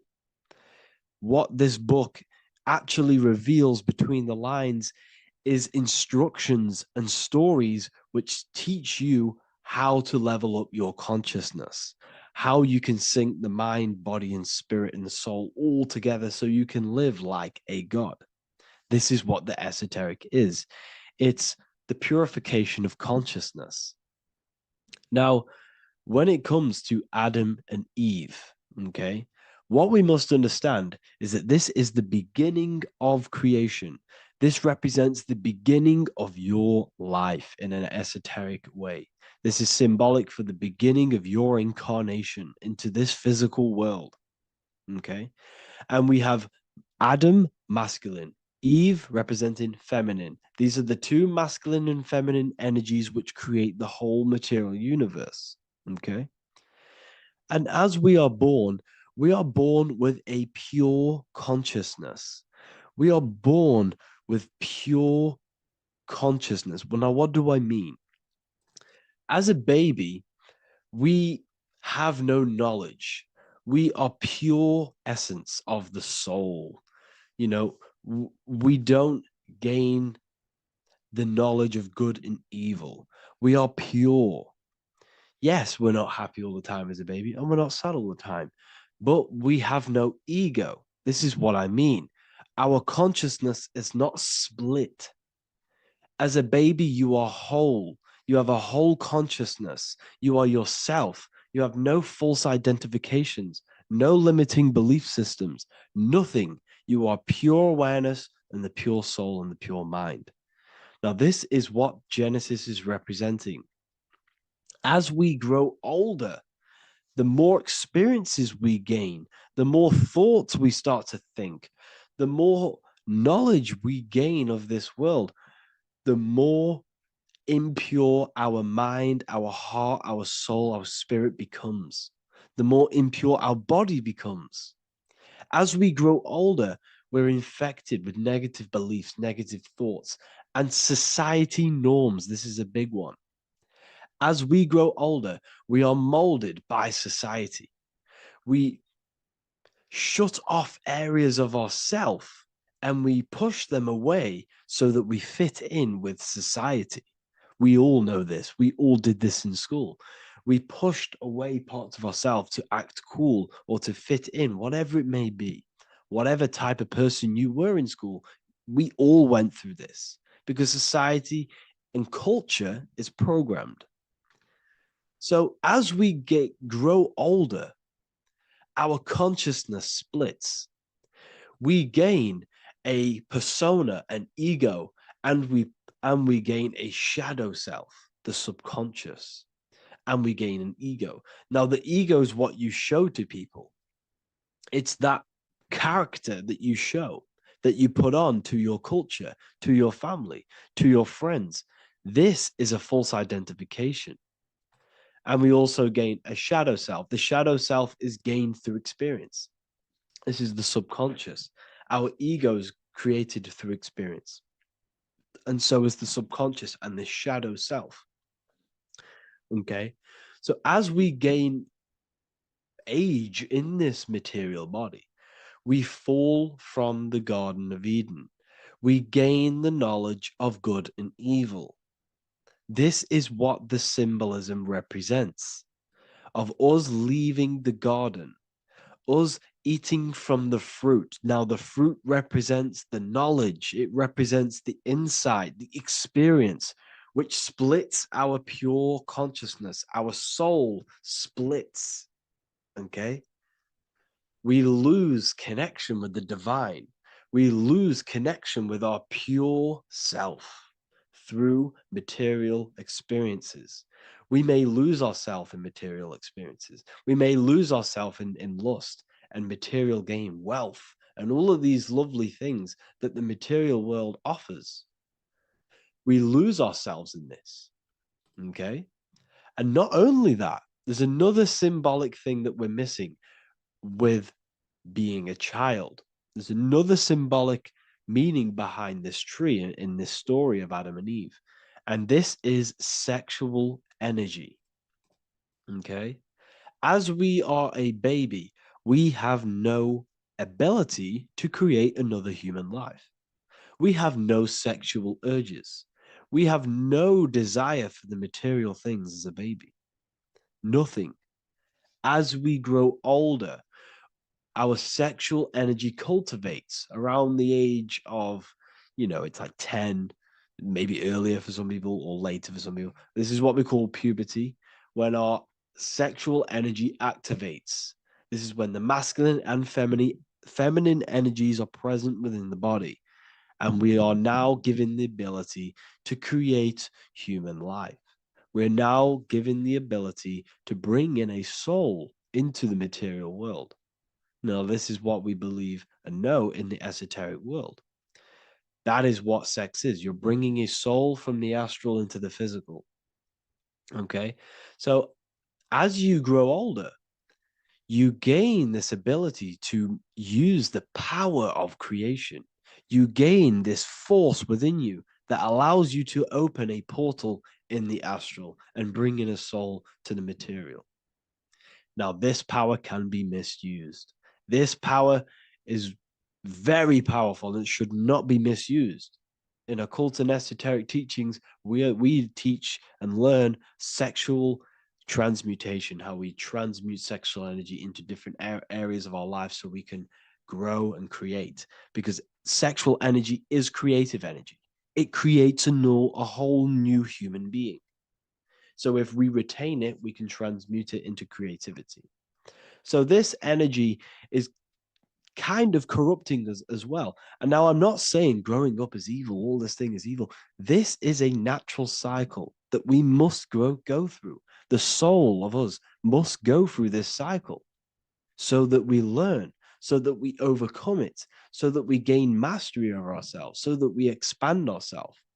I recommend you watch the Evolution of Consciousness lecture that I did on my YouTube. An amazing lecture. Talks about the evolution of consciousness and how we're on a never-ending cycle of life and death and expansion. So leaving the Garden of Eden is symbolic. You see, Eve represents emotion. She's feminine. Adam represents action. That's why he bit the apple. You see, Eve takes the apple and tempts Adam because she's the emotion. She's the sexual desire. And Adam eats it. He releases. He misuses the power of his creation. He misuses his consciousness because of material illusions and material desires. This is natural. Okay. As we grow older in this life, our soul has to experience sin. We have to experience negativity. We have to experience evil. Okay.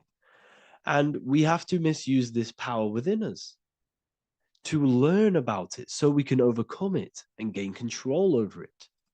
Now, this is why the Bible says in Genesis 3:6, for God doth know that in the day ye eat thereof, then your eyes shall be opened. Ye shall be as gods, knowing good and evil. This is very, very, very symbolic.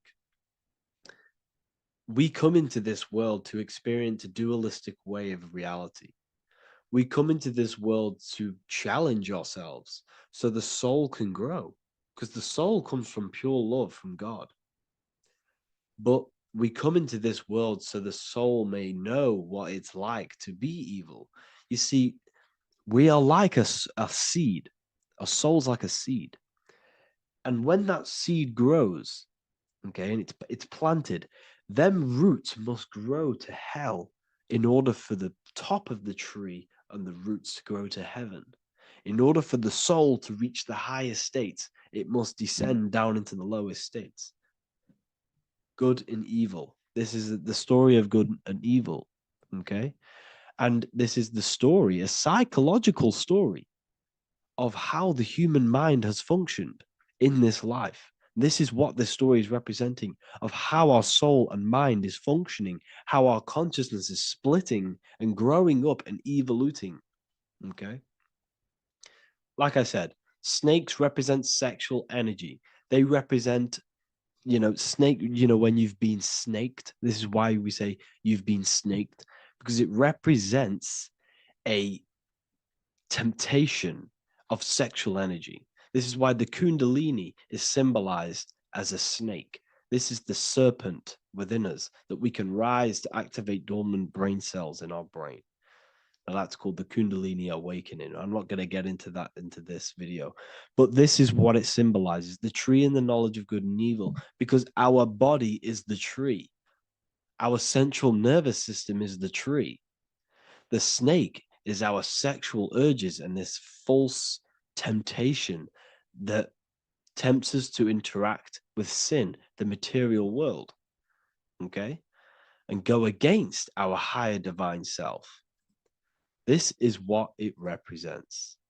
Now, it's very, very symbolic. Not everyone is going to agree with this, but this is my interpretation of Genesis based on my research of occultism, symbolism, metaphors, and me studying the Bible. This is my interpretation, and I hope it resonates with you. It might not resonate with you, but this is what makes sense to me, and this is what has made sense to many other occult researchers who are in this space as well. Okay, so please leave a like, leave a comment, leave a subscribe. I'd greatly appreciate if you could, just give me some support on this channel. We're nearly at 100,000 subscribers, which is insane. I just want to say thank you all. And yeah, I will see you inside the university. If you join, I'll look forward to mentoring you, connecting with you on the live calls. There's a new symbolism course, which is going to be available very, very soon.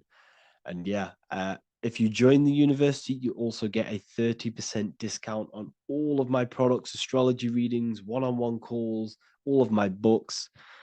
Yeah, so I hope you gained some insight on this video, and I'll see you in the next video, and I'll see you inside the university.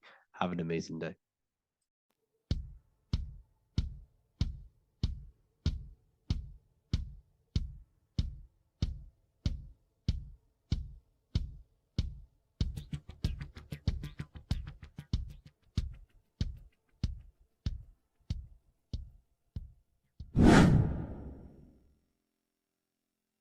What is good, people? How are we all doing? Today we're going to be talking about the different planes of existence, the occult side of the world, the things they don't teach you in school. And of course, you can only find that on this channel, so welcome. So you need to understand is that your consciousness moves through these different planes of existence, these different states of consciousness, which make up all of you. Okay?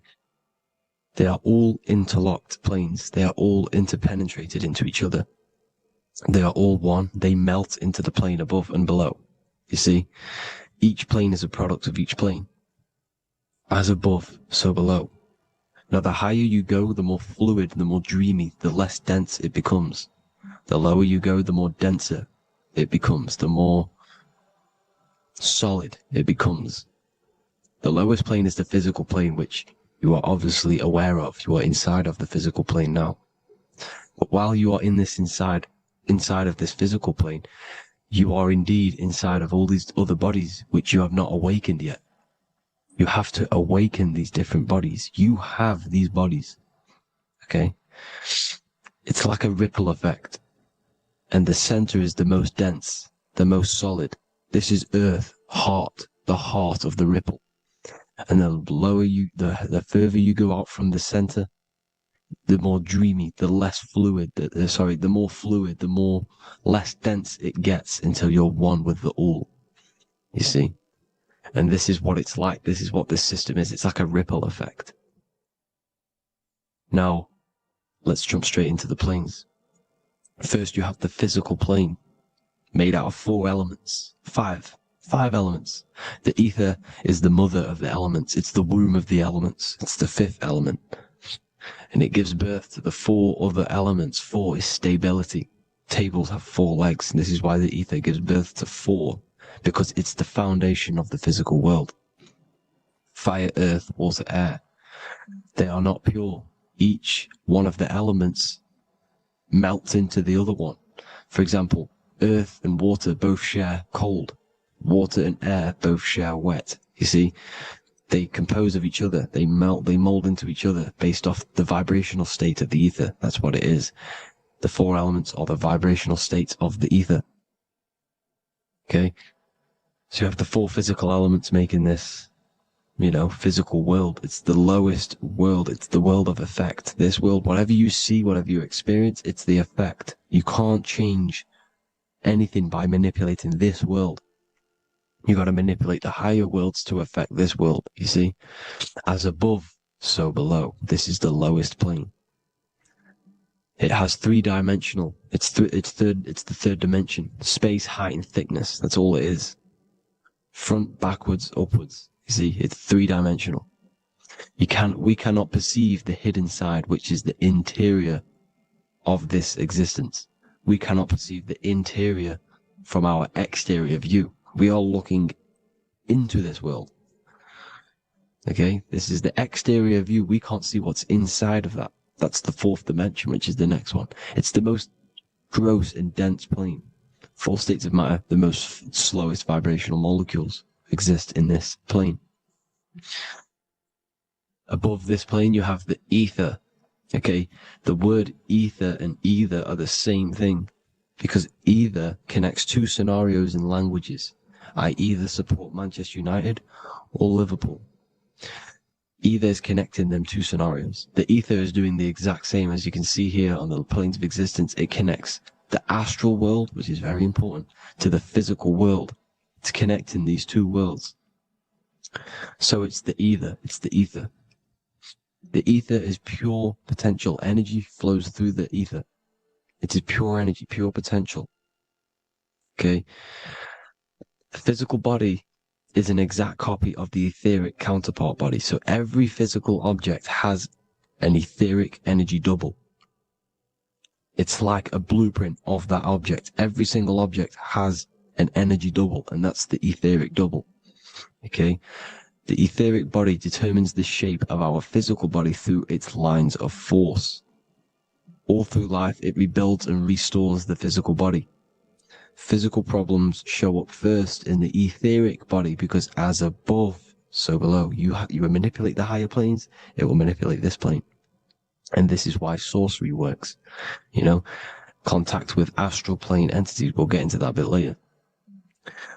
So the reason why we can't see this plane, this energy world, which is all around us, which we are inside of right now as we speak, is that the molecules that compose it are further apart than those of the physical plane, making it invisible to the two eyes. That we can't perceive it. Our eyes cannot physically suck in that sort of information, and our brain cannot decode it. This is why, they brainwash us with all these programs to keep us asleep, to keep these other bodies we have asleep, so we don't find out about these other bodies, and is to make you believe that everything's just a material. Only the material world exists. They don't want you to know is that everything that you see is a result of something you cannot see. As above, so below. There are realities within this reality. This is what I'm breaking down now, these different planes, on how this reality works. So your etheric double is your energy body. You can see here the physical, etheric, astral. Astral is your spirit. The ether is a part of the physical plane. It's like just above the physical plane, but it's still part. But then the astral plane is completely separate. It's another plane, but they're all interlocked. Don't think they're apart. They're all interlocked. They're all one. They all melt into each other. The chakras that we have are inside of our etheric body. They are our sense of organs which tune us to the fourth dimension. These 7 chakras connect us to the astral world, the fourth dimension. Okay? They are points for the flow of energy from the universe / 7 planets, because the 7 chakras are your 7 planets, and the 7 planets are connected to the astral world. They are feeding these 7 senses in our body. They connect us to the universe, to our etheric counterpart, and then to us, supplying the physical body. because the energy comes from above. As above, so below. These 7 centers, these 7 etheric chakras are being supplied with energy from the universe, the 7 planets, the solar system. Then it supplies the physical body. You see? So the ether is very important. And this is, that the ancients understood the science of the ether, and they could, harness free electricity from it, because it's all around us. The ether is all around us. And this is what they were doing. They were harnessing free energy using the ether. The astral plane, the 4th dimension, very important plane. Very, very important. We've all been there. Every single one of you has been there. Okay? The 4th dimension is unseen of what we see. It's the interior of the exterior that we see. We see the 3rd dimension, but we cannot see beyond what's making this 3rd dimension. This is the 4th dimension. Okay? It's the dream world. This is where you go when you dream. Okay? This is where you go when you dream. It's the place of disembodied spirits or ghosts, entities, whatever you want to call them. When you hear ringing in your ears, that is not tinnitus. That is an entity around you. Okay? That is an entity around you. The 4th dimension is where thought forms exist. Mental images. Thought forms as in what you see in your mind when you think of an image, because the mind is the highest plane of existence. Mind is the highest plane of existence. And it manipulates all of the planes below. So it goes the mental plane, then the astral plane. So the thought is in the mind, the mental plane. That just the thought alone, no image, but then the form depiction, the thought form exists. It manifests in the astral plane as a sort of image, an entity, a living conscious being. So this is why thoughts are things. You see, thought forms exist within the 4th dimension. So when you imagine something, when you are, for example, right now, look into your hand and imagine there's an apple in your hand. If you can see that, you are seeing into this 4th dimension. You can only see into this 4th dimension using the mind's eye, not the 2 eyes, the mind's eye. When you shut off the 2 eyes into darkness, the 3rd eye opens. The mind's eye is open. And you can see, this is astral travel. You got to work on astral travel. And you will see this astral plane, this 4th dimension. And there are 3 different sections to this astral plane. Higher, middle, or lower. So yes, there is a kind of a heaven and hell, and a mid-God. Heaven being the higher vibrational entities manifesting higher vibrational thought forms existing there, the lower vibrational thought forms existing in the astral plane. But these thought forms are beings. You can create these beings. They're called elementals. Okay? If you entertain specific thoughts for long enough, this will plant a seed and it will grow. If you keep, so for example, you have a bad feeling or whatever, what's a good example? Unforgiving someone. You keep that energy inside of you for long enough, it will manifest in the 4th dimension. You entertain that thought long enough, it will manifest. And it will create an etheric body, and it will be an entity which will harm you, that will feed off you, this low vibrational energy. Your mind is so powerful. It creates thought forms, and these thought forms can take consciousness, can take bodies, etheric bodies. Now, that's why it's very important that you master your mind, master your thought patterns. So this 4th dimension is the astral world. So when you have a nightmare, this is the lower astral plane. You're in the lower astral plane. Whilst this physical body rests at night, your consciousness, you awaken this other body, your consciousness goes inside of this other body, whilst the physical body lays asleep. You see? So it's all inside of you. This is what you need to understand. You just haven't awakened these bodies yet. You can awaken them. You just got to awaken them. Okay?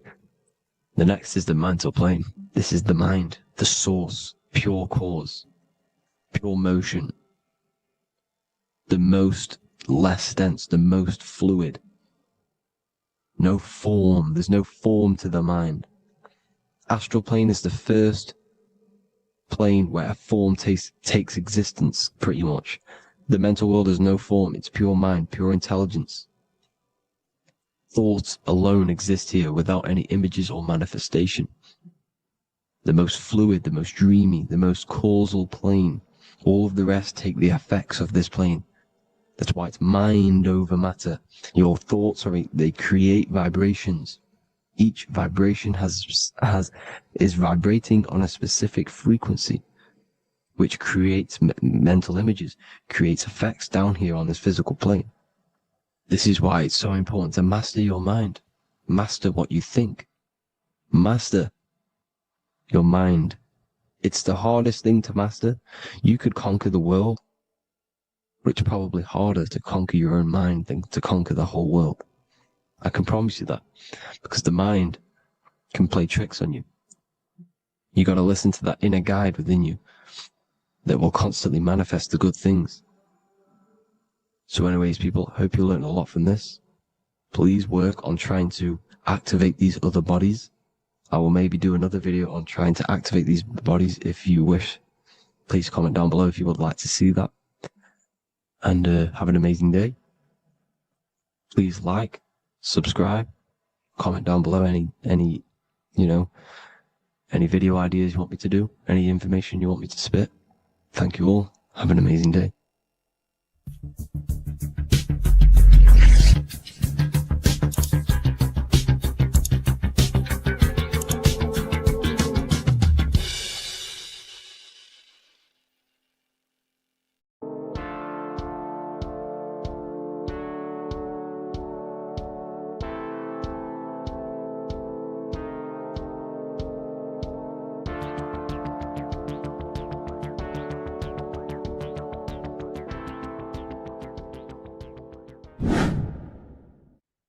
How are we all doing, people? It's Revival of Wisdom from the Wisdom Academy. Today we're going to be breaking down God, consciousness, and the higher and the lower self, and how to overcome the lower self. Now, the first thing you need to understand is that you are the invisible intelligence within the brain, within the body. This invisible intelligence is known as the mind. But you are not the mind. You are the observer of the mind, which is the soul, the invisible entity. The mind is your intellect, your intelligence. Now, the mind is, it's hard to put this in words, but the mind is something that gives you the ability to explore the universe. And this inner self is the I am. It's the quiet, the inner self, the voice you see in you hear in your head. This is why within spells high twin, inside, internal. The I is also the number one, which is one line. Because the one and only, is the inner self, which is the I am. This is why you say, my name is Harry. You are not Harry, you are the I, the inner self, the intelligence. Okay, this is why Jesus in French is I am. You look with the two eyes and you see with the inner eye. I and I, the same thing. Okay, because the I inside is what gives you the perception of what you're looking at. So when someone's trying to explain something and then you catch on saying, I see now, it's because you're seeing with your inner eye, the one that gives you perception, gives you intelligence, gives you the ability to understand things. This is the internal eye, the invisible self, which the physical body is nowhere near as complicated as this inner self. Is in infinite potential. God, G-O-D, generator, operator, destroyer, soul, mind, and body. Brahma, Vishnu, Shiva, the Father, the Holy Spirit, and the Son. They're all, the reason why you see God is always a triad is because it represents yourself. Your invisible intelligence is God. Me and you are the same invisible intelligence. We are the invisible intelligence experiencing the program being ran by the central nervous system and the brain. I always say this in my videos, but I have to, in order for you to understand the things that I'm going to say later on in the video, you need to understand this concept, is that you are the consciousness experiencing the nervous system, the tree of knowledge of good and evil, which is you here. You would be in this invisible intelligence right here in the center of the brain. Now, this is why the ancient Christians show God is in the brain. This is the brain stem. This is the brain. This is also the brain stem and the brain. The brain stem and the brain. It's all depictions of the brain because the brain's the computer, the electromagnetic computer, which decodes the demands created by the invisible intelligence, the I, the inner self, you, your true self. The person moving, if you observe what someone moving, this is going to sound, but if you observe someone walking, it's not the body. The body is moving, but the thing telling it to move is the invisible intelligence. Before you kick a football, a decision is made within your invisible intelligence, your mind. And this consciousness, this invisible intelligence, is either stuck between the lower self and the higher self. Okay? When the invisible intelligence, meaning the true self, identifies itself with the physical body, it will trap its mind within physicality. This consciousness that we have is either operating in the lower self or the higher self. It's either feeding the material body or it's feeding the spirit. Okay? But because we are physical and spiritual, we need to be even. We don't want to be meditating all day long because we do have a physical body as well whilst we are here. We are playing a game in physical matter. Okay? Now, the reason that you incarnated here is to learn a lesson because the mind can manifest anything it wants within the astral planes, within the world of imagination. It can manifest anything it likes, but it incarnates into matter, into this game, so we can understand labor, because anything in matter, you have to labor to manifest. But in the astral, you can manifest at the click of a finger. You come here to learn the knowledge of good and evil. And your consciousness, I came out a bit off topic there, but your consciousness is experiencing the lower or higher self. The lower self is manifested in the lower parts of the body. Sex, food, and power, the lower three energy centers. These centers are like mini brains. You are literally thinking with these centers. And when your mind is stuck within these lower centers, you'll think, have you ever heard the term of thinking with your penis or thinking with your, you know what, as a man? Even females maybe, but mainly this is a boy saying you're thinking with your penis. This is a truth, it's truth in plain sight. You think with these energy centers. When you're living off the lower three centers, all you care about is sex, food, and power. Eating, sleeping, and greed. Power's kind of like greed. Now, when we move up to the higher parts of the body, when we live our life within the higher parts of the body, this is considered heaven, love, expression, intuition, and wisdom. This is what we need to be aiming to do, moving out of the lower half of the body and living our life within the higher self, the higher parts of the body, thinking with the higher energy centers, thinking with love, expression, intuition, and wisdom, spreading love, expression, intuition, and wisdom to others. Heaven is even. This is why Jesus is pointing at the heart chakra, always pointing at the heart. Earth rearranged his heart because in earth you're manifested as a physical being. You're in the heart, good and bad. You need to be balanced between the good and bad. because love can be a demon too. That's a whole nother video, but love can be a demon. Now, the seven chakras are known as the seven seals in the Bible. When the Lamb opened the seventh seal, there was silence in the heaven for about half an hour. This is a verse from the Bible. The Lamb is Aries, which is the higher brain, the cerebrum, the cerebram, Aries. Because when the Ram opens the seven seals, you enter the kingdom of heaven. Because these chakras seal your invisible intelligence, they seal your true self. You are behind these seven seals, your true invisible self, your true consciousness. Because behind these seven seals, you do not think about anything materialistic. Your intelligence is not material. It's not physical. It's not from the physical world. It does not desire the physical world.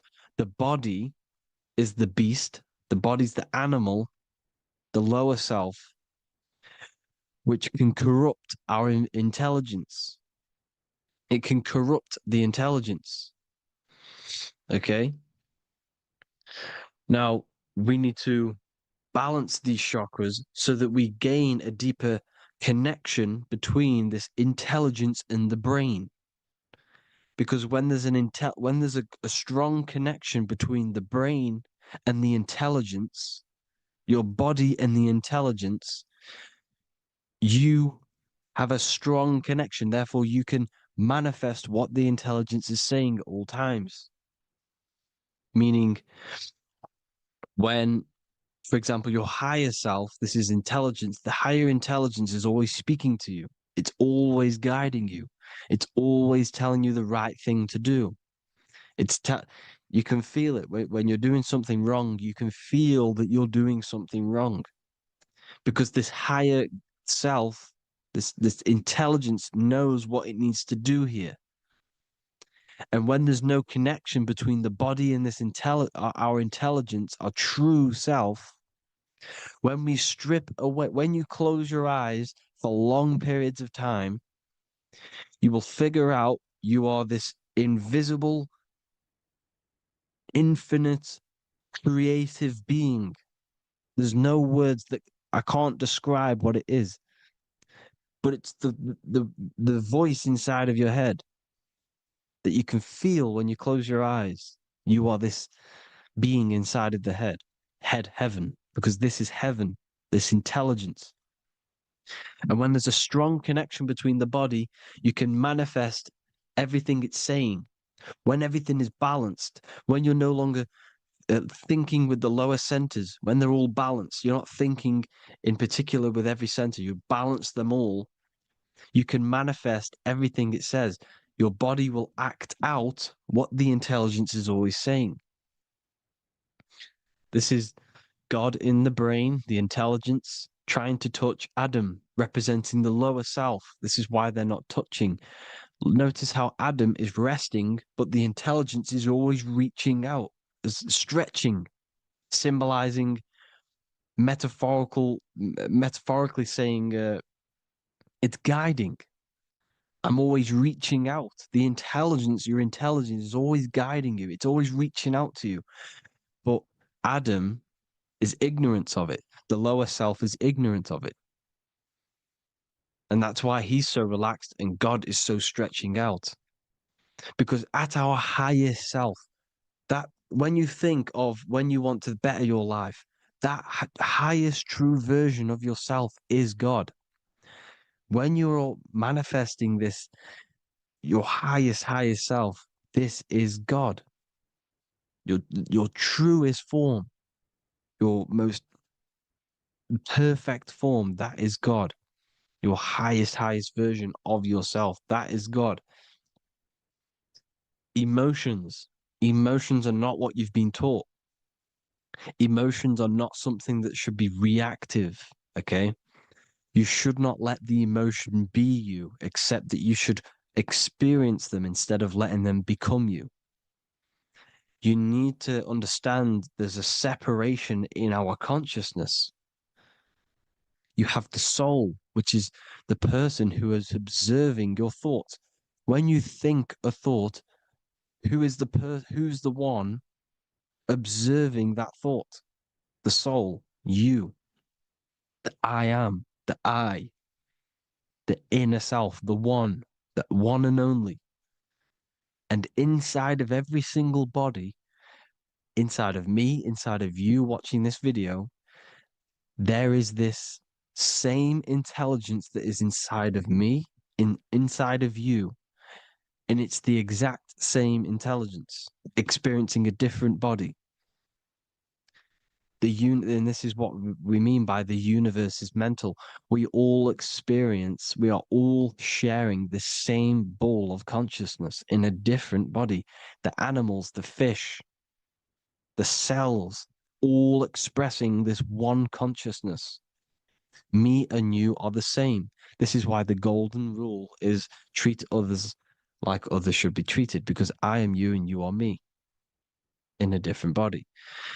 Now, going back, you need to identify that there's different levels of consciousness: soul, mind, emotion, and body.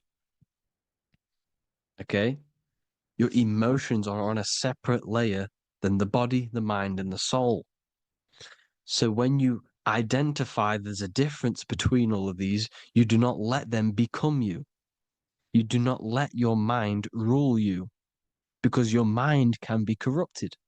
Your soul is the one that is pure good, pure love, but your mind can be corrupted. Okay? Your emotions can be corrupted. The body can be corrupted, but the soul can never be corrupted, only layered on top. You can only throw piles of programs within the subconscious, layering the soul down, but deep, deep down inside of every single one of you, there is a loving being. Because love comes from the heart. Love is the universal emotion, expression. Now, your thoughts can become bondage, your emotions can become bondage. Now, what do I mean by bondage? By conquering the lower self, we need to conquer our own mind, because the mind is what's manifesting the lower self. When you're thinking with the lower half of the body, when you're becoming your emotions, you need to experience the emotion, not become the emotion. Do not let the emotion become you. Do not let your thoughts become you, because your thoughts are tools that you can manifest. Your thoughts are the idea. Your emotion is the energy that you can use to manifest that thought. Your emotion is energy in motion, emotion. You use emotion to manifest, to feel as if you already have the thought. Therefore, you become that vibration. Therefore, your emotions are actually a creational force that is given to you to manifest things, because you're a human, a manifester. You're here to manifest things. You're a creator. You are a god. Your inner self, your intelligence, your I am, the one and only inside of you, the inner self, the quiet one, the one that's deep, deep down, the invisible intelligence, is it's creating things all the time. All the time. Speak no evil, see no evil, hear no evil. This is the astronauts, they're Freemasons, but they understand this, because thinking, seeing, and hearing can corrupt your mind. And when you have a corrupted mind, you'll have a corrupted subconscious. The subconscious will manifest into the body, because 90% of your behavior comes from the subconscious mind. So you got to speak, see, and hear no evil. A sin, what is a sin? To overcome our lower self, to overcome our lower self, the 7 deadly sins are not something that goes against an external God.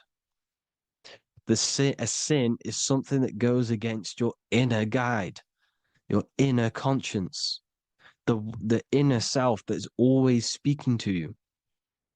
It's always telling you the right thing to do.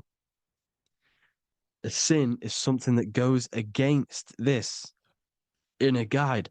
And this is why you can feel something where you can feel you're doing something wrong because the inner guide is speaking constantly.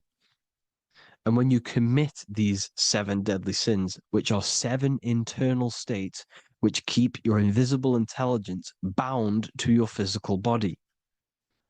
Because evil, right? Evil love bondage. This is why they stay in this realm and they control this realm, because they love the bondage of the body. They like matter. They want to stay in matter for eternal life. They don't want to ascend back into the heavenly realms where you do not have a physical body. You can explore the universe within the astral planes. They stay bounded to the body, bounded to the 3D construct of the physical world.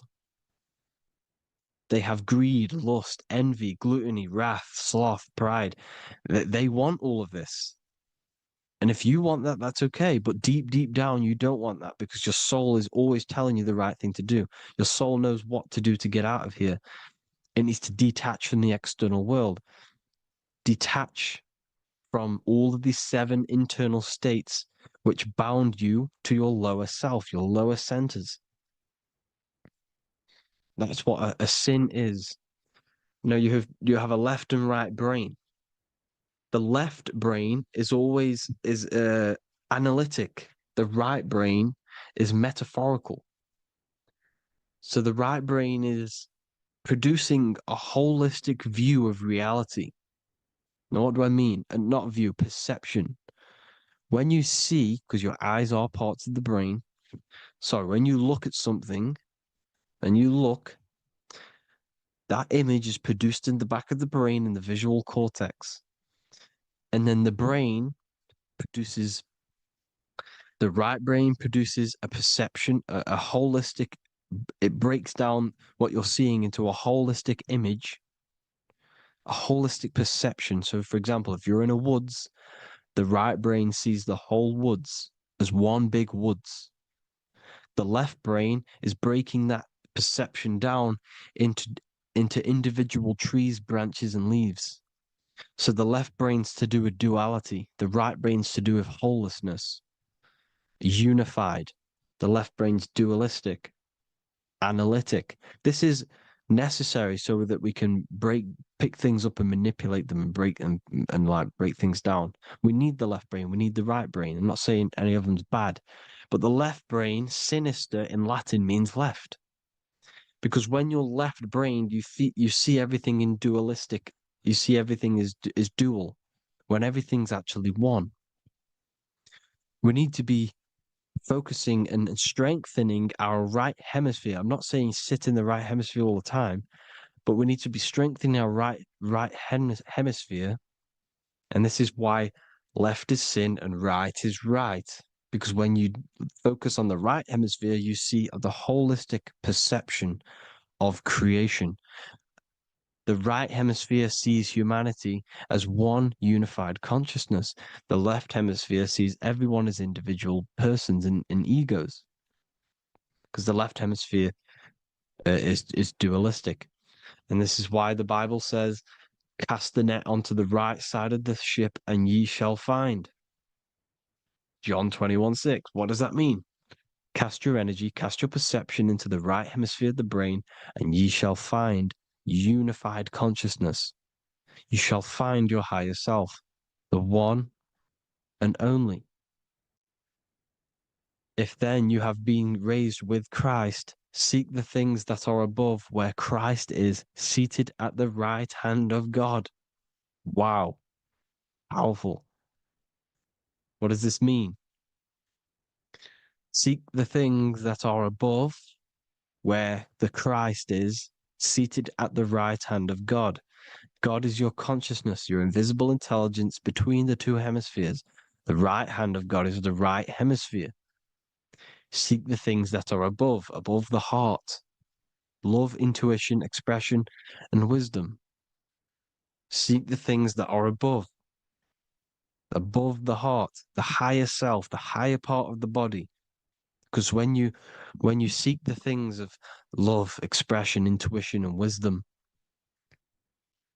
you create a strong aura. You attract the same frequency. And this frequency is heaven, God. This is the Sumerian artwork showing the lamb. This is a step symbolizing stepping upwards, raising up. He's stepping over the lamb up to the bird. His hand is going to the bird. The lamb symbolizes the lower self. Okay? The bird with the wings is in the sky. It represents the higher self. This is why angels always have wings, because it represents the higher self in the sky.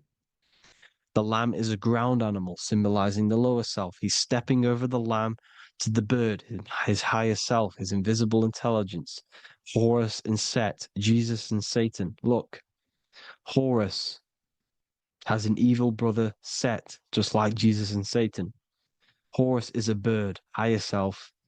Set is a ground animal, lower self, which is the devil and the angel on your shoulder. You see? The right and the left hemisphere, the two wings. So the devil and angels always speaking to you. The higher and the lower self. It's the battle between the higher and the lower self, between the invisible intelligence and the physical body, because the body's the one that wants the sugar, it wants the pleasure, it wants the sex, it wants the porn, it wants all of the materialistic things, it wants the 7 deadly things. Okay, it wants this. There's a battle between the higher and the lower self, your intelligence and the body. This is why you need to become balanced, so that there's a deep connection between the body and the invisible intelligence that I am. You need to master your mind with discipline, and you gain a connection between the brain, the body, and the intelligence. Resurrection, transmuting sexual energy. Okay, this is important. Res is Resh, which is Hebrew. The early Hebrew Resh symbol is the head. This is the head. Resh, erection. Erection is a sexual stimulation. Resurrection is rise erection. You got to raise your sexual energy up the base from the spine to the head. This is the Christ, the Christos. Because there's a psychophysical psychophysical oil produced in the brain every month. Go and watch my other video on raising the chrism. Okay? And every month there's this fluid produced in the brain, which takes 2 trips, because one's produced by the pituitary, one's produced by the pineal, magnetic female, magnetic and electric charge. And it takes 2 trips down the spine to the solar plexus, the bread of life in the Bible, or Bethlehem in the Bible, because the River Jordan's your spine. Goes down to Bethlehem. It gets born in Bethlehem, just like Jesus. Because when this oil travels to the solar plexus, it creates the seed, the seed of life, and it feeds the body, all the central nervous system, all the cells. It regulates the blood, does all sorts of good things for the body, this oil. Now, when you save your sexual energy and you raise your resurrection, you awake the Christ, you raise it from the solar plexus or the sacrum bone up to the brain, you activate 100% of the brain, and this is the true resurrection of Christ. Instead of wasting the energy and giving away your sexual fluids, because behind the fluids is the energy. So when you release that fluid, the energy is out there. You've released the energy. Your sexual energy is the most potent emotional force a human could possibly feel. Same with any animal or anything. The sexual urge, the sexual emotion is the most powerful, potent emotion that you can feel. It takes over the whole body. When you feel sexually aroused, it takes over everything because it's so potent. And when you fight the serpent, when you fight the sexual energy, which is shown here in the Egyptians, the cat cutting off the head of the serpent, or Hercules fighting the serpent, or in the Greek mythology fighting the seven-headed dragon, the seven chakras. The serpent is your sexual energy because it symbolizes your kundalini. When you fight it and you transmute this energy instead of releasing it, instead of acting sexually on it, you can transmute the energy, transfer it from the solar plexus up to the brain. You can also you can do this with other tasks. Instead of releasing it, instead of raising it from the solar plexus to the brain, you can use it for other things. So, for example, you want to think critically. You can use it for critical thinking. You can use it for going to do exercise. You can transmute sexual energy into anything, but you can do this. You can raise the sexual energy, and you can use this energy to push the cerebrospinal fluid from the solar plexus up through the spine, up the 33 vertebrae to the brain, and it'll activate 100% of the brain. And this is the resurrection of Christ. Jesus was never dead. Jesus was never rose from the dead. It symbolizes the Christ, Jesus Christ. Christ is Christos, which means oil in Greek. The resurrection of the Christ, the Christos, the oil. And when it activates 100% of the brain when it's raised, and it can regulate all the systems, it can regulate all the blood, it can regenerate the body. And this is the true Antichrist. They don't want us doing this process. The Antichrist is not against Jesus, it's against the fluid in our body that makes us live hundreds and hundreds of years and makes us live as gods.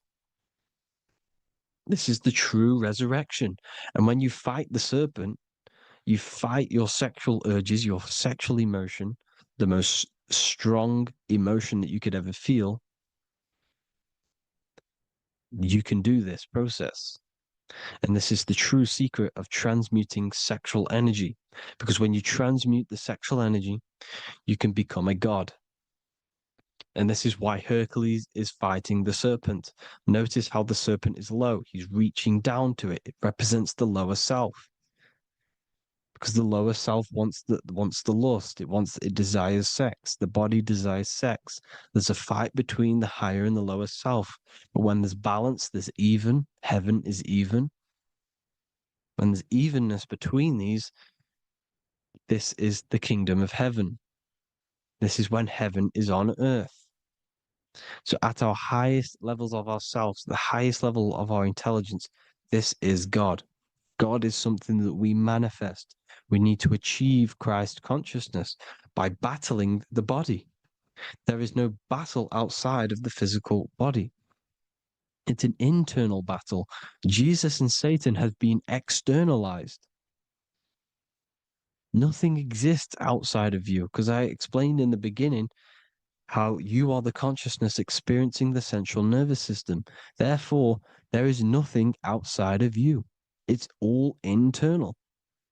Jesus and Satan have been externalized. Why? Because it's business. The church is a business. It's all a business. They've created these figures to be historical when they're not historical. The Bible's not historical. It's all externalized. It's called exoteric, when the truth is esoteric, internal teachings. So, anyways, people, balance the chakras, balance the two hemispheres of the brain, balance the conscious and the subconscious. Balance is perfect, the yin and yang. You are spiritual and physical. You live in day and night. You need to be balanced. Oneness. Seek oneness. And this is the true kingdom of heaven. And when we all realize that we are all the same intelligence, the same consciousness expressed in different bodies, when we all realize this, we all realize we're all one. Doesn't matter what race you are. It doesn't matter what race you are, where you're from, your nationality, because none of you are actually from here. None of you are from the physical world. You're manipulating the physical world through the physical body. You are the I am. We all have a soul. Every single one of you has a soul. We all have souls. The reason why they say some people don't have souls is because they're trying to suppress your mind. They don't want you to know that you have a mind. That sounds crazy, I know. But a lot of people haven't realized that they have an infinite intelligence called a mind. And behind that mind, if you can observe your thoughts, the person who is observing the thoughts, you have a soul. Everyone has a soul. Don't listen to all these people saying some people don't have a soul, some people do. We all have a soul. Every single one of us. So anyway, you need to break the lower nature of yourself. At our highest levels, we are gods. Our intelligence, our universal intelligence, the I am, the intelligence that's inside of the brain, is God. Our minds are being corrupted within believing that you are the body, and the result of this is a society like today,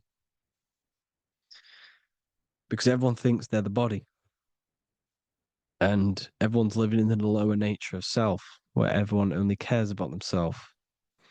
But when we realize we're all one big consciousness ball, we're all the same consciousness expressed in different bodies, there will be peace. So thank you all, people. If you do want to learn more, if you do want to read my book, it's called The Book of Wisdom. I'll put it in the description. It's an amazing book, people. It's going to give you the best understanding possible about creation, yourself, and the world. It's amazing. The Bible, everything. I have just launched a new cymatic library. A friend of mine has just added this to the website. He creates beats, and he creates the purest beats. So they are actually the frequency that it tells you. Most of the stuff on YouTube and Spotify and Apple Music it says it's a certain frequency, but we know these major platforms are all playing with the frequencies of the app. So if you want a real binaural beats, solfeggio scale frequencies to meditate on or listen to throughout the day, join the Occult Library. You can get a 2-day free trial. I'll put the link in the description. Thank you all, people. Hope you all enjoyed this video. God bless you all.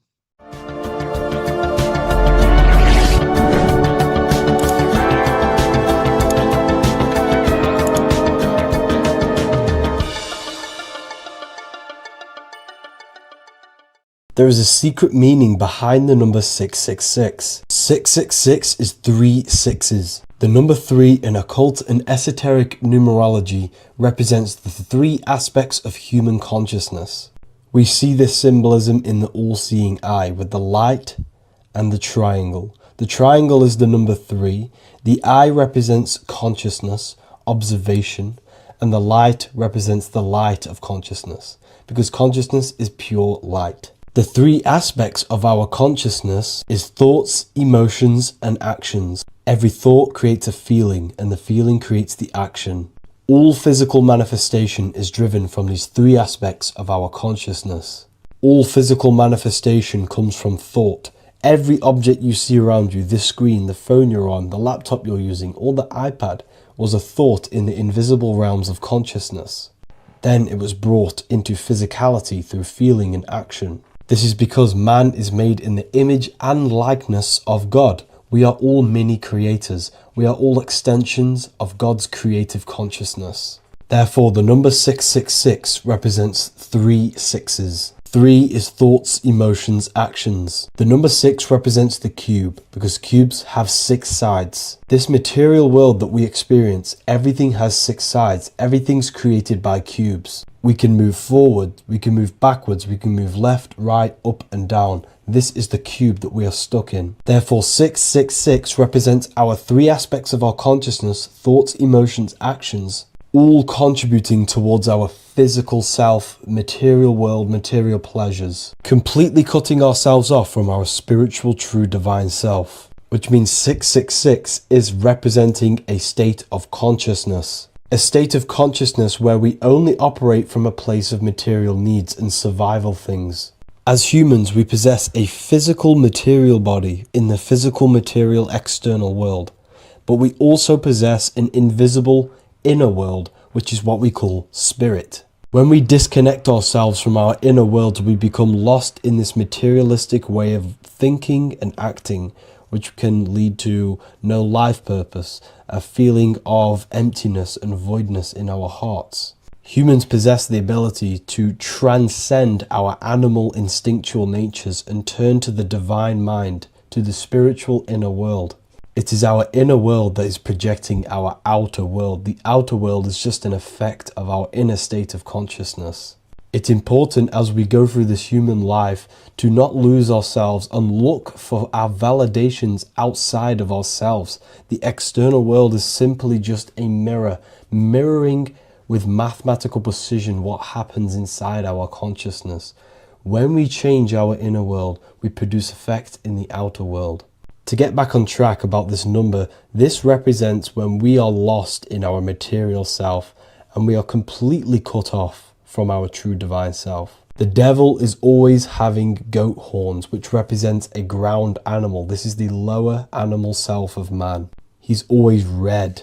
The frequency of red is the lowest vibrational color, and it also represents the root chakra. This is all to do with survival mode and our physical needs and physical self. Red represents chaotic and intense emotions like hatred and anger. This is why the devil is always red, because it represents anger and an uncontrolled state of emotion and consciousness.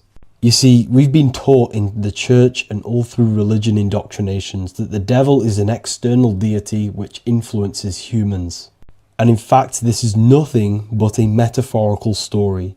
The devil is a character which represents an aspect of the human mind, the lower aspect of the human mind, a facet of our own consciousness and psyche. The voice that we have in our head that tells us to do these negative things is not an external deity pushing us to do something bad. This is an aspect of our own mind. Jesus and Satan are just two characters which represent the two voices that we have in our own consciousness. In fact, the word devil was never present in the early Gospels. Instead, what was mentioned was a spirit of evil. A term spirit of evil was not meant to denote a specific deity or being, but rather any force of negativity, whether it manifests as a destructive thought, emotion, or action.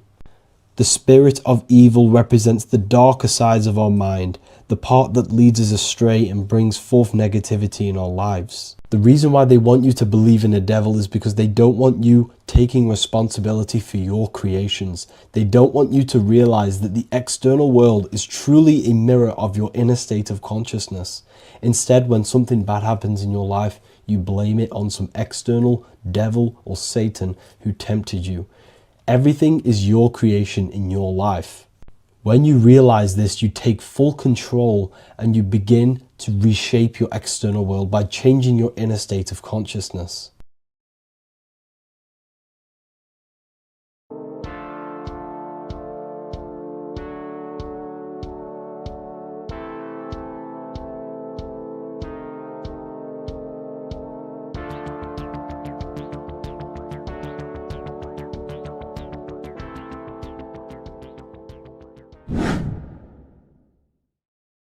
How are we doing, people? It's Revival of Wisdom.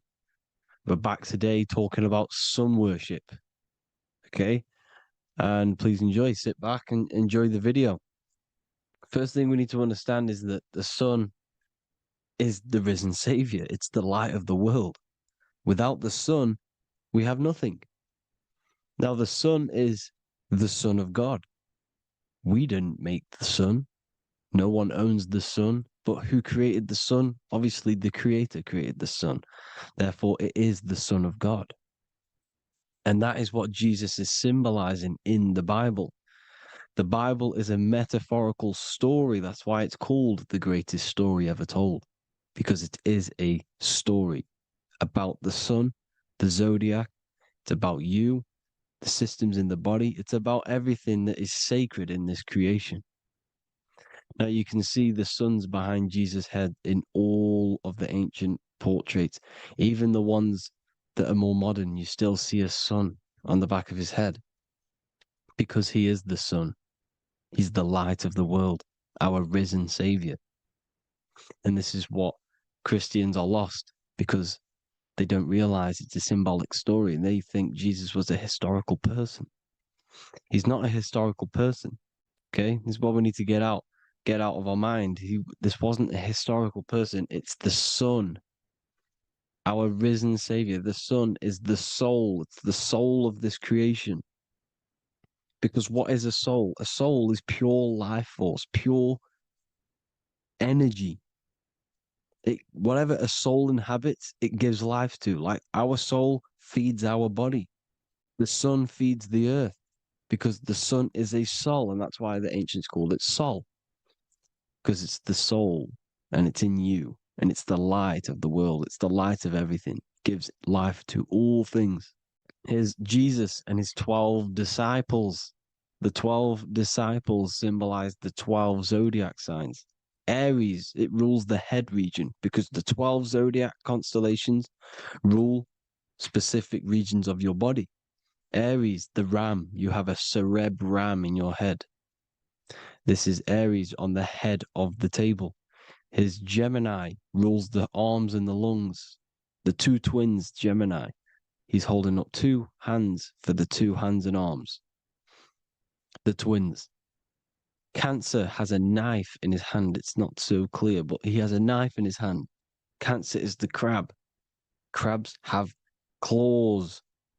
And he's pointing at Virgo's Adam's apple, saying there's no Adam's apple there. It's a woman. Who's the sixth sign? The sixth sign is Virgo, the Virgin, the only woman in the painting. Now notice how there are 3 people in 4 groups for the 4 seasons and for the 3 months and 3 zodiac signs in each season: spring, summer, fall, winter. Matthew, Mark, Luke, and John with the suns on the back of their heads because it's the 4 states of the sun. The 4 states of the sun. Now, 6th sign, Virgo, the Virgin, the only woman in the painting with no Adam's apple. Then we have the sun, Jesus, red and blue, red shift, blue shift. Electromagnetism. The ancients knew this. He's got one hand open, one hand down, because the sun gives and retrieves. The sun rises and it falls. It gives, then pulls away. That's what the sun does, and that's what he's doing. His arms are out, symbolizing the rays of the sun, casting down onto the earth, giving and then receiving. Libra, his 2 hands are equal, he's holding his arms out equally, because Libra is the 2 balanced scales. Libra is when the sun is balanced between the summer and the winter. It's being judged. The sun isn't balanced. That's what Libra is, the 2 scales. Capricorn is the goat. Goats have 2 horns, and you can see the 2 horns on his head here. See? So this is astrology. This what Leonardo da Vinci is depicting here. It's astrology. He knew the story of the Bible is all astrology. It's all based on astrology. The Son of God, the real Son. Now here are some Bible verses. I am the light of the world. Obviously, that's the sun. What other light is there that lights up the world? The moon can't do it. It's the sun, the one and only Son, our risen Savior. Because if the sun didn't rise, we'd all be dead. So it's our risen Savior. And it dies for our sins every night and then gets reborn every day. Now, Jesus calms the storm. Mark 4:35-41. The disciples are all on a boat and there's a heavy storm. But Jesus is asleep. The disciple says, Jesus is asleep. We need to awake him. They wake up Jesus, and Jesus got up and rebuked the wind and said to the waves, quiet, be still. Then the wind died down and it was completely calm. Well, when Jesus was asleep, this is the sun not being risen. It's not risen yet. Because in the night times, that's when the storms happen on the sea and the ocean. And when they awake Jesus, Jesus rises because he's the sun. He rises and everything calms. Because when the sun comes, the storms go. You see? So it's the sun. It's all about the sun. Here's another, Luke 22:10. A disciple asked Jesus, when will we know it's the end times? And Jesus says, as you enter the city, a man carrying a jar of water will meet you. Follow him to the house that he enters. Well, this is clearly talking about astrology, the topic that Christians think is satanic, when they don't realize the whole thing's based on astrology. Because the end times is the end of Pisces, which is the two fish, which is the age we've just gone out of. And you can see all these ancient churches here with two fishes, because they knew it was the age of Pisces. There's an ancient photo, ancient artwork with the two fish, Pisces. And the end times, as it talks about in the Bible, and Christians think the world's going to end or something. But no, it's just the end of Pisces. As you enter the city, a man carrying a jar will meet you. Follow him to the house. The house is the zodiac sign that he enters. And the zodiac sign is Aquarius, because that's what it is, a man carrying the water. We know this is astrology because a woman, that is a woman's job in the ancient times. In the ancient times, the woman used to get the water. You would never see a man collecting water back then. That was the woman's job, whilst the man builds the houses, for example. You see, so we know it's talking about astrology because astrology is the man holding the bucket of water. It's the end of Pisces. Now we are in Aquarius. And of course, Luke 24:36, the risen Savior, the Son. Now, the Son is also born on the 25th of December, a virgin, just like Horus, Mithra, Buddha, Krishna, Hermes, and thousands of other gods, all born on the 25th of December. Well, it's because the sun moves 1 degree northward on the 25th of December. And on the 22nd to the 24th, it stays in the same degree because it's moving south. But then on the 22nd, it stays in the same degree on the Southern Crux constellation. And the ancients called this the sun dies on a cross, because the cross is the Crux constellation, the Southern Cross. And it stays on that same degree for 3 days on the cross. The sun dies on a cross, and then on the 25th, moves 1 degree northward, bringing back the summer, the light, the warmth, the growth of crops. And this is the sun being reborn again, a virgin, because it's pure. And here's Mithra, another sun god before Jesus was around, before Christianity. It was Mithraism, and Mithra, Ra is Ra, the sun god, Egypt. It's all about Ra, the sun. You see the crown of thorns on Jesus' head, symbolizing the rays of the sun. And here are the rays of the sun on the back of Mithra's head. Krishna, the sun. Buddha, the sun. Horus, horizon. All born virgins, all did miracles, all resurrected. Dead for 3 days. Well, here he is, dead for 3 days on the cross. And resurrected, because it's the most ancient religion ever been on the face of the earth, the worship of the sun. And we should worship the sun, because without the sun we are nothing. The sun feeds us, feeds the earth, feeds everything. Without the sun we are nothing. It's been reversed, and now we're worshipping man. When we're worshipping a man called Jesus, was never real. It's all about the sun, the most high, the most powerful, potent, celestial body in the sky, the orb that feeds us every day. It dies for our sins and rises every day. It's the sun. Now on the Holy Communion Day, it's the worship of the sun. They give out many suns. Here's Jesus holding a sun. And they raise the sun on Sunday, because they go to worship their sun god on Sunday. Not Saturn Day, not Moon Day, Monday, but on Sunday when the sun is exalting. And they hold suns up above their heads because the sun rises. They're symbolizing the sun rising above their heads as savior. It's the sun. It's the Holy Communion Day. And here's Jesus giving a piece of himself to the children. It's the sun, the light. Judas was known as a backbiter, a backstabber, because he stabbed Jesus in the back. He betrayed Jesus. Well, this is just another astrological story about the constellation Scorpio, because the Scorpio is the J, looks like a J. J for Judas, the scorpion, the backbiter. Scorpions backbite, they bite with their back. And what does Judas do? He betrays Jesus by kissing him to let the warriors know who they need to get. So he kisses Jesus and Jesus gets stabbed in the back. Well, when you get stung or bit by a scorpion, they leave like a kiss. So Judas kisses him and gets betrayed.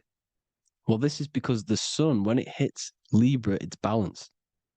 The sun is balanced because it comes through summer. Now the sun's starting to die. The sun's starting to die. It hits Libra. And then as soon as it hits the scorpion, the Scorpio, it gets betrayed because now the sun has to fall to winter and Saturn is there waiting to take over the darkness of the winter. So he gets stabbed in the back by Scorpio, Judas, the scorpion, the backstabber.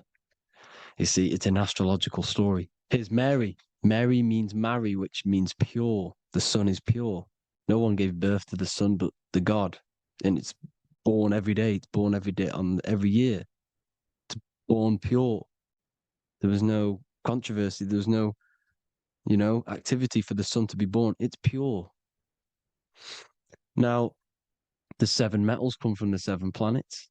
The sun gives you gold, and this is why the sun is golden. It looks gold. And this is why the banks are backed by gold, because gold is the most valuable metal, because it's the sun, the most valuable celestial orb in the sky, in the heavens. Well, here's Jesus, another ancient symbol of him being crucified on the cross with the big sun, the Southern Crux constellation. The sun dies on the cross constellation. And if you go to the old etymology dictionaries, you will see sun and son is the same word. They come from the same etymology roots. You can use them for no matter what, but they've been confused today. But if you go back to the old dictionaries of etymology, they are interchangeable. You can use them. Son, sun, sol, it's all the same thing. The 12 disciples, 12 brothers of Joseph, 12 tribes of Israel, 12 breastplates on the stones, because it's all the 12 astrological signs. They could have used any other number, but there's 12. Because 12 is the mind, which is God. 7 is the number of matter, which is man. 7 energy centers in the body. 12 cranial nerves in the brain, because it's the mind. 12 is the 12ness. The zodiac is literally the mind of God, the signs of God. Now here we see here, Job 38, 31 to 33. Can you lead forth a constellation in the season? He's asking you, can you read the sky? Can you read the heavens? Canst thou bring forth the Mazzaroth in its season? Mazzaroth means 12 signs, the zodiac. Why did they translated every single Hebrew word in the Bible into English, but they decided to leave out Mazzaroth? Why? It's because if that said zodiac, Christians would have a different view on the Bible, but they leave that out. But Mazzaroth actually means the 12 signs, the zodiac, and the stars means sign. The word stars means sign because the stars are signs, things to come, which is off in Hebrew, which means sign, things to come. You see a sign on the road, it's something coming. But God is saying, no, what does he say? To qualify as a director, a judge of man's life on earth, one must be able to govern the heavenly bodies that rule the earth.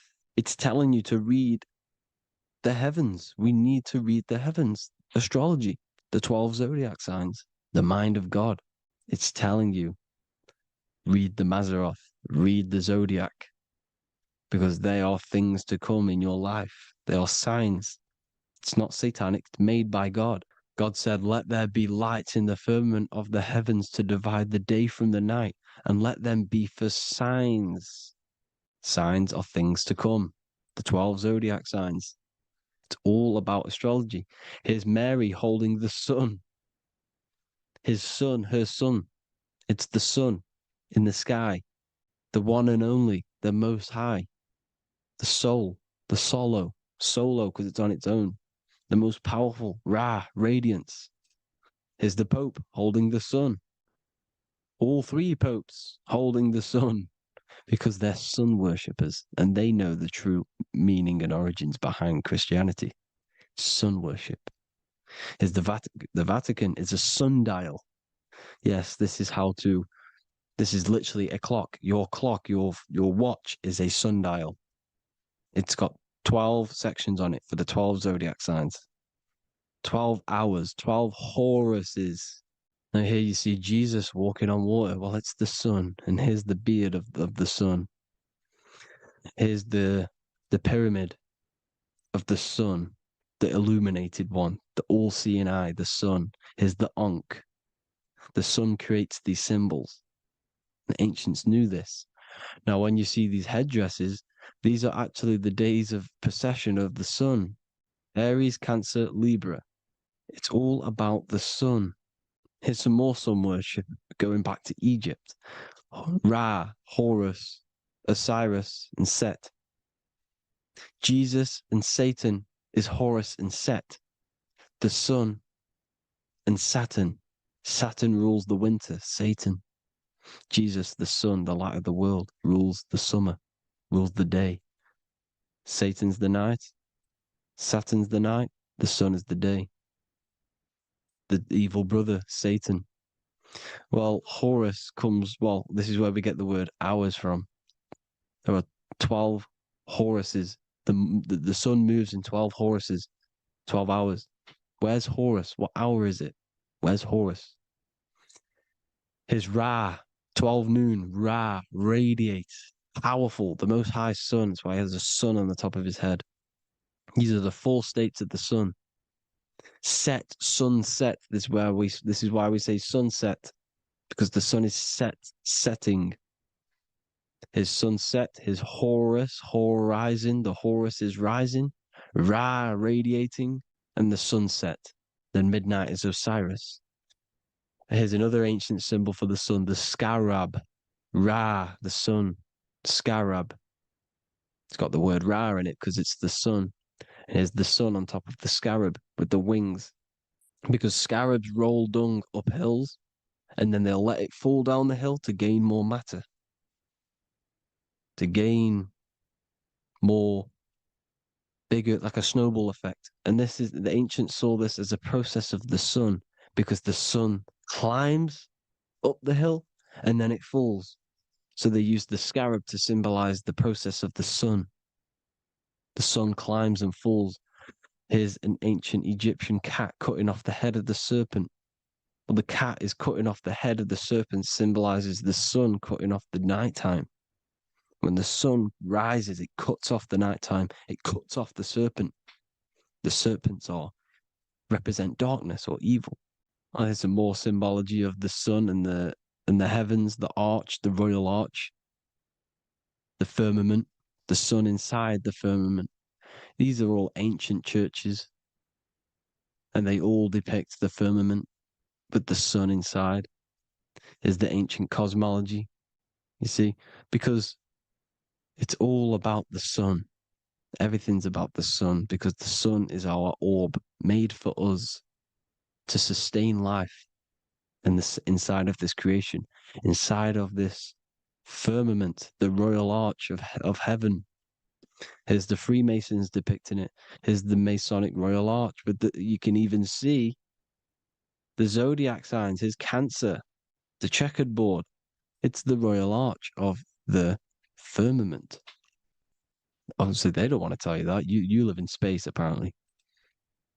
Some more sun worship. Here's the beard of the sun on the water.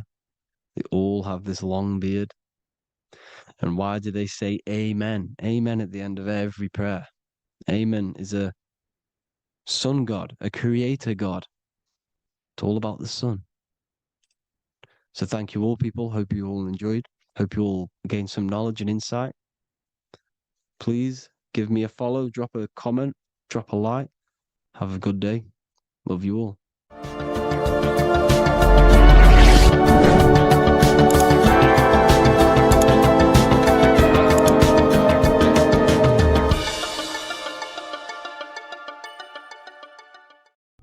There's an ancient symbol hidden in plain sight, one that holds the key to transformation, power, and unlocking your true potential. It's been used for centuries by mystics, rulers, and even modern science, but almost no one understands its true meaning.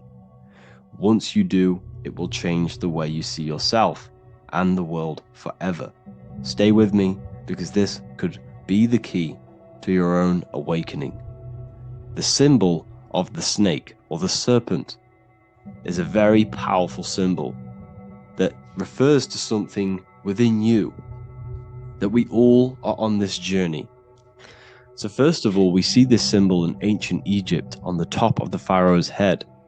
We also see this with Buddha, with the snake on top of the Buddha's head and below.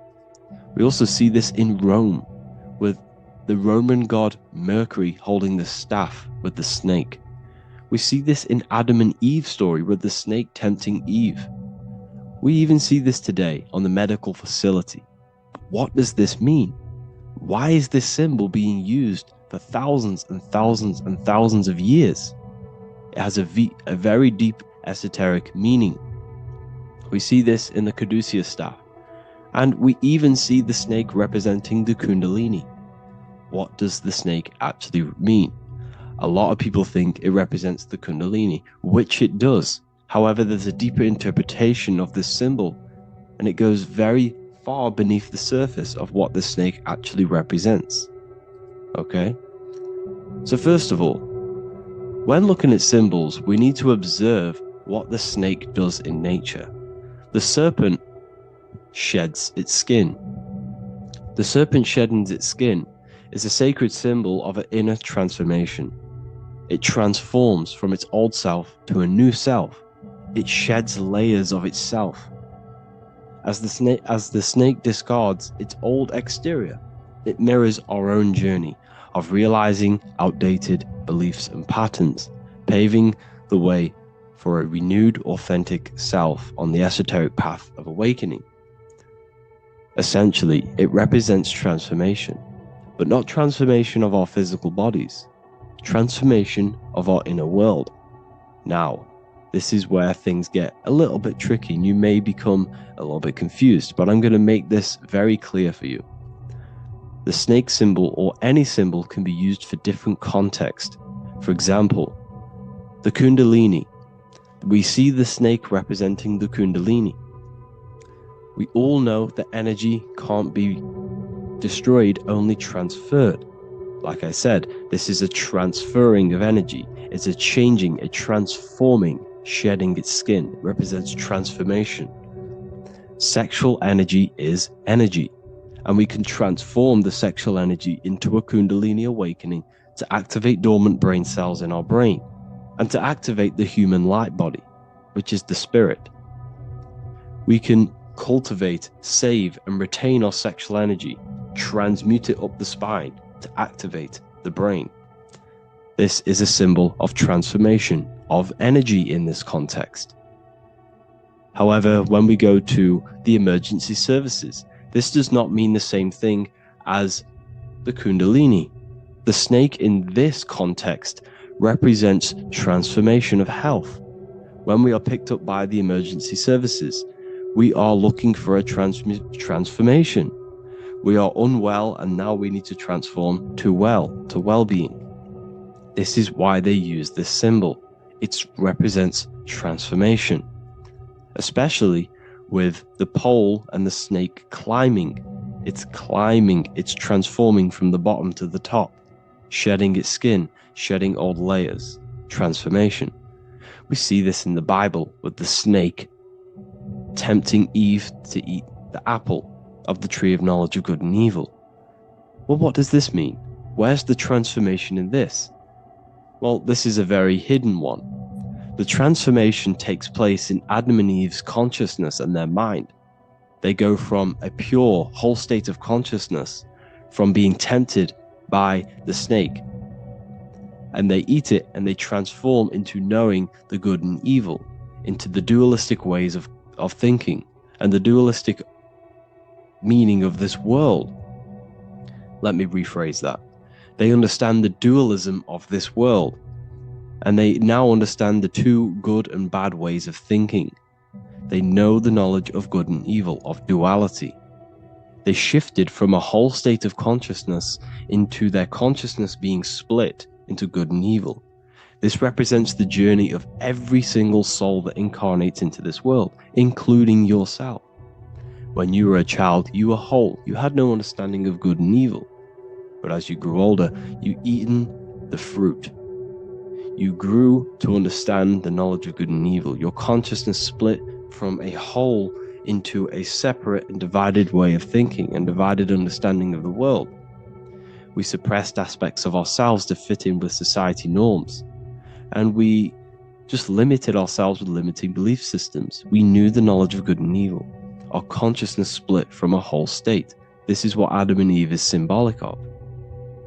We see this with the Roman god Mercury, with the snake. Mercury represents intellect, communication. He's always flying in the air, which represents the air, the mind, the intellect. He's holding the snake to represent transformation of the mind. This is what we call mental alchemy. Turning base metals into gold, turning the unenlightened aspects of our mind into enlightened ones, turning our negativity into power and control.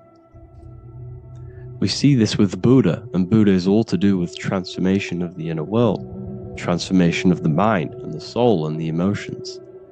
And it also represents the Kundalini. We see this in ancient Egypt. We always see the snake on the head, representing the place where the third eye is, representing the intellect or the mind, the mind's eye, the third eye, whatever you want to call it. This is the place of the invisible intelligence within us. This is our mind or intellect. And this is the transmutation of the mind. This is why the snake is on the head, representing the transformation of the mind, going from the unenlightened into the enlightened, going from the uncontrolled to the controlled mind, so that we can control the very fabric of reality. I've kind of just given that away. Why is this important? Humans are creators. We're the architects of creation, endowed with the divine power to channel the fourth dimension, which is the imagination, into reality. Each thought and intention is a seed. When nurtured with focus and clarity, transforms the unseen into the tangible experience. This creative process bridges the gap between the ethereal and the material. Humans are creators. It's impossible for you not to create.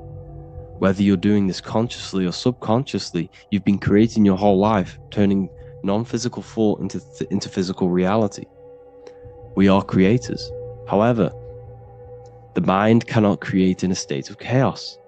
The mind cannot create with limiting beliefs. The mind cannot create with thoughts that come and destruct our minds.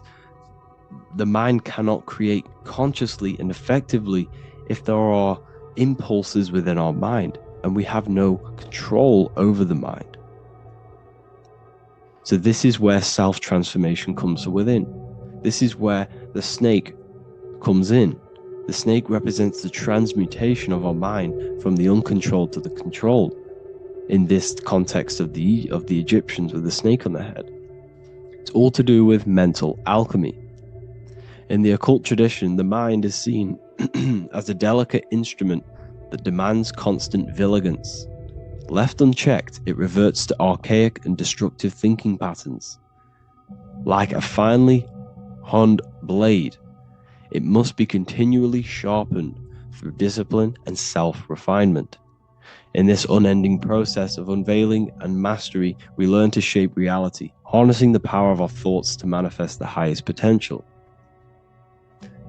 It's all to do with mental alchemy, and this is how the snake is connected to you, and what the snake represents to you. It represents the transmutation, the changing of ourselves, of our consciousness, so we can gain control in this 3D world. If we lack control, then we'll constantly be manifesting chaos. Now, there are 3 ways that we can transform our world, and we can slowly transform our mind. Now, this is not an overnight process. It takes periods of time of purification. And number 1 is affirmation. Let's say we have this dirty cup of water and we have a tap of water. And in this tap, it's pouring in more water, clear water. Over time, if I keep pouring clear water into this cup, it's going to slowly purify this cup. And then in the end, it will look like the cup on the right. It's the same with your mind. The cup represents the limiting beliefs, the negative thoughts, the negative mind, the uncontrolled mind. But if we keep repeating affirmations over and over and over again, such as I am disciplined, I am powerful, I am limitless, over time this can purify our subconscious and we can gain control over the mind, and we will become conscious of the thoughts that we are giving attention to. The second way is meditation. Meditation allows one to develop an off switch for the mind, providing a sense of control over it. Over time, we gain the ability to filter our thoughts and become more conscious of the ones we choose to engage with. Meditation, over a period of time, will give you this button that allows you to filter out negative thoughts. If you have a negative thought in your mind, you'll be able to become conscious of this and redirect your mind's attention. This is all about self-control, because remember, we become what we think about. The snake represents the transmutation of the self. And another way is visualization. Visualization allows your subconscious mind to experience the reality you desire, accepting it as truth. As the subconscious becomes more immersed in this imagined reality, it works to manifest it into your conscious experience. Your visual eye, visual eye. You're using the mind's eye to see and mold your future. That's what imagination is for, to create in your future. You can become your future now in your imagination. And this can slowly purify your consciousness, slowly purify your mind, which will then, if you do all 3 of these over periods of time, you will see great transformation from the inside out. And your outer world will start to mirror your inner transformation, because it's as within, so without. You change your inner world of consciousness, of thought and emotion, you'll change your external reality and your circumstances. So I hope this lesson has gave you a great understanding of what the snake actually represents. And now that you see it, you will see this everywhere. Every time you see a snake, you know it represents the transformation. So please, if you can, leave a like, comment, and subscribe, and turn on the alerts to make sure you never miss a video. And if you have any video suggestions, feel free to make a comment and I can make a lecture on it. I appreciate you all watching this video today, and I'll see you all inside my university if you're inside, and I'll see you all in my Telegram if you join, and I'll see you in the next video, of course. Thank you and take care.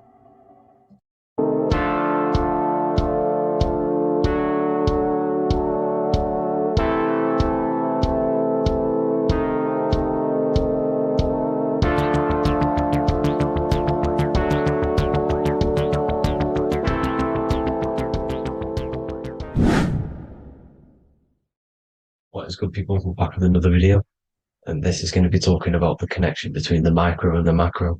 You know, you are the universe, everything is inside of you. So the first thing you need to understand is that the law of mentalism, we are a thought in the creator's mind, everything's being thought into existence. We have a spark of this mind, this same mind of the creator, and everything is a state of mind. Particles or atoms, whatever you want to call them, are a mental thing. They're a product of the mind. Everything's thought into existence. Thoughts influence everything. Thoughts are energetic effects which send out waves into the quantum field around you. And your consciousness is actually the universe experiencing itself, expressing itself, and viewing itself. So we are the creator, but viewing itself in separate bodies. And this is why they call the material world the world of illusions, because everything's separate here, but we all forget that we are all one. We've all been brainwashed to think we're all separate, but we're all one. We're all the same mind, the same consciousness, everything. So everything's created out of toroidal fields. God created the toroidal field. That's the only thing that exists because atoms are toroidal fields. And it's the basis behind all creation, as you can see it in the owl's eyes. It creates the infinity symbol. And this was the apple. That apple is a toroidal field. And the toroidal field is made out of dielectricity, which is ether. Ether is black light, and this is counter space. This is another realm. This is what creates God to be omnipresent, to be everywhere at one place at all times. He is everywhere because ether is everywhere. And ether is infinite potential. It connects everything together, and that's what energy moves through. It moves through the ether, and that's black light. Everything is light, as it says in John 4:2. God is light. Everything's a vibrational state of light.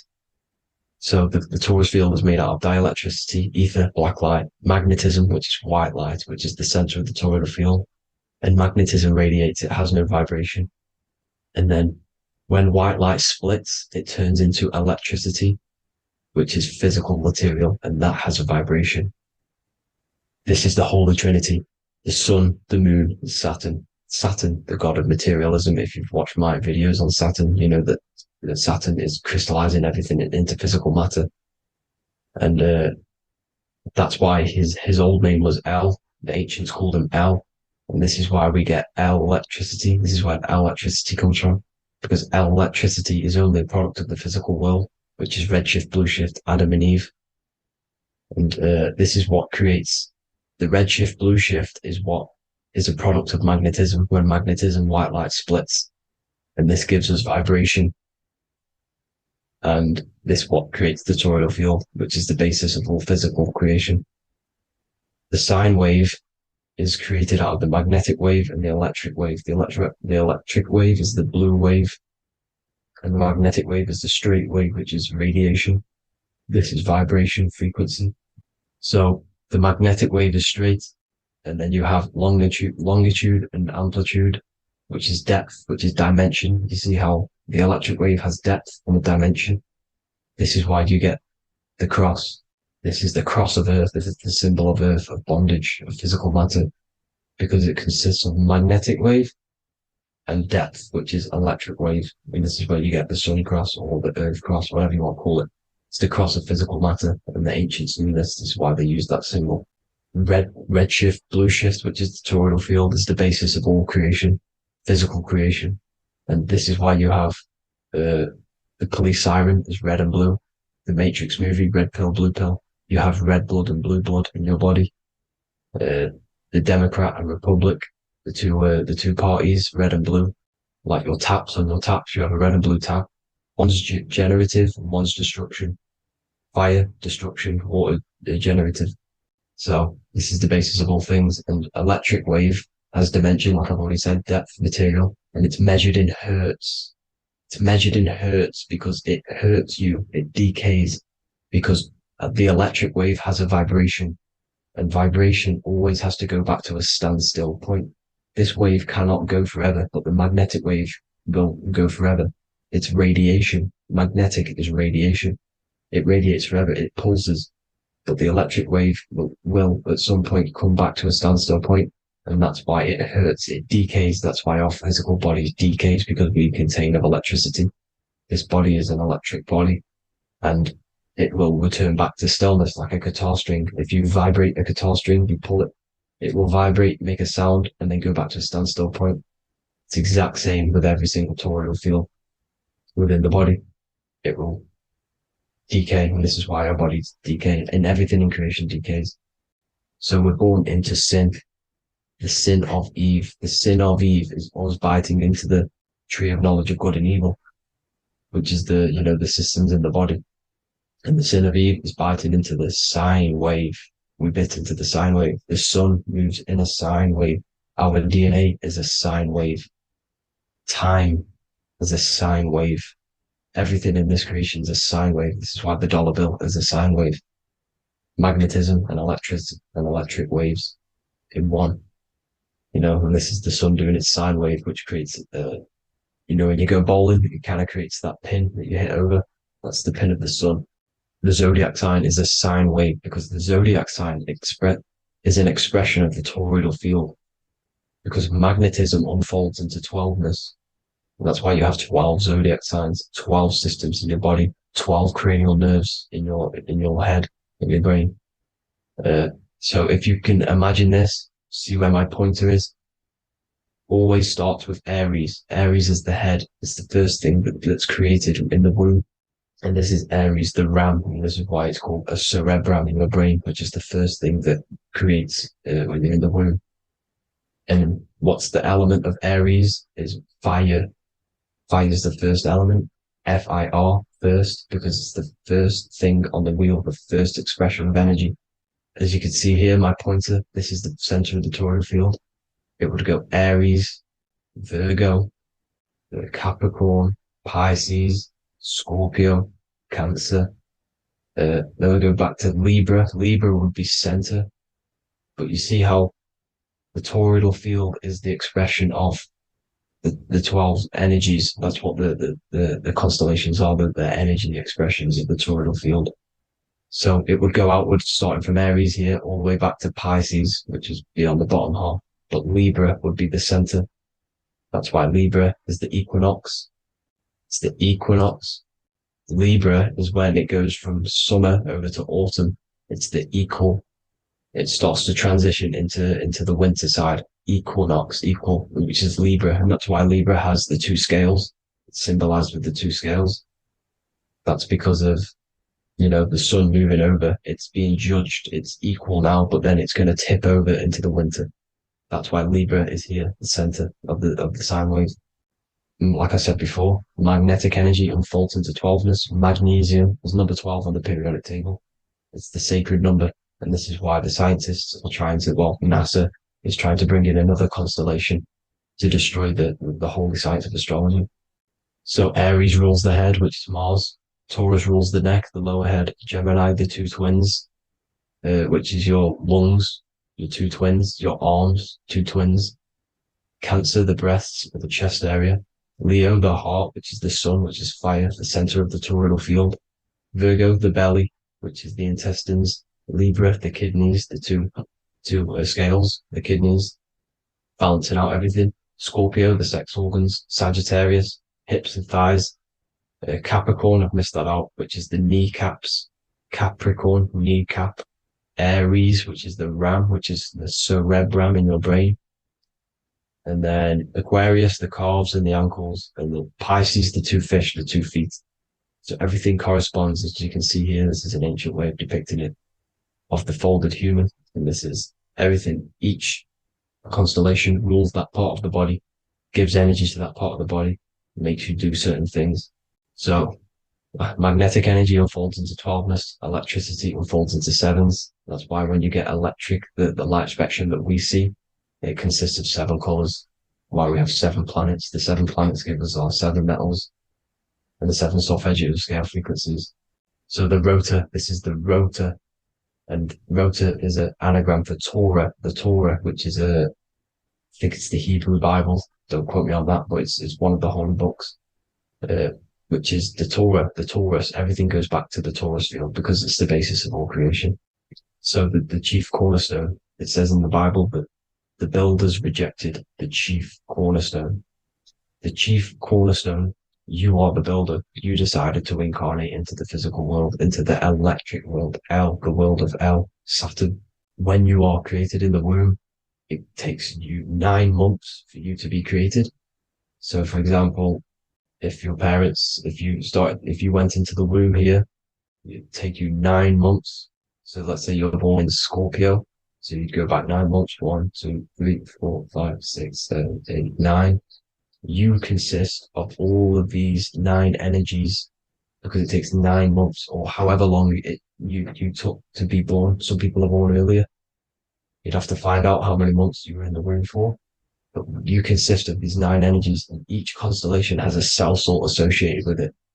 And these cell salts are vital for your health. and your cells are the optimal health of your body. So the chief cornerstone that you rejected is these three cell salts, these three constellations. So you're mineral deficient in these three constellations. For example, fluoride, magnesium, phosphate, and potassium sulfate. So that's the chief cornerstone. And a cornerstone, people always get it rejected with the cornerstone. The cornerstone is not, it doesn't say the cornerstone in the Bible. It says the chief cornerstone. The cornerstone is a cornerstone of a building, but a chief cornerstone is the top of the pyramid. This is where we get the pyramid of the wheel. So you're mineral deficient in whatever three zodiac signs you're not. You were not in the womb for. This is the chief cornerstone you rejected. So the human body is the micro. It is the universe in a physical form. It consists of everything in the universe, just like your consciousness is the universe watching itself, experiencing itself. Your body is the whole universe, 12 systems in the body, 12 zodiac signs, 7 chakras are the 7 planets. The Holy Trinity of you is your Temple of Solomon, the soul and the mind, the sun and the moon. You know, everything is in you. You consist of everything, all the energies, everything. Heaven and hell. Heaven and hell is a mind state. It's a state of the mind. Head, H-E-A, which is heaven, and the heel, the bottom of your foot, is hell. And the bottom of your foot is the soul. So they're basically saying, well, it's wordplay. They're saying that your soul is in hell because, you know, with the elites being in control. So they call the bottom of your foot the soul, trying to say that you're in hell. The Christ is in you. And this Christ is Greek for what? Christos. And Christos is Greek for the oil. And this oil is produced in the cerebrum, the areas, the ram, the cerebrum. It goes down the pineal, the pineal and the pituitary are underneath the cerebrum. Goes down the pingala and the ida. The pingala being the positive charge connected to the pineal gland, pin, and the ida connected to the pituitary. And this is the two serpents going down the spinal column. And this is why Jesus goes from Nazareth to Bethlehem, and then Joseph and Mary are waiting for Jesus in Nazareth. Joseph and Mary are the pineal and the pituitary gland waiting for Jesus to come back up the River Jordan, your spinal column. So this is the oil. This is the story of Santa as well. Santa comes from the North Pole. Why? Because the North Pole of the Earth is the center of the toroidal field, and the North Pole of you is your spinal column, which is the North Pole of the toroidal field. The North Pole, he comes from the North Pole. This is the North Pole. This is the South Pole of the toroidal field. Comes from the North Pole, which is your mind. And he goes down the chimney and then back up the chimney. This is the chimney. And he drops off the present, which is the Christos, the oil. And this is why Jesus is crucified at 33, because he crosses over the vagus nerve at the top of your spine. When this oil comes back up the 33 vertebrae, these are your vertebrae here. When it goes up the 33 vertebrae, it gets crucified at 33 because it crosses the vagus nerve, and he's crucified on a cross at 33. This is the story behind Jesus and Santa. The Ark of the Covenant in the Bible is the two hemispheres which cover the vital parts of your mind, the brain side, which is the cerebrum, the pineal, the pituitary, etc. So the two hemispheres are the two angels, the Ark of the Covenant. This is the Ark of the Covenant covering the two vital parts of your brain. So these are the optic thalamus is another part, and it protects the Christ oil, which is inside at the center of the brain. See, the Bible is all a massive metaphor about yourself because you are the universe. You are a microcosm of the universe. Your consciousness is experiencing itself, and the universe experiencing, and your body is the whole universe. Your head's heaven. So Moses crosses the Red Sea. These are the two hemispheres of your brain. This is the corpus callosum, the Red Sea. So he's pretty much saying that he's uniting the two hemispheres of your brain, because most people in this generation are stuck in the left brain, which is just logic, reasoning, science and maths, writing. You know, this is what school teaches you to do. It keeps you stuck in your left brain. And you want to cross over to you want to cross the Red Sea, which is the corpus callosum, to the right brain, which is awareness, art awareness, creativity, imagination, intuition, insight, you know, using the higher mind, creativity, imagination. If you don't have intuition, then you can't read energy, you can't pick up on bad things. This is what Moses is symbolizing by crossing the Red Sea. And it's also the upper room where Jesus met the 12 disciples. 12 disciples are the 12 cranial nerves in your brain. It doesn't just represent the 12 zodiac signs, the 12 disciples. It symbolizes many different things. It's like I said, energy the universe consists of 12ness. So you have 12 cranial nerves in your brain. And that's the 12 disciples as well. And they want you stuck in your left brain, which is the five senses, materialism. So they say in the Bible that Satan blinds the mind. Satan is Saturn. If you've watched my videos, Satan is Saturn. And you consist of the Holy Trinity, which is the sun, moon, and earth. The soul, moon, the soul being your sun, the solar, the moon being your mind, the earth, your physical body. And Satan blinds the mind. Why? Because we enter a soul system. This is a soul system, not a solar system. And Saturn is the Lord of the Rings, which is the outer ring. When your soul enters the soul system, your soul starts to materialize. It hits Saturn. Why? Because Saturn starts to materialize you. You take on the 7 virtues, which are the 7 planets, which are your 7 chakras. And to get out of this soul system, you must get out of your lower nature, your animal nature, which is lust, desire, greed.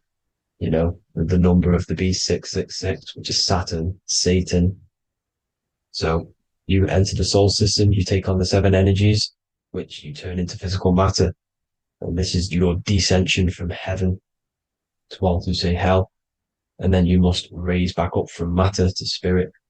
They say Satan blinds the mind. Why? Because your mind gets materialized. Your soul and mind get materialized. And when you get materialized, it's an intense experience. You lose the divinity within you. You forget the divinity. So Satan, which is the first planet, the first energy you take on, the material body, he blinds the mind. He makes you forget everything, your divinity. Then you must remember, ascend up Jacob's ladder, the 33 vertebrae to heaven. And this is a microcosm of the macro, because you will ascend back up to heaven if you do this, when you leave your physical body, when your body decays. So when it talks about in the Bible, completely destroy them, the Hittites, the Amorites, the Canaanites, all the ites, this is what God says to the Israelites. It says completely destroy them. It's basically symbolizing saying destroy your lower nature. The Canaanites, cannibals. We're under a Canaanite system now, which is cannibalism. And this is flesh eating, lust, greed, all the demonic stuff, all the lower vibrational stuff, you know, the lower nature, eating, sex, and survival, the lower 3 chakras. You must get out of these lower 3 chakras and return back to spirit, which is heaven, which is spirit, love, being holy, being truthful, being passionate. Going back to Satan blinding the mind, all of the planets are made out of these 3 symbols. Satan blinds the mind, and that's why Satan's symbol, this is the symbol for Saturn, Satan, the symbol for Saturn is the cross, which is physical matter, the earth, over the moon is your mind. So the Saturn symbol saying matter over mind, he blinds the mind, Satan blinds the mind once you enter the soul system. And you must remember, in the Bible, it talks about the Genesis, which is Eve, the sin of Eve, which is biting of the tree of knowledge, with the serpent, which wraps around the tree. It says the serpent placed himself on the tree. Well, the serpent is the spinal column. It's the serpent telling you eat from the tree of knowledge of good and evil, which is your nervous system. And eating from the tree of knowledge of good and evil is doing bad things. For example, over-sexualized, overeating, eating the wrong food. That's eating from your nervous system. It's decaying you, and it's preventing you from achieving the God self, the God consciousness. This is the symbolism of, you know, the tree on the serpent, telling you to eat from the left brain, with the left brain being the sinister. Sinister is Latin for left. That's sin. Sin is left.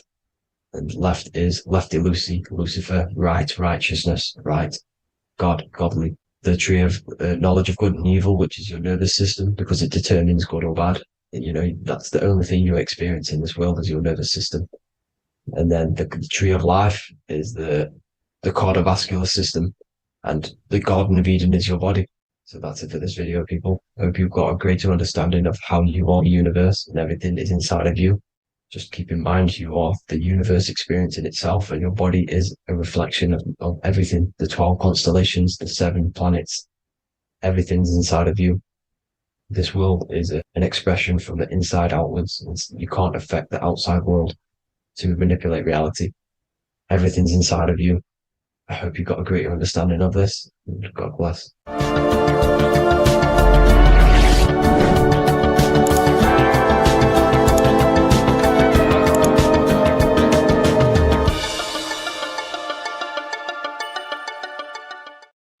Hello, everyone, and welcome to another lecture inside Ethereal University.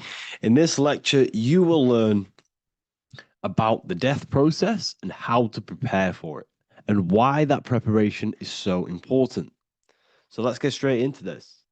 You must understand, as a spiritual creature that you are, you have a visible nature and an invisible nature. You never truly die. You are an eternal soul experiencing a temporary physical world. The inner world of thought and emotion is eternal, while the outer world of matter is mortal. Everything that is seen is mortal. Everything that is unseen by the eyes is immortal. When you die, your external physical world will be stripped away, leaving only your pure consciousness in its raw form, drifting within the astral plane. So here you see your physical external body and your internal world. And your internal world is your state of consciousness. It's your state of consciousness. Your thought and emotion is one overall state. Okay? So you must understand these planes. You have the physical body, the etheric double, an astral body, a mental body, and the Buddhic body. When you die, you leave the physical plane. Then you will more than likely leave the etheric plane, because the ether acts as like a portal. Everything comes out of the ether and returns back to the ether. I can break that down in another video in electromagnetism. But electromagnetism is ether, energy coming in and out of the ether. You will, every single day you die, every single day. There's a cycle of life and death occurring all the time. Every single day, you go to sleep, you go back, your consciousness slips back through the ether. And then when you wake up, your consciousness comes back through the ether into the physical plane. Death is just a bigger macrocosm of the microcosm cycle of life and death. So you will return back to the astral, which is the realm of imagination, infinite possibilities. And this is where thought forms start to manifest. Okay, so depending on how advanced you actually are mentally and emotionally, will depend how long you stay in the astral. Now, what we must understand is that there is many different components to the astral. We have the higher astral, the middle astral, and the lower astral. These are all vibrational states. So if your mind and soul is operating in lust, lust, desire, hate, food, physical addiction, smoking addictions, then these are quite heavy. These are quite heavy attachments to your consciousness, and they're quite low level desire, which means they have a low vibration. You will manifest in the lower astral when you're stripped from your physical body. The lower astral is not inherently evil. However, there's just low vibrating things going on there. Low vibration does not mean evil. Okay? So, just like bad doesn't mean evil. Okay? In the lower astral, you are going to see lower astral beings. You're going to see spirits, souls with low level desire. Okay? People who are attached to the physical plane, people that lust, people that do these things. Technically, this is hell. but you can escape it by escaping yourself. Now we're going to break all this down. I'll break all this down properly once you understand the full context. So depending on your level of desire, you will manifest in a corresponding layer of the astral plane. If your mind is still attached to the low physical desires, you will find yourself in the lower astral realms.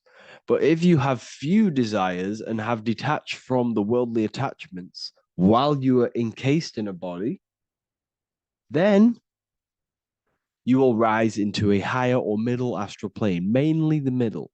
Okay. The higher astral plane is very formless. So as I broke down here, this is, well, the physical plane is the lowest dimension. This is the most form, the most matter. It's quite heavy. The higher you go, the lighter it becomes, the more fluid, the more formless it becomes. So you see here it says denser down and lucidic up. So this is more lucidic in these higher realms. This is more dense in the lower realms. So this is why the ancient Egyptians were always talking about, I'll show you this. This is showing you death. So first of all, we have Anubis, which represents death. Here you have the heart, which represents the soul. And here you have a feather. And this is a scale. You see how this is a balanced scale? So what this is symbolizing, this represents death. This represents your heart, and this is a feather. So when you die, your heart must be as light as a feather, which means your emotions, your soul, should have no attachments to the world. It should be light. It should be detached. This is why the word light and light are the same. Light is in heavy and light is in very bright. Because when you're less attached to the things, your soul shines. You're authentic. You're light. You're very bright soul. And you have no attachments. Your light is in not heavy. So you must detach from the worldly desires. We have to detach from the smoking, the food. This is why we should fast. Smoking, this is why we should detox. We should also meditate. We should also be able to sit with ourselves for long periods of times. Okay, I'm going to break all this down properly. But that's why the Egyptians show you the symbolism here. Okay. So you're stripped of your material body. So that state of consciousness you're in right now, your inside world, if you shut your eyes, that state you're in, that is what you're going to experience when you die. Okay. And you're going to be manifested into the astral. In the physical plane, you can mask or hide almost anything. But in the spiritual realm, you cannot. The astral body, your thoughts and emotions directly shape your spiritual body, your astral body, revealing your true inner state. So your desires that you can hide in the physical plane, your emotions, your thoughts, you can't hide any of that in the spiritual plane, in the astral plane. That will directly shape who you are, your color of your astral body, and your astral body as a whole. So here we have Kim Kardashian. If you could see this lady's astral body, you would run so far that you would be horrified for the rest of your life. If you could see their spirit, their astral form, it would be horrific because their mind is so attached to, physical things, so attached to desire, money, fame, worship, power. These people do not want to die. These billionaires and millionaires will never want to die. They will do whatever they can to stay alive because they understand when they die, they have to face themselves. They have to face their inner world. And their astral body, their true authentic self on the inside is horrible and horrific and so low vibration. So this is where it comes in. You must be as light as a feather. This is what the Egyptians are showing you in their artwork. Your soul must be as light as a feather. in order for the soul to ascend to a higher plane and not look at that physical plane and say, I want to go back or I want to desire things down there, you must detach now and prepare for death. Hell is not a place, it's your own personal suffering born from within. If your mind and soul are deeply attached to mental fixations, emotional wounds, and physical addictions tied to the material world, that pain will follow you into the astral. This is your true judgment day. You judge yourself when you die. You see your authentic self. There's no hiding. Right. Imagine right now that you that everything you cling to was stripped away. No matrix, no electricity, no food, no TikTok, no phone, no possessions, no distractions, no one else. Could you sit alone with yourself for just 1 hour? Could you sit alone with your thought and emotion? That moment of truth is what you must begin to prepare for. Could you sit alone with yourself? Can you sit alone for long periods of time and just think? And if you cannot, then you're running from your internal world. You're running from your thoughts. You're distracting yourself from your thoughts. This is what we must address. Now, don't feel bad if this is you. We've all have problems. We all have internal problems. But this is what we have to face directly in order to prepare for life after death. We must meditate for long periods of time. Not even meditation. We should be able to sit with ourselves with no distractions and just think. This is what the people of the past used to do when we had no technology. People would sit and think for hours. This is what we need. Because if you cannot sit with yourself, imagine sitting with yourself with no physical body. That's the level that's going to happen. And we need to prepare for that. The soul and mind must become as light, as weightless, as radiant as a feather to ascend to a higher plane and move beyond the physical life. To rise, they must release heaviness, attachments, burdens, fears, and desires.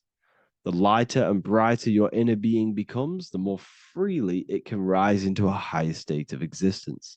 Ascension is not about going somewhere, it's about becoming something pure, clear, and luminous. Okay, this is very important. Very, very important. We must detach from the worldly things. So enough of that. How do we do it? How do we attach? How do we prepare? Number one, you must detach from the material things. Start loosening your grip on things, possessions, titles, even identities. They are temporary. Appreciate them, but don't let them define you. Let nothing outside of you define you. Nothing. Your name is not you. Your job is not you. Your reputation is not you. Your bad past is not you. Your good past is not you. Your business is not you. Everything outside of you is not you. Now, what I'm saying is, I'm not saying go full right-hand path and never care about anything physical, never care about your family, don't love your family. I'm not saying that. What I am saying, love these things, love these outside things, but do not become attached and do not let them define you. You must be okay with losing anything that is outside of you. You must be okay with that because you must understand the physical plane it's promised that everything is temporary. Everything is temporary in this plane. So don't ever think it's going to be there forever because it's not. And you must remind yourself, not remind yourself, but I think about this sometimes when I start becoming a bit attached to work and stressed. I just remind myself that this is temporary. I'm going to leave this world one day and I'm not going to care. So you must have the balance. Okay. The balance is key. You can go down that right-hand path and just fully cut off from the world like a monk and shave off your hair, and disconnect from the physical world. You can do that. That's not wrong. There's different paths in life. You have the left-hand path, purely physical. You have the middle path, which is balance between the physical and spiritual. Then you have the right-hand path, which is monk mode, where you fully disconnect from the world. They shave their hair off to disconnect from the physicality. They meditate for long periods of time. This is what they're doing. They're preparing for death. Monks prepare for death. They understand this. They understand that you don't die. Your inner world is the true world. The inner world is the only world that exists. Everything outside of you is an extension of you. Number 2, cleanse the mind. Watch your thoughts. Are they rooted in fear, anger, regret, or craving? Meditation, mindfulness, and inner reflection help purify the mind. The cleaner your thoughts, the lighter your spirit. So your astral body is formed by your thoughts. It's formed by your emotions. If you sit around thinking about eating all day, you're going to have a very heavy astral body. It's going to manifest in the lower planes. But if your mind is thinking about good things with good intentions, love, knowledge, expansion, you're going to manifest even the middle or the higher. And there are ways to even ascend out of your astral body. Yes, you can ascend out of your astral body and out of the mental body, but that's all very advanced, and I'm not going to teach that yet. I'll make another video on that, but you can ascend from them bodies. The astral plane is not the end. You can keep ascending as a soul until you're left with just the pure essence of the soul. But we're going to, anyways, cleanse the mind, reprogram the limiting belief systems, let go of mental attachments. And the way you do this is by getting a piece of paper and writing down every single attachment that you have. And you're going to realize, dude, there's more than you think.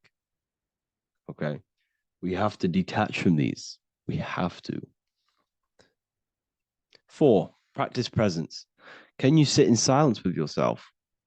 The more at ease you are with your own inner being, the less you'll feel death. The afterlife is just an extension of your inner world. It's so important. This is so, so important. Can you sit with yourself? If you cannot sit with yourself, you have some inner work to do. You have some thoughts to address, some beliefs to address, and some feelings to address. Okay, so practice sitting in the present, meditation, or just literally sit there and try and be okay with yourself. And if you can't be okay with yourself, then there's something you need to address, whether it's a belief system, whether it's an emotional trauma, or something. This is what we must reshape, refine, and let go of. Live truthfully. Speak and act from your soul, not from fear or ego. The more authentic you are, the more aligned you become with your true self, which carries beyond this life. The ego is your mind's perception of itself while being incarnated in this world. It's been shaped by your experiences, your thoughts, your beliefs, and your emotions. So your ego is basically this false thought form that you've created. It's a false layer of yourself that sits on top of your true authentic self. It's basically your physical character. When you were young, you had no ego. You were pure. You had a pure consciousness. But then as you grew older, your ego started to grow, and it still is growing because it was shaped by experiences, things you've gone through, things you've said, things you believe, things you think. It's created by you, by your mind. And the ego is close to the word echo. The ego is the echo. It's an echo. It's a layer. It's a false identity. It's a false layer that sits on top of your soul. And if you don't get rid of that ego, if you don't know how, well, not get rid of it, but balance it. If you don't know how to rise above that ego and you die, it's that ego that's going to be pulling down when you die. It's that ego that's going to be your suffering. Okay. 7, connect with the divine, whether through prayer, meditation, tune into something greater than yourself. The connection is the soul's compass beyond this world. If you can meditate and rise above them clouds of thought, that's the soul, that's the observer. We must connect with that. Okay, this will definitely help with just allowing yourself to connect with your true self, Meditation's great because you can just fully detach from the world. And the more you meditate, the more you can prepare for death. A powerful way to cultivate detachment is through daily detachment meditation, done either at night or in the morning or the first breath upon waking. Or do this as many times as possible per day. Start by physically grounding yourself in the present moment. Say out loud, I am here right now, nothing else matters. Let that phrase draw your awareness into the now. Just keep saying it until you're present. Then begin to slowly list everything you identify yourself with, one by one. I am not your body. I am not my body. I am not my name. I am not my possessions. I'm not my house. I'm not my children. I'm not my everything. I am not my thoughts. Release each layer gently. Imagine, if you want to, if you have a good imagination, imagine placing these things into a big box. Placing your body, placing your name, placing your possessions, placing your house, your car, your thoughts, your beliefs into a box, and then shut that box. If you have a good imagination, do that. That can help. And you'll be left with yourself. And you're not even that. It goes even deeper. Eventually, you'll reach the mind itself. Detach from the language that the mind is even using. Now, that's very difficult. And not many people have ever thought about that, and they've ever even been there. Detach from the language that the mind is using. Think about that for a second. Your mind is not what you actually think. It goes very deeper. Your mind is not that little voice. It's that voice that the language is using. So even the language is a spell on your mind. Okay, it's an attachment. Eventually, you'll reach the mind itself, detached from the language it uses, the voice in your head, the need to define. What remains is something beyond thought and beyond words. I can't even describe what's left, because words, once the language is gone, it's purely metaphysical. All I can say is pure awareness, and it's symbolized. This is why symbols are so amazing, because they can symbolize things that are beyond words. A flame, it's just a flame, and you won't be able to understand that until you've been there. It's just a flame. It's pure cause. Words can't describe it. You'd have to experience it. Connect with this essence daily. This is truly who you are. So this is a great way to detach. We can do these detachments every single day through meditation. This will definitely help over long periods of time. Of course, you're not going to be ready tomorrow for death, but just try and prepare for these things. This is the whole reason people used to meditate. It's the whole reason why people do these spiritual practices, because they understood that this plane is temporary and your soul moves on from this plane. And you'll never truly believe in the soul until you experience it. So I can show you these things, but you must go out and experience it. The soul is real, but you won't understand unless you cast off everything else. Okay. So I hope this video helps. It's a very deep video. I'm going to be making more of these stuff, of more self-mastery. And of course, we've made the self-mastery section now. So I'm going to start filling up this place with lectures. And I think it's a great time to start this, because a lot of people have been asking on how to master yourself, prepare to death. So hope this video helps. See you in the next one. Welcome to Revival of Wisdom. Today, we're going to be talking about portals, portal symbolism, what portals are, okay, and how they show them to us, because they have to tell you the truth, guys. This is the thing with the universal law. They have to tell you the truth. And they tell you through symbols, they tell you through movies, and different things like that. But let's jump straight into this. So first, I want to talk about the Freemasonry symbols. Okay, so first we got, obviously this is some Freemasonry art, but notice how you've got the ladder with a key. Okay, So this is ladder symbolism with a key. So maybe this is talking about ascending. Okay. Because look, because this is ascending into the heavens. Because it's a ladder with humans going up it with a key. In order to ascend, you must have the key. Okay. So what else do we have with a key? Well, the Netflix show Lock and Key, which is all about portals and keys. Because what the keys do, they open doors, gateways. Okay. So what's interesting about this is that they've got this key here, which represents the Kundalini energy rising up the spine. Okay. But we'll come back to this. But it's that same portal key symbolism. We've also got the Vatican. The Vatican is in the shape of a key. Okay, so you can see the start of it here and the end. So this is key symbolisms. Keys open doors. And notice how it's got the 8-pointed star. Okay, what is the 8-pointed star? Okay, we'll come back to this. This all ties in, guys. I'll break it all down for you. But then you've also got the god Janus. Janus, okay, is known as the god of the doorways. He's an ancient god of Rome, and they worshipped him. However, he's not a god, he's more like a high level ranked demon.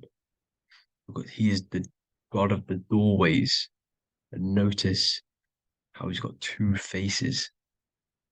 Because doorways always have two sides. You're going into somewhere, there's always two sides of a door.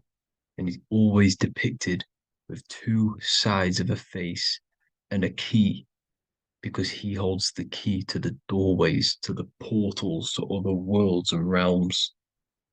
Okay, as you can see, he's always got two faces and a key. Okay, so now we have the Sumerians, the Anunnaki, and they are always depicted with the two faces. Why do they have the two faces? Because they're symbolizing doorways, and the Anunnaki come to Earth through doorways and portals. So these are what these gods are symbolizing in their artwork. But they always have the 8-pointed star. Okay, what is the 8-pointed star? You see how they always have. Look, let me try to find another one. It's the 8-pointed star. This 8-pointed star is Polaris. Okay, Polaris, just like the Vatican has the 8-pointed star with a key. Polaris is the center star. Polaris is a fixed star, it doesn't move. Okay, so the Anunnaki symbol is also the 8-pointed star. So this is symbolizing the portals and doorways that they come through in order to get to the earth. But Polaris is that center star which does not move. It's always symbolized with the 8-pointed star, just like a compass. Why is a compass the 8-pointed star? Because at the center of our realm is where the most electromagnetic energy is stored. As you can see, we have an aura field, an electromagnetic aura field. So does the earth. And in the center, so like our heart, for example, is where the most energy is stored. And like the center of the earth, this is why all compasses point to the center, because this is where the most electromagnetic energy is stored. Because it's at the center of our realm. Okay.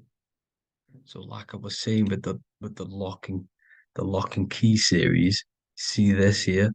The Kundalini energy rising up the spine, just like your Kundalini energy rising up the spine. Let me try. I can't zoom in. But you know what I'm trying to say here. Let's go back to Polaris. Because at the center is where pole. Can you see the pole of electromagnetic energy? Polaris, the North Pole. It's symbolized. The truth is in the words. It's like a pole of electromagnetic energy. And this is where the aurora borealis comes from. Notice how it's got the word aura in it, because it's the Earth's aura, electromagnetic field. Just like you have an aura, also known as the northern lights, because it's coming out of this center hole in the center of our realm, where the black sun is. And this is where the electromagnetic energy is coming up from. And this is what the aurora borealis is, or the northern lights. It's just electromagnetic energy. And it's symbolized through our symbols, the original O, okay? Because it's like a hole through the middle, Polaris. So this Polaris is the sky vault. It's the portal into this realm, because this is what the Anunnaki are always talking about, always symbolize it with the 8-pointed star. And just like a compass, it's the 8-pointed star pointed to the center, to Polaris. Okay. See here on the Sumerian tablets with the 8-pointed star again. And how we know it's talking about portals with this 8-pointed star is because CERN 666 are opening up portals to the underworld, letting in demonic entities into this realm. How do we know it's a portal? Because their Hydro Collider has 8 points, just like the 8-pointed star. So they are creating synthetic portals to the underworld to let these demonic entities into our realm. But what is the key? Because if we're talking about ascending through Polaris, notice how here on the masonry art, this luminary here, so this is the sun, that's the moon, this is Polaris, because it's a luminary with what? 1, 2, 3, 4, 5, 6, 7, 8 beams coming off the luminary, just like the 8-pointed star. So you see the ladder with the key going up to Polaris. It's symbolizing ascending out of Earth. So what is this key that they're keeping from us?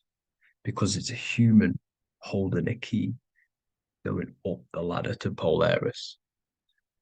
Well, chakras. We have 7 chakras. Okay, so this is what they are telling us in the lock and key symbolism. The Kundalini energy rising up the spine.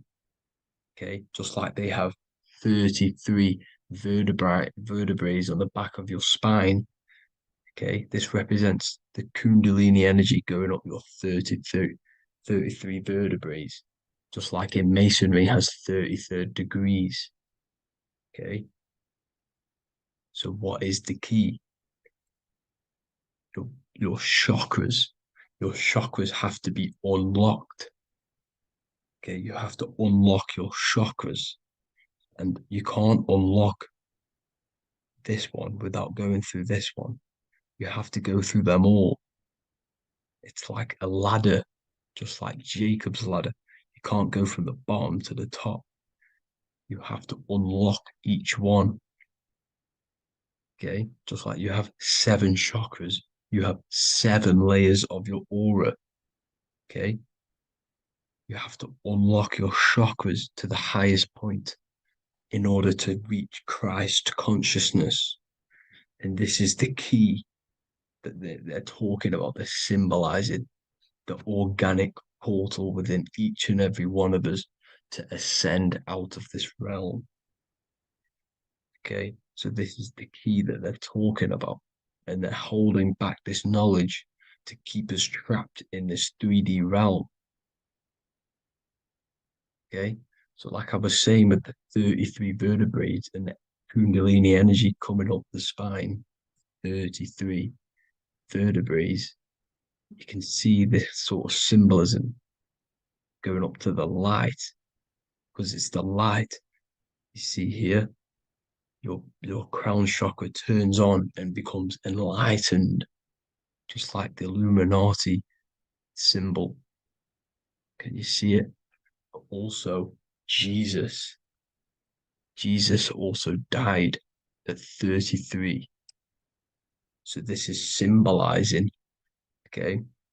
They're symbolizing the death of the ego, the body. So once you open up your chakras and reach Christ consciousness, which is your 33rd vertebrae, once your Kundalini energy goes up your 33rd vertebrae, your body technically, not physically, but spiritually dies, because you then become formless. You reach Christ consciousness.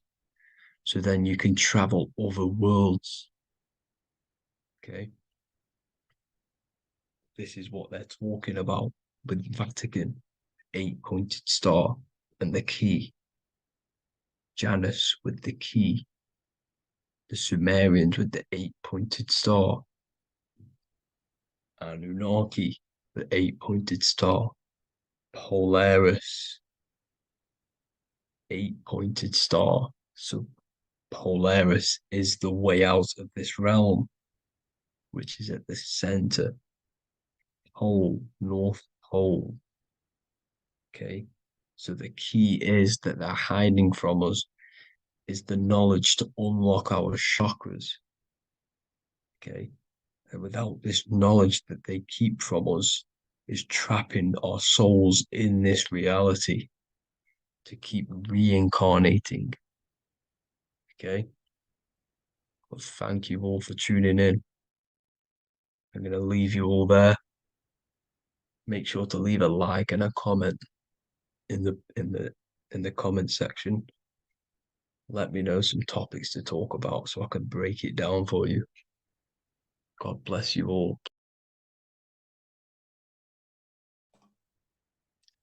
So this is known as the bag of the gods. This symbolism is widely known, but no one knows what it truly symbolizes. We see this in ancient Sumerian artwork. We see this in the Mayans' artwork. We always see this bag with the gods. What does this actually represent? Okay, so the bag itself represents carrying. Carrying what? It represents information, represents knowledge. Your mind is the carrier of the information.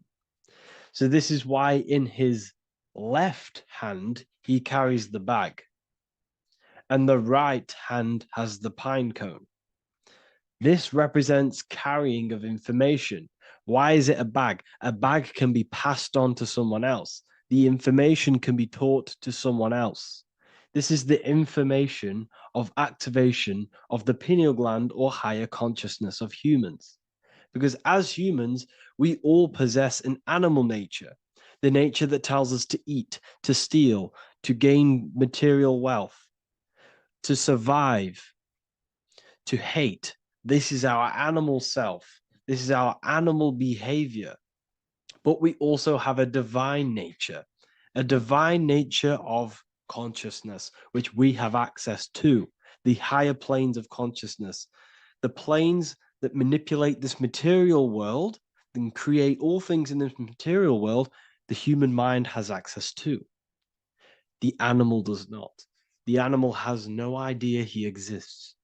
The animal has no inner dialogue, but humans have the inner dialogue. Humans can create infinitely. We can expand our minds infinitely into new realms of thought. So we have this higher divine nature and a lower nature. This bag of the gods is basically just representing the knowledge they possess of higher consciousness, of the higher aspect of life, okay, which is the activation of the pineal.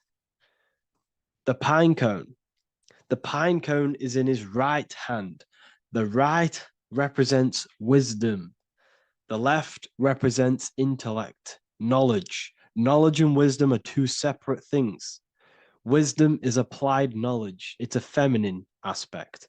Knowledge is just gained information that you know, which is masculine. So in his right hand, he holds the pine cone. The pine cone can be opened and shut. The shut pine cone represents the asleep human being, the human being that exists in his lower nature, that just basically survives, lives on eating, consumption, material lust, living in chaos with his emotions, living in a place of hell. This is the animal nature. Then we have the awakened human, the one who has consciousness of himself, the one who looks within himself, the one who knows there is more to him when he looks in the mirror. He is far more than just the physical body. He is a divine spiritual being, a divine being who has limitless potential of creation into the material plane. So this represents the awakened. This represents the asleep. This is why he carries the pine cone in his right hand. It represents applied knowledge. This is the information. This is the intellect he possesses. And this is the applied knowledge of the awakening, of activation of the pineal gland. Because remember, the pineal gland is not your consciousness. The pine, pin, pineals, the same root word. Pine cones were always symbolizing the state of consciousness one was living in, whether he was asleep or awake. We see this at the Vatican. We see the pine cone over the two pillars. This is the two pillars of Freemasonry, and the dome. This is the Royal Arch of Freemasonry. This represents your head. This is the two pillars, the two hemispheres, and the pine cone in the middle, which is the pineal gland.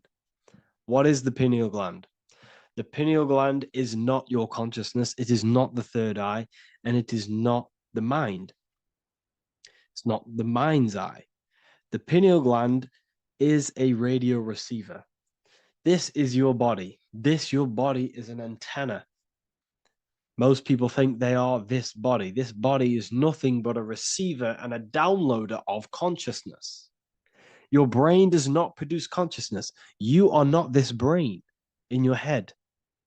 This brain is a downloader of consciousness. Consciousness comes from a way higher divine plane, which is what this image is showing here with the clouds. The mind is light. Consciousness is light. And this light is coming down into the material plane, and your body is basically a crystal antenna which is receiving and downloading this consciousness. So you can experience a three-dimensional reality. So God can experience himself in a divided, separate state. This is what this represents. Now, the pineal gland can be activated, okay, and stimulated because the pineal gland has physioluminescent crystalline jagged-shaped cells on it. And obviously, these are crystals. Crystals are on your pineal gland. And what do crystals do? Radios use crystals. Your phone uses crystals. They tell you that crystals are woo-woo and pseudoscience because they don't want you to know the power of crystals. Your body is basically a giant crystal. Your pineal gland is a radio receiver for your consciousness. So if they can ruin your pineal gland and damage it, this will damage your connection to the divine, to your true self, to consciousness, to God, whatever you want to call it, the source. There is all one source consciousness, and we're all collectively connected to it. And this is our connection. This is our antenna. So what a radio does, a radio has an antenna, and the frequencies are all around us because all the radios are playing in your ear right now. But what the antenna of a radio does is tune into a specific frequency to pick up that frequency and play that frequency. It's the same with your consciousness. You're all a fraction of God's consciousness. So that is essentially what we are looking at here. We're seeing knowledge, intellect in the left hand, and applied knowledge, activation of waking up to higher consciousness, to the higher human form. Because we can reach beyond our physical form. We can turn our animal self into a divine being, into one of these so-called gods. These gods are nothing but human beings. The Anunnaki were not gods. They didn't come from the sky. These are normal, regular human beings who activated their higher consciousness. This is what we have here. This represents spirit. Birds represent spirit. So do we have any questions? I'll take some questions now.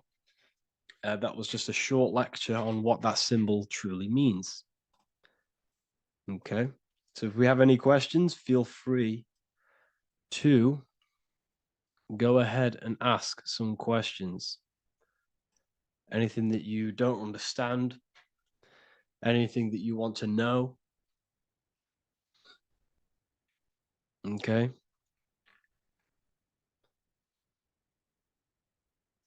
So base reality would be where source resides. Yes, the base reality is your consciousness. Are these lectures available in the university? There's a whole section, basically inside the university, there's a whole section with like over 30 long form lectures like this. So the base reality is where the source resides. Yes, the base reality is your inner world, your consciousness. That is the only thing that exists. Your outer world is just an effect of your consciousness. Your consciousness, everything that has gone on within the mind and emotion, is pushed outwards into your reality. You have thought and felt your way into your external circumstances. Your life is a direct correlation of every thought you thought in the past. Therefore, your inner world of consciousness is creating and molding your outer world.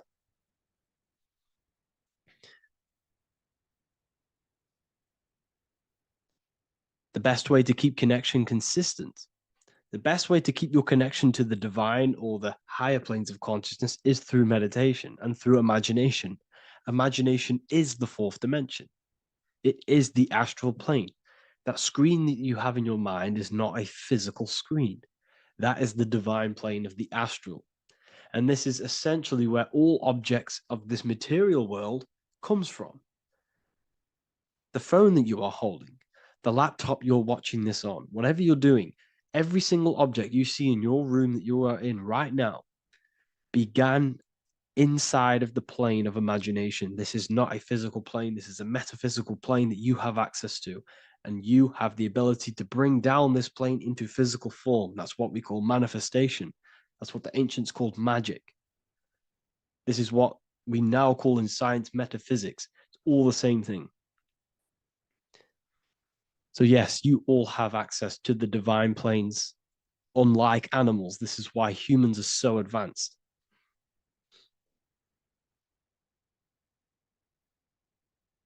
Okay. Is the pineal able to constantly activated, or is it just a temporary experience? I don't fully understand that question, unfortunately. Maybe you could word it in a different way. The real meditations on the university, legit, y'all, yes. In order to connect to consciousness, you need to sit in meditation and turn off your feelings, and the feeling of unity will come. Do I understand correctly? Yes, that is correct. So when you sit in silence and in stillness, I highlight the word stillness because stillness, when you are still, no information from your nervous system is being decoded by the brain. So when your body is still and does not move, Your nervous system starts to relax and comes to a balanced state. Your brain starts to relax, it comes to a balanced state. The left and the right brain stop working. The nervous system stops working. Then, once the body, the material body is shut down, you then have access to consciousness. You can't access consciousness if the body's in such a busy state. If electricity is being fired every 2 seconds, your whole body's electrical.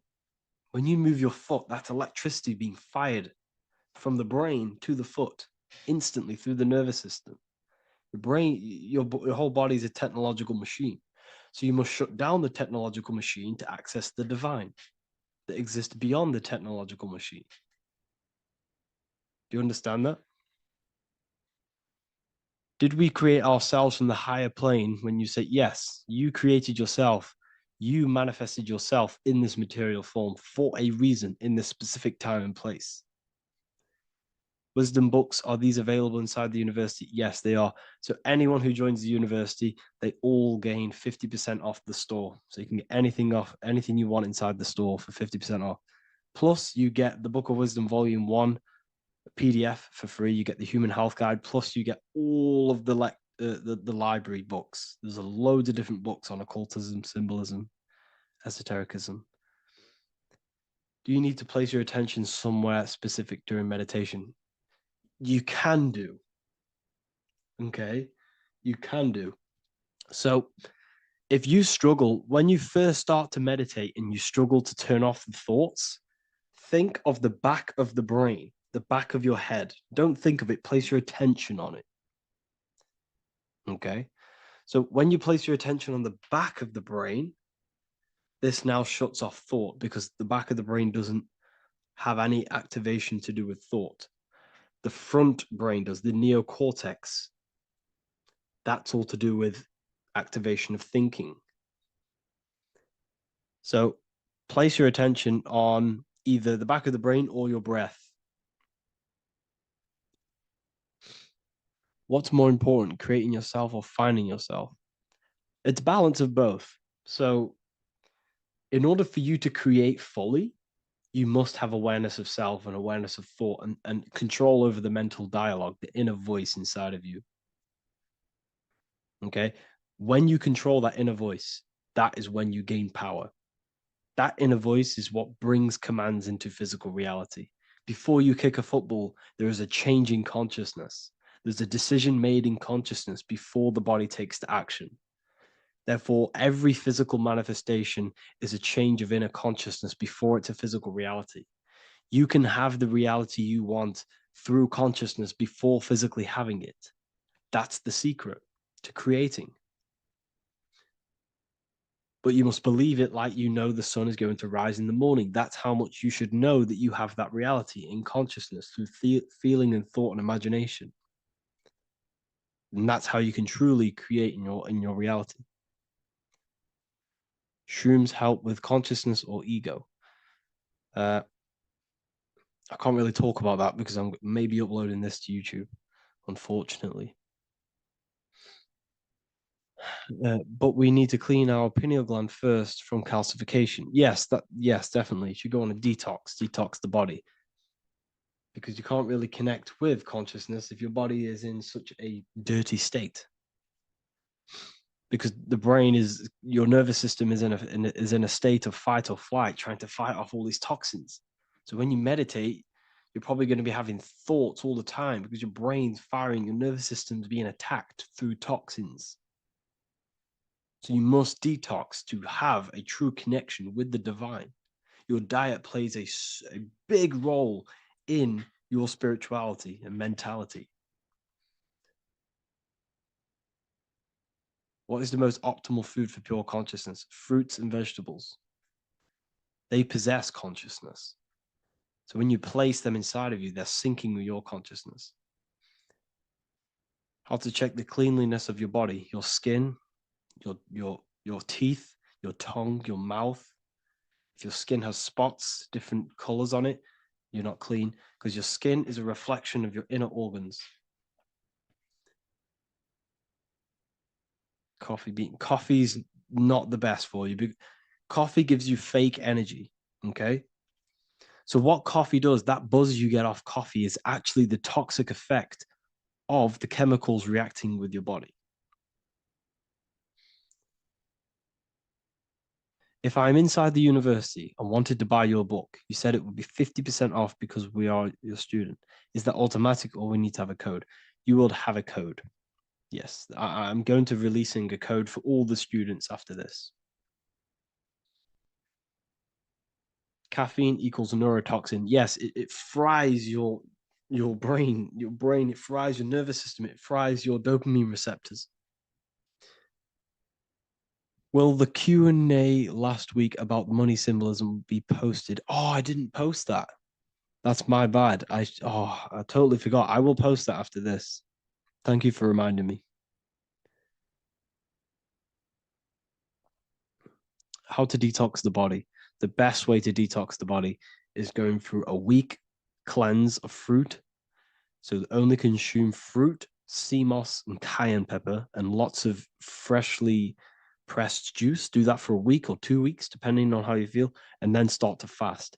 You will lose weight, but you're not losing weight. You're losing impurities. It's good to do this every couple months to just go on a raw fruit diet, cleanse the body, push everything out, and then start to fast while consuming sea moss and having lots of freshly squeezed juices. What is an alternative for coffee? Something with high energy levels. Okay, we're not taught the most simplest thing about the human body.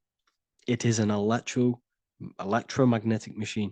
It's electrical. It runs off electricity. The only energy you need is electricity, and that is found in fruits, vegetables. If you want energy, drink pure, fresh, pressed juice. That will give you more energy, more electricity than coffee. Can we cleanse ourselves through oil pulling? Do you recommend it? I do oil pulling every day with coconut oil in my mouth. Celery juice is a good one, very good one. Yeah, celery juice.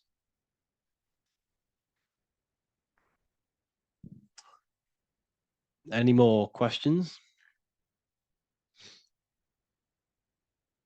What kind of music do you listen to when lifting? For me, rap, hip hop, push me, work harder, but I know it's terrible for my subconscious. Yes, very. At least you're aware of it. You should be definitely try and stay away from the hip hop music. Try and stay away from anything that's talking about anything negative because it's all programming your subconscious. And your belief system is your reality, people. Your belief system is your reality.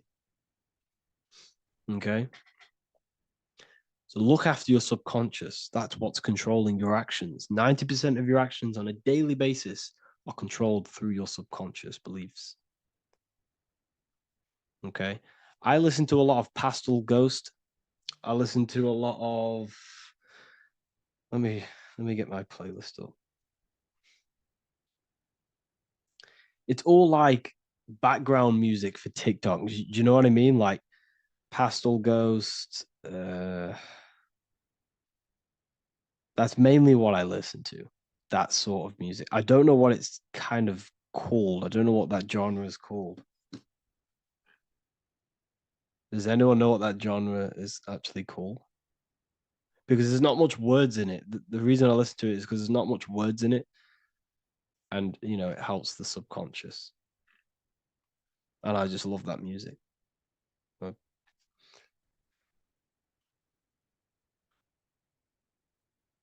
Like Lofi. Yeah, a bit of Lofi.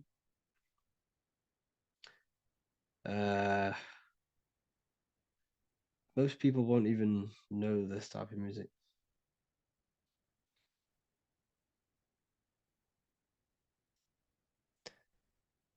Can you tell us how you use cayenne pepper? So I mix it with freshly squeezed orange juice every morning. So the first thing I have, empty stomach, I have a teaspoon of cayenne pepper, mix it in and just down it every morning and sometimes at night. The feeling you get in your stomach after putting cayenne pepper on an empty stomach is absolutely amazing. It tingles in your stomach. It kills parasites. It kills all horrible organisms.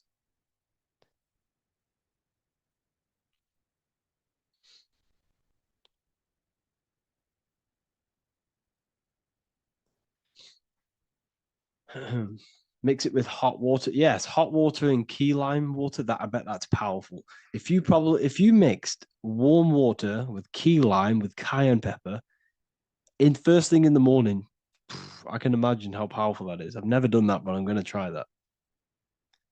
Do you use sea salt? I don't know what to think about sea salt, to be honest. I try and stay away from it.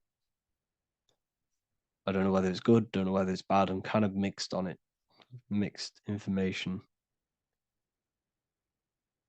I've heard people have benefits. I've heard other people say stay away from it. So I don't know. I just stay away from it. I'm not too sure on it.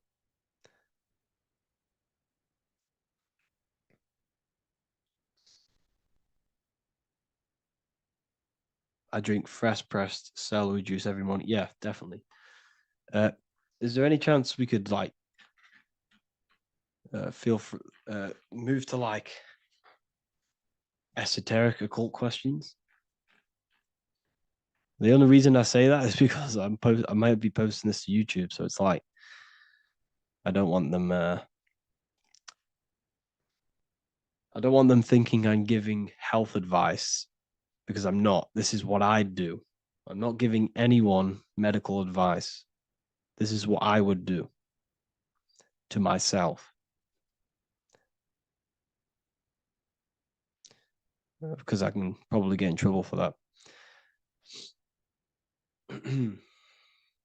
So the subconscious is the all-knowing. It is the all-seeing eye. The subconscious knows everything. Your conscious mind does not. Your subconscious knows every single cell in your body.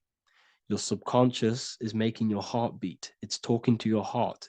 It's talking to every organ, every cell in your body is being connected and spoken to by your subconscious mind. It is the all-knowing.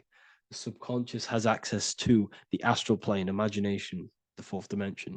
It has access to the mental plane, thoughts. It has access to the ethereal plane, energy. And has access to your physical body. It's the door. It's the portal. The subconscious is the portal to the divine. You must go through the subconscious in order to access the divine. Any coupon codes for book 2? Yes, inside the university, there will be a 50% off coupon code.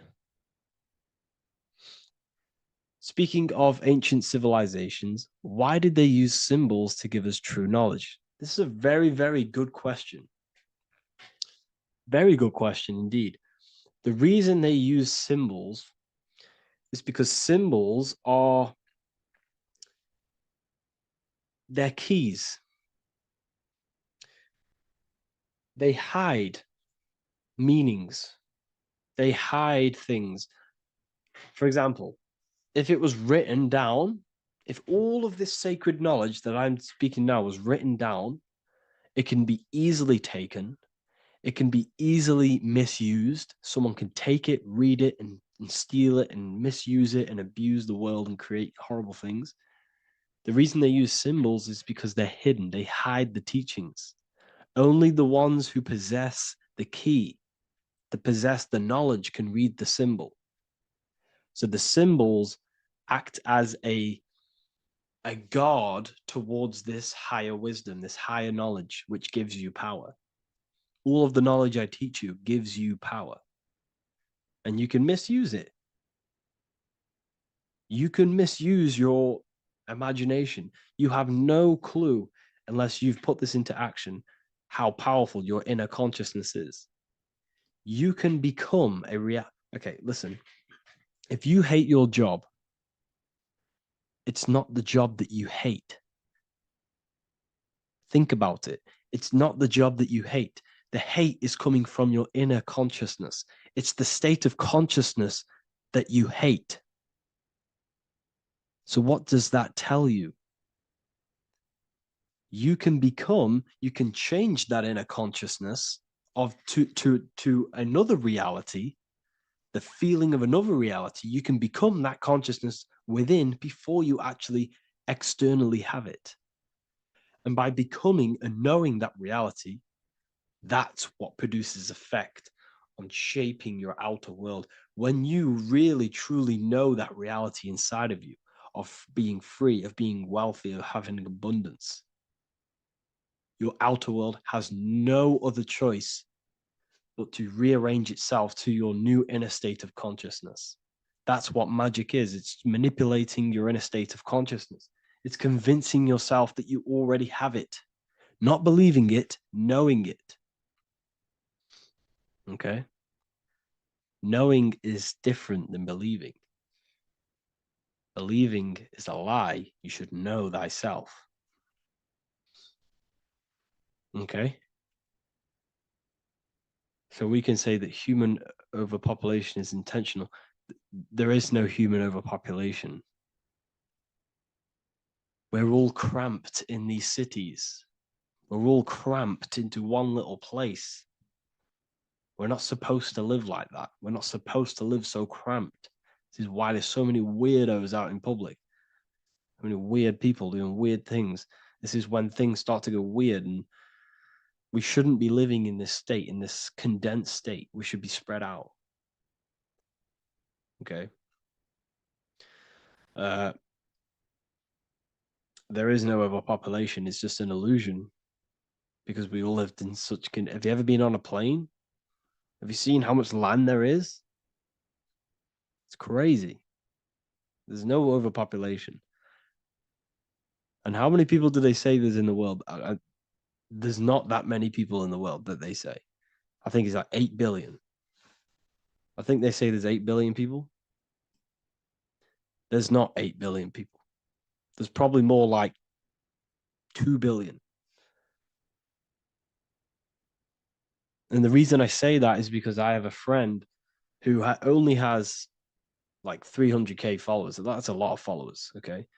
And he gets recognized everywhere he goes.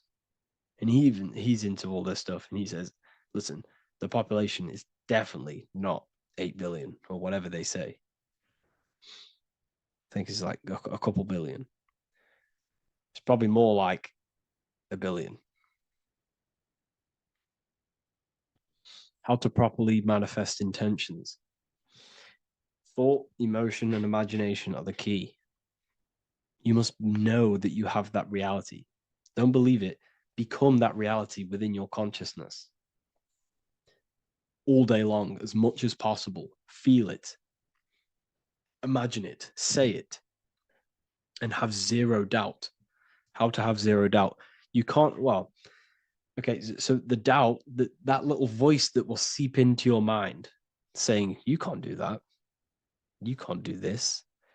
That's your old voice of your subconscious program. Listen, the reason why most people fail in life is because they have trained their subconscious that they will fail. They have told and believed that they will fail. The reason I will succeed for the rest of my life is because I have trained my subconscious to say, I will win, I will succeed, I will solve any problem. That's my belief system. And if my belief system is that, then my external reality, my conscious mind will seek a way to fulfill that belief. It will seek to control and create that belief in my external world. It will seek to solve any problem. I've trained my subconscious mind to know that I already have the reality, to know that I'm abundant, to know that I have everything that I already need. Therefore, if any problem comes, I can sort it straight away.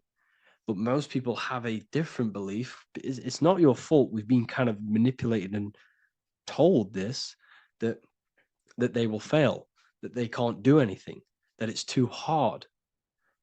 And that basically casts a spell on the conscious mind, where your conscious mind is just like, no, I can't do that, because of this subconscious belief that you hold. So you must reprogram your subconscious that you can do it, that you will solve any problem, and that you are abundant. That's the reason why successful people succeed? It's because they have a complete different mind state, a complete different belief system in their subconscious.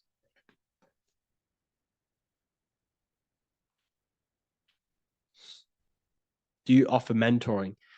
Yes, I do offer mentoring, but it's mainly for people who want to grow their online presence,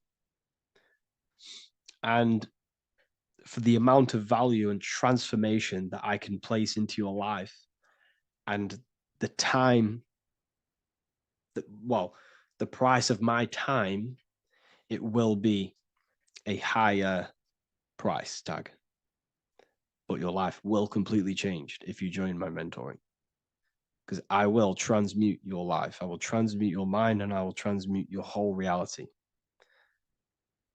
because I could tell you exactly what you need to do.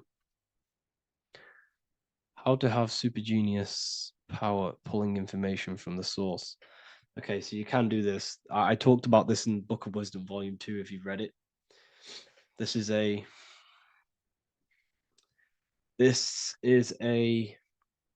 technique that Albert Einstein used. This is a technique that Thomas Edison used.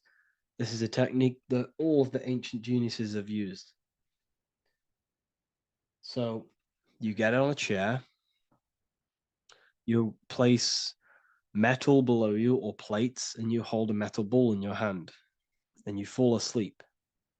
And every time you fall asleep on the chair, you're going to drop the ball because your body will become unconscious. And you will basically drop the ball, and it will wake you up because it's going to hit and make a loud bang on the plate. And every time you go to sleep, basically what this is actually doing is shifting your consciousness from conscious into the subconscious. So from physical into the astral. Your consciousness is shifting between these two planes. And as you do this, you can bring down great ideas from these higher planes. So when you fall asleep, have an intention. And when you fall asleep, you'll drop the ball. And when you wake back up, you'll have an idea, and you just got to write it down.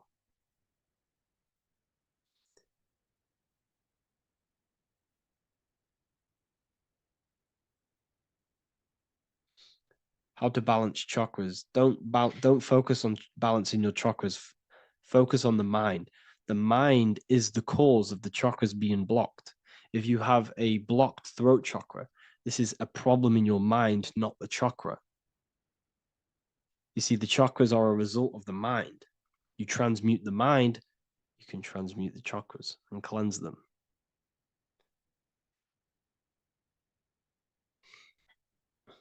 So was Jesus a real man that walked? Okay, so I'm going to tell you something. Like, some of the things that I say in my reels, they are to catch attention. So if I say the first thing on the reel, Jesus never existed, straight away, you see that, it's going to trigger you. It's going to trigger Christians. It's going to trigger people.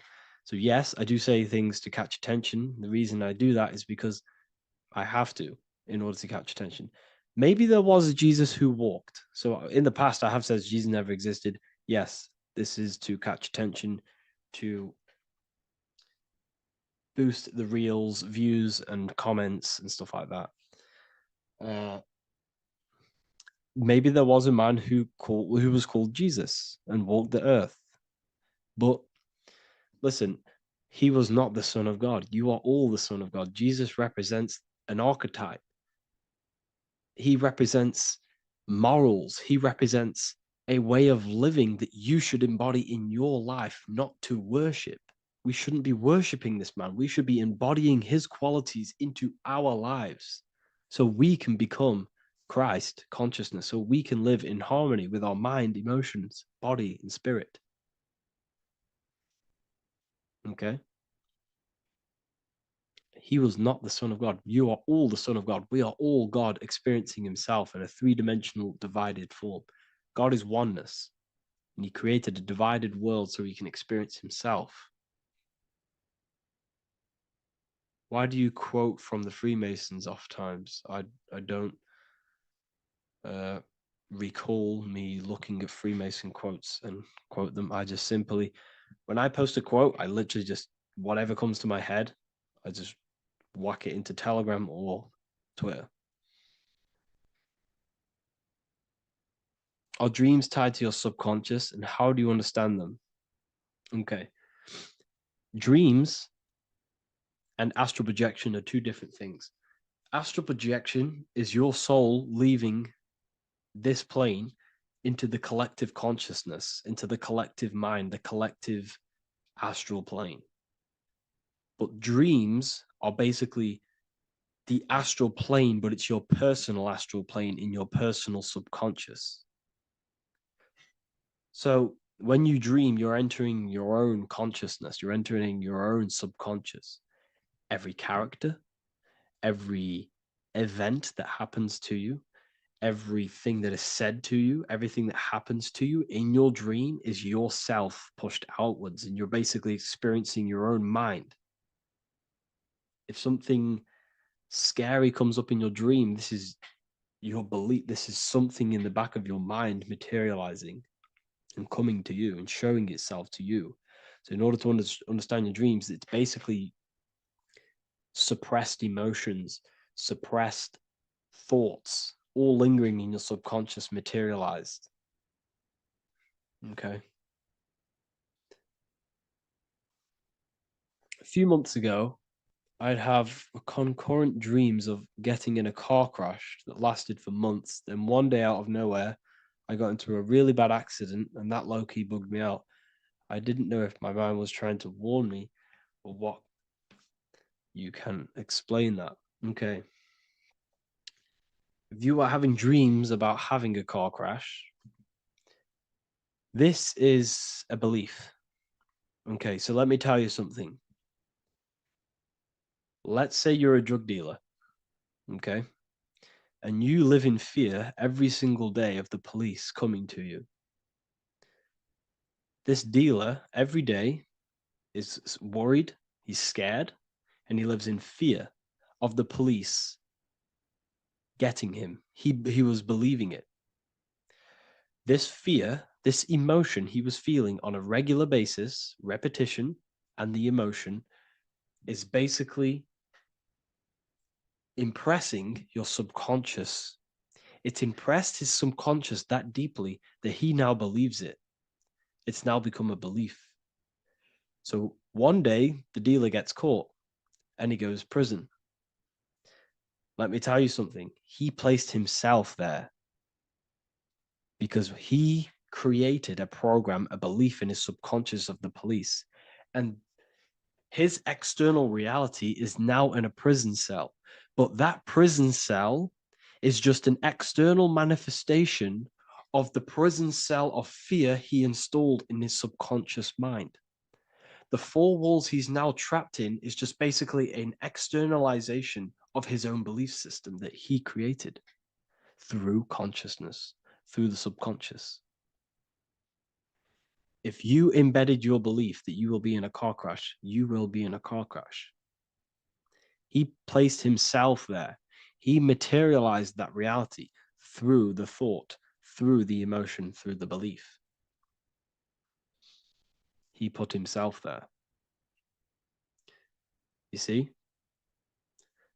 So if you were having dreams, this was maybe, it could have been anything. You could have watched a program when you were a child about a car crash, and that maybe scared you.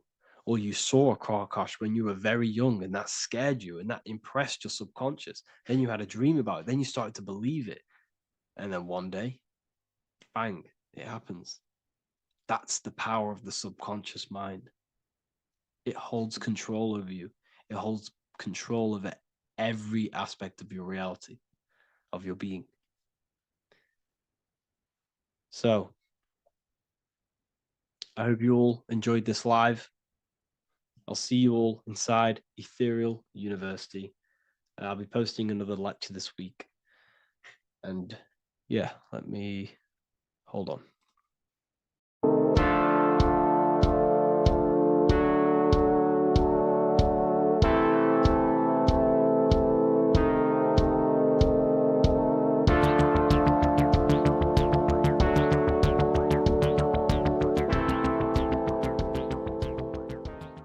Welcome back everyone to another video.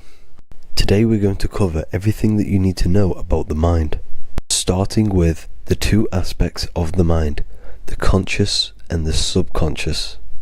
The male aspect of your mind is the conscious. This is the 10% of your mind. The conscious part of your mind is only aware of everything around you, your vision, your sight, your smell, your taste, your hearing, and your current state of emotion and thought.